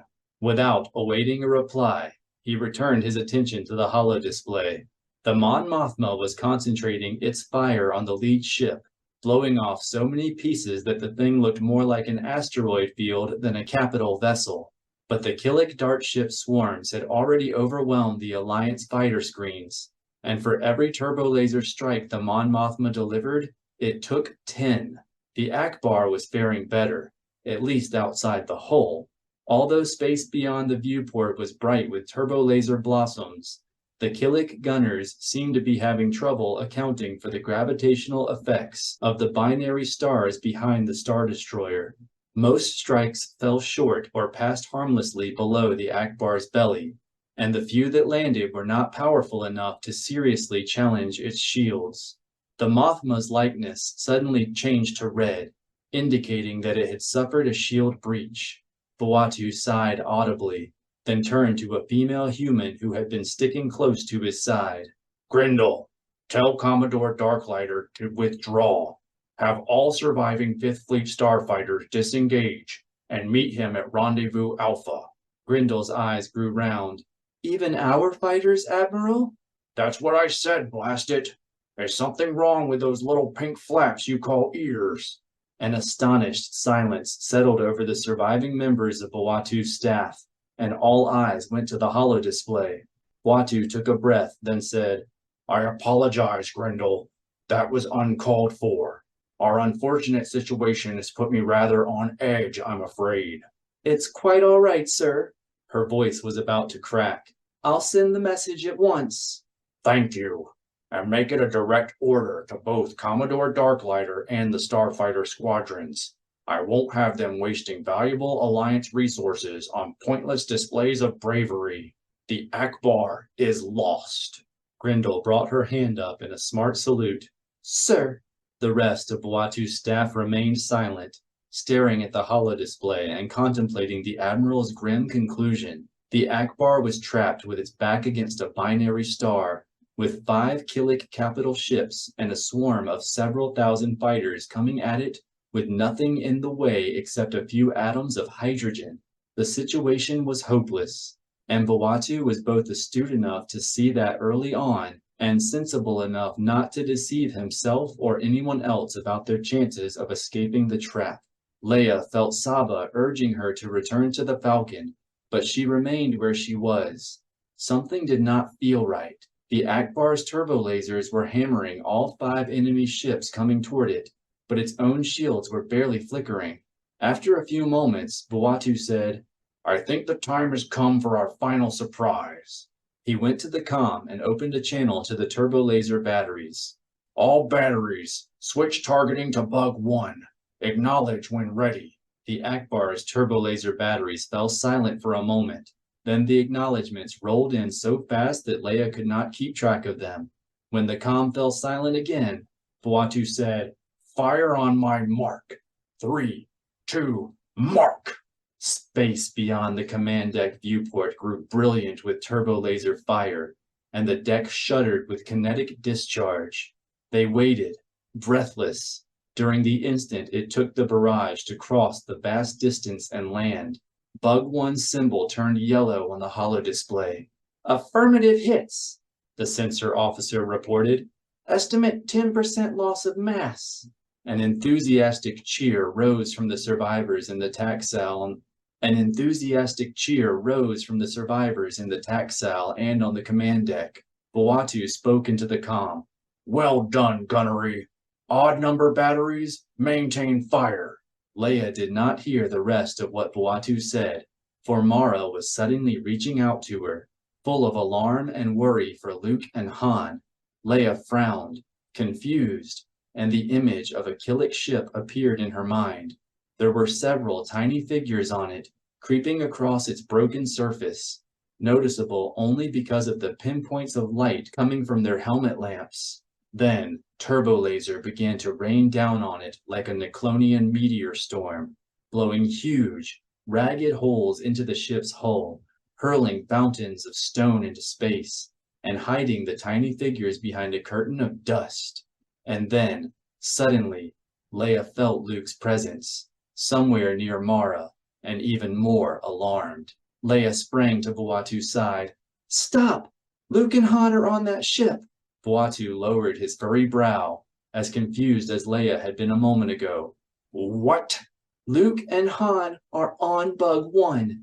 That's why Mara wouldn't retarget earlier. She saw them. Bawatu's eyes widened. You're sure? I am. I just felt Luke in the Force. He must have been hiding before. Bawatu narrowed his eyes. I see. He thought for a moment, then returned to the comm. Batteries ending in 5 or 0, maintain fire on Bug 1. All others return to normal targeting. Leia frowned. That's still 10 batteries. If your brother and husband are aboard that ship, they're either prisoners or stowaways. If they're prisoners, their best chance of escape lies in disabling the ship. If they're stowaways, we might draw attention to them by stopping the attack, Leia finished. Buatu nodded. we'll make a fleet admiral of you yet, Princess. They returned to the holo display. The tiny triangle of an unidentified vessel was separating from Bug 1 and starting to accelerate toward the Akbar. Sensors, give me a reading on that now, Buatu demanded. What is it? A missile? There was a short pause. Then the image changed to the triangular cylinder of an old Kuat Drive Yards frigate. New contact is confirmed as a Lancer-class frigate, the sensor officer reported. Affiliation unknown. Buatu frowned, then looked toward Leia. Can your sorcery be of any help, Princess? Hoping to sense Luke and Han aboard the frigate, she reached out to the vessel in the Force and found Raynar Thule instead. She immediately tried to break contact, but as she withdrew, he followed, and an enormous, murky presence rose inside her mind. Her vision grew dark around the edges, and a dark weight began to press down on her, so heavy and cold and draining that her knees grew weak and buckled. Princess Leia! Buatu and Grindel stepped to her side, their blaster pistols cocked to smash the first crawling thing they saw. Where did it go? Leia tried to rise and failed. Not bugs. Frigate. Buatu frowned. The frigate? He pulled her up. What about it? Leia wanted to answer, to tell him who was coming, but the dark weight inside was too much. She could not bring the words to mind, could not have spoken them even if they had come. I see, Buatu said.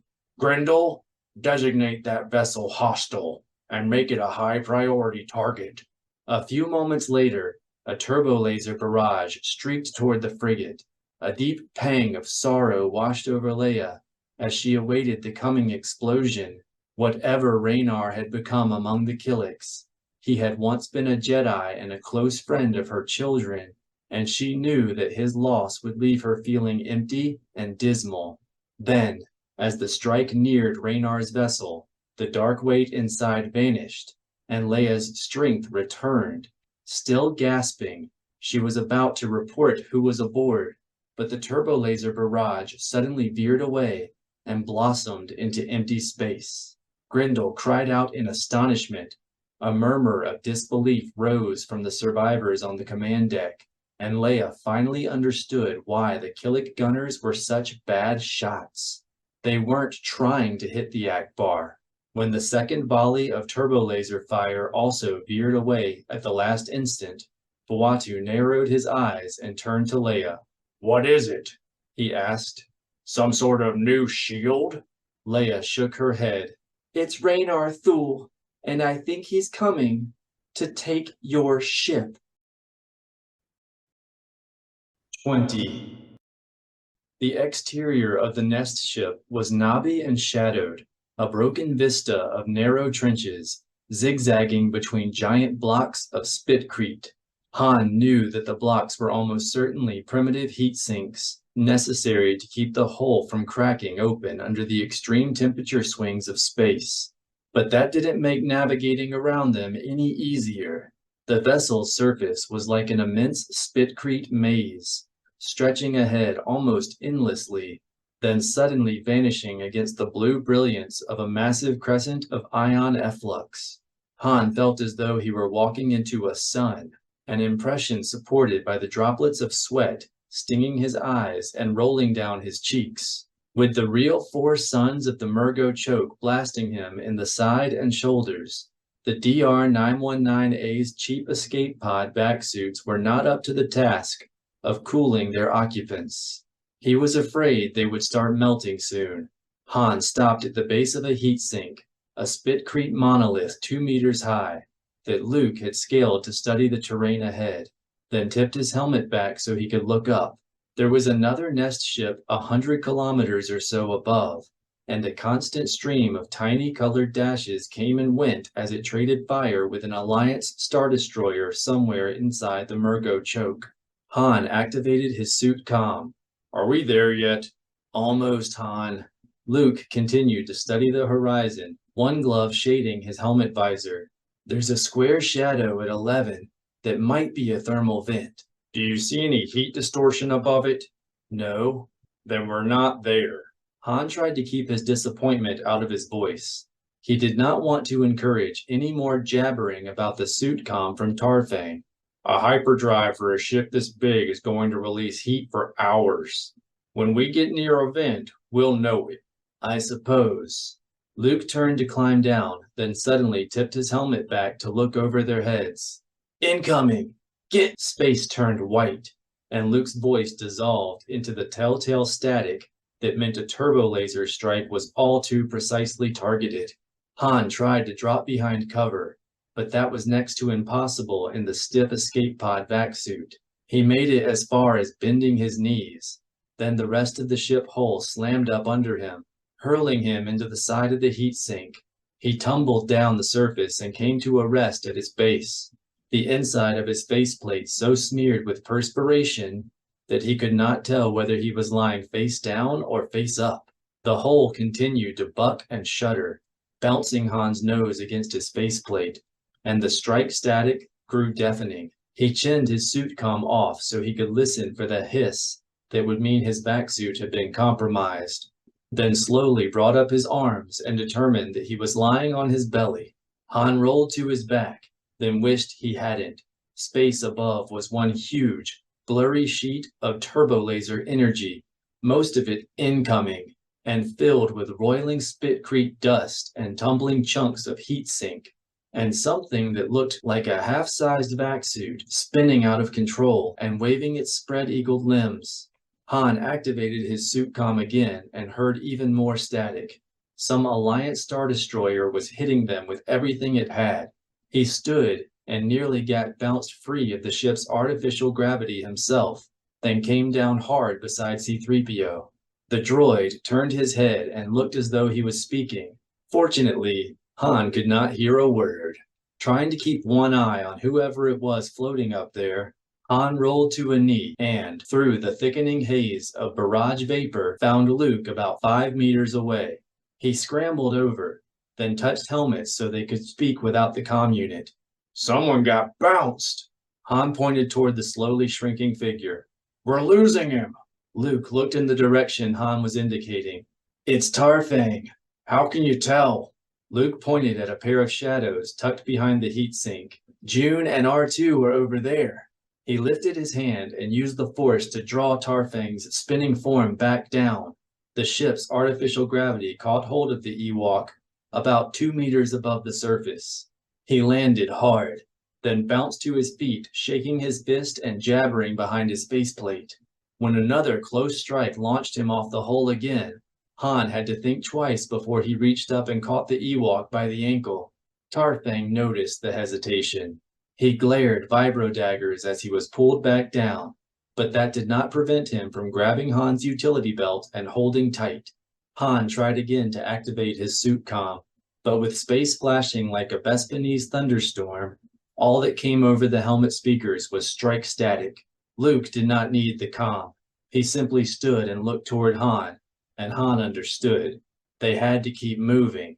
Luke had used the Force, and now Lomi Plo could feel them coming. They gathered June and the droids and started forward, following the spitcrete troughs between the heat sinks, zigzagging their way through the barrage with giant columns of shattered spitcrete and vapor shooting up all around. Within a few minutes, the turbolaser storm faded to a fraction of its former fury, but it remained fierce enough to make them fear for their lives. Several strikes landed so close that everyone was bounced off their feet, and twice Luke had to use the Force to pull someone back down into the Nest ship's artificial gravity. The barrage haze grew steadily thicker, obscuring visibility to the point that Han came within a step of leading Tarfang and C-3PO off the edge of a cavernous blast hole. Perhaps half a kilometer later, Luke stopped short and pointed toward a billowing column of dust and shattered spitcrete, about 50 meters ahead. It was roiling with convection currents and rising at a steady pace. "We're there, Han." Luke's voice was scratchy but understandable. Under the lighter barrage, the electromagnetic static had diminished and no longer jammed their suit comms completely. But be ready. I think we have a reception committee. Tarfang stopped and planted his feet. Waba, Jobubu. Don't worry. We'll have backup. Backup? Han turned to look, peering through the barrage haze. Out here? Mara is keeping an eye on us from a stealth X. I think she spotted our helmet lamps when she was sneaking up to attack the Nest ship. She's in a stealth X? And you still want to do this the hard way? Why don't we let her drop a shadow bomb down that thermal vent and jump this rock? We can trigger our rescue beacons and wait for a ride. That's not a bad idea, Han, Luke said. Something that sounded like chattering teeth came from over the suit comm, and he turned toward the thermal vent. I'd like you to take the others and do exactly that. It will make things easier for me. Easier how? Han asked suspiciously. I thought all we needed to do was blow the Nest ship's hyperdrive, and Mara can do that a lot easier with a shadow bomb than we can with a lightsaber and 2 crummy blaster pistols. There's a complication, one we can't hit with a shadow bomb. A complication? Han put his faceplate close to Luke's and saw that the Jedi Master was shivering uncontrollably. You mean Lomi Plo? Luke turned to Han and nodded. I should finish her off while I have the chance.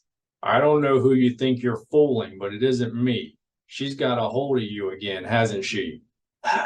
That doesn't mean you should stay. You come with us and I won't.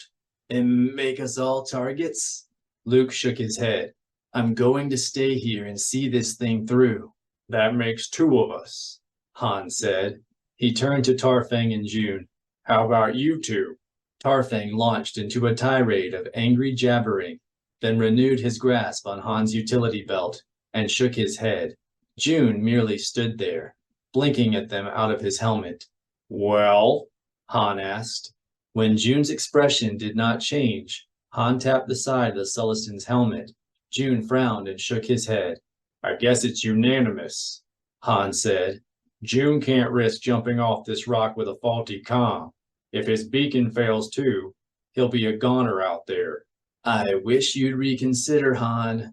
Yeah, and I wish we had a satchel full of thermal detonators and a few kilos of beryllium. But that's not going to happen. Let's go. They started to move again, but instead of traveling straight through the thermal vent, Luke carefully circled it. Every few meters, he would stop and remain motionless for 5 or 10 seconds, then adjust his course and creep ahead even more slowly. Finally, he motioned for a stop, then sneaked forward to peer around the side of the heatsink. Han followed and saw several dozen hazy, bug-shaped figures wearing the bulky carapaces that Killiks used as pressure suits. They were all crouching in ambush, still facing the direction he and Luke had been approaching from a few minutes earlier. Everybody be ready. Luke unhooked his lightsaber, then took the blaster pistol out of his utility belt and passed it to Tarfang. Mara's making her run. Then what? Han asked. Then Lomi Plo will have to show herself. After we finish with her, we trip our rescue beacons. I'm holding you to that, Han said. He motioned June to stay with the droids and keep down. Without a comm or a blaster, the Sullistan would be no good in a fight anyway. Then twisted around and looked up to space. What's taking so? Luke jumped up and ignited his lightsaber, pointing the tip toward the hiding Gorog. In the same instant, the dark shape of a Jedi Stealth X appeared behind the insects and began to stitch the Nest ship's hull with fire from its 4 laser cannons. A curtain of spitcrete dust, hull chips, and bug parts boiled spaceward, and then the Stealth X was gone, vanished against the star-flecked void. A moment later, a small line of pressure-suited Gorog came charging forward beneath the heat sinks, spraying electro-bolts and shattergun pellets ahead of them. Han returned fire, cursing in frustration as most of his bolts bounced harmlessly off the insect's carapace pressure suits. Luke simply made a sweeping motion with his hand, and one end of the Gorog line went tumbling into space. Then brilliant spears of cannon fire began to stab down from space again, churning what remained of the insect line into an amalgam of chitin and gore. Han continued to fire, more to make sure Mara knew where he was than because he thought he was going to kill something.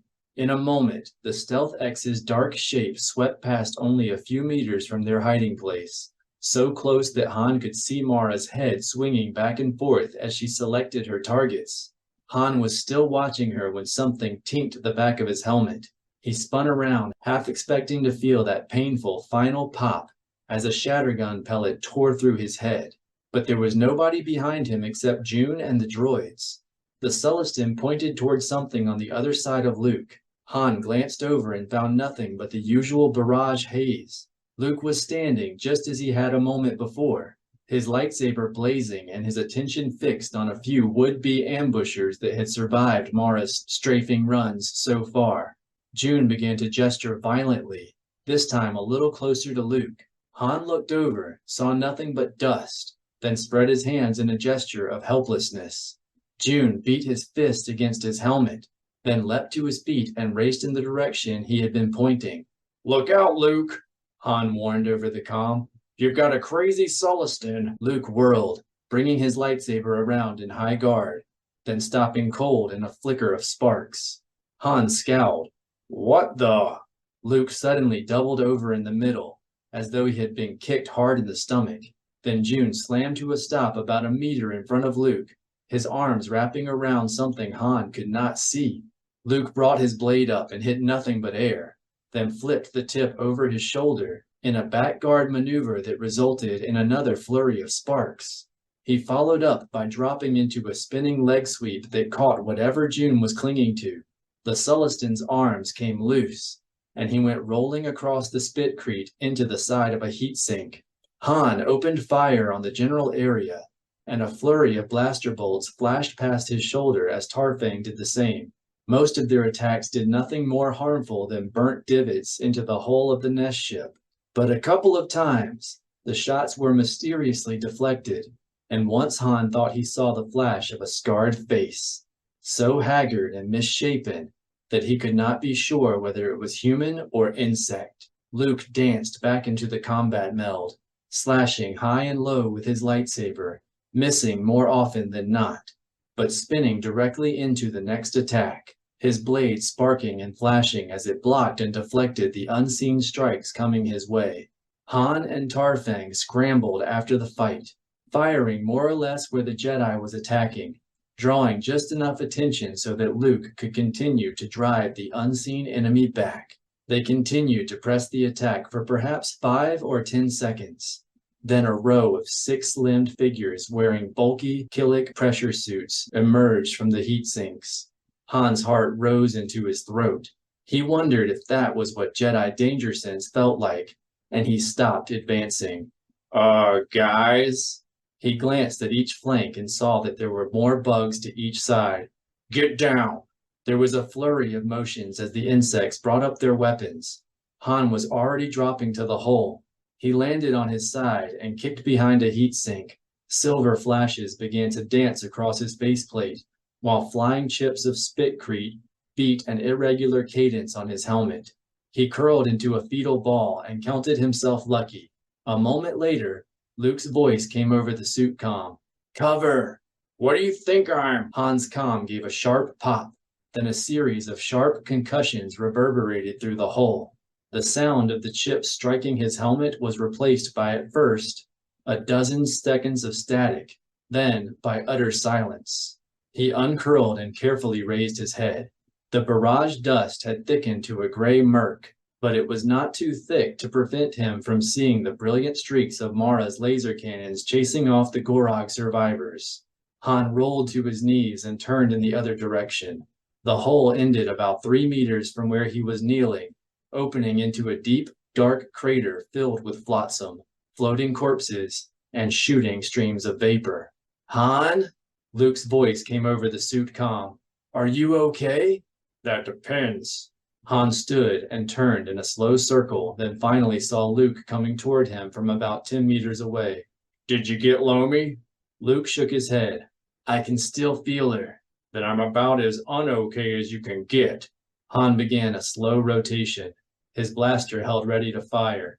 "I hate being crept up on by stuff I can't see." Let's get back to where we left June. Why do you want June? Because he can see her. Luke stopped 3 paces from Han. You're sure? Didn't you see the way he tried to tackle her? Of course I'm sure.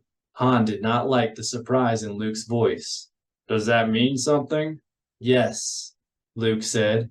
It means I'm wrong about Lomi Plo. Great, Han growled.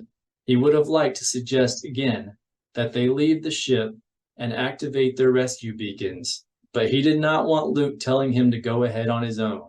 He was afraid the temptation might be too much for him. How wrong? I thought she was using some sort of force blur to hide herself, Luke said. But if June can see her, and I can't. When Luke let the sentence trail off, Han said, Yeah, that scares me too. He turned back the way they had come. Maybe June can explain it. Wait a minute. What about Tarfang? Tarfang? Han took a quick look around, then tapped his helmet back. Don't tell me he got bounced again. Luke was silent for a moment, then said, He didn't. Tarfang is below us, inside the ship. He turned and looked toward one of the holes Mara's shadow bombs had knocked in the hull. I think Lomi Plo has him. 21. With a cloud of assassin bugs droning behind them and elite Unu soldiers zipping shattergun pellets down every side corridor they passed, Leia knew her small company was in trouble. They would never hold off the Killiks long enough to initiate the Akbar's self-destruct sequence. What Leia did not know was how to break the news to Bawatu. They had been forced to abandon the command deck after a swarm of assassin bugs had erupted from the ventilation ducts. Since then, activating the self-destruct cycle had been the Admiral's only concern, but the Killiks had foreseen the move. Every primary access terminal Leia and the others passed was damaged beyond all hope of a quick repair, usually by an electrobolt blast to the keypad. Leia came to another intersection, and Bawatu's voice barked out from the middle of the group behind her. Right! With the assassin bugs buzzing up the corridor behind them, there was no question of pausing to reconnoiter. Leia simply ignited her lightsaber, which Bawatu had retrieved from the wardroom vault as they fled the bridge, and led the charge around the corner. Not surprisingly, there was a squad of Unu soldiers coming the other way. They were as large as Wookiees, with golden thoraxes and big purple eyes and scarlet carapaces covering their backs. And in their 4-pincer hands they carried both shatterguns for ranged combat and short tridents for close fighting. They opened fire as soon as Leia rounded the corner, and the corridor broke into a cacophony of zipping and pinging. Though lightsabers weren't much good at deflecting shattergun attacks, Leia began to spin and whirl forward, slipping and dodging past the flying pellets with no conscious thought, surrendering herself to the Force and thrusting it to guide her steps. Her companions, a ragtag band of ship's crew whom she and Bawatu had been picking up along the way, raced into the corridor a step behind her and poured fire at the Killiks. No one hesitated to shoot past their shipmates or Leia. Twice she had to deflect friendly blaster bolts, and once she nearly stepped in front of a shattergun pellet to avoid being hit from behind. She did not blame her fellows for being reckless. There was just no time to be careful. Leia reached the Unu soldiers and force-shoved the nearest one into the Killik beside it. She lashed out with her lightsaber and separated the insect's head from its golden thorax, then whipped the blade back and opened another across the middle. A pair of huge mandibles clamped down on Leia from the side, and then she saw a set of trident tines rising toward her chest. She used the force to shove the weapon away, then deactivated her lightsaber, flipped the handle around, and reignited the blade as she pressed the emitter nozzle to her captor's thorax. An ear-piercing shriek sounded in Leia's ear. She brought her foot up and kicked aside a shattergun another Unu soldier was raising toward her, then flipped her lightsaber downward, slashing her captor open and bringing the blade up between the legs of her would-be attacker. Both insects collapsed with their lives flooding out of them. Then Leia's companions reached the melee, and the battle erupted into a savage gun and pincer fight. Badly outmatched in size and strength, the Akbar's crew poured blaster bolts into the Killiks at point-blank range. The Killiks used one set of hand pincers to fire their shatter guns, and the other to slash and thrust with their tridents, sometimes using their mandibles to grab an attacker, sometimes whipping their mandibles around to knock someone off his feet. Leia glanced back to check on Bawatu and found the Admiral on her heels, as covered in insect gore as she was, and firing a blaster pistol with each hand. His aide, Grendel, was behind him, tossing a thermal grenade back into the approaching cloud of assassin bugs. Go! Bawatu pushed Leia up the corridor. There should be an access terminal ahead, outside the hatch. Leia spun and cut her way through a soldier insect that had been winning a grapple and shoot fight with 2 Alliance ensigns. An orange light flashed behind them as Grendel's grenade detonated, rumbling off the walls and filling the corridor with acrid fumes. Leia stepped out of the fray into empty corridor. 10 meters away, a cluster of much smaller Gorog soldiers, lacking carapaces and only about shoulder height, were rushing out of a side corridor to block a security hatch marked Capture Bay Access. With them was a slender Twi'lek female armored in blue chitin so closely form-fitted that it looked like a body stocking. One arm was hanging limp beneath a sagging, misshapen shoulder, a result of her fight against Luke a year earlier at Koribu, and as soon as she saw Leia, her full lips twisted into a contemptuous sneer. "Alima Rar," Leia said.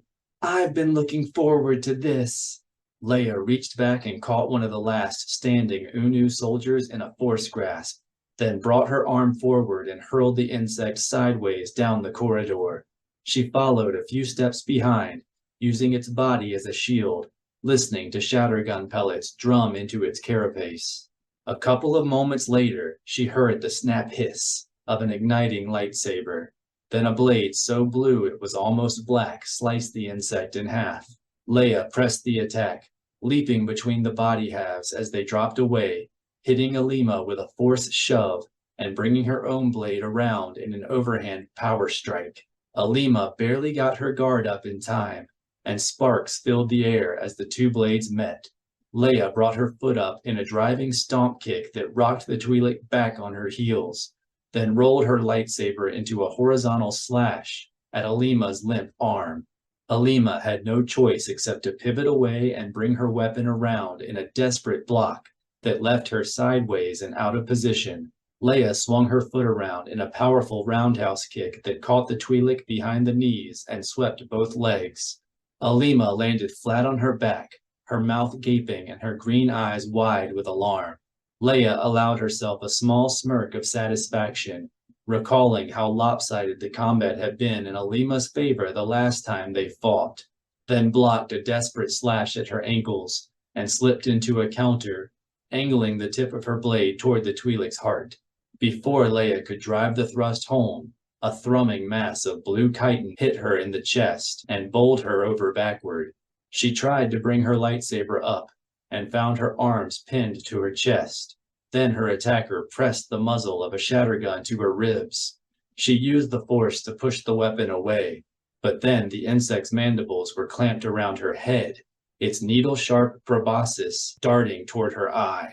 Leia shot her free hand up between its mandibles, catching the proboscis between 2 fingers and continuing to shove until it snapped. The Gorog let out a distressed whistle and bore down with its mandibles, and the edge of her face exploded into pain, but by then she was shoving at the insect with the force, opening enough of a gap so she could bring her lightsaber up and slice her attacker in 2. Leia started to spring up until a storm of blaster bolts streamed past overhead, tearing into a trio of Gorog at her feet. Half a dozen crew members rushed past and crashed into the walls of insects in a deafening cacophony of blows and small arms fire. Then Bawatu appeared at her side, reaching down to help her up. "Princess, are you—" "Fine." Leia brought her feet under her, automatically raising her lightsaber in a high block. "Get back!" Alima charged into the melee, her lightsaber already descending for the kill. Leia caught the attack on her blade, then delivered a force-enhanced punch to the Twi'lek's chitin-armored midsection. It was like hitting a wall. She felt a bone snap in her hand, and she did not even drive Alima far enough away to buy space to stand. The Twi'lek brought her knee up under Leia's chin, snapping her head back with such force that her vision went black for a moment. Leia lashed out with her free arm, hooking it around the knee that had just struck her, then launching herself into a back roll. Alima had to spring in the opposite direction, executing a backflip, and they both came up on their feet facing each other. Leia's hand throbbed, but not so badly that it prevented her from grasping her lightsaber handle with both hands. Bawatu and the rest of the crew members were behind Alima, pressing the attack on the Gorog and driving them back toward the capture bay. On the other side of the hatch, Leia sensed Saba and the Nogri, struggling to override the security system so they could join the battle. Coming down the corridor behind her, working their way through the smoke left by Grendel's grenade, Leia heard the distant drone of the surviving assassin bugs. Alima studied Leia with narrowed eyes. "You've been practicing," Leia shrugged. "A little. It won't matter," Alima sneered. "You're too old to start being a real Jedi now." Leia raised her brow. "I think I need to teach you some manners." Leia sprang forward, once again attacking the side with Alima's crippled arm. This time, the Twi'lek did not make the mistake of underestimating her opponent. She gave ground quickly, pivoting around so that her crippled side was protected. Their blades clashed time and again, each Jedi augmenting their lightsaber strikes with force shoves and telekinesis attacks, each trying to take advantage of the other's weaknesses. Leia's face had become so swollen that she could barely see out of one eye, and Alima kept circling to find a blind spot. As Alima tried to protect her weak side, Leia kept slipping toward it, forcing the Twi'lek to retreat toward the security hatch. All the time, the drone of the assassin bugs drew nearer. Then Bawatu and the Akbar's crew began to overwhelm Alima's company of insect soldiers, forcing them past her toward the access terminal. Though the Twi'lek's back was now to the main fight, as the Admiral and his followers drew closer to the terminal, the knowledge came to her through Gorog's collective mind. Her eyes flashed with alarm. Then she sprang back, locked her blade on, and hurled her lightsaber at Leia's legs. Leia had no choice but to block low and pivot away, and in that second, Alima pointed at Bawatu's spine and let loose a crackling stream of force lightning. Leia started to grab the Admiral in the force, intending to jerk him out of the way, but his aide Grendel was already leaping to protect him. The lightning caught the woman full in the chest, hurling her back into Bawatu and knocking him to the deck. Leia leapt at Alima, striking for the shoulders. The Twi'lek spun away and launched Leia into a wall with a whirling back kick to the ribs. The blunt clang of skull against durasteel sounded inside Leia's head. Her mind turned to gauze, and she thought for a moment that the blood-curdling howl assaulting her ears was her own. Then she noticed the meter-long segment of amputated Leku flopping around on the deck like a bagelmog out of water. Leia looked up and found Alima trembling and screaming in pain, the cauterized stump of one nerve-packed head-tail ending just above her shoulder. But the Twi'lek's pain did not prevent her from releasing another stream of force lightning, this time into the access terminal itself. The unit exploded into a spray of sparks, pieces, and fumes. The security hatch gave the telltale hiss of a breaking seal, and Bawatu cried out in frustration. Leia sprang to her feet and started toward Alima. The Twi'lek was already stretching her arm up the corridor, calling her lightsaber back to her hand. Leia heard the sizzle of the blade growing louder behind her and dropped into a deep squat as the weapon spun past overhead, then stabbed for Alima's heart. The Twi'lek brought her blade down and blocked easily, then brought her foot up in a side snap kick that caught Leia in the base of the throat. The blow was more painful than harmful, but Leia dropped to her seat, coughing and choking and trying to make it sound as though her larynx had been crushed. She could hear the drone of assassin bugs only a few meters behind her, and knew the time had come to end this fight, and she could see the unreasoning fury in Alima's eyes that the wounded Twi'lek was primed for a mistake. Leia rolled her eyes back in her head and let herself collapse to the floor. She heard Alima slide forward, then felt a knot of anticipation form in her stomach as the time approached to bring her blade slashing up through the Twi'lek's abdomen. And that was when Leia felt a surge of relief from Saba and the Nogri. A loud grating sounded from the security hatch, and she knew her master and bodyguards had finally forced it open. The pulsing whine of Meewal's T-21 repeating blaster echoed down the corridor. Then Alima's blade began to hiss and sizzle as it batted blaster bolts away. Leia opened her eyes to find the Twi'lek dancing along one wall of the corridor, just beyond reach, and retreating into the droning cloud of assassin bugs. When their eyes met, Alima's brow shot up in surprise. She flicked her lightsaber up in a brief salute, then gave Leia a spiteful sneer and fled out of sight. Leia locked her blade on and spun around to throw her lightsaber, but the Twi'lek was nowhere to be seen.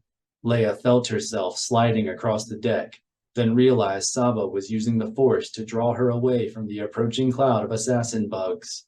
Cockmame and Meewal appeared at her sides, spraying the corridor with blaster fire. "Jedi Solo," Saba said.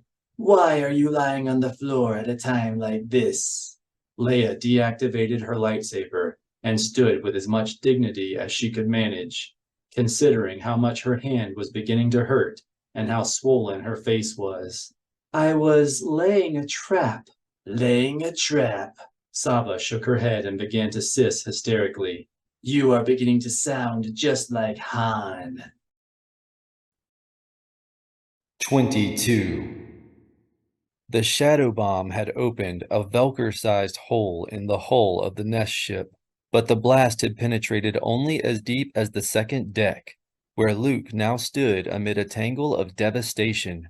The Force was too filled with ripples to tell where Lomi Plo had gone, but he knew by the cold knot in his stomach and the ache in his limbs that she was somewhere nearby, watching and waiting for the right moment to attack again. Luke could sense Tarfang about 30 meters ahead, slowly moving away. Hearing the Ewok was even easier. Tarfang was chittering angrily into his suit comm, though it was anyone's guess whether it was cursing his captors or Luke and Han. Then Han's voice came over the comm as well. "All set here, Luke." Luke looked up and saw Han and June 2 stories above, dimly silhouetted against the star-flecked void of space. C-3PO and R2-D2 were nowhere in sight. Han had left the damaged droids on the exterior of the ship, where they would be easy to retrieve on the way out. Luke grasped Han and June in the Force and lowered them through the hole, being careful to keep them well away from any jagged edges or sharp protrusions. DR-919A's escape pod backsuits were about as flimsy as spacesuits came. One tear would be the end of the person inside. Once they were down, Mara's Stealth X appeared in the breach and descended on its repulsor lifts, slowly spinning in a circle. Luke kneeled at June's side and touched helmets so they could converse. "Did you see Lomi Plo up there when she tried to sneak up on me?" "Umding," June said. Sound waves never carried well through helmets, and his nasal accent made the situation worse. "I did not know it was her until you had the lightsaber fight." "Good enough," Luke said. He stood and turned toward Mara's Stealth X, now settling onto the deck next to them, and activated his comm unit. "We're a little short on weapons." Mara nodded inside the cockpit. A moment later, the canopy opened, and she passed Luke the E-11 blaster rifle from the survival kit attached to her ejection module. "What about destroying the hyperdrive?" she asked over her suit comm. "We can't let this Nest ship leave the choke." "I know," Luke answered, "but we have to get Tarfang back first. I dragged him into this, and now I have to drag him out." This drew an affirmative Ewok yap over the suit comm. "We don't have much time," Mara warned. And we're only going to have one chance to hit that thermal vent you and Han found. I'm down to my last shadow bomb, and the Falcon can't do this." Luke nodded. He had felt Leia's relief as she and Saba escaped the Akbar's captors aboard the Falcon, and now they were on their way to the Gorog Nest ship to retrieve him, Han, and the others. But the Falcon's concussion missiles would not be accurate enough to reach the Nest ship's hyperdrive, or powerful enough to destroy it, even if they did. "What about Kip and all the other Jedi I sent out here?" Luke asked. "Maybe I should call them over to help." "You could, but you'd have to countermand Admiral Bawatu's orders. He has them targeting the hyperdrives of the other Nest ships. This one is my responsibility." Luke raised his brow. "Kip has been helping with this blockade?" "Hardly," Mara scoffed. "It's complicated, but it all started when Leia and Saba were captured by the Akbar on our way back to Wotiba." "An Alliance vessel arrested Jedi?" "It gets worse. From what I've been able to pick up eavesdropping on the comm traffic between the Akbar and the Mothma, the Chiss have been holding the Jedi and the Galactic Alliance responsible for the Killiks' return to their border. Chief Omis tried to appease them by blockading the Utagetu nests, and to keep the Jedi from interfering, he placed Corran Horn in charge of the Order." Luke frowned. "Chief Omis doesn't choose Jedi leaders." "That's what Kip and his team thought. So they commandeered a squadron of Stealth X's to free you and Han from the Killiks, and Leia and Saba from the Akbar. It's a mess." "That's an understatement." Luke shook his head in frustration. He had always taught that Jedi should act in accordance with their consciences, trusting that the Force would lead them to do what was best for the Order, the Alliance, and the galaxy. Clearly his faith had been misplaced somewhere along the line. "Then why is Kip, and everyone else, following Bawatu's orders now?" "Because Leia urged us to," Mara said. "Nobody wants Killiks loose in the galaxy with these Nest ships." "At least everyone agrees on that much." Luke had a terrible, hollow feeling in his stomach. In his efforts to build an order of self-directing Jedi, he had left the Order itself adrift. No one had made a selfish or wrong decision, not even Chief Omis, but there had been no one to make them work together, no one to channel their energy in a single direction. In short, there had been no leadership. "Don't be too hard on yourself, Skywalker," Mara said. "You were stuck on Wotiba." "I remember, but it shouldn't have mattered. Not if I had prepared the other masters properly." Mara shook her head. "This is on Kip and Corran and the rest of them. You can't be there every minute." "No, but I can provide direction and vision. If I had been doing that, the masters would never have let Omis split them." Han came over to stand beside the Stealth X. "Maybe you two can talk command theory later. If we don't reach Tarfang before the Bug Queen drags him into a pressurized area, we'll never get him back." "Sorry." Luke reached up and rested his glove on the sleeve of Mara's vac suit. "We have to do this. I can't leave him." Mara sighed. "I know, and so does Lomi Plo. She's just trying to draw us in." Luke smiled. "Her mistake." "It better be. I'm not going to raise Ben alone." "You won't have to." Luke patted her arm, then stepped away from the cockpit. "I promise." Han started to follow Luke away from the Stealth X, but Mara motioned him back toward the cockpit. "Take this." She passed her lightsaber to Han. "If things get close, it will do more good than a blaster." Han's faceplate remained turned toward the weapon for a moment. Then he nodded. "Thanks. I'll try not to cut up anything I shouldn't." Mara smiled inside her helmet, but her eyes betrayed her concern. "After you three get Tarfang, jump on my wings. I'll lift you out of here fast, then go drop a shadow bomb down the thermal vent." "Sure. It'll be just like my swoop riding days." Once Han had stepped back, Mara closed the canopy and lifted the Stealth X off the deck again. She turned in the general direction of Tarfang's presence, then activated the external flood lamps and began to creep forward. Luke waved June to his side. then leaned down and touched helmets. "Stick close to me." He gave the blaster rifle from Mara's survival module to the Sullustan. "And when you see Lomi Plo, don't hesitate. Start blasting." June's eyes widened inside his faceplate. "Me? You want to save Tarfang, don't you?" "Of course." June flipped the safety off. "I will any wing." "Good. Just remember, stick close." He motioned Han to the Stealth X's other flank, then started to follow the starfighter forward on his own side. The deck seemed to have been little more than a storage level. There were a few Gorog bodies. Their eyes burst from sudden decompression, but most of the debris looked like broken waxes of black membrosia. "These bugs are really starting to scare me," Han said over the comm. "This ship design is sturdy, real sturdy." "Even with no shields?" Luke asked. "Doesn't need 'em. Every deck is a shield layer itself. Blast through one, and there's another just like it right below. Given the size of these bug haulers, you might have to go down 100 decks before you hit anything important." Luke had a sinking feeling. "What about Bawatu's plan?" "Oh, that'll work. All ships are weak in the stern, even these monsters. But those shadow bombs better go right down the thrust channels. If they hit a wall and detonate before they reach the hyperdrive itself, all they'll do is throw the bugs off course when they jump." "I was afraid you'd say that." Luke opened himself to the combat meld, trying to impress on Kip and the other pilots how important it was to be accurate when they targeted the other ships. He perceived a variety of emotions in response, from joy at sensing his presence, to gratitude for the advice, to frustration that the warning had come so late. The Stealth X's were in the middle of their runs. Some had already launched their bombs and were turning back to join the Falcon in coming after Luke and Han.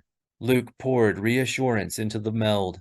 Then the light from Mara's flood lamps fell on a section of Spitcrete wall.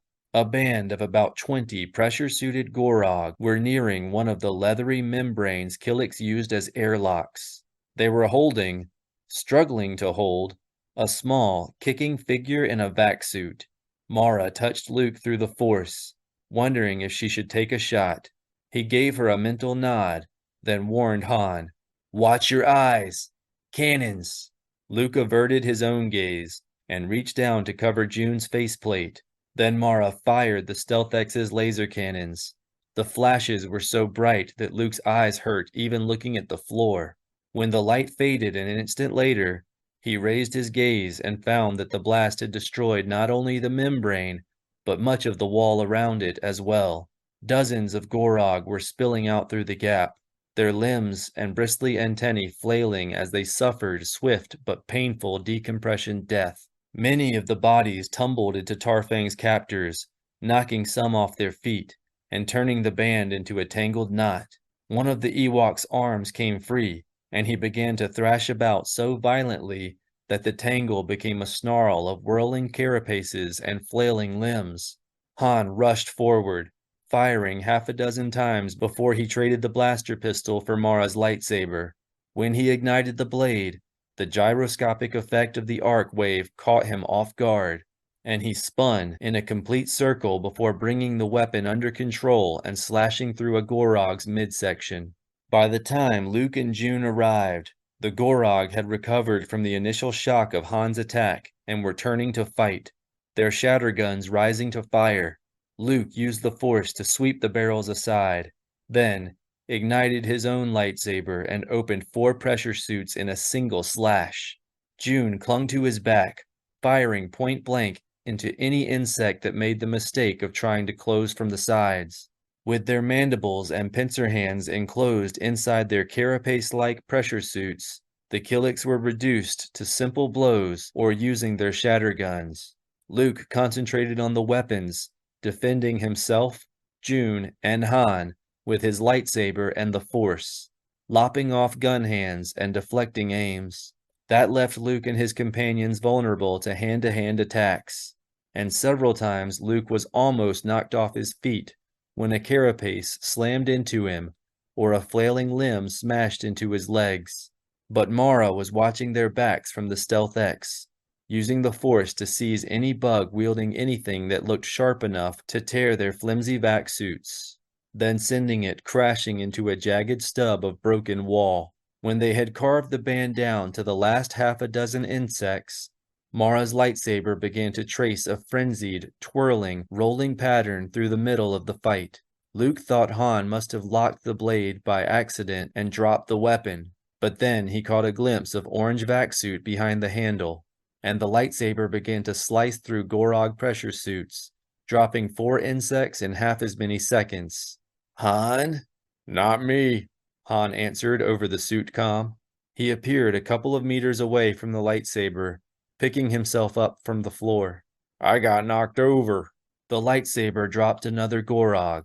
Then Luke cut the legs out from under the last insect as it spun around to fire its shattergun, clinging to the lightsaber handle with both hands, being tossed around like a rag in a storm, was Tarfang.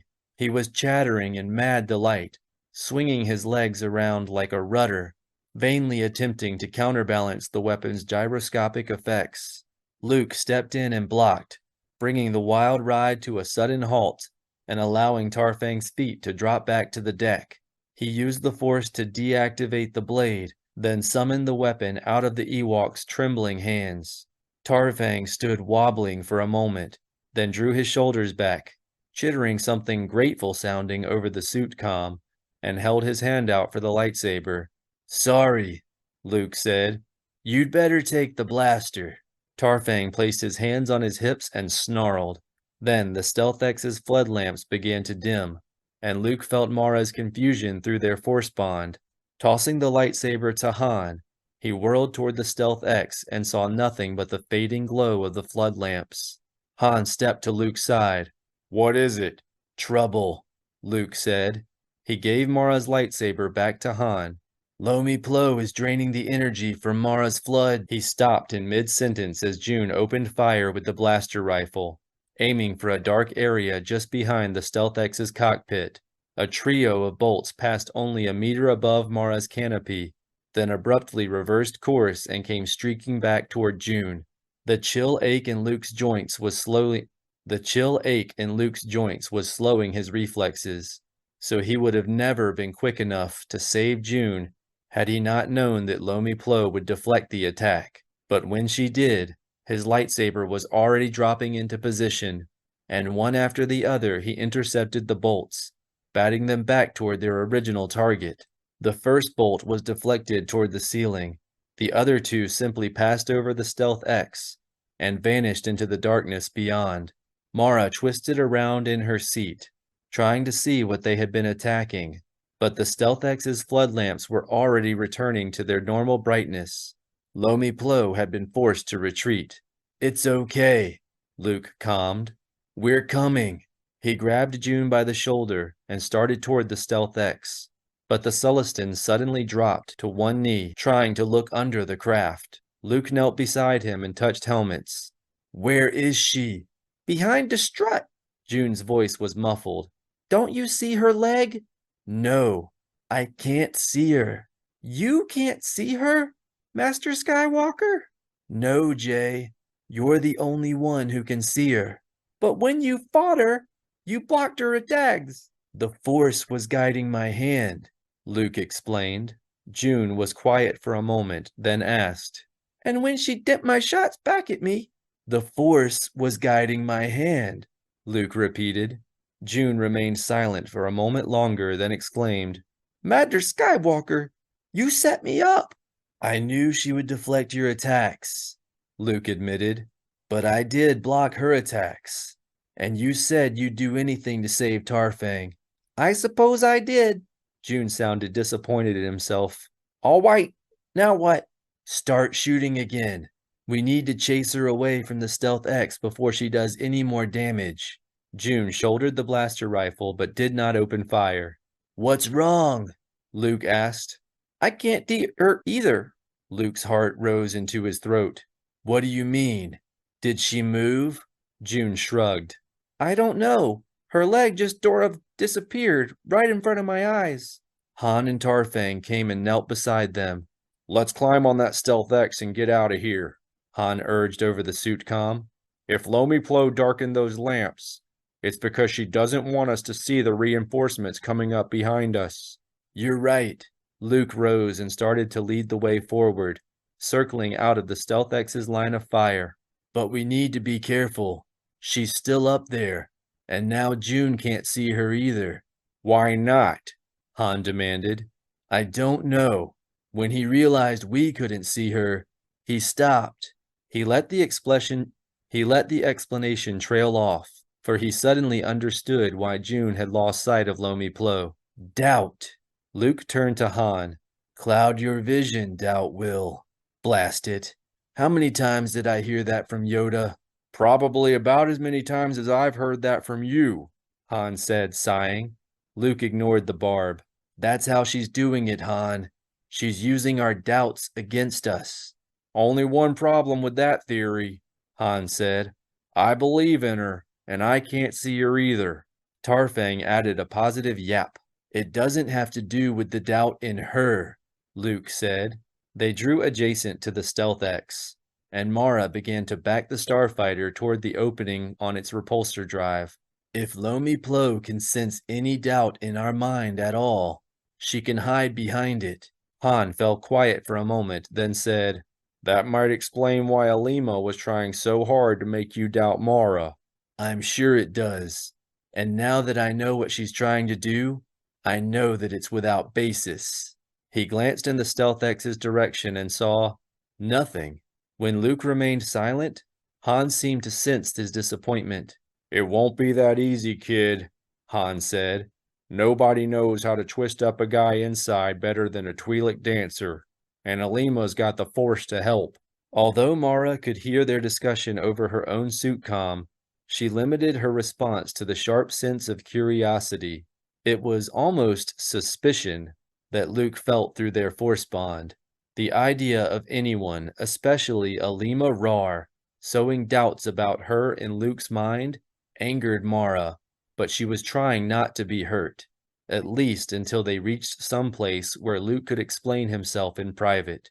One of the Stealth X's flood lamps suddenly exploded in a brilliant burst of light. Then sparks began to flash off the starfighter's dark armor. A dozen forks of lightning lanced down from under the fuselage, and the repulsor lift drive began to emit a steady shower of sparks. The Stealth X started to wobble.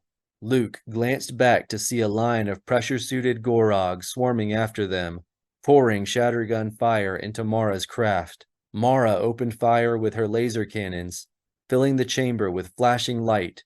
The shattergun fire dwindled off as the Gorog pursuers dived for cover or were blasted apart. Deciding the time had come to chance a meeting with Lomiplo, Luke grabbed June by the shoulder and started toward the Stealth X. Then the cannon fire began to dim and grow erratic, and he knew that Lomiplo had returned to the starfighter. She was somewhere on the Stealth X, draining its power again, or worse. Luke pushed June toward the hole through which they had entered the nest ship, then said, Han, run for the breach. He activated his lightsaber and force-leapt onto the upper wing of the wobbling Stealth X. He advanced behind his whirling blade, trying to force an attack from his unseen foe. The tactic succeeded almost too well.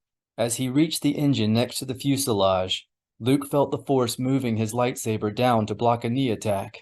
Then a loud thunk sounded in his helmet as a kick or elbow or something sent him cartwheeling off the nose of the craft. He reached out and caught hold of the engine cowling, then swung down in front of the lower wing. To his astonishment, Han was crawling onto the lower wing with June and Tarfang. What are you doing? Luke demanded. I said run. You run, Han said. I'll take cover. A series of shattergun pellets punctuated Han's point by sparking off the engine mount next to Luke's head. He glanced back and saw that the Gorog swarm had renewed its charge. With the Stealth X's laser cannons out of commission, the Killiks were firing blindly around the starfighter, hitting whatever they could. Mara shut down her last functioning flood lamp and accelerated backward toward the hull breach, the Stealth X wobbling wildly and nearly dragging its overloaded wing on the deck. Tarfang filled the suit comm with howls of fear, Or maybe it was excitement. June simply stared wide-eyed at Luke, his legs flapping off the wingtip like a pair of orange streamers until Han pulled him the rest of the way up. Luke used the Force to do a twisting flip up onto the top of Mara's canopy, then began to advance behind his whirling lightsaber again. It took only an instant before his blade intercepted Lomi Plo's in another flurry of sparks. He pirouetted into a spinning hook kick that may as well have connected with a pillar of durasteel. His foot stopped cold. Something hard smashed into his inner knee and sent pain lancing up his leg. Still unseen, Lomi started to push Luke off the other side of the canopy. Then Luke saw Han's helmet and shoulders pop up behind her, and Mara's lightsaber came sweeping across the fuselage at ankle height. Lomi stopped pushing. Sparks flashed as she blocked Han's attack and sent Mara's lightsaber skittering off the tail of the Stealth X. Luke sprang forward, slashing for the place where Lomi's midsection was sure to be, knowing that this was the death strike. Then suddenly the Stealth X was bucking and shuddering beneath him, and it was all he could do to force stick himself to the starfighter's fuselage. "Hang on!" Luke yelled over the suit comm. "We're going up!" The edge of the ruptured deck flashed past, followed by the breach in the vessel's hull, and suddenly the Stealth X was out in space, wobbling and listing a dozen meters above the Nest ship. Han was still clinging to the wing with both hands, his legs floating free now that they had escaped the artificial gravity. Tarfang was clasping the barrel of a laser cannon with both hands, yowling wildly and fluttering his legs as though he were swimming. But June was spinning off into space, his arms grasping at the void, his feet kicking at nothing. Luke caught the Sullustan in the Force and began to pull him back toward the wobbling Stealth X.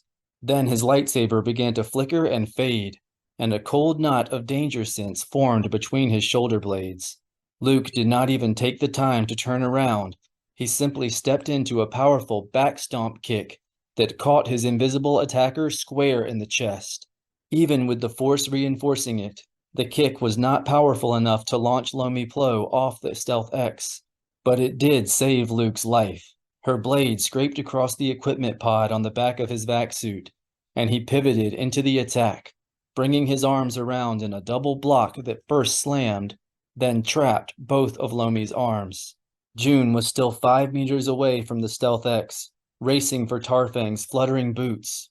"Tarfang, hold still," Luke ordered, using the Force to pull the Sullustan the rest of the way back to the wing. "My hands are full, and June needs help." Tarfang continued to kick, but June caught hold of a boot anyway. The Ewok glanced back, saw his captain hanging onto his boot, and finally obeyed. Something sharp and powerful smashed into the pit of Luke's stomach, taking him by surprise, since he still had both of Lomi Plo's arms trapped. Mara wheeled the Stealth X around, going for the thermal vent, and Luke almost lost his balance. C-3PO and R2-D2 flashed by below. They were still standing where Han had left them, C-3PO's photoreceptors following the Stealth X as it passed overhead. One of Tarfang's hands came loose, and for a moment the Ewok and June were hanging from the cannon barrel by one hand. Again, something sharp and powerful smashed Luke in the stomach. Could it be a third elbow? And this time it drove the air from his lungs. He kicked one of Lomi's legs, twisting the two arms he did have under control, trying to wrest her lightsaber free. The third elbow slammed Luke another time. When he tried to fill his lungs again, it felt as if he were trying to suck down a chest full of gauze. Luke was out of air. He glanced at the status display inside his helmet and found only darkness. The slash across his equipment pod might have killed him after all. He tried one more time to wrench the lightsaber from Lomi Plo's hands, but he was losing his strength. Then, the gentle clunk of a launching shadow bomb pulsed through the fuselage. The Stealth X bucked as they shot through the heat plume above the thermal vent. Lomi Plo immediately released her lightsaber and slammed Luke with a powerful Force shove, trying to rid herself of his grip so she could divert the bomb. Luke almost came free until he hooked a leg around one of Lomi's and slammed down on top of Mara's astromech. He used the Force to stick himself in place. then saw Han across from him, holding on with one hand and aiming Tarfang's blaster with the other.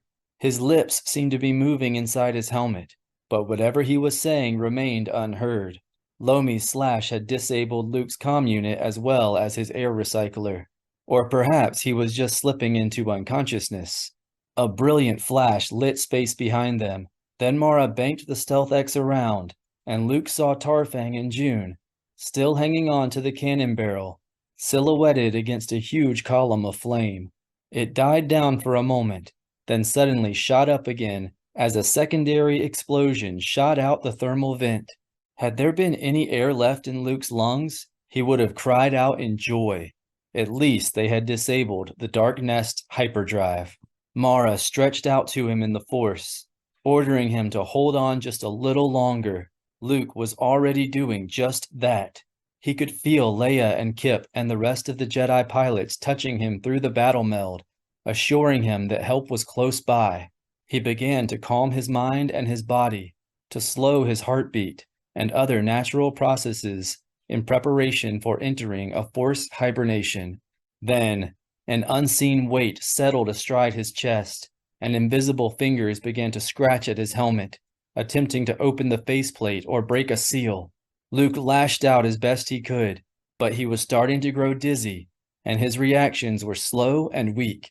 He heard an ominous click behind his ear, near the faceplate hinge, and reached out with the Force, trying to shove his attacker off. Lomi shoved back, slamming his helmet into the top of Mara's canopy. Energy bolts streamed past his head as Han opened fire with the blaster, and finally Lomi turned her attention to deflecting the attack. Mara urged Luke to hold on tight, and Han suddenly stopped firing. The Stealth X flipped upside down, and Luke found himself looking down at the knobby hull of the Nest ship, less than 3 meters away. He used the Force to pull himself tighter to the fuselage, then glimpsed the blocky shape of a heat sink swelling in front of him. He tried not to waste his last breath on a scream. Whether Lomi Plo jumped or was scraped off as they passed, Luke could not say, but in the instant beforehand, he saw 2 bulbous green bug eyes staring down at him through the transparent face panel of a Killik pressure suit. They were set in a melted female face with no nose and a pair of stubby mandibles where there should have been lower jaws. Luke would have sworn that when the mandibles opened, he could see a smiling row of human teeth. Or maybe his oxygen-starved mind was merely beginning to hallucinate. Then, the weight vanished from inside his chest too, and he was suddenly free of Lomi Plo, still using the Force to pin himself against the Stealth X. He turned his head and saw Han wedged between the fuselage and the engine cowling, clinging to the shield generator mount with both hands, screaming something inside his helmet that Luke was just as glad he could not hear. Mara suddenly flipped the Stealth X right side up, and a flight of dark ships went streaming past overhead, then wheeled back around to attack. A dozen propellant trails streaked from their bellies. Mara ducked behind the boulder, and an instant later a series of orange flashes lit the heavens on the other side. Luke's vision began to darken around the edges. He glimpsed the Falcon streaking past above, her repulsor beam already stabbing out to send the dart ships tumbling on their way. Then felt Leia and Saba touch him through the Force, urging him to hold on just a little bit longer, telling him that the Falcon was coming right behind him. Finally, Luke's vision went completely black. But he did not fall unconscious. He reached out to Mara and Leia and Kip and all the other Jedi, even to Han and June and Tarfang, and their strength held him out of the abyss. Epilogue. Outside the viewport hung 11 distant Nest ships, a string of dark dots silhouetted against the sapphire curtain of the Udagetu Nebula. They were blocking the Murgo choke, as though the Killiks believed that the small task force of cruisers and frigates with which the battered Mon Mothma had returned actually intended to launch an assault. Han fancied that he could see a dark blur where the screech of dart fighters was deployed in front of the bug fleet. Their caution was somewhat reassuring, suggesting, as it did, a military naivete. No commander in his right mind would attack the Bug's fleet with anything less than a 3-to-1 Star Destroyer advantage, and it would be weeks before the Alliance could assemble such a battle group of that size. Han only hoped that some genius on the general staff did not get the bright idea of trying to hold the Bugs off with a couple of Stealth X squadrons. So far, there was no indication that either Jaina or Jacen was anywhere near this mess, and that was just fine with him. They had both faced more death and treachery in their young lives than any 10 Jedi should ever have to. The door to the briefing room whispered open, and Han turned to see Gavin Darklighter emerging, his dress whites slightly rumpled after the long session inside. He paused long enough to run a hand through his dark hair. Then he let out a deep breath and came to stand with Han. When he didn't say anything, Han asked, "Any word?" "Bawatu is still asking questions," Darklighter said. "He's fair for a Bothan, and your statement did a lot to exonerate them both. But I couldn't get a read on how he's going to handle having the Akbar commandeered. June and Tarfang are a pretty convenient-looking pair of scapegoats." Han nodded. "I figured that, but I was asking if you'd heard anything about Luke." He gestured toward the guards at the lift station. "They won't let me leave the deck until I'm dismissed by Bawatu, and Medbay is too busy." The lift doors started to open, and Luke's voice said, "We're fine, Han." He stepped into the corridor with Mara at his side. He looked as pale as a shaved wampa, but seemed alert enough and steady on his feet. I told you that aboard the Falcon." "No. What you said was, Ormph," Han said, flashing a crooked smile. "Then you passed out." "Did I?" Luke asked, half seriously. "I don't remember." "Yeah, you did. I don't suppose the MD droids let you see Leia before you came up here." "Better than that," Mara said. She stepped aside, and Leia and Saba emerged from the rear of the lift. "They told us they needed the bed." After the fight with Alima and her bugs, Leia's face was still swollen and swaddled in Bacta wrap that made her look like a Tuscan bride.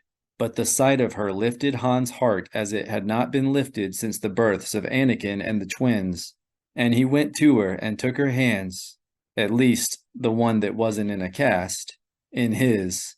"Hello, beautiful." Leia smiled, then winced. "You need to get your eyes checked, Flyboy." "Nope." Han kissed her lips, very, very gently. "I'm seeing better than ever." Saba slapped her tail against the deck, then rolled her eyes and walked away sissing. "Yes, well, we're glad to see both of you well again," Darklighter said. He motioned Leia toward a couch near the viewport, then turned to the guards stationed in front of the briefing room. "Inform Admiral Bawatu that Master Skywalker is available to make a statement."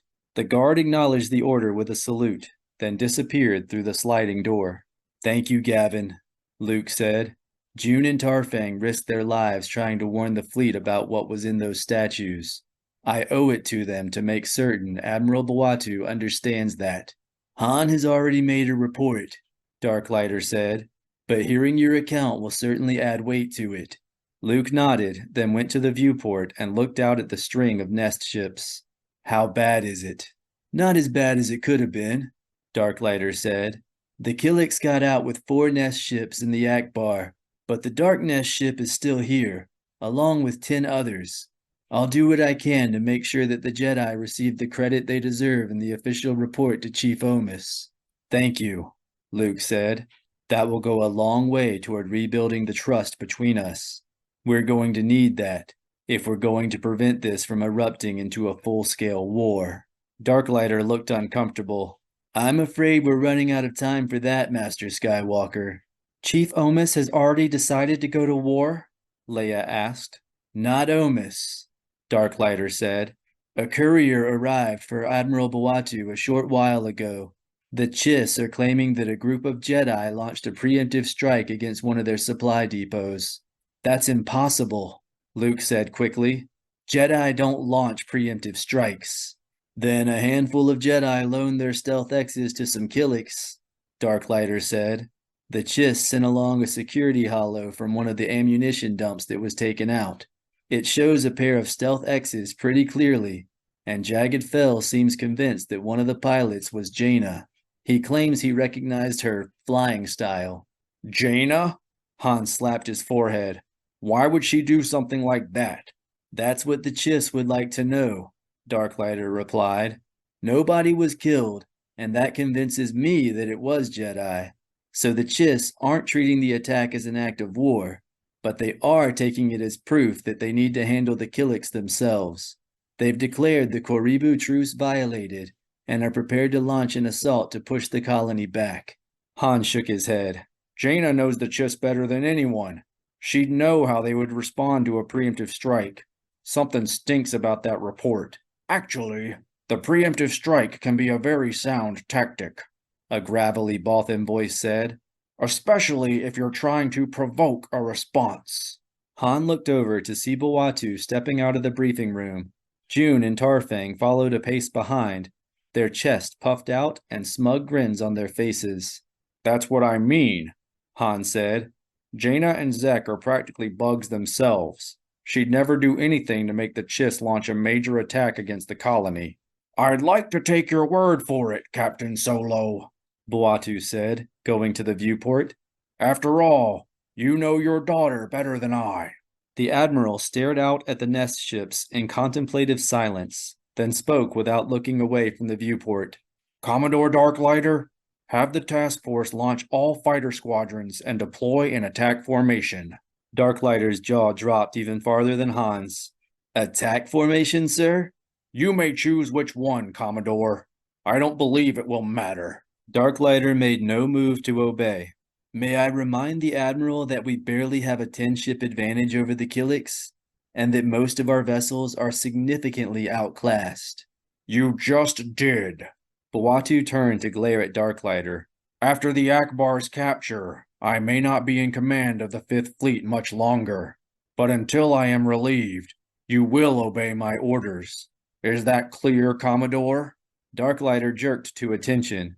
Sir, carry on. Report back when you are finished. Darklighter pulled a comlink and stepped away to carry out the Admiral's orders. Han, Luke, and the rest of their group exchanged nervous glances, clearly wondering what the Bothan could be thinking. Only Leia did not seem convinced that he had lost his mind. Her expression was one more of curiosity than apprehension. Either oblivious to their expressions or pretending not to notice, Bawatu turned to Luke. Captain Solo gave a glowing account of June's and Tarfang's actions once they learned the true nature of the statuary they delivered to my fleet. Would you concur? I would, Luke said. They aided our escape from the Saris Rehabilitation House, lost their own vessel while investigating the Killik plans, and fought valiantly on the Gorog Nest ship. It's unfortunate that my R2 unit was damaged, or we would be able to provide documentation. That's quite unnecessary. The word of a Jedi Master is documentation enough. An uncomfortable silence followed while the Admiral continued to stare out the viewport, and while Han, Luke, and the others silently considered what they might be able to do to stop the attack on the Nest ships and prevent the loss of yet more Alliance lives. Finally turned and reported that the Admiral's orders had been issued. Very good, Bawatu said. I was impressed with Captain June's and Tarfang's knowledge of our enemy. Sign them on as intelligence affiliates, and see to it that they're assigned a scout skiff. Make certain it's stealth-equipped. I imagine they'll be doing a lot of work behind the lines. Han and Luke exchanged surprised glances, then Luke asked, Admiral, are you sure that's a good idea? Tarfang stepped over to Luke and let loose a long, angry string of jabbering, to which Bawatu replied in kind. After a short exchange, the Admiral looked back to Luke with a scowl. Tarfang doesn't understand why you're trying to undermine him and Captain June. And frankly, Master Skywalker, neither do I. You seemed quite impressed with them a few moments ago. Captain June and Tarfang are very earnest, but that doesn't mean they would make good intelligence agents. They can be, rather naive. I worry about their chances of survival. Tarfang started to yap an objection, but Bawatu silenced him with a soft chitter, then turned back to Luke. So do I, Master Skywalker. Bawatu looked back out the viewport. where the task force frigates were beginning to move out toward the flanks. I worry about us all. Luke frowned, clearly at a loss to what he could say to make Bawatu change his mind. Han caught Luke's eye, then nodded toward the Admiral and raised his brow, silently asking if he was crazy. She flashed a reassuring smile, then gave a slight shake of her head. Trust me, Captain Solo, Bawatu said, speaking to Han's reflection in the viewport. Your friends are capable of more than you think. They usually are. Actually, I was worried about your attack orders, Han said. You don't think that seems a little crazy? I do, but right now, these bugs are unsure of themselves. More importantly, they are unsure of us. And we need to keep them that way, Mara said approvingly. Precisely. You Jedi tossed a hydro spanner into the Killiks' plans. They'll be wondering what else you can do, and I intend to use that doubt to make them believe they lost this battle. Luke's brow went up, and force a negotiation. Bawatu shot Luke an impatient frown. Not at all, Master Skywalker. I expect them to retreat. And if they don't? Luke asked. Then I have miscalculated. Again. Bawatu turned to Han. I've been thinking about your daughter's preemptive strike. By all accounts, she's a sound tactician. What do you think she would do if she knew the Chiss were preparing a major attack? Han's stomach sank. How could she know something like that? Bawatu shrugged. I have no idea, but if she did, a preemptive strike would be a stroke of genius. It would force the Chiss to attack before they were ready, or risk having their preparations disrupted completely. It might well be the colony's only hope of survival. Survival? Leia asked. Didn't the Chiss message say they were only going to push the Killiks away from the frontier? Yes, and their previous message said that they were going to let the Jedi handle the problem. That's the trouble with the Chiss messages, isn't it? You never know when they are telling the truth. Wait a minute, Han said. He couldn't believe what he was hearing. Didn't want to, anyway. How many times would he face his children, flying off to war? How many times could he? You think this war is already starting? Bawatu nodded. Of course. It started before their messenger left Ascendancy space. His gaze remained fixed on the viewport, where the task force cruisers were moving out in front of the formation.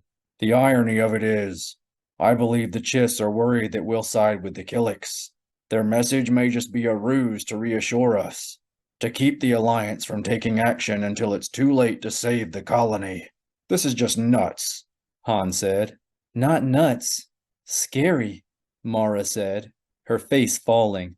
What are the Chiss going to think when the Admiral Akbar shows up on the colony's side? It only confirms their suspicions. They'll think the Alliance gave it to the Killiks. Exactly, Bawatu said. If I'm right, this is going to be a very interesting war. Leia closed her eyes for a moment, then reached out and squeezed Han's hand. I'm afraid you're right, Admiral. Jaina and Jacen are in the middle of something bad. I can feel it. Han's heart sank. Not again. Not so soon. Bawatu sighed. I'm sorry to hear that, Princess. He turned to Darklighter again, then said, Commodore, have all batteries. Open fire. End of Star Wars Dark Nest 2 by Troy Denning. Read by Joe Funderburk.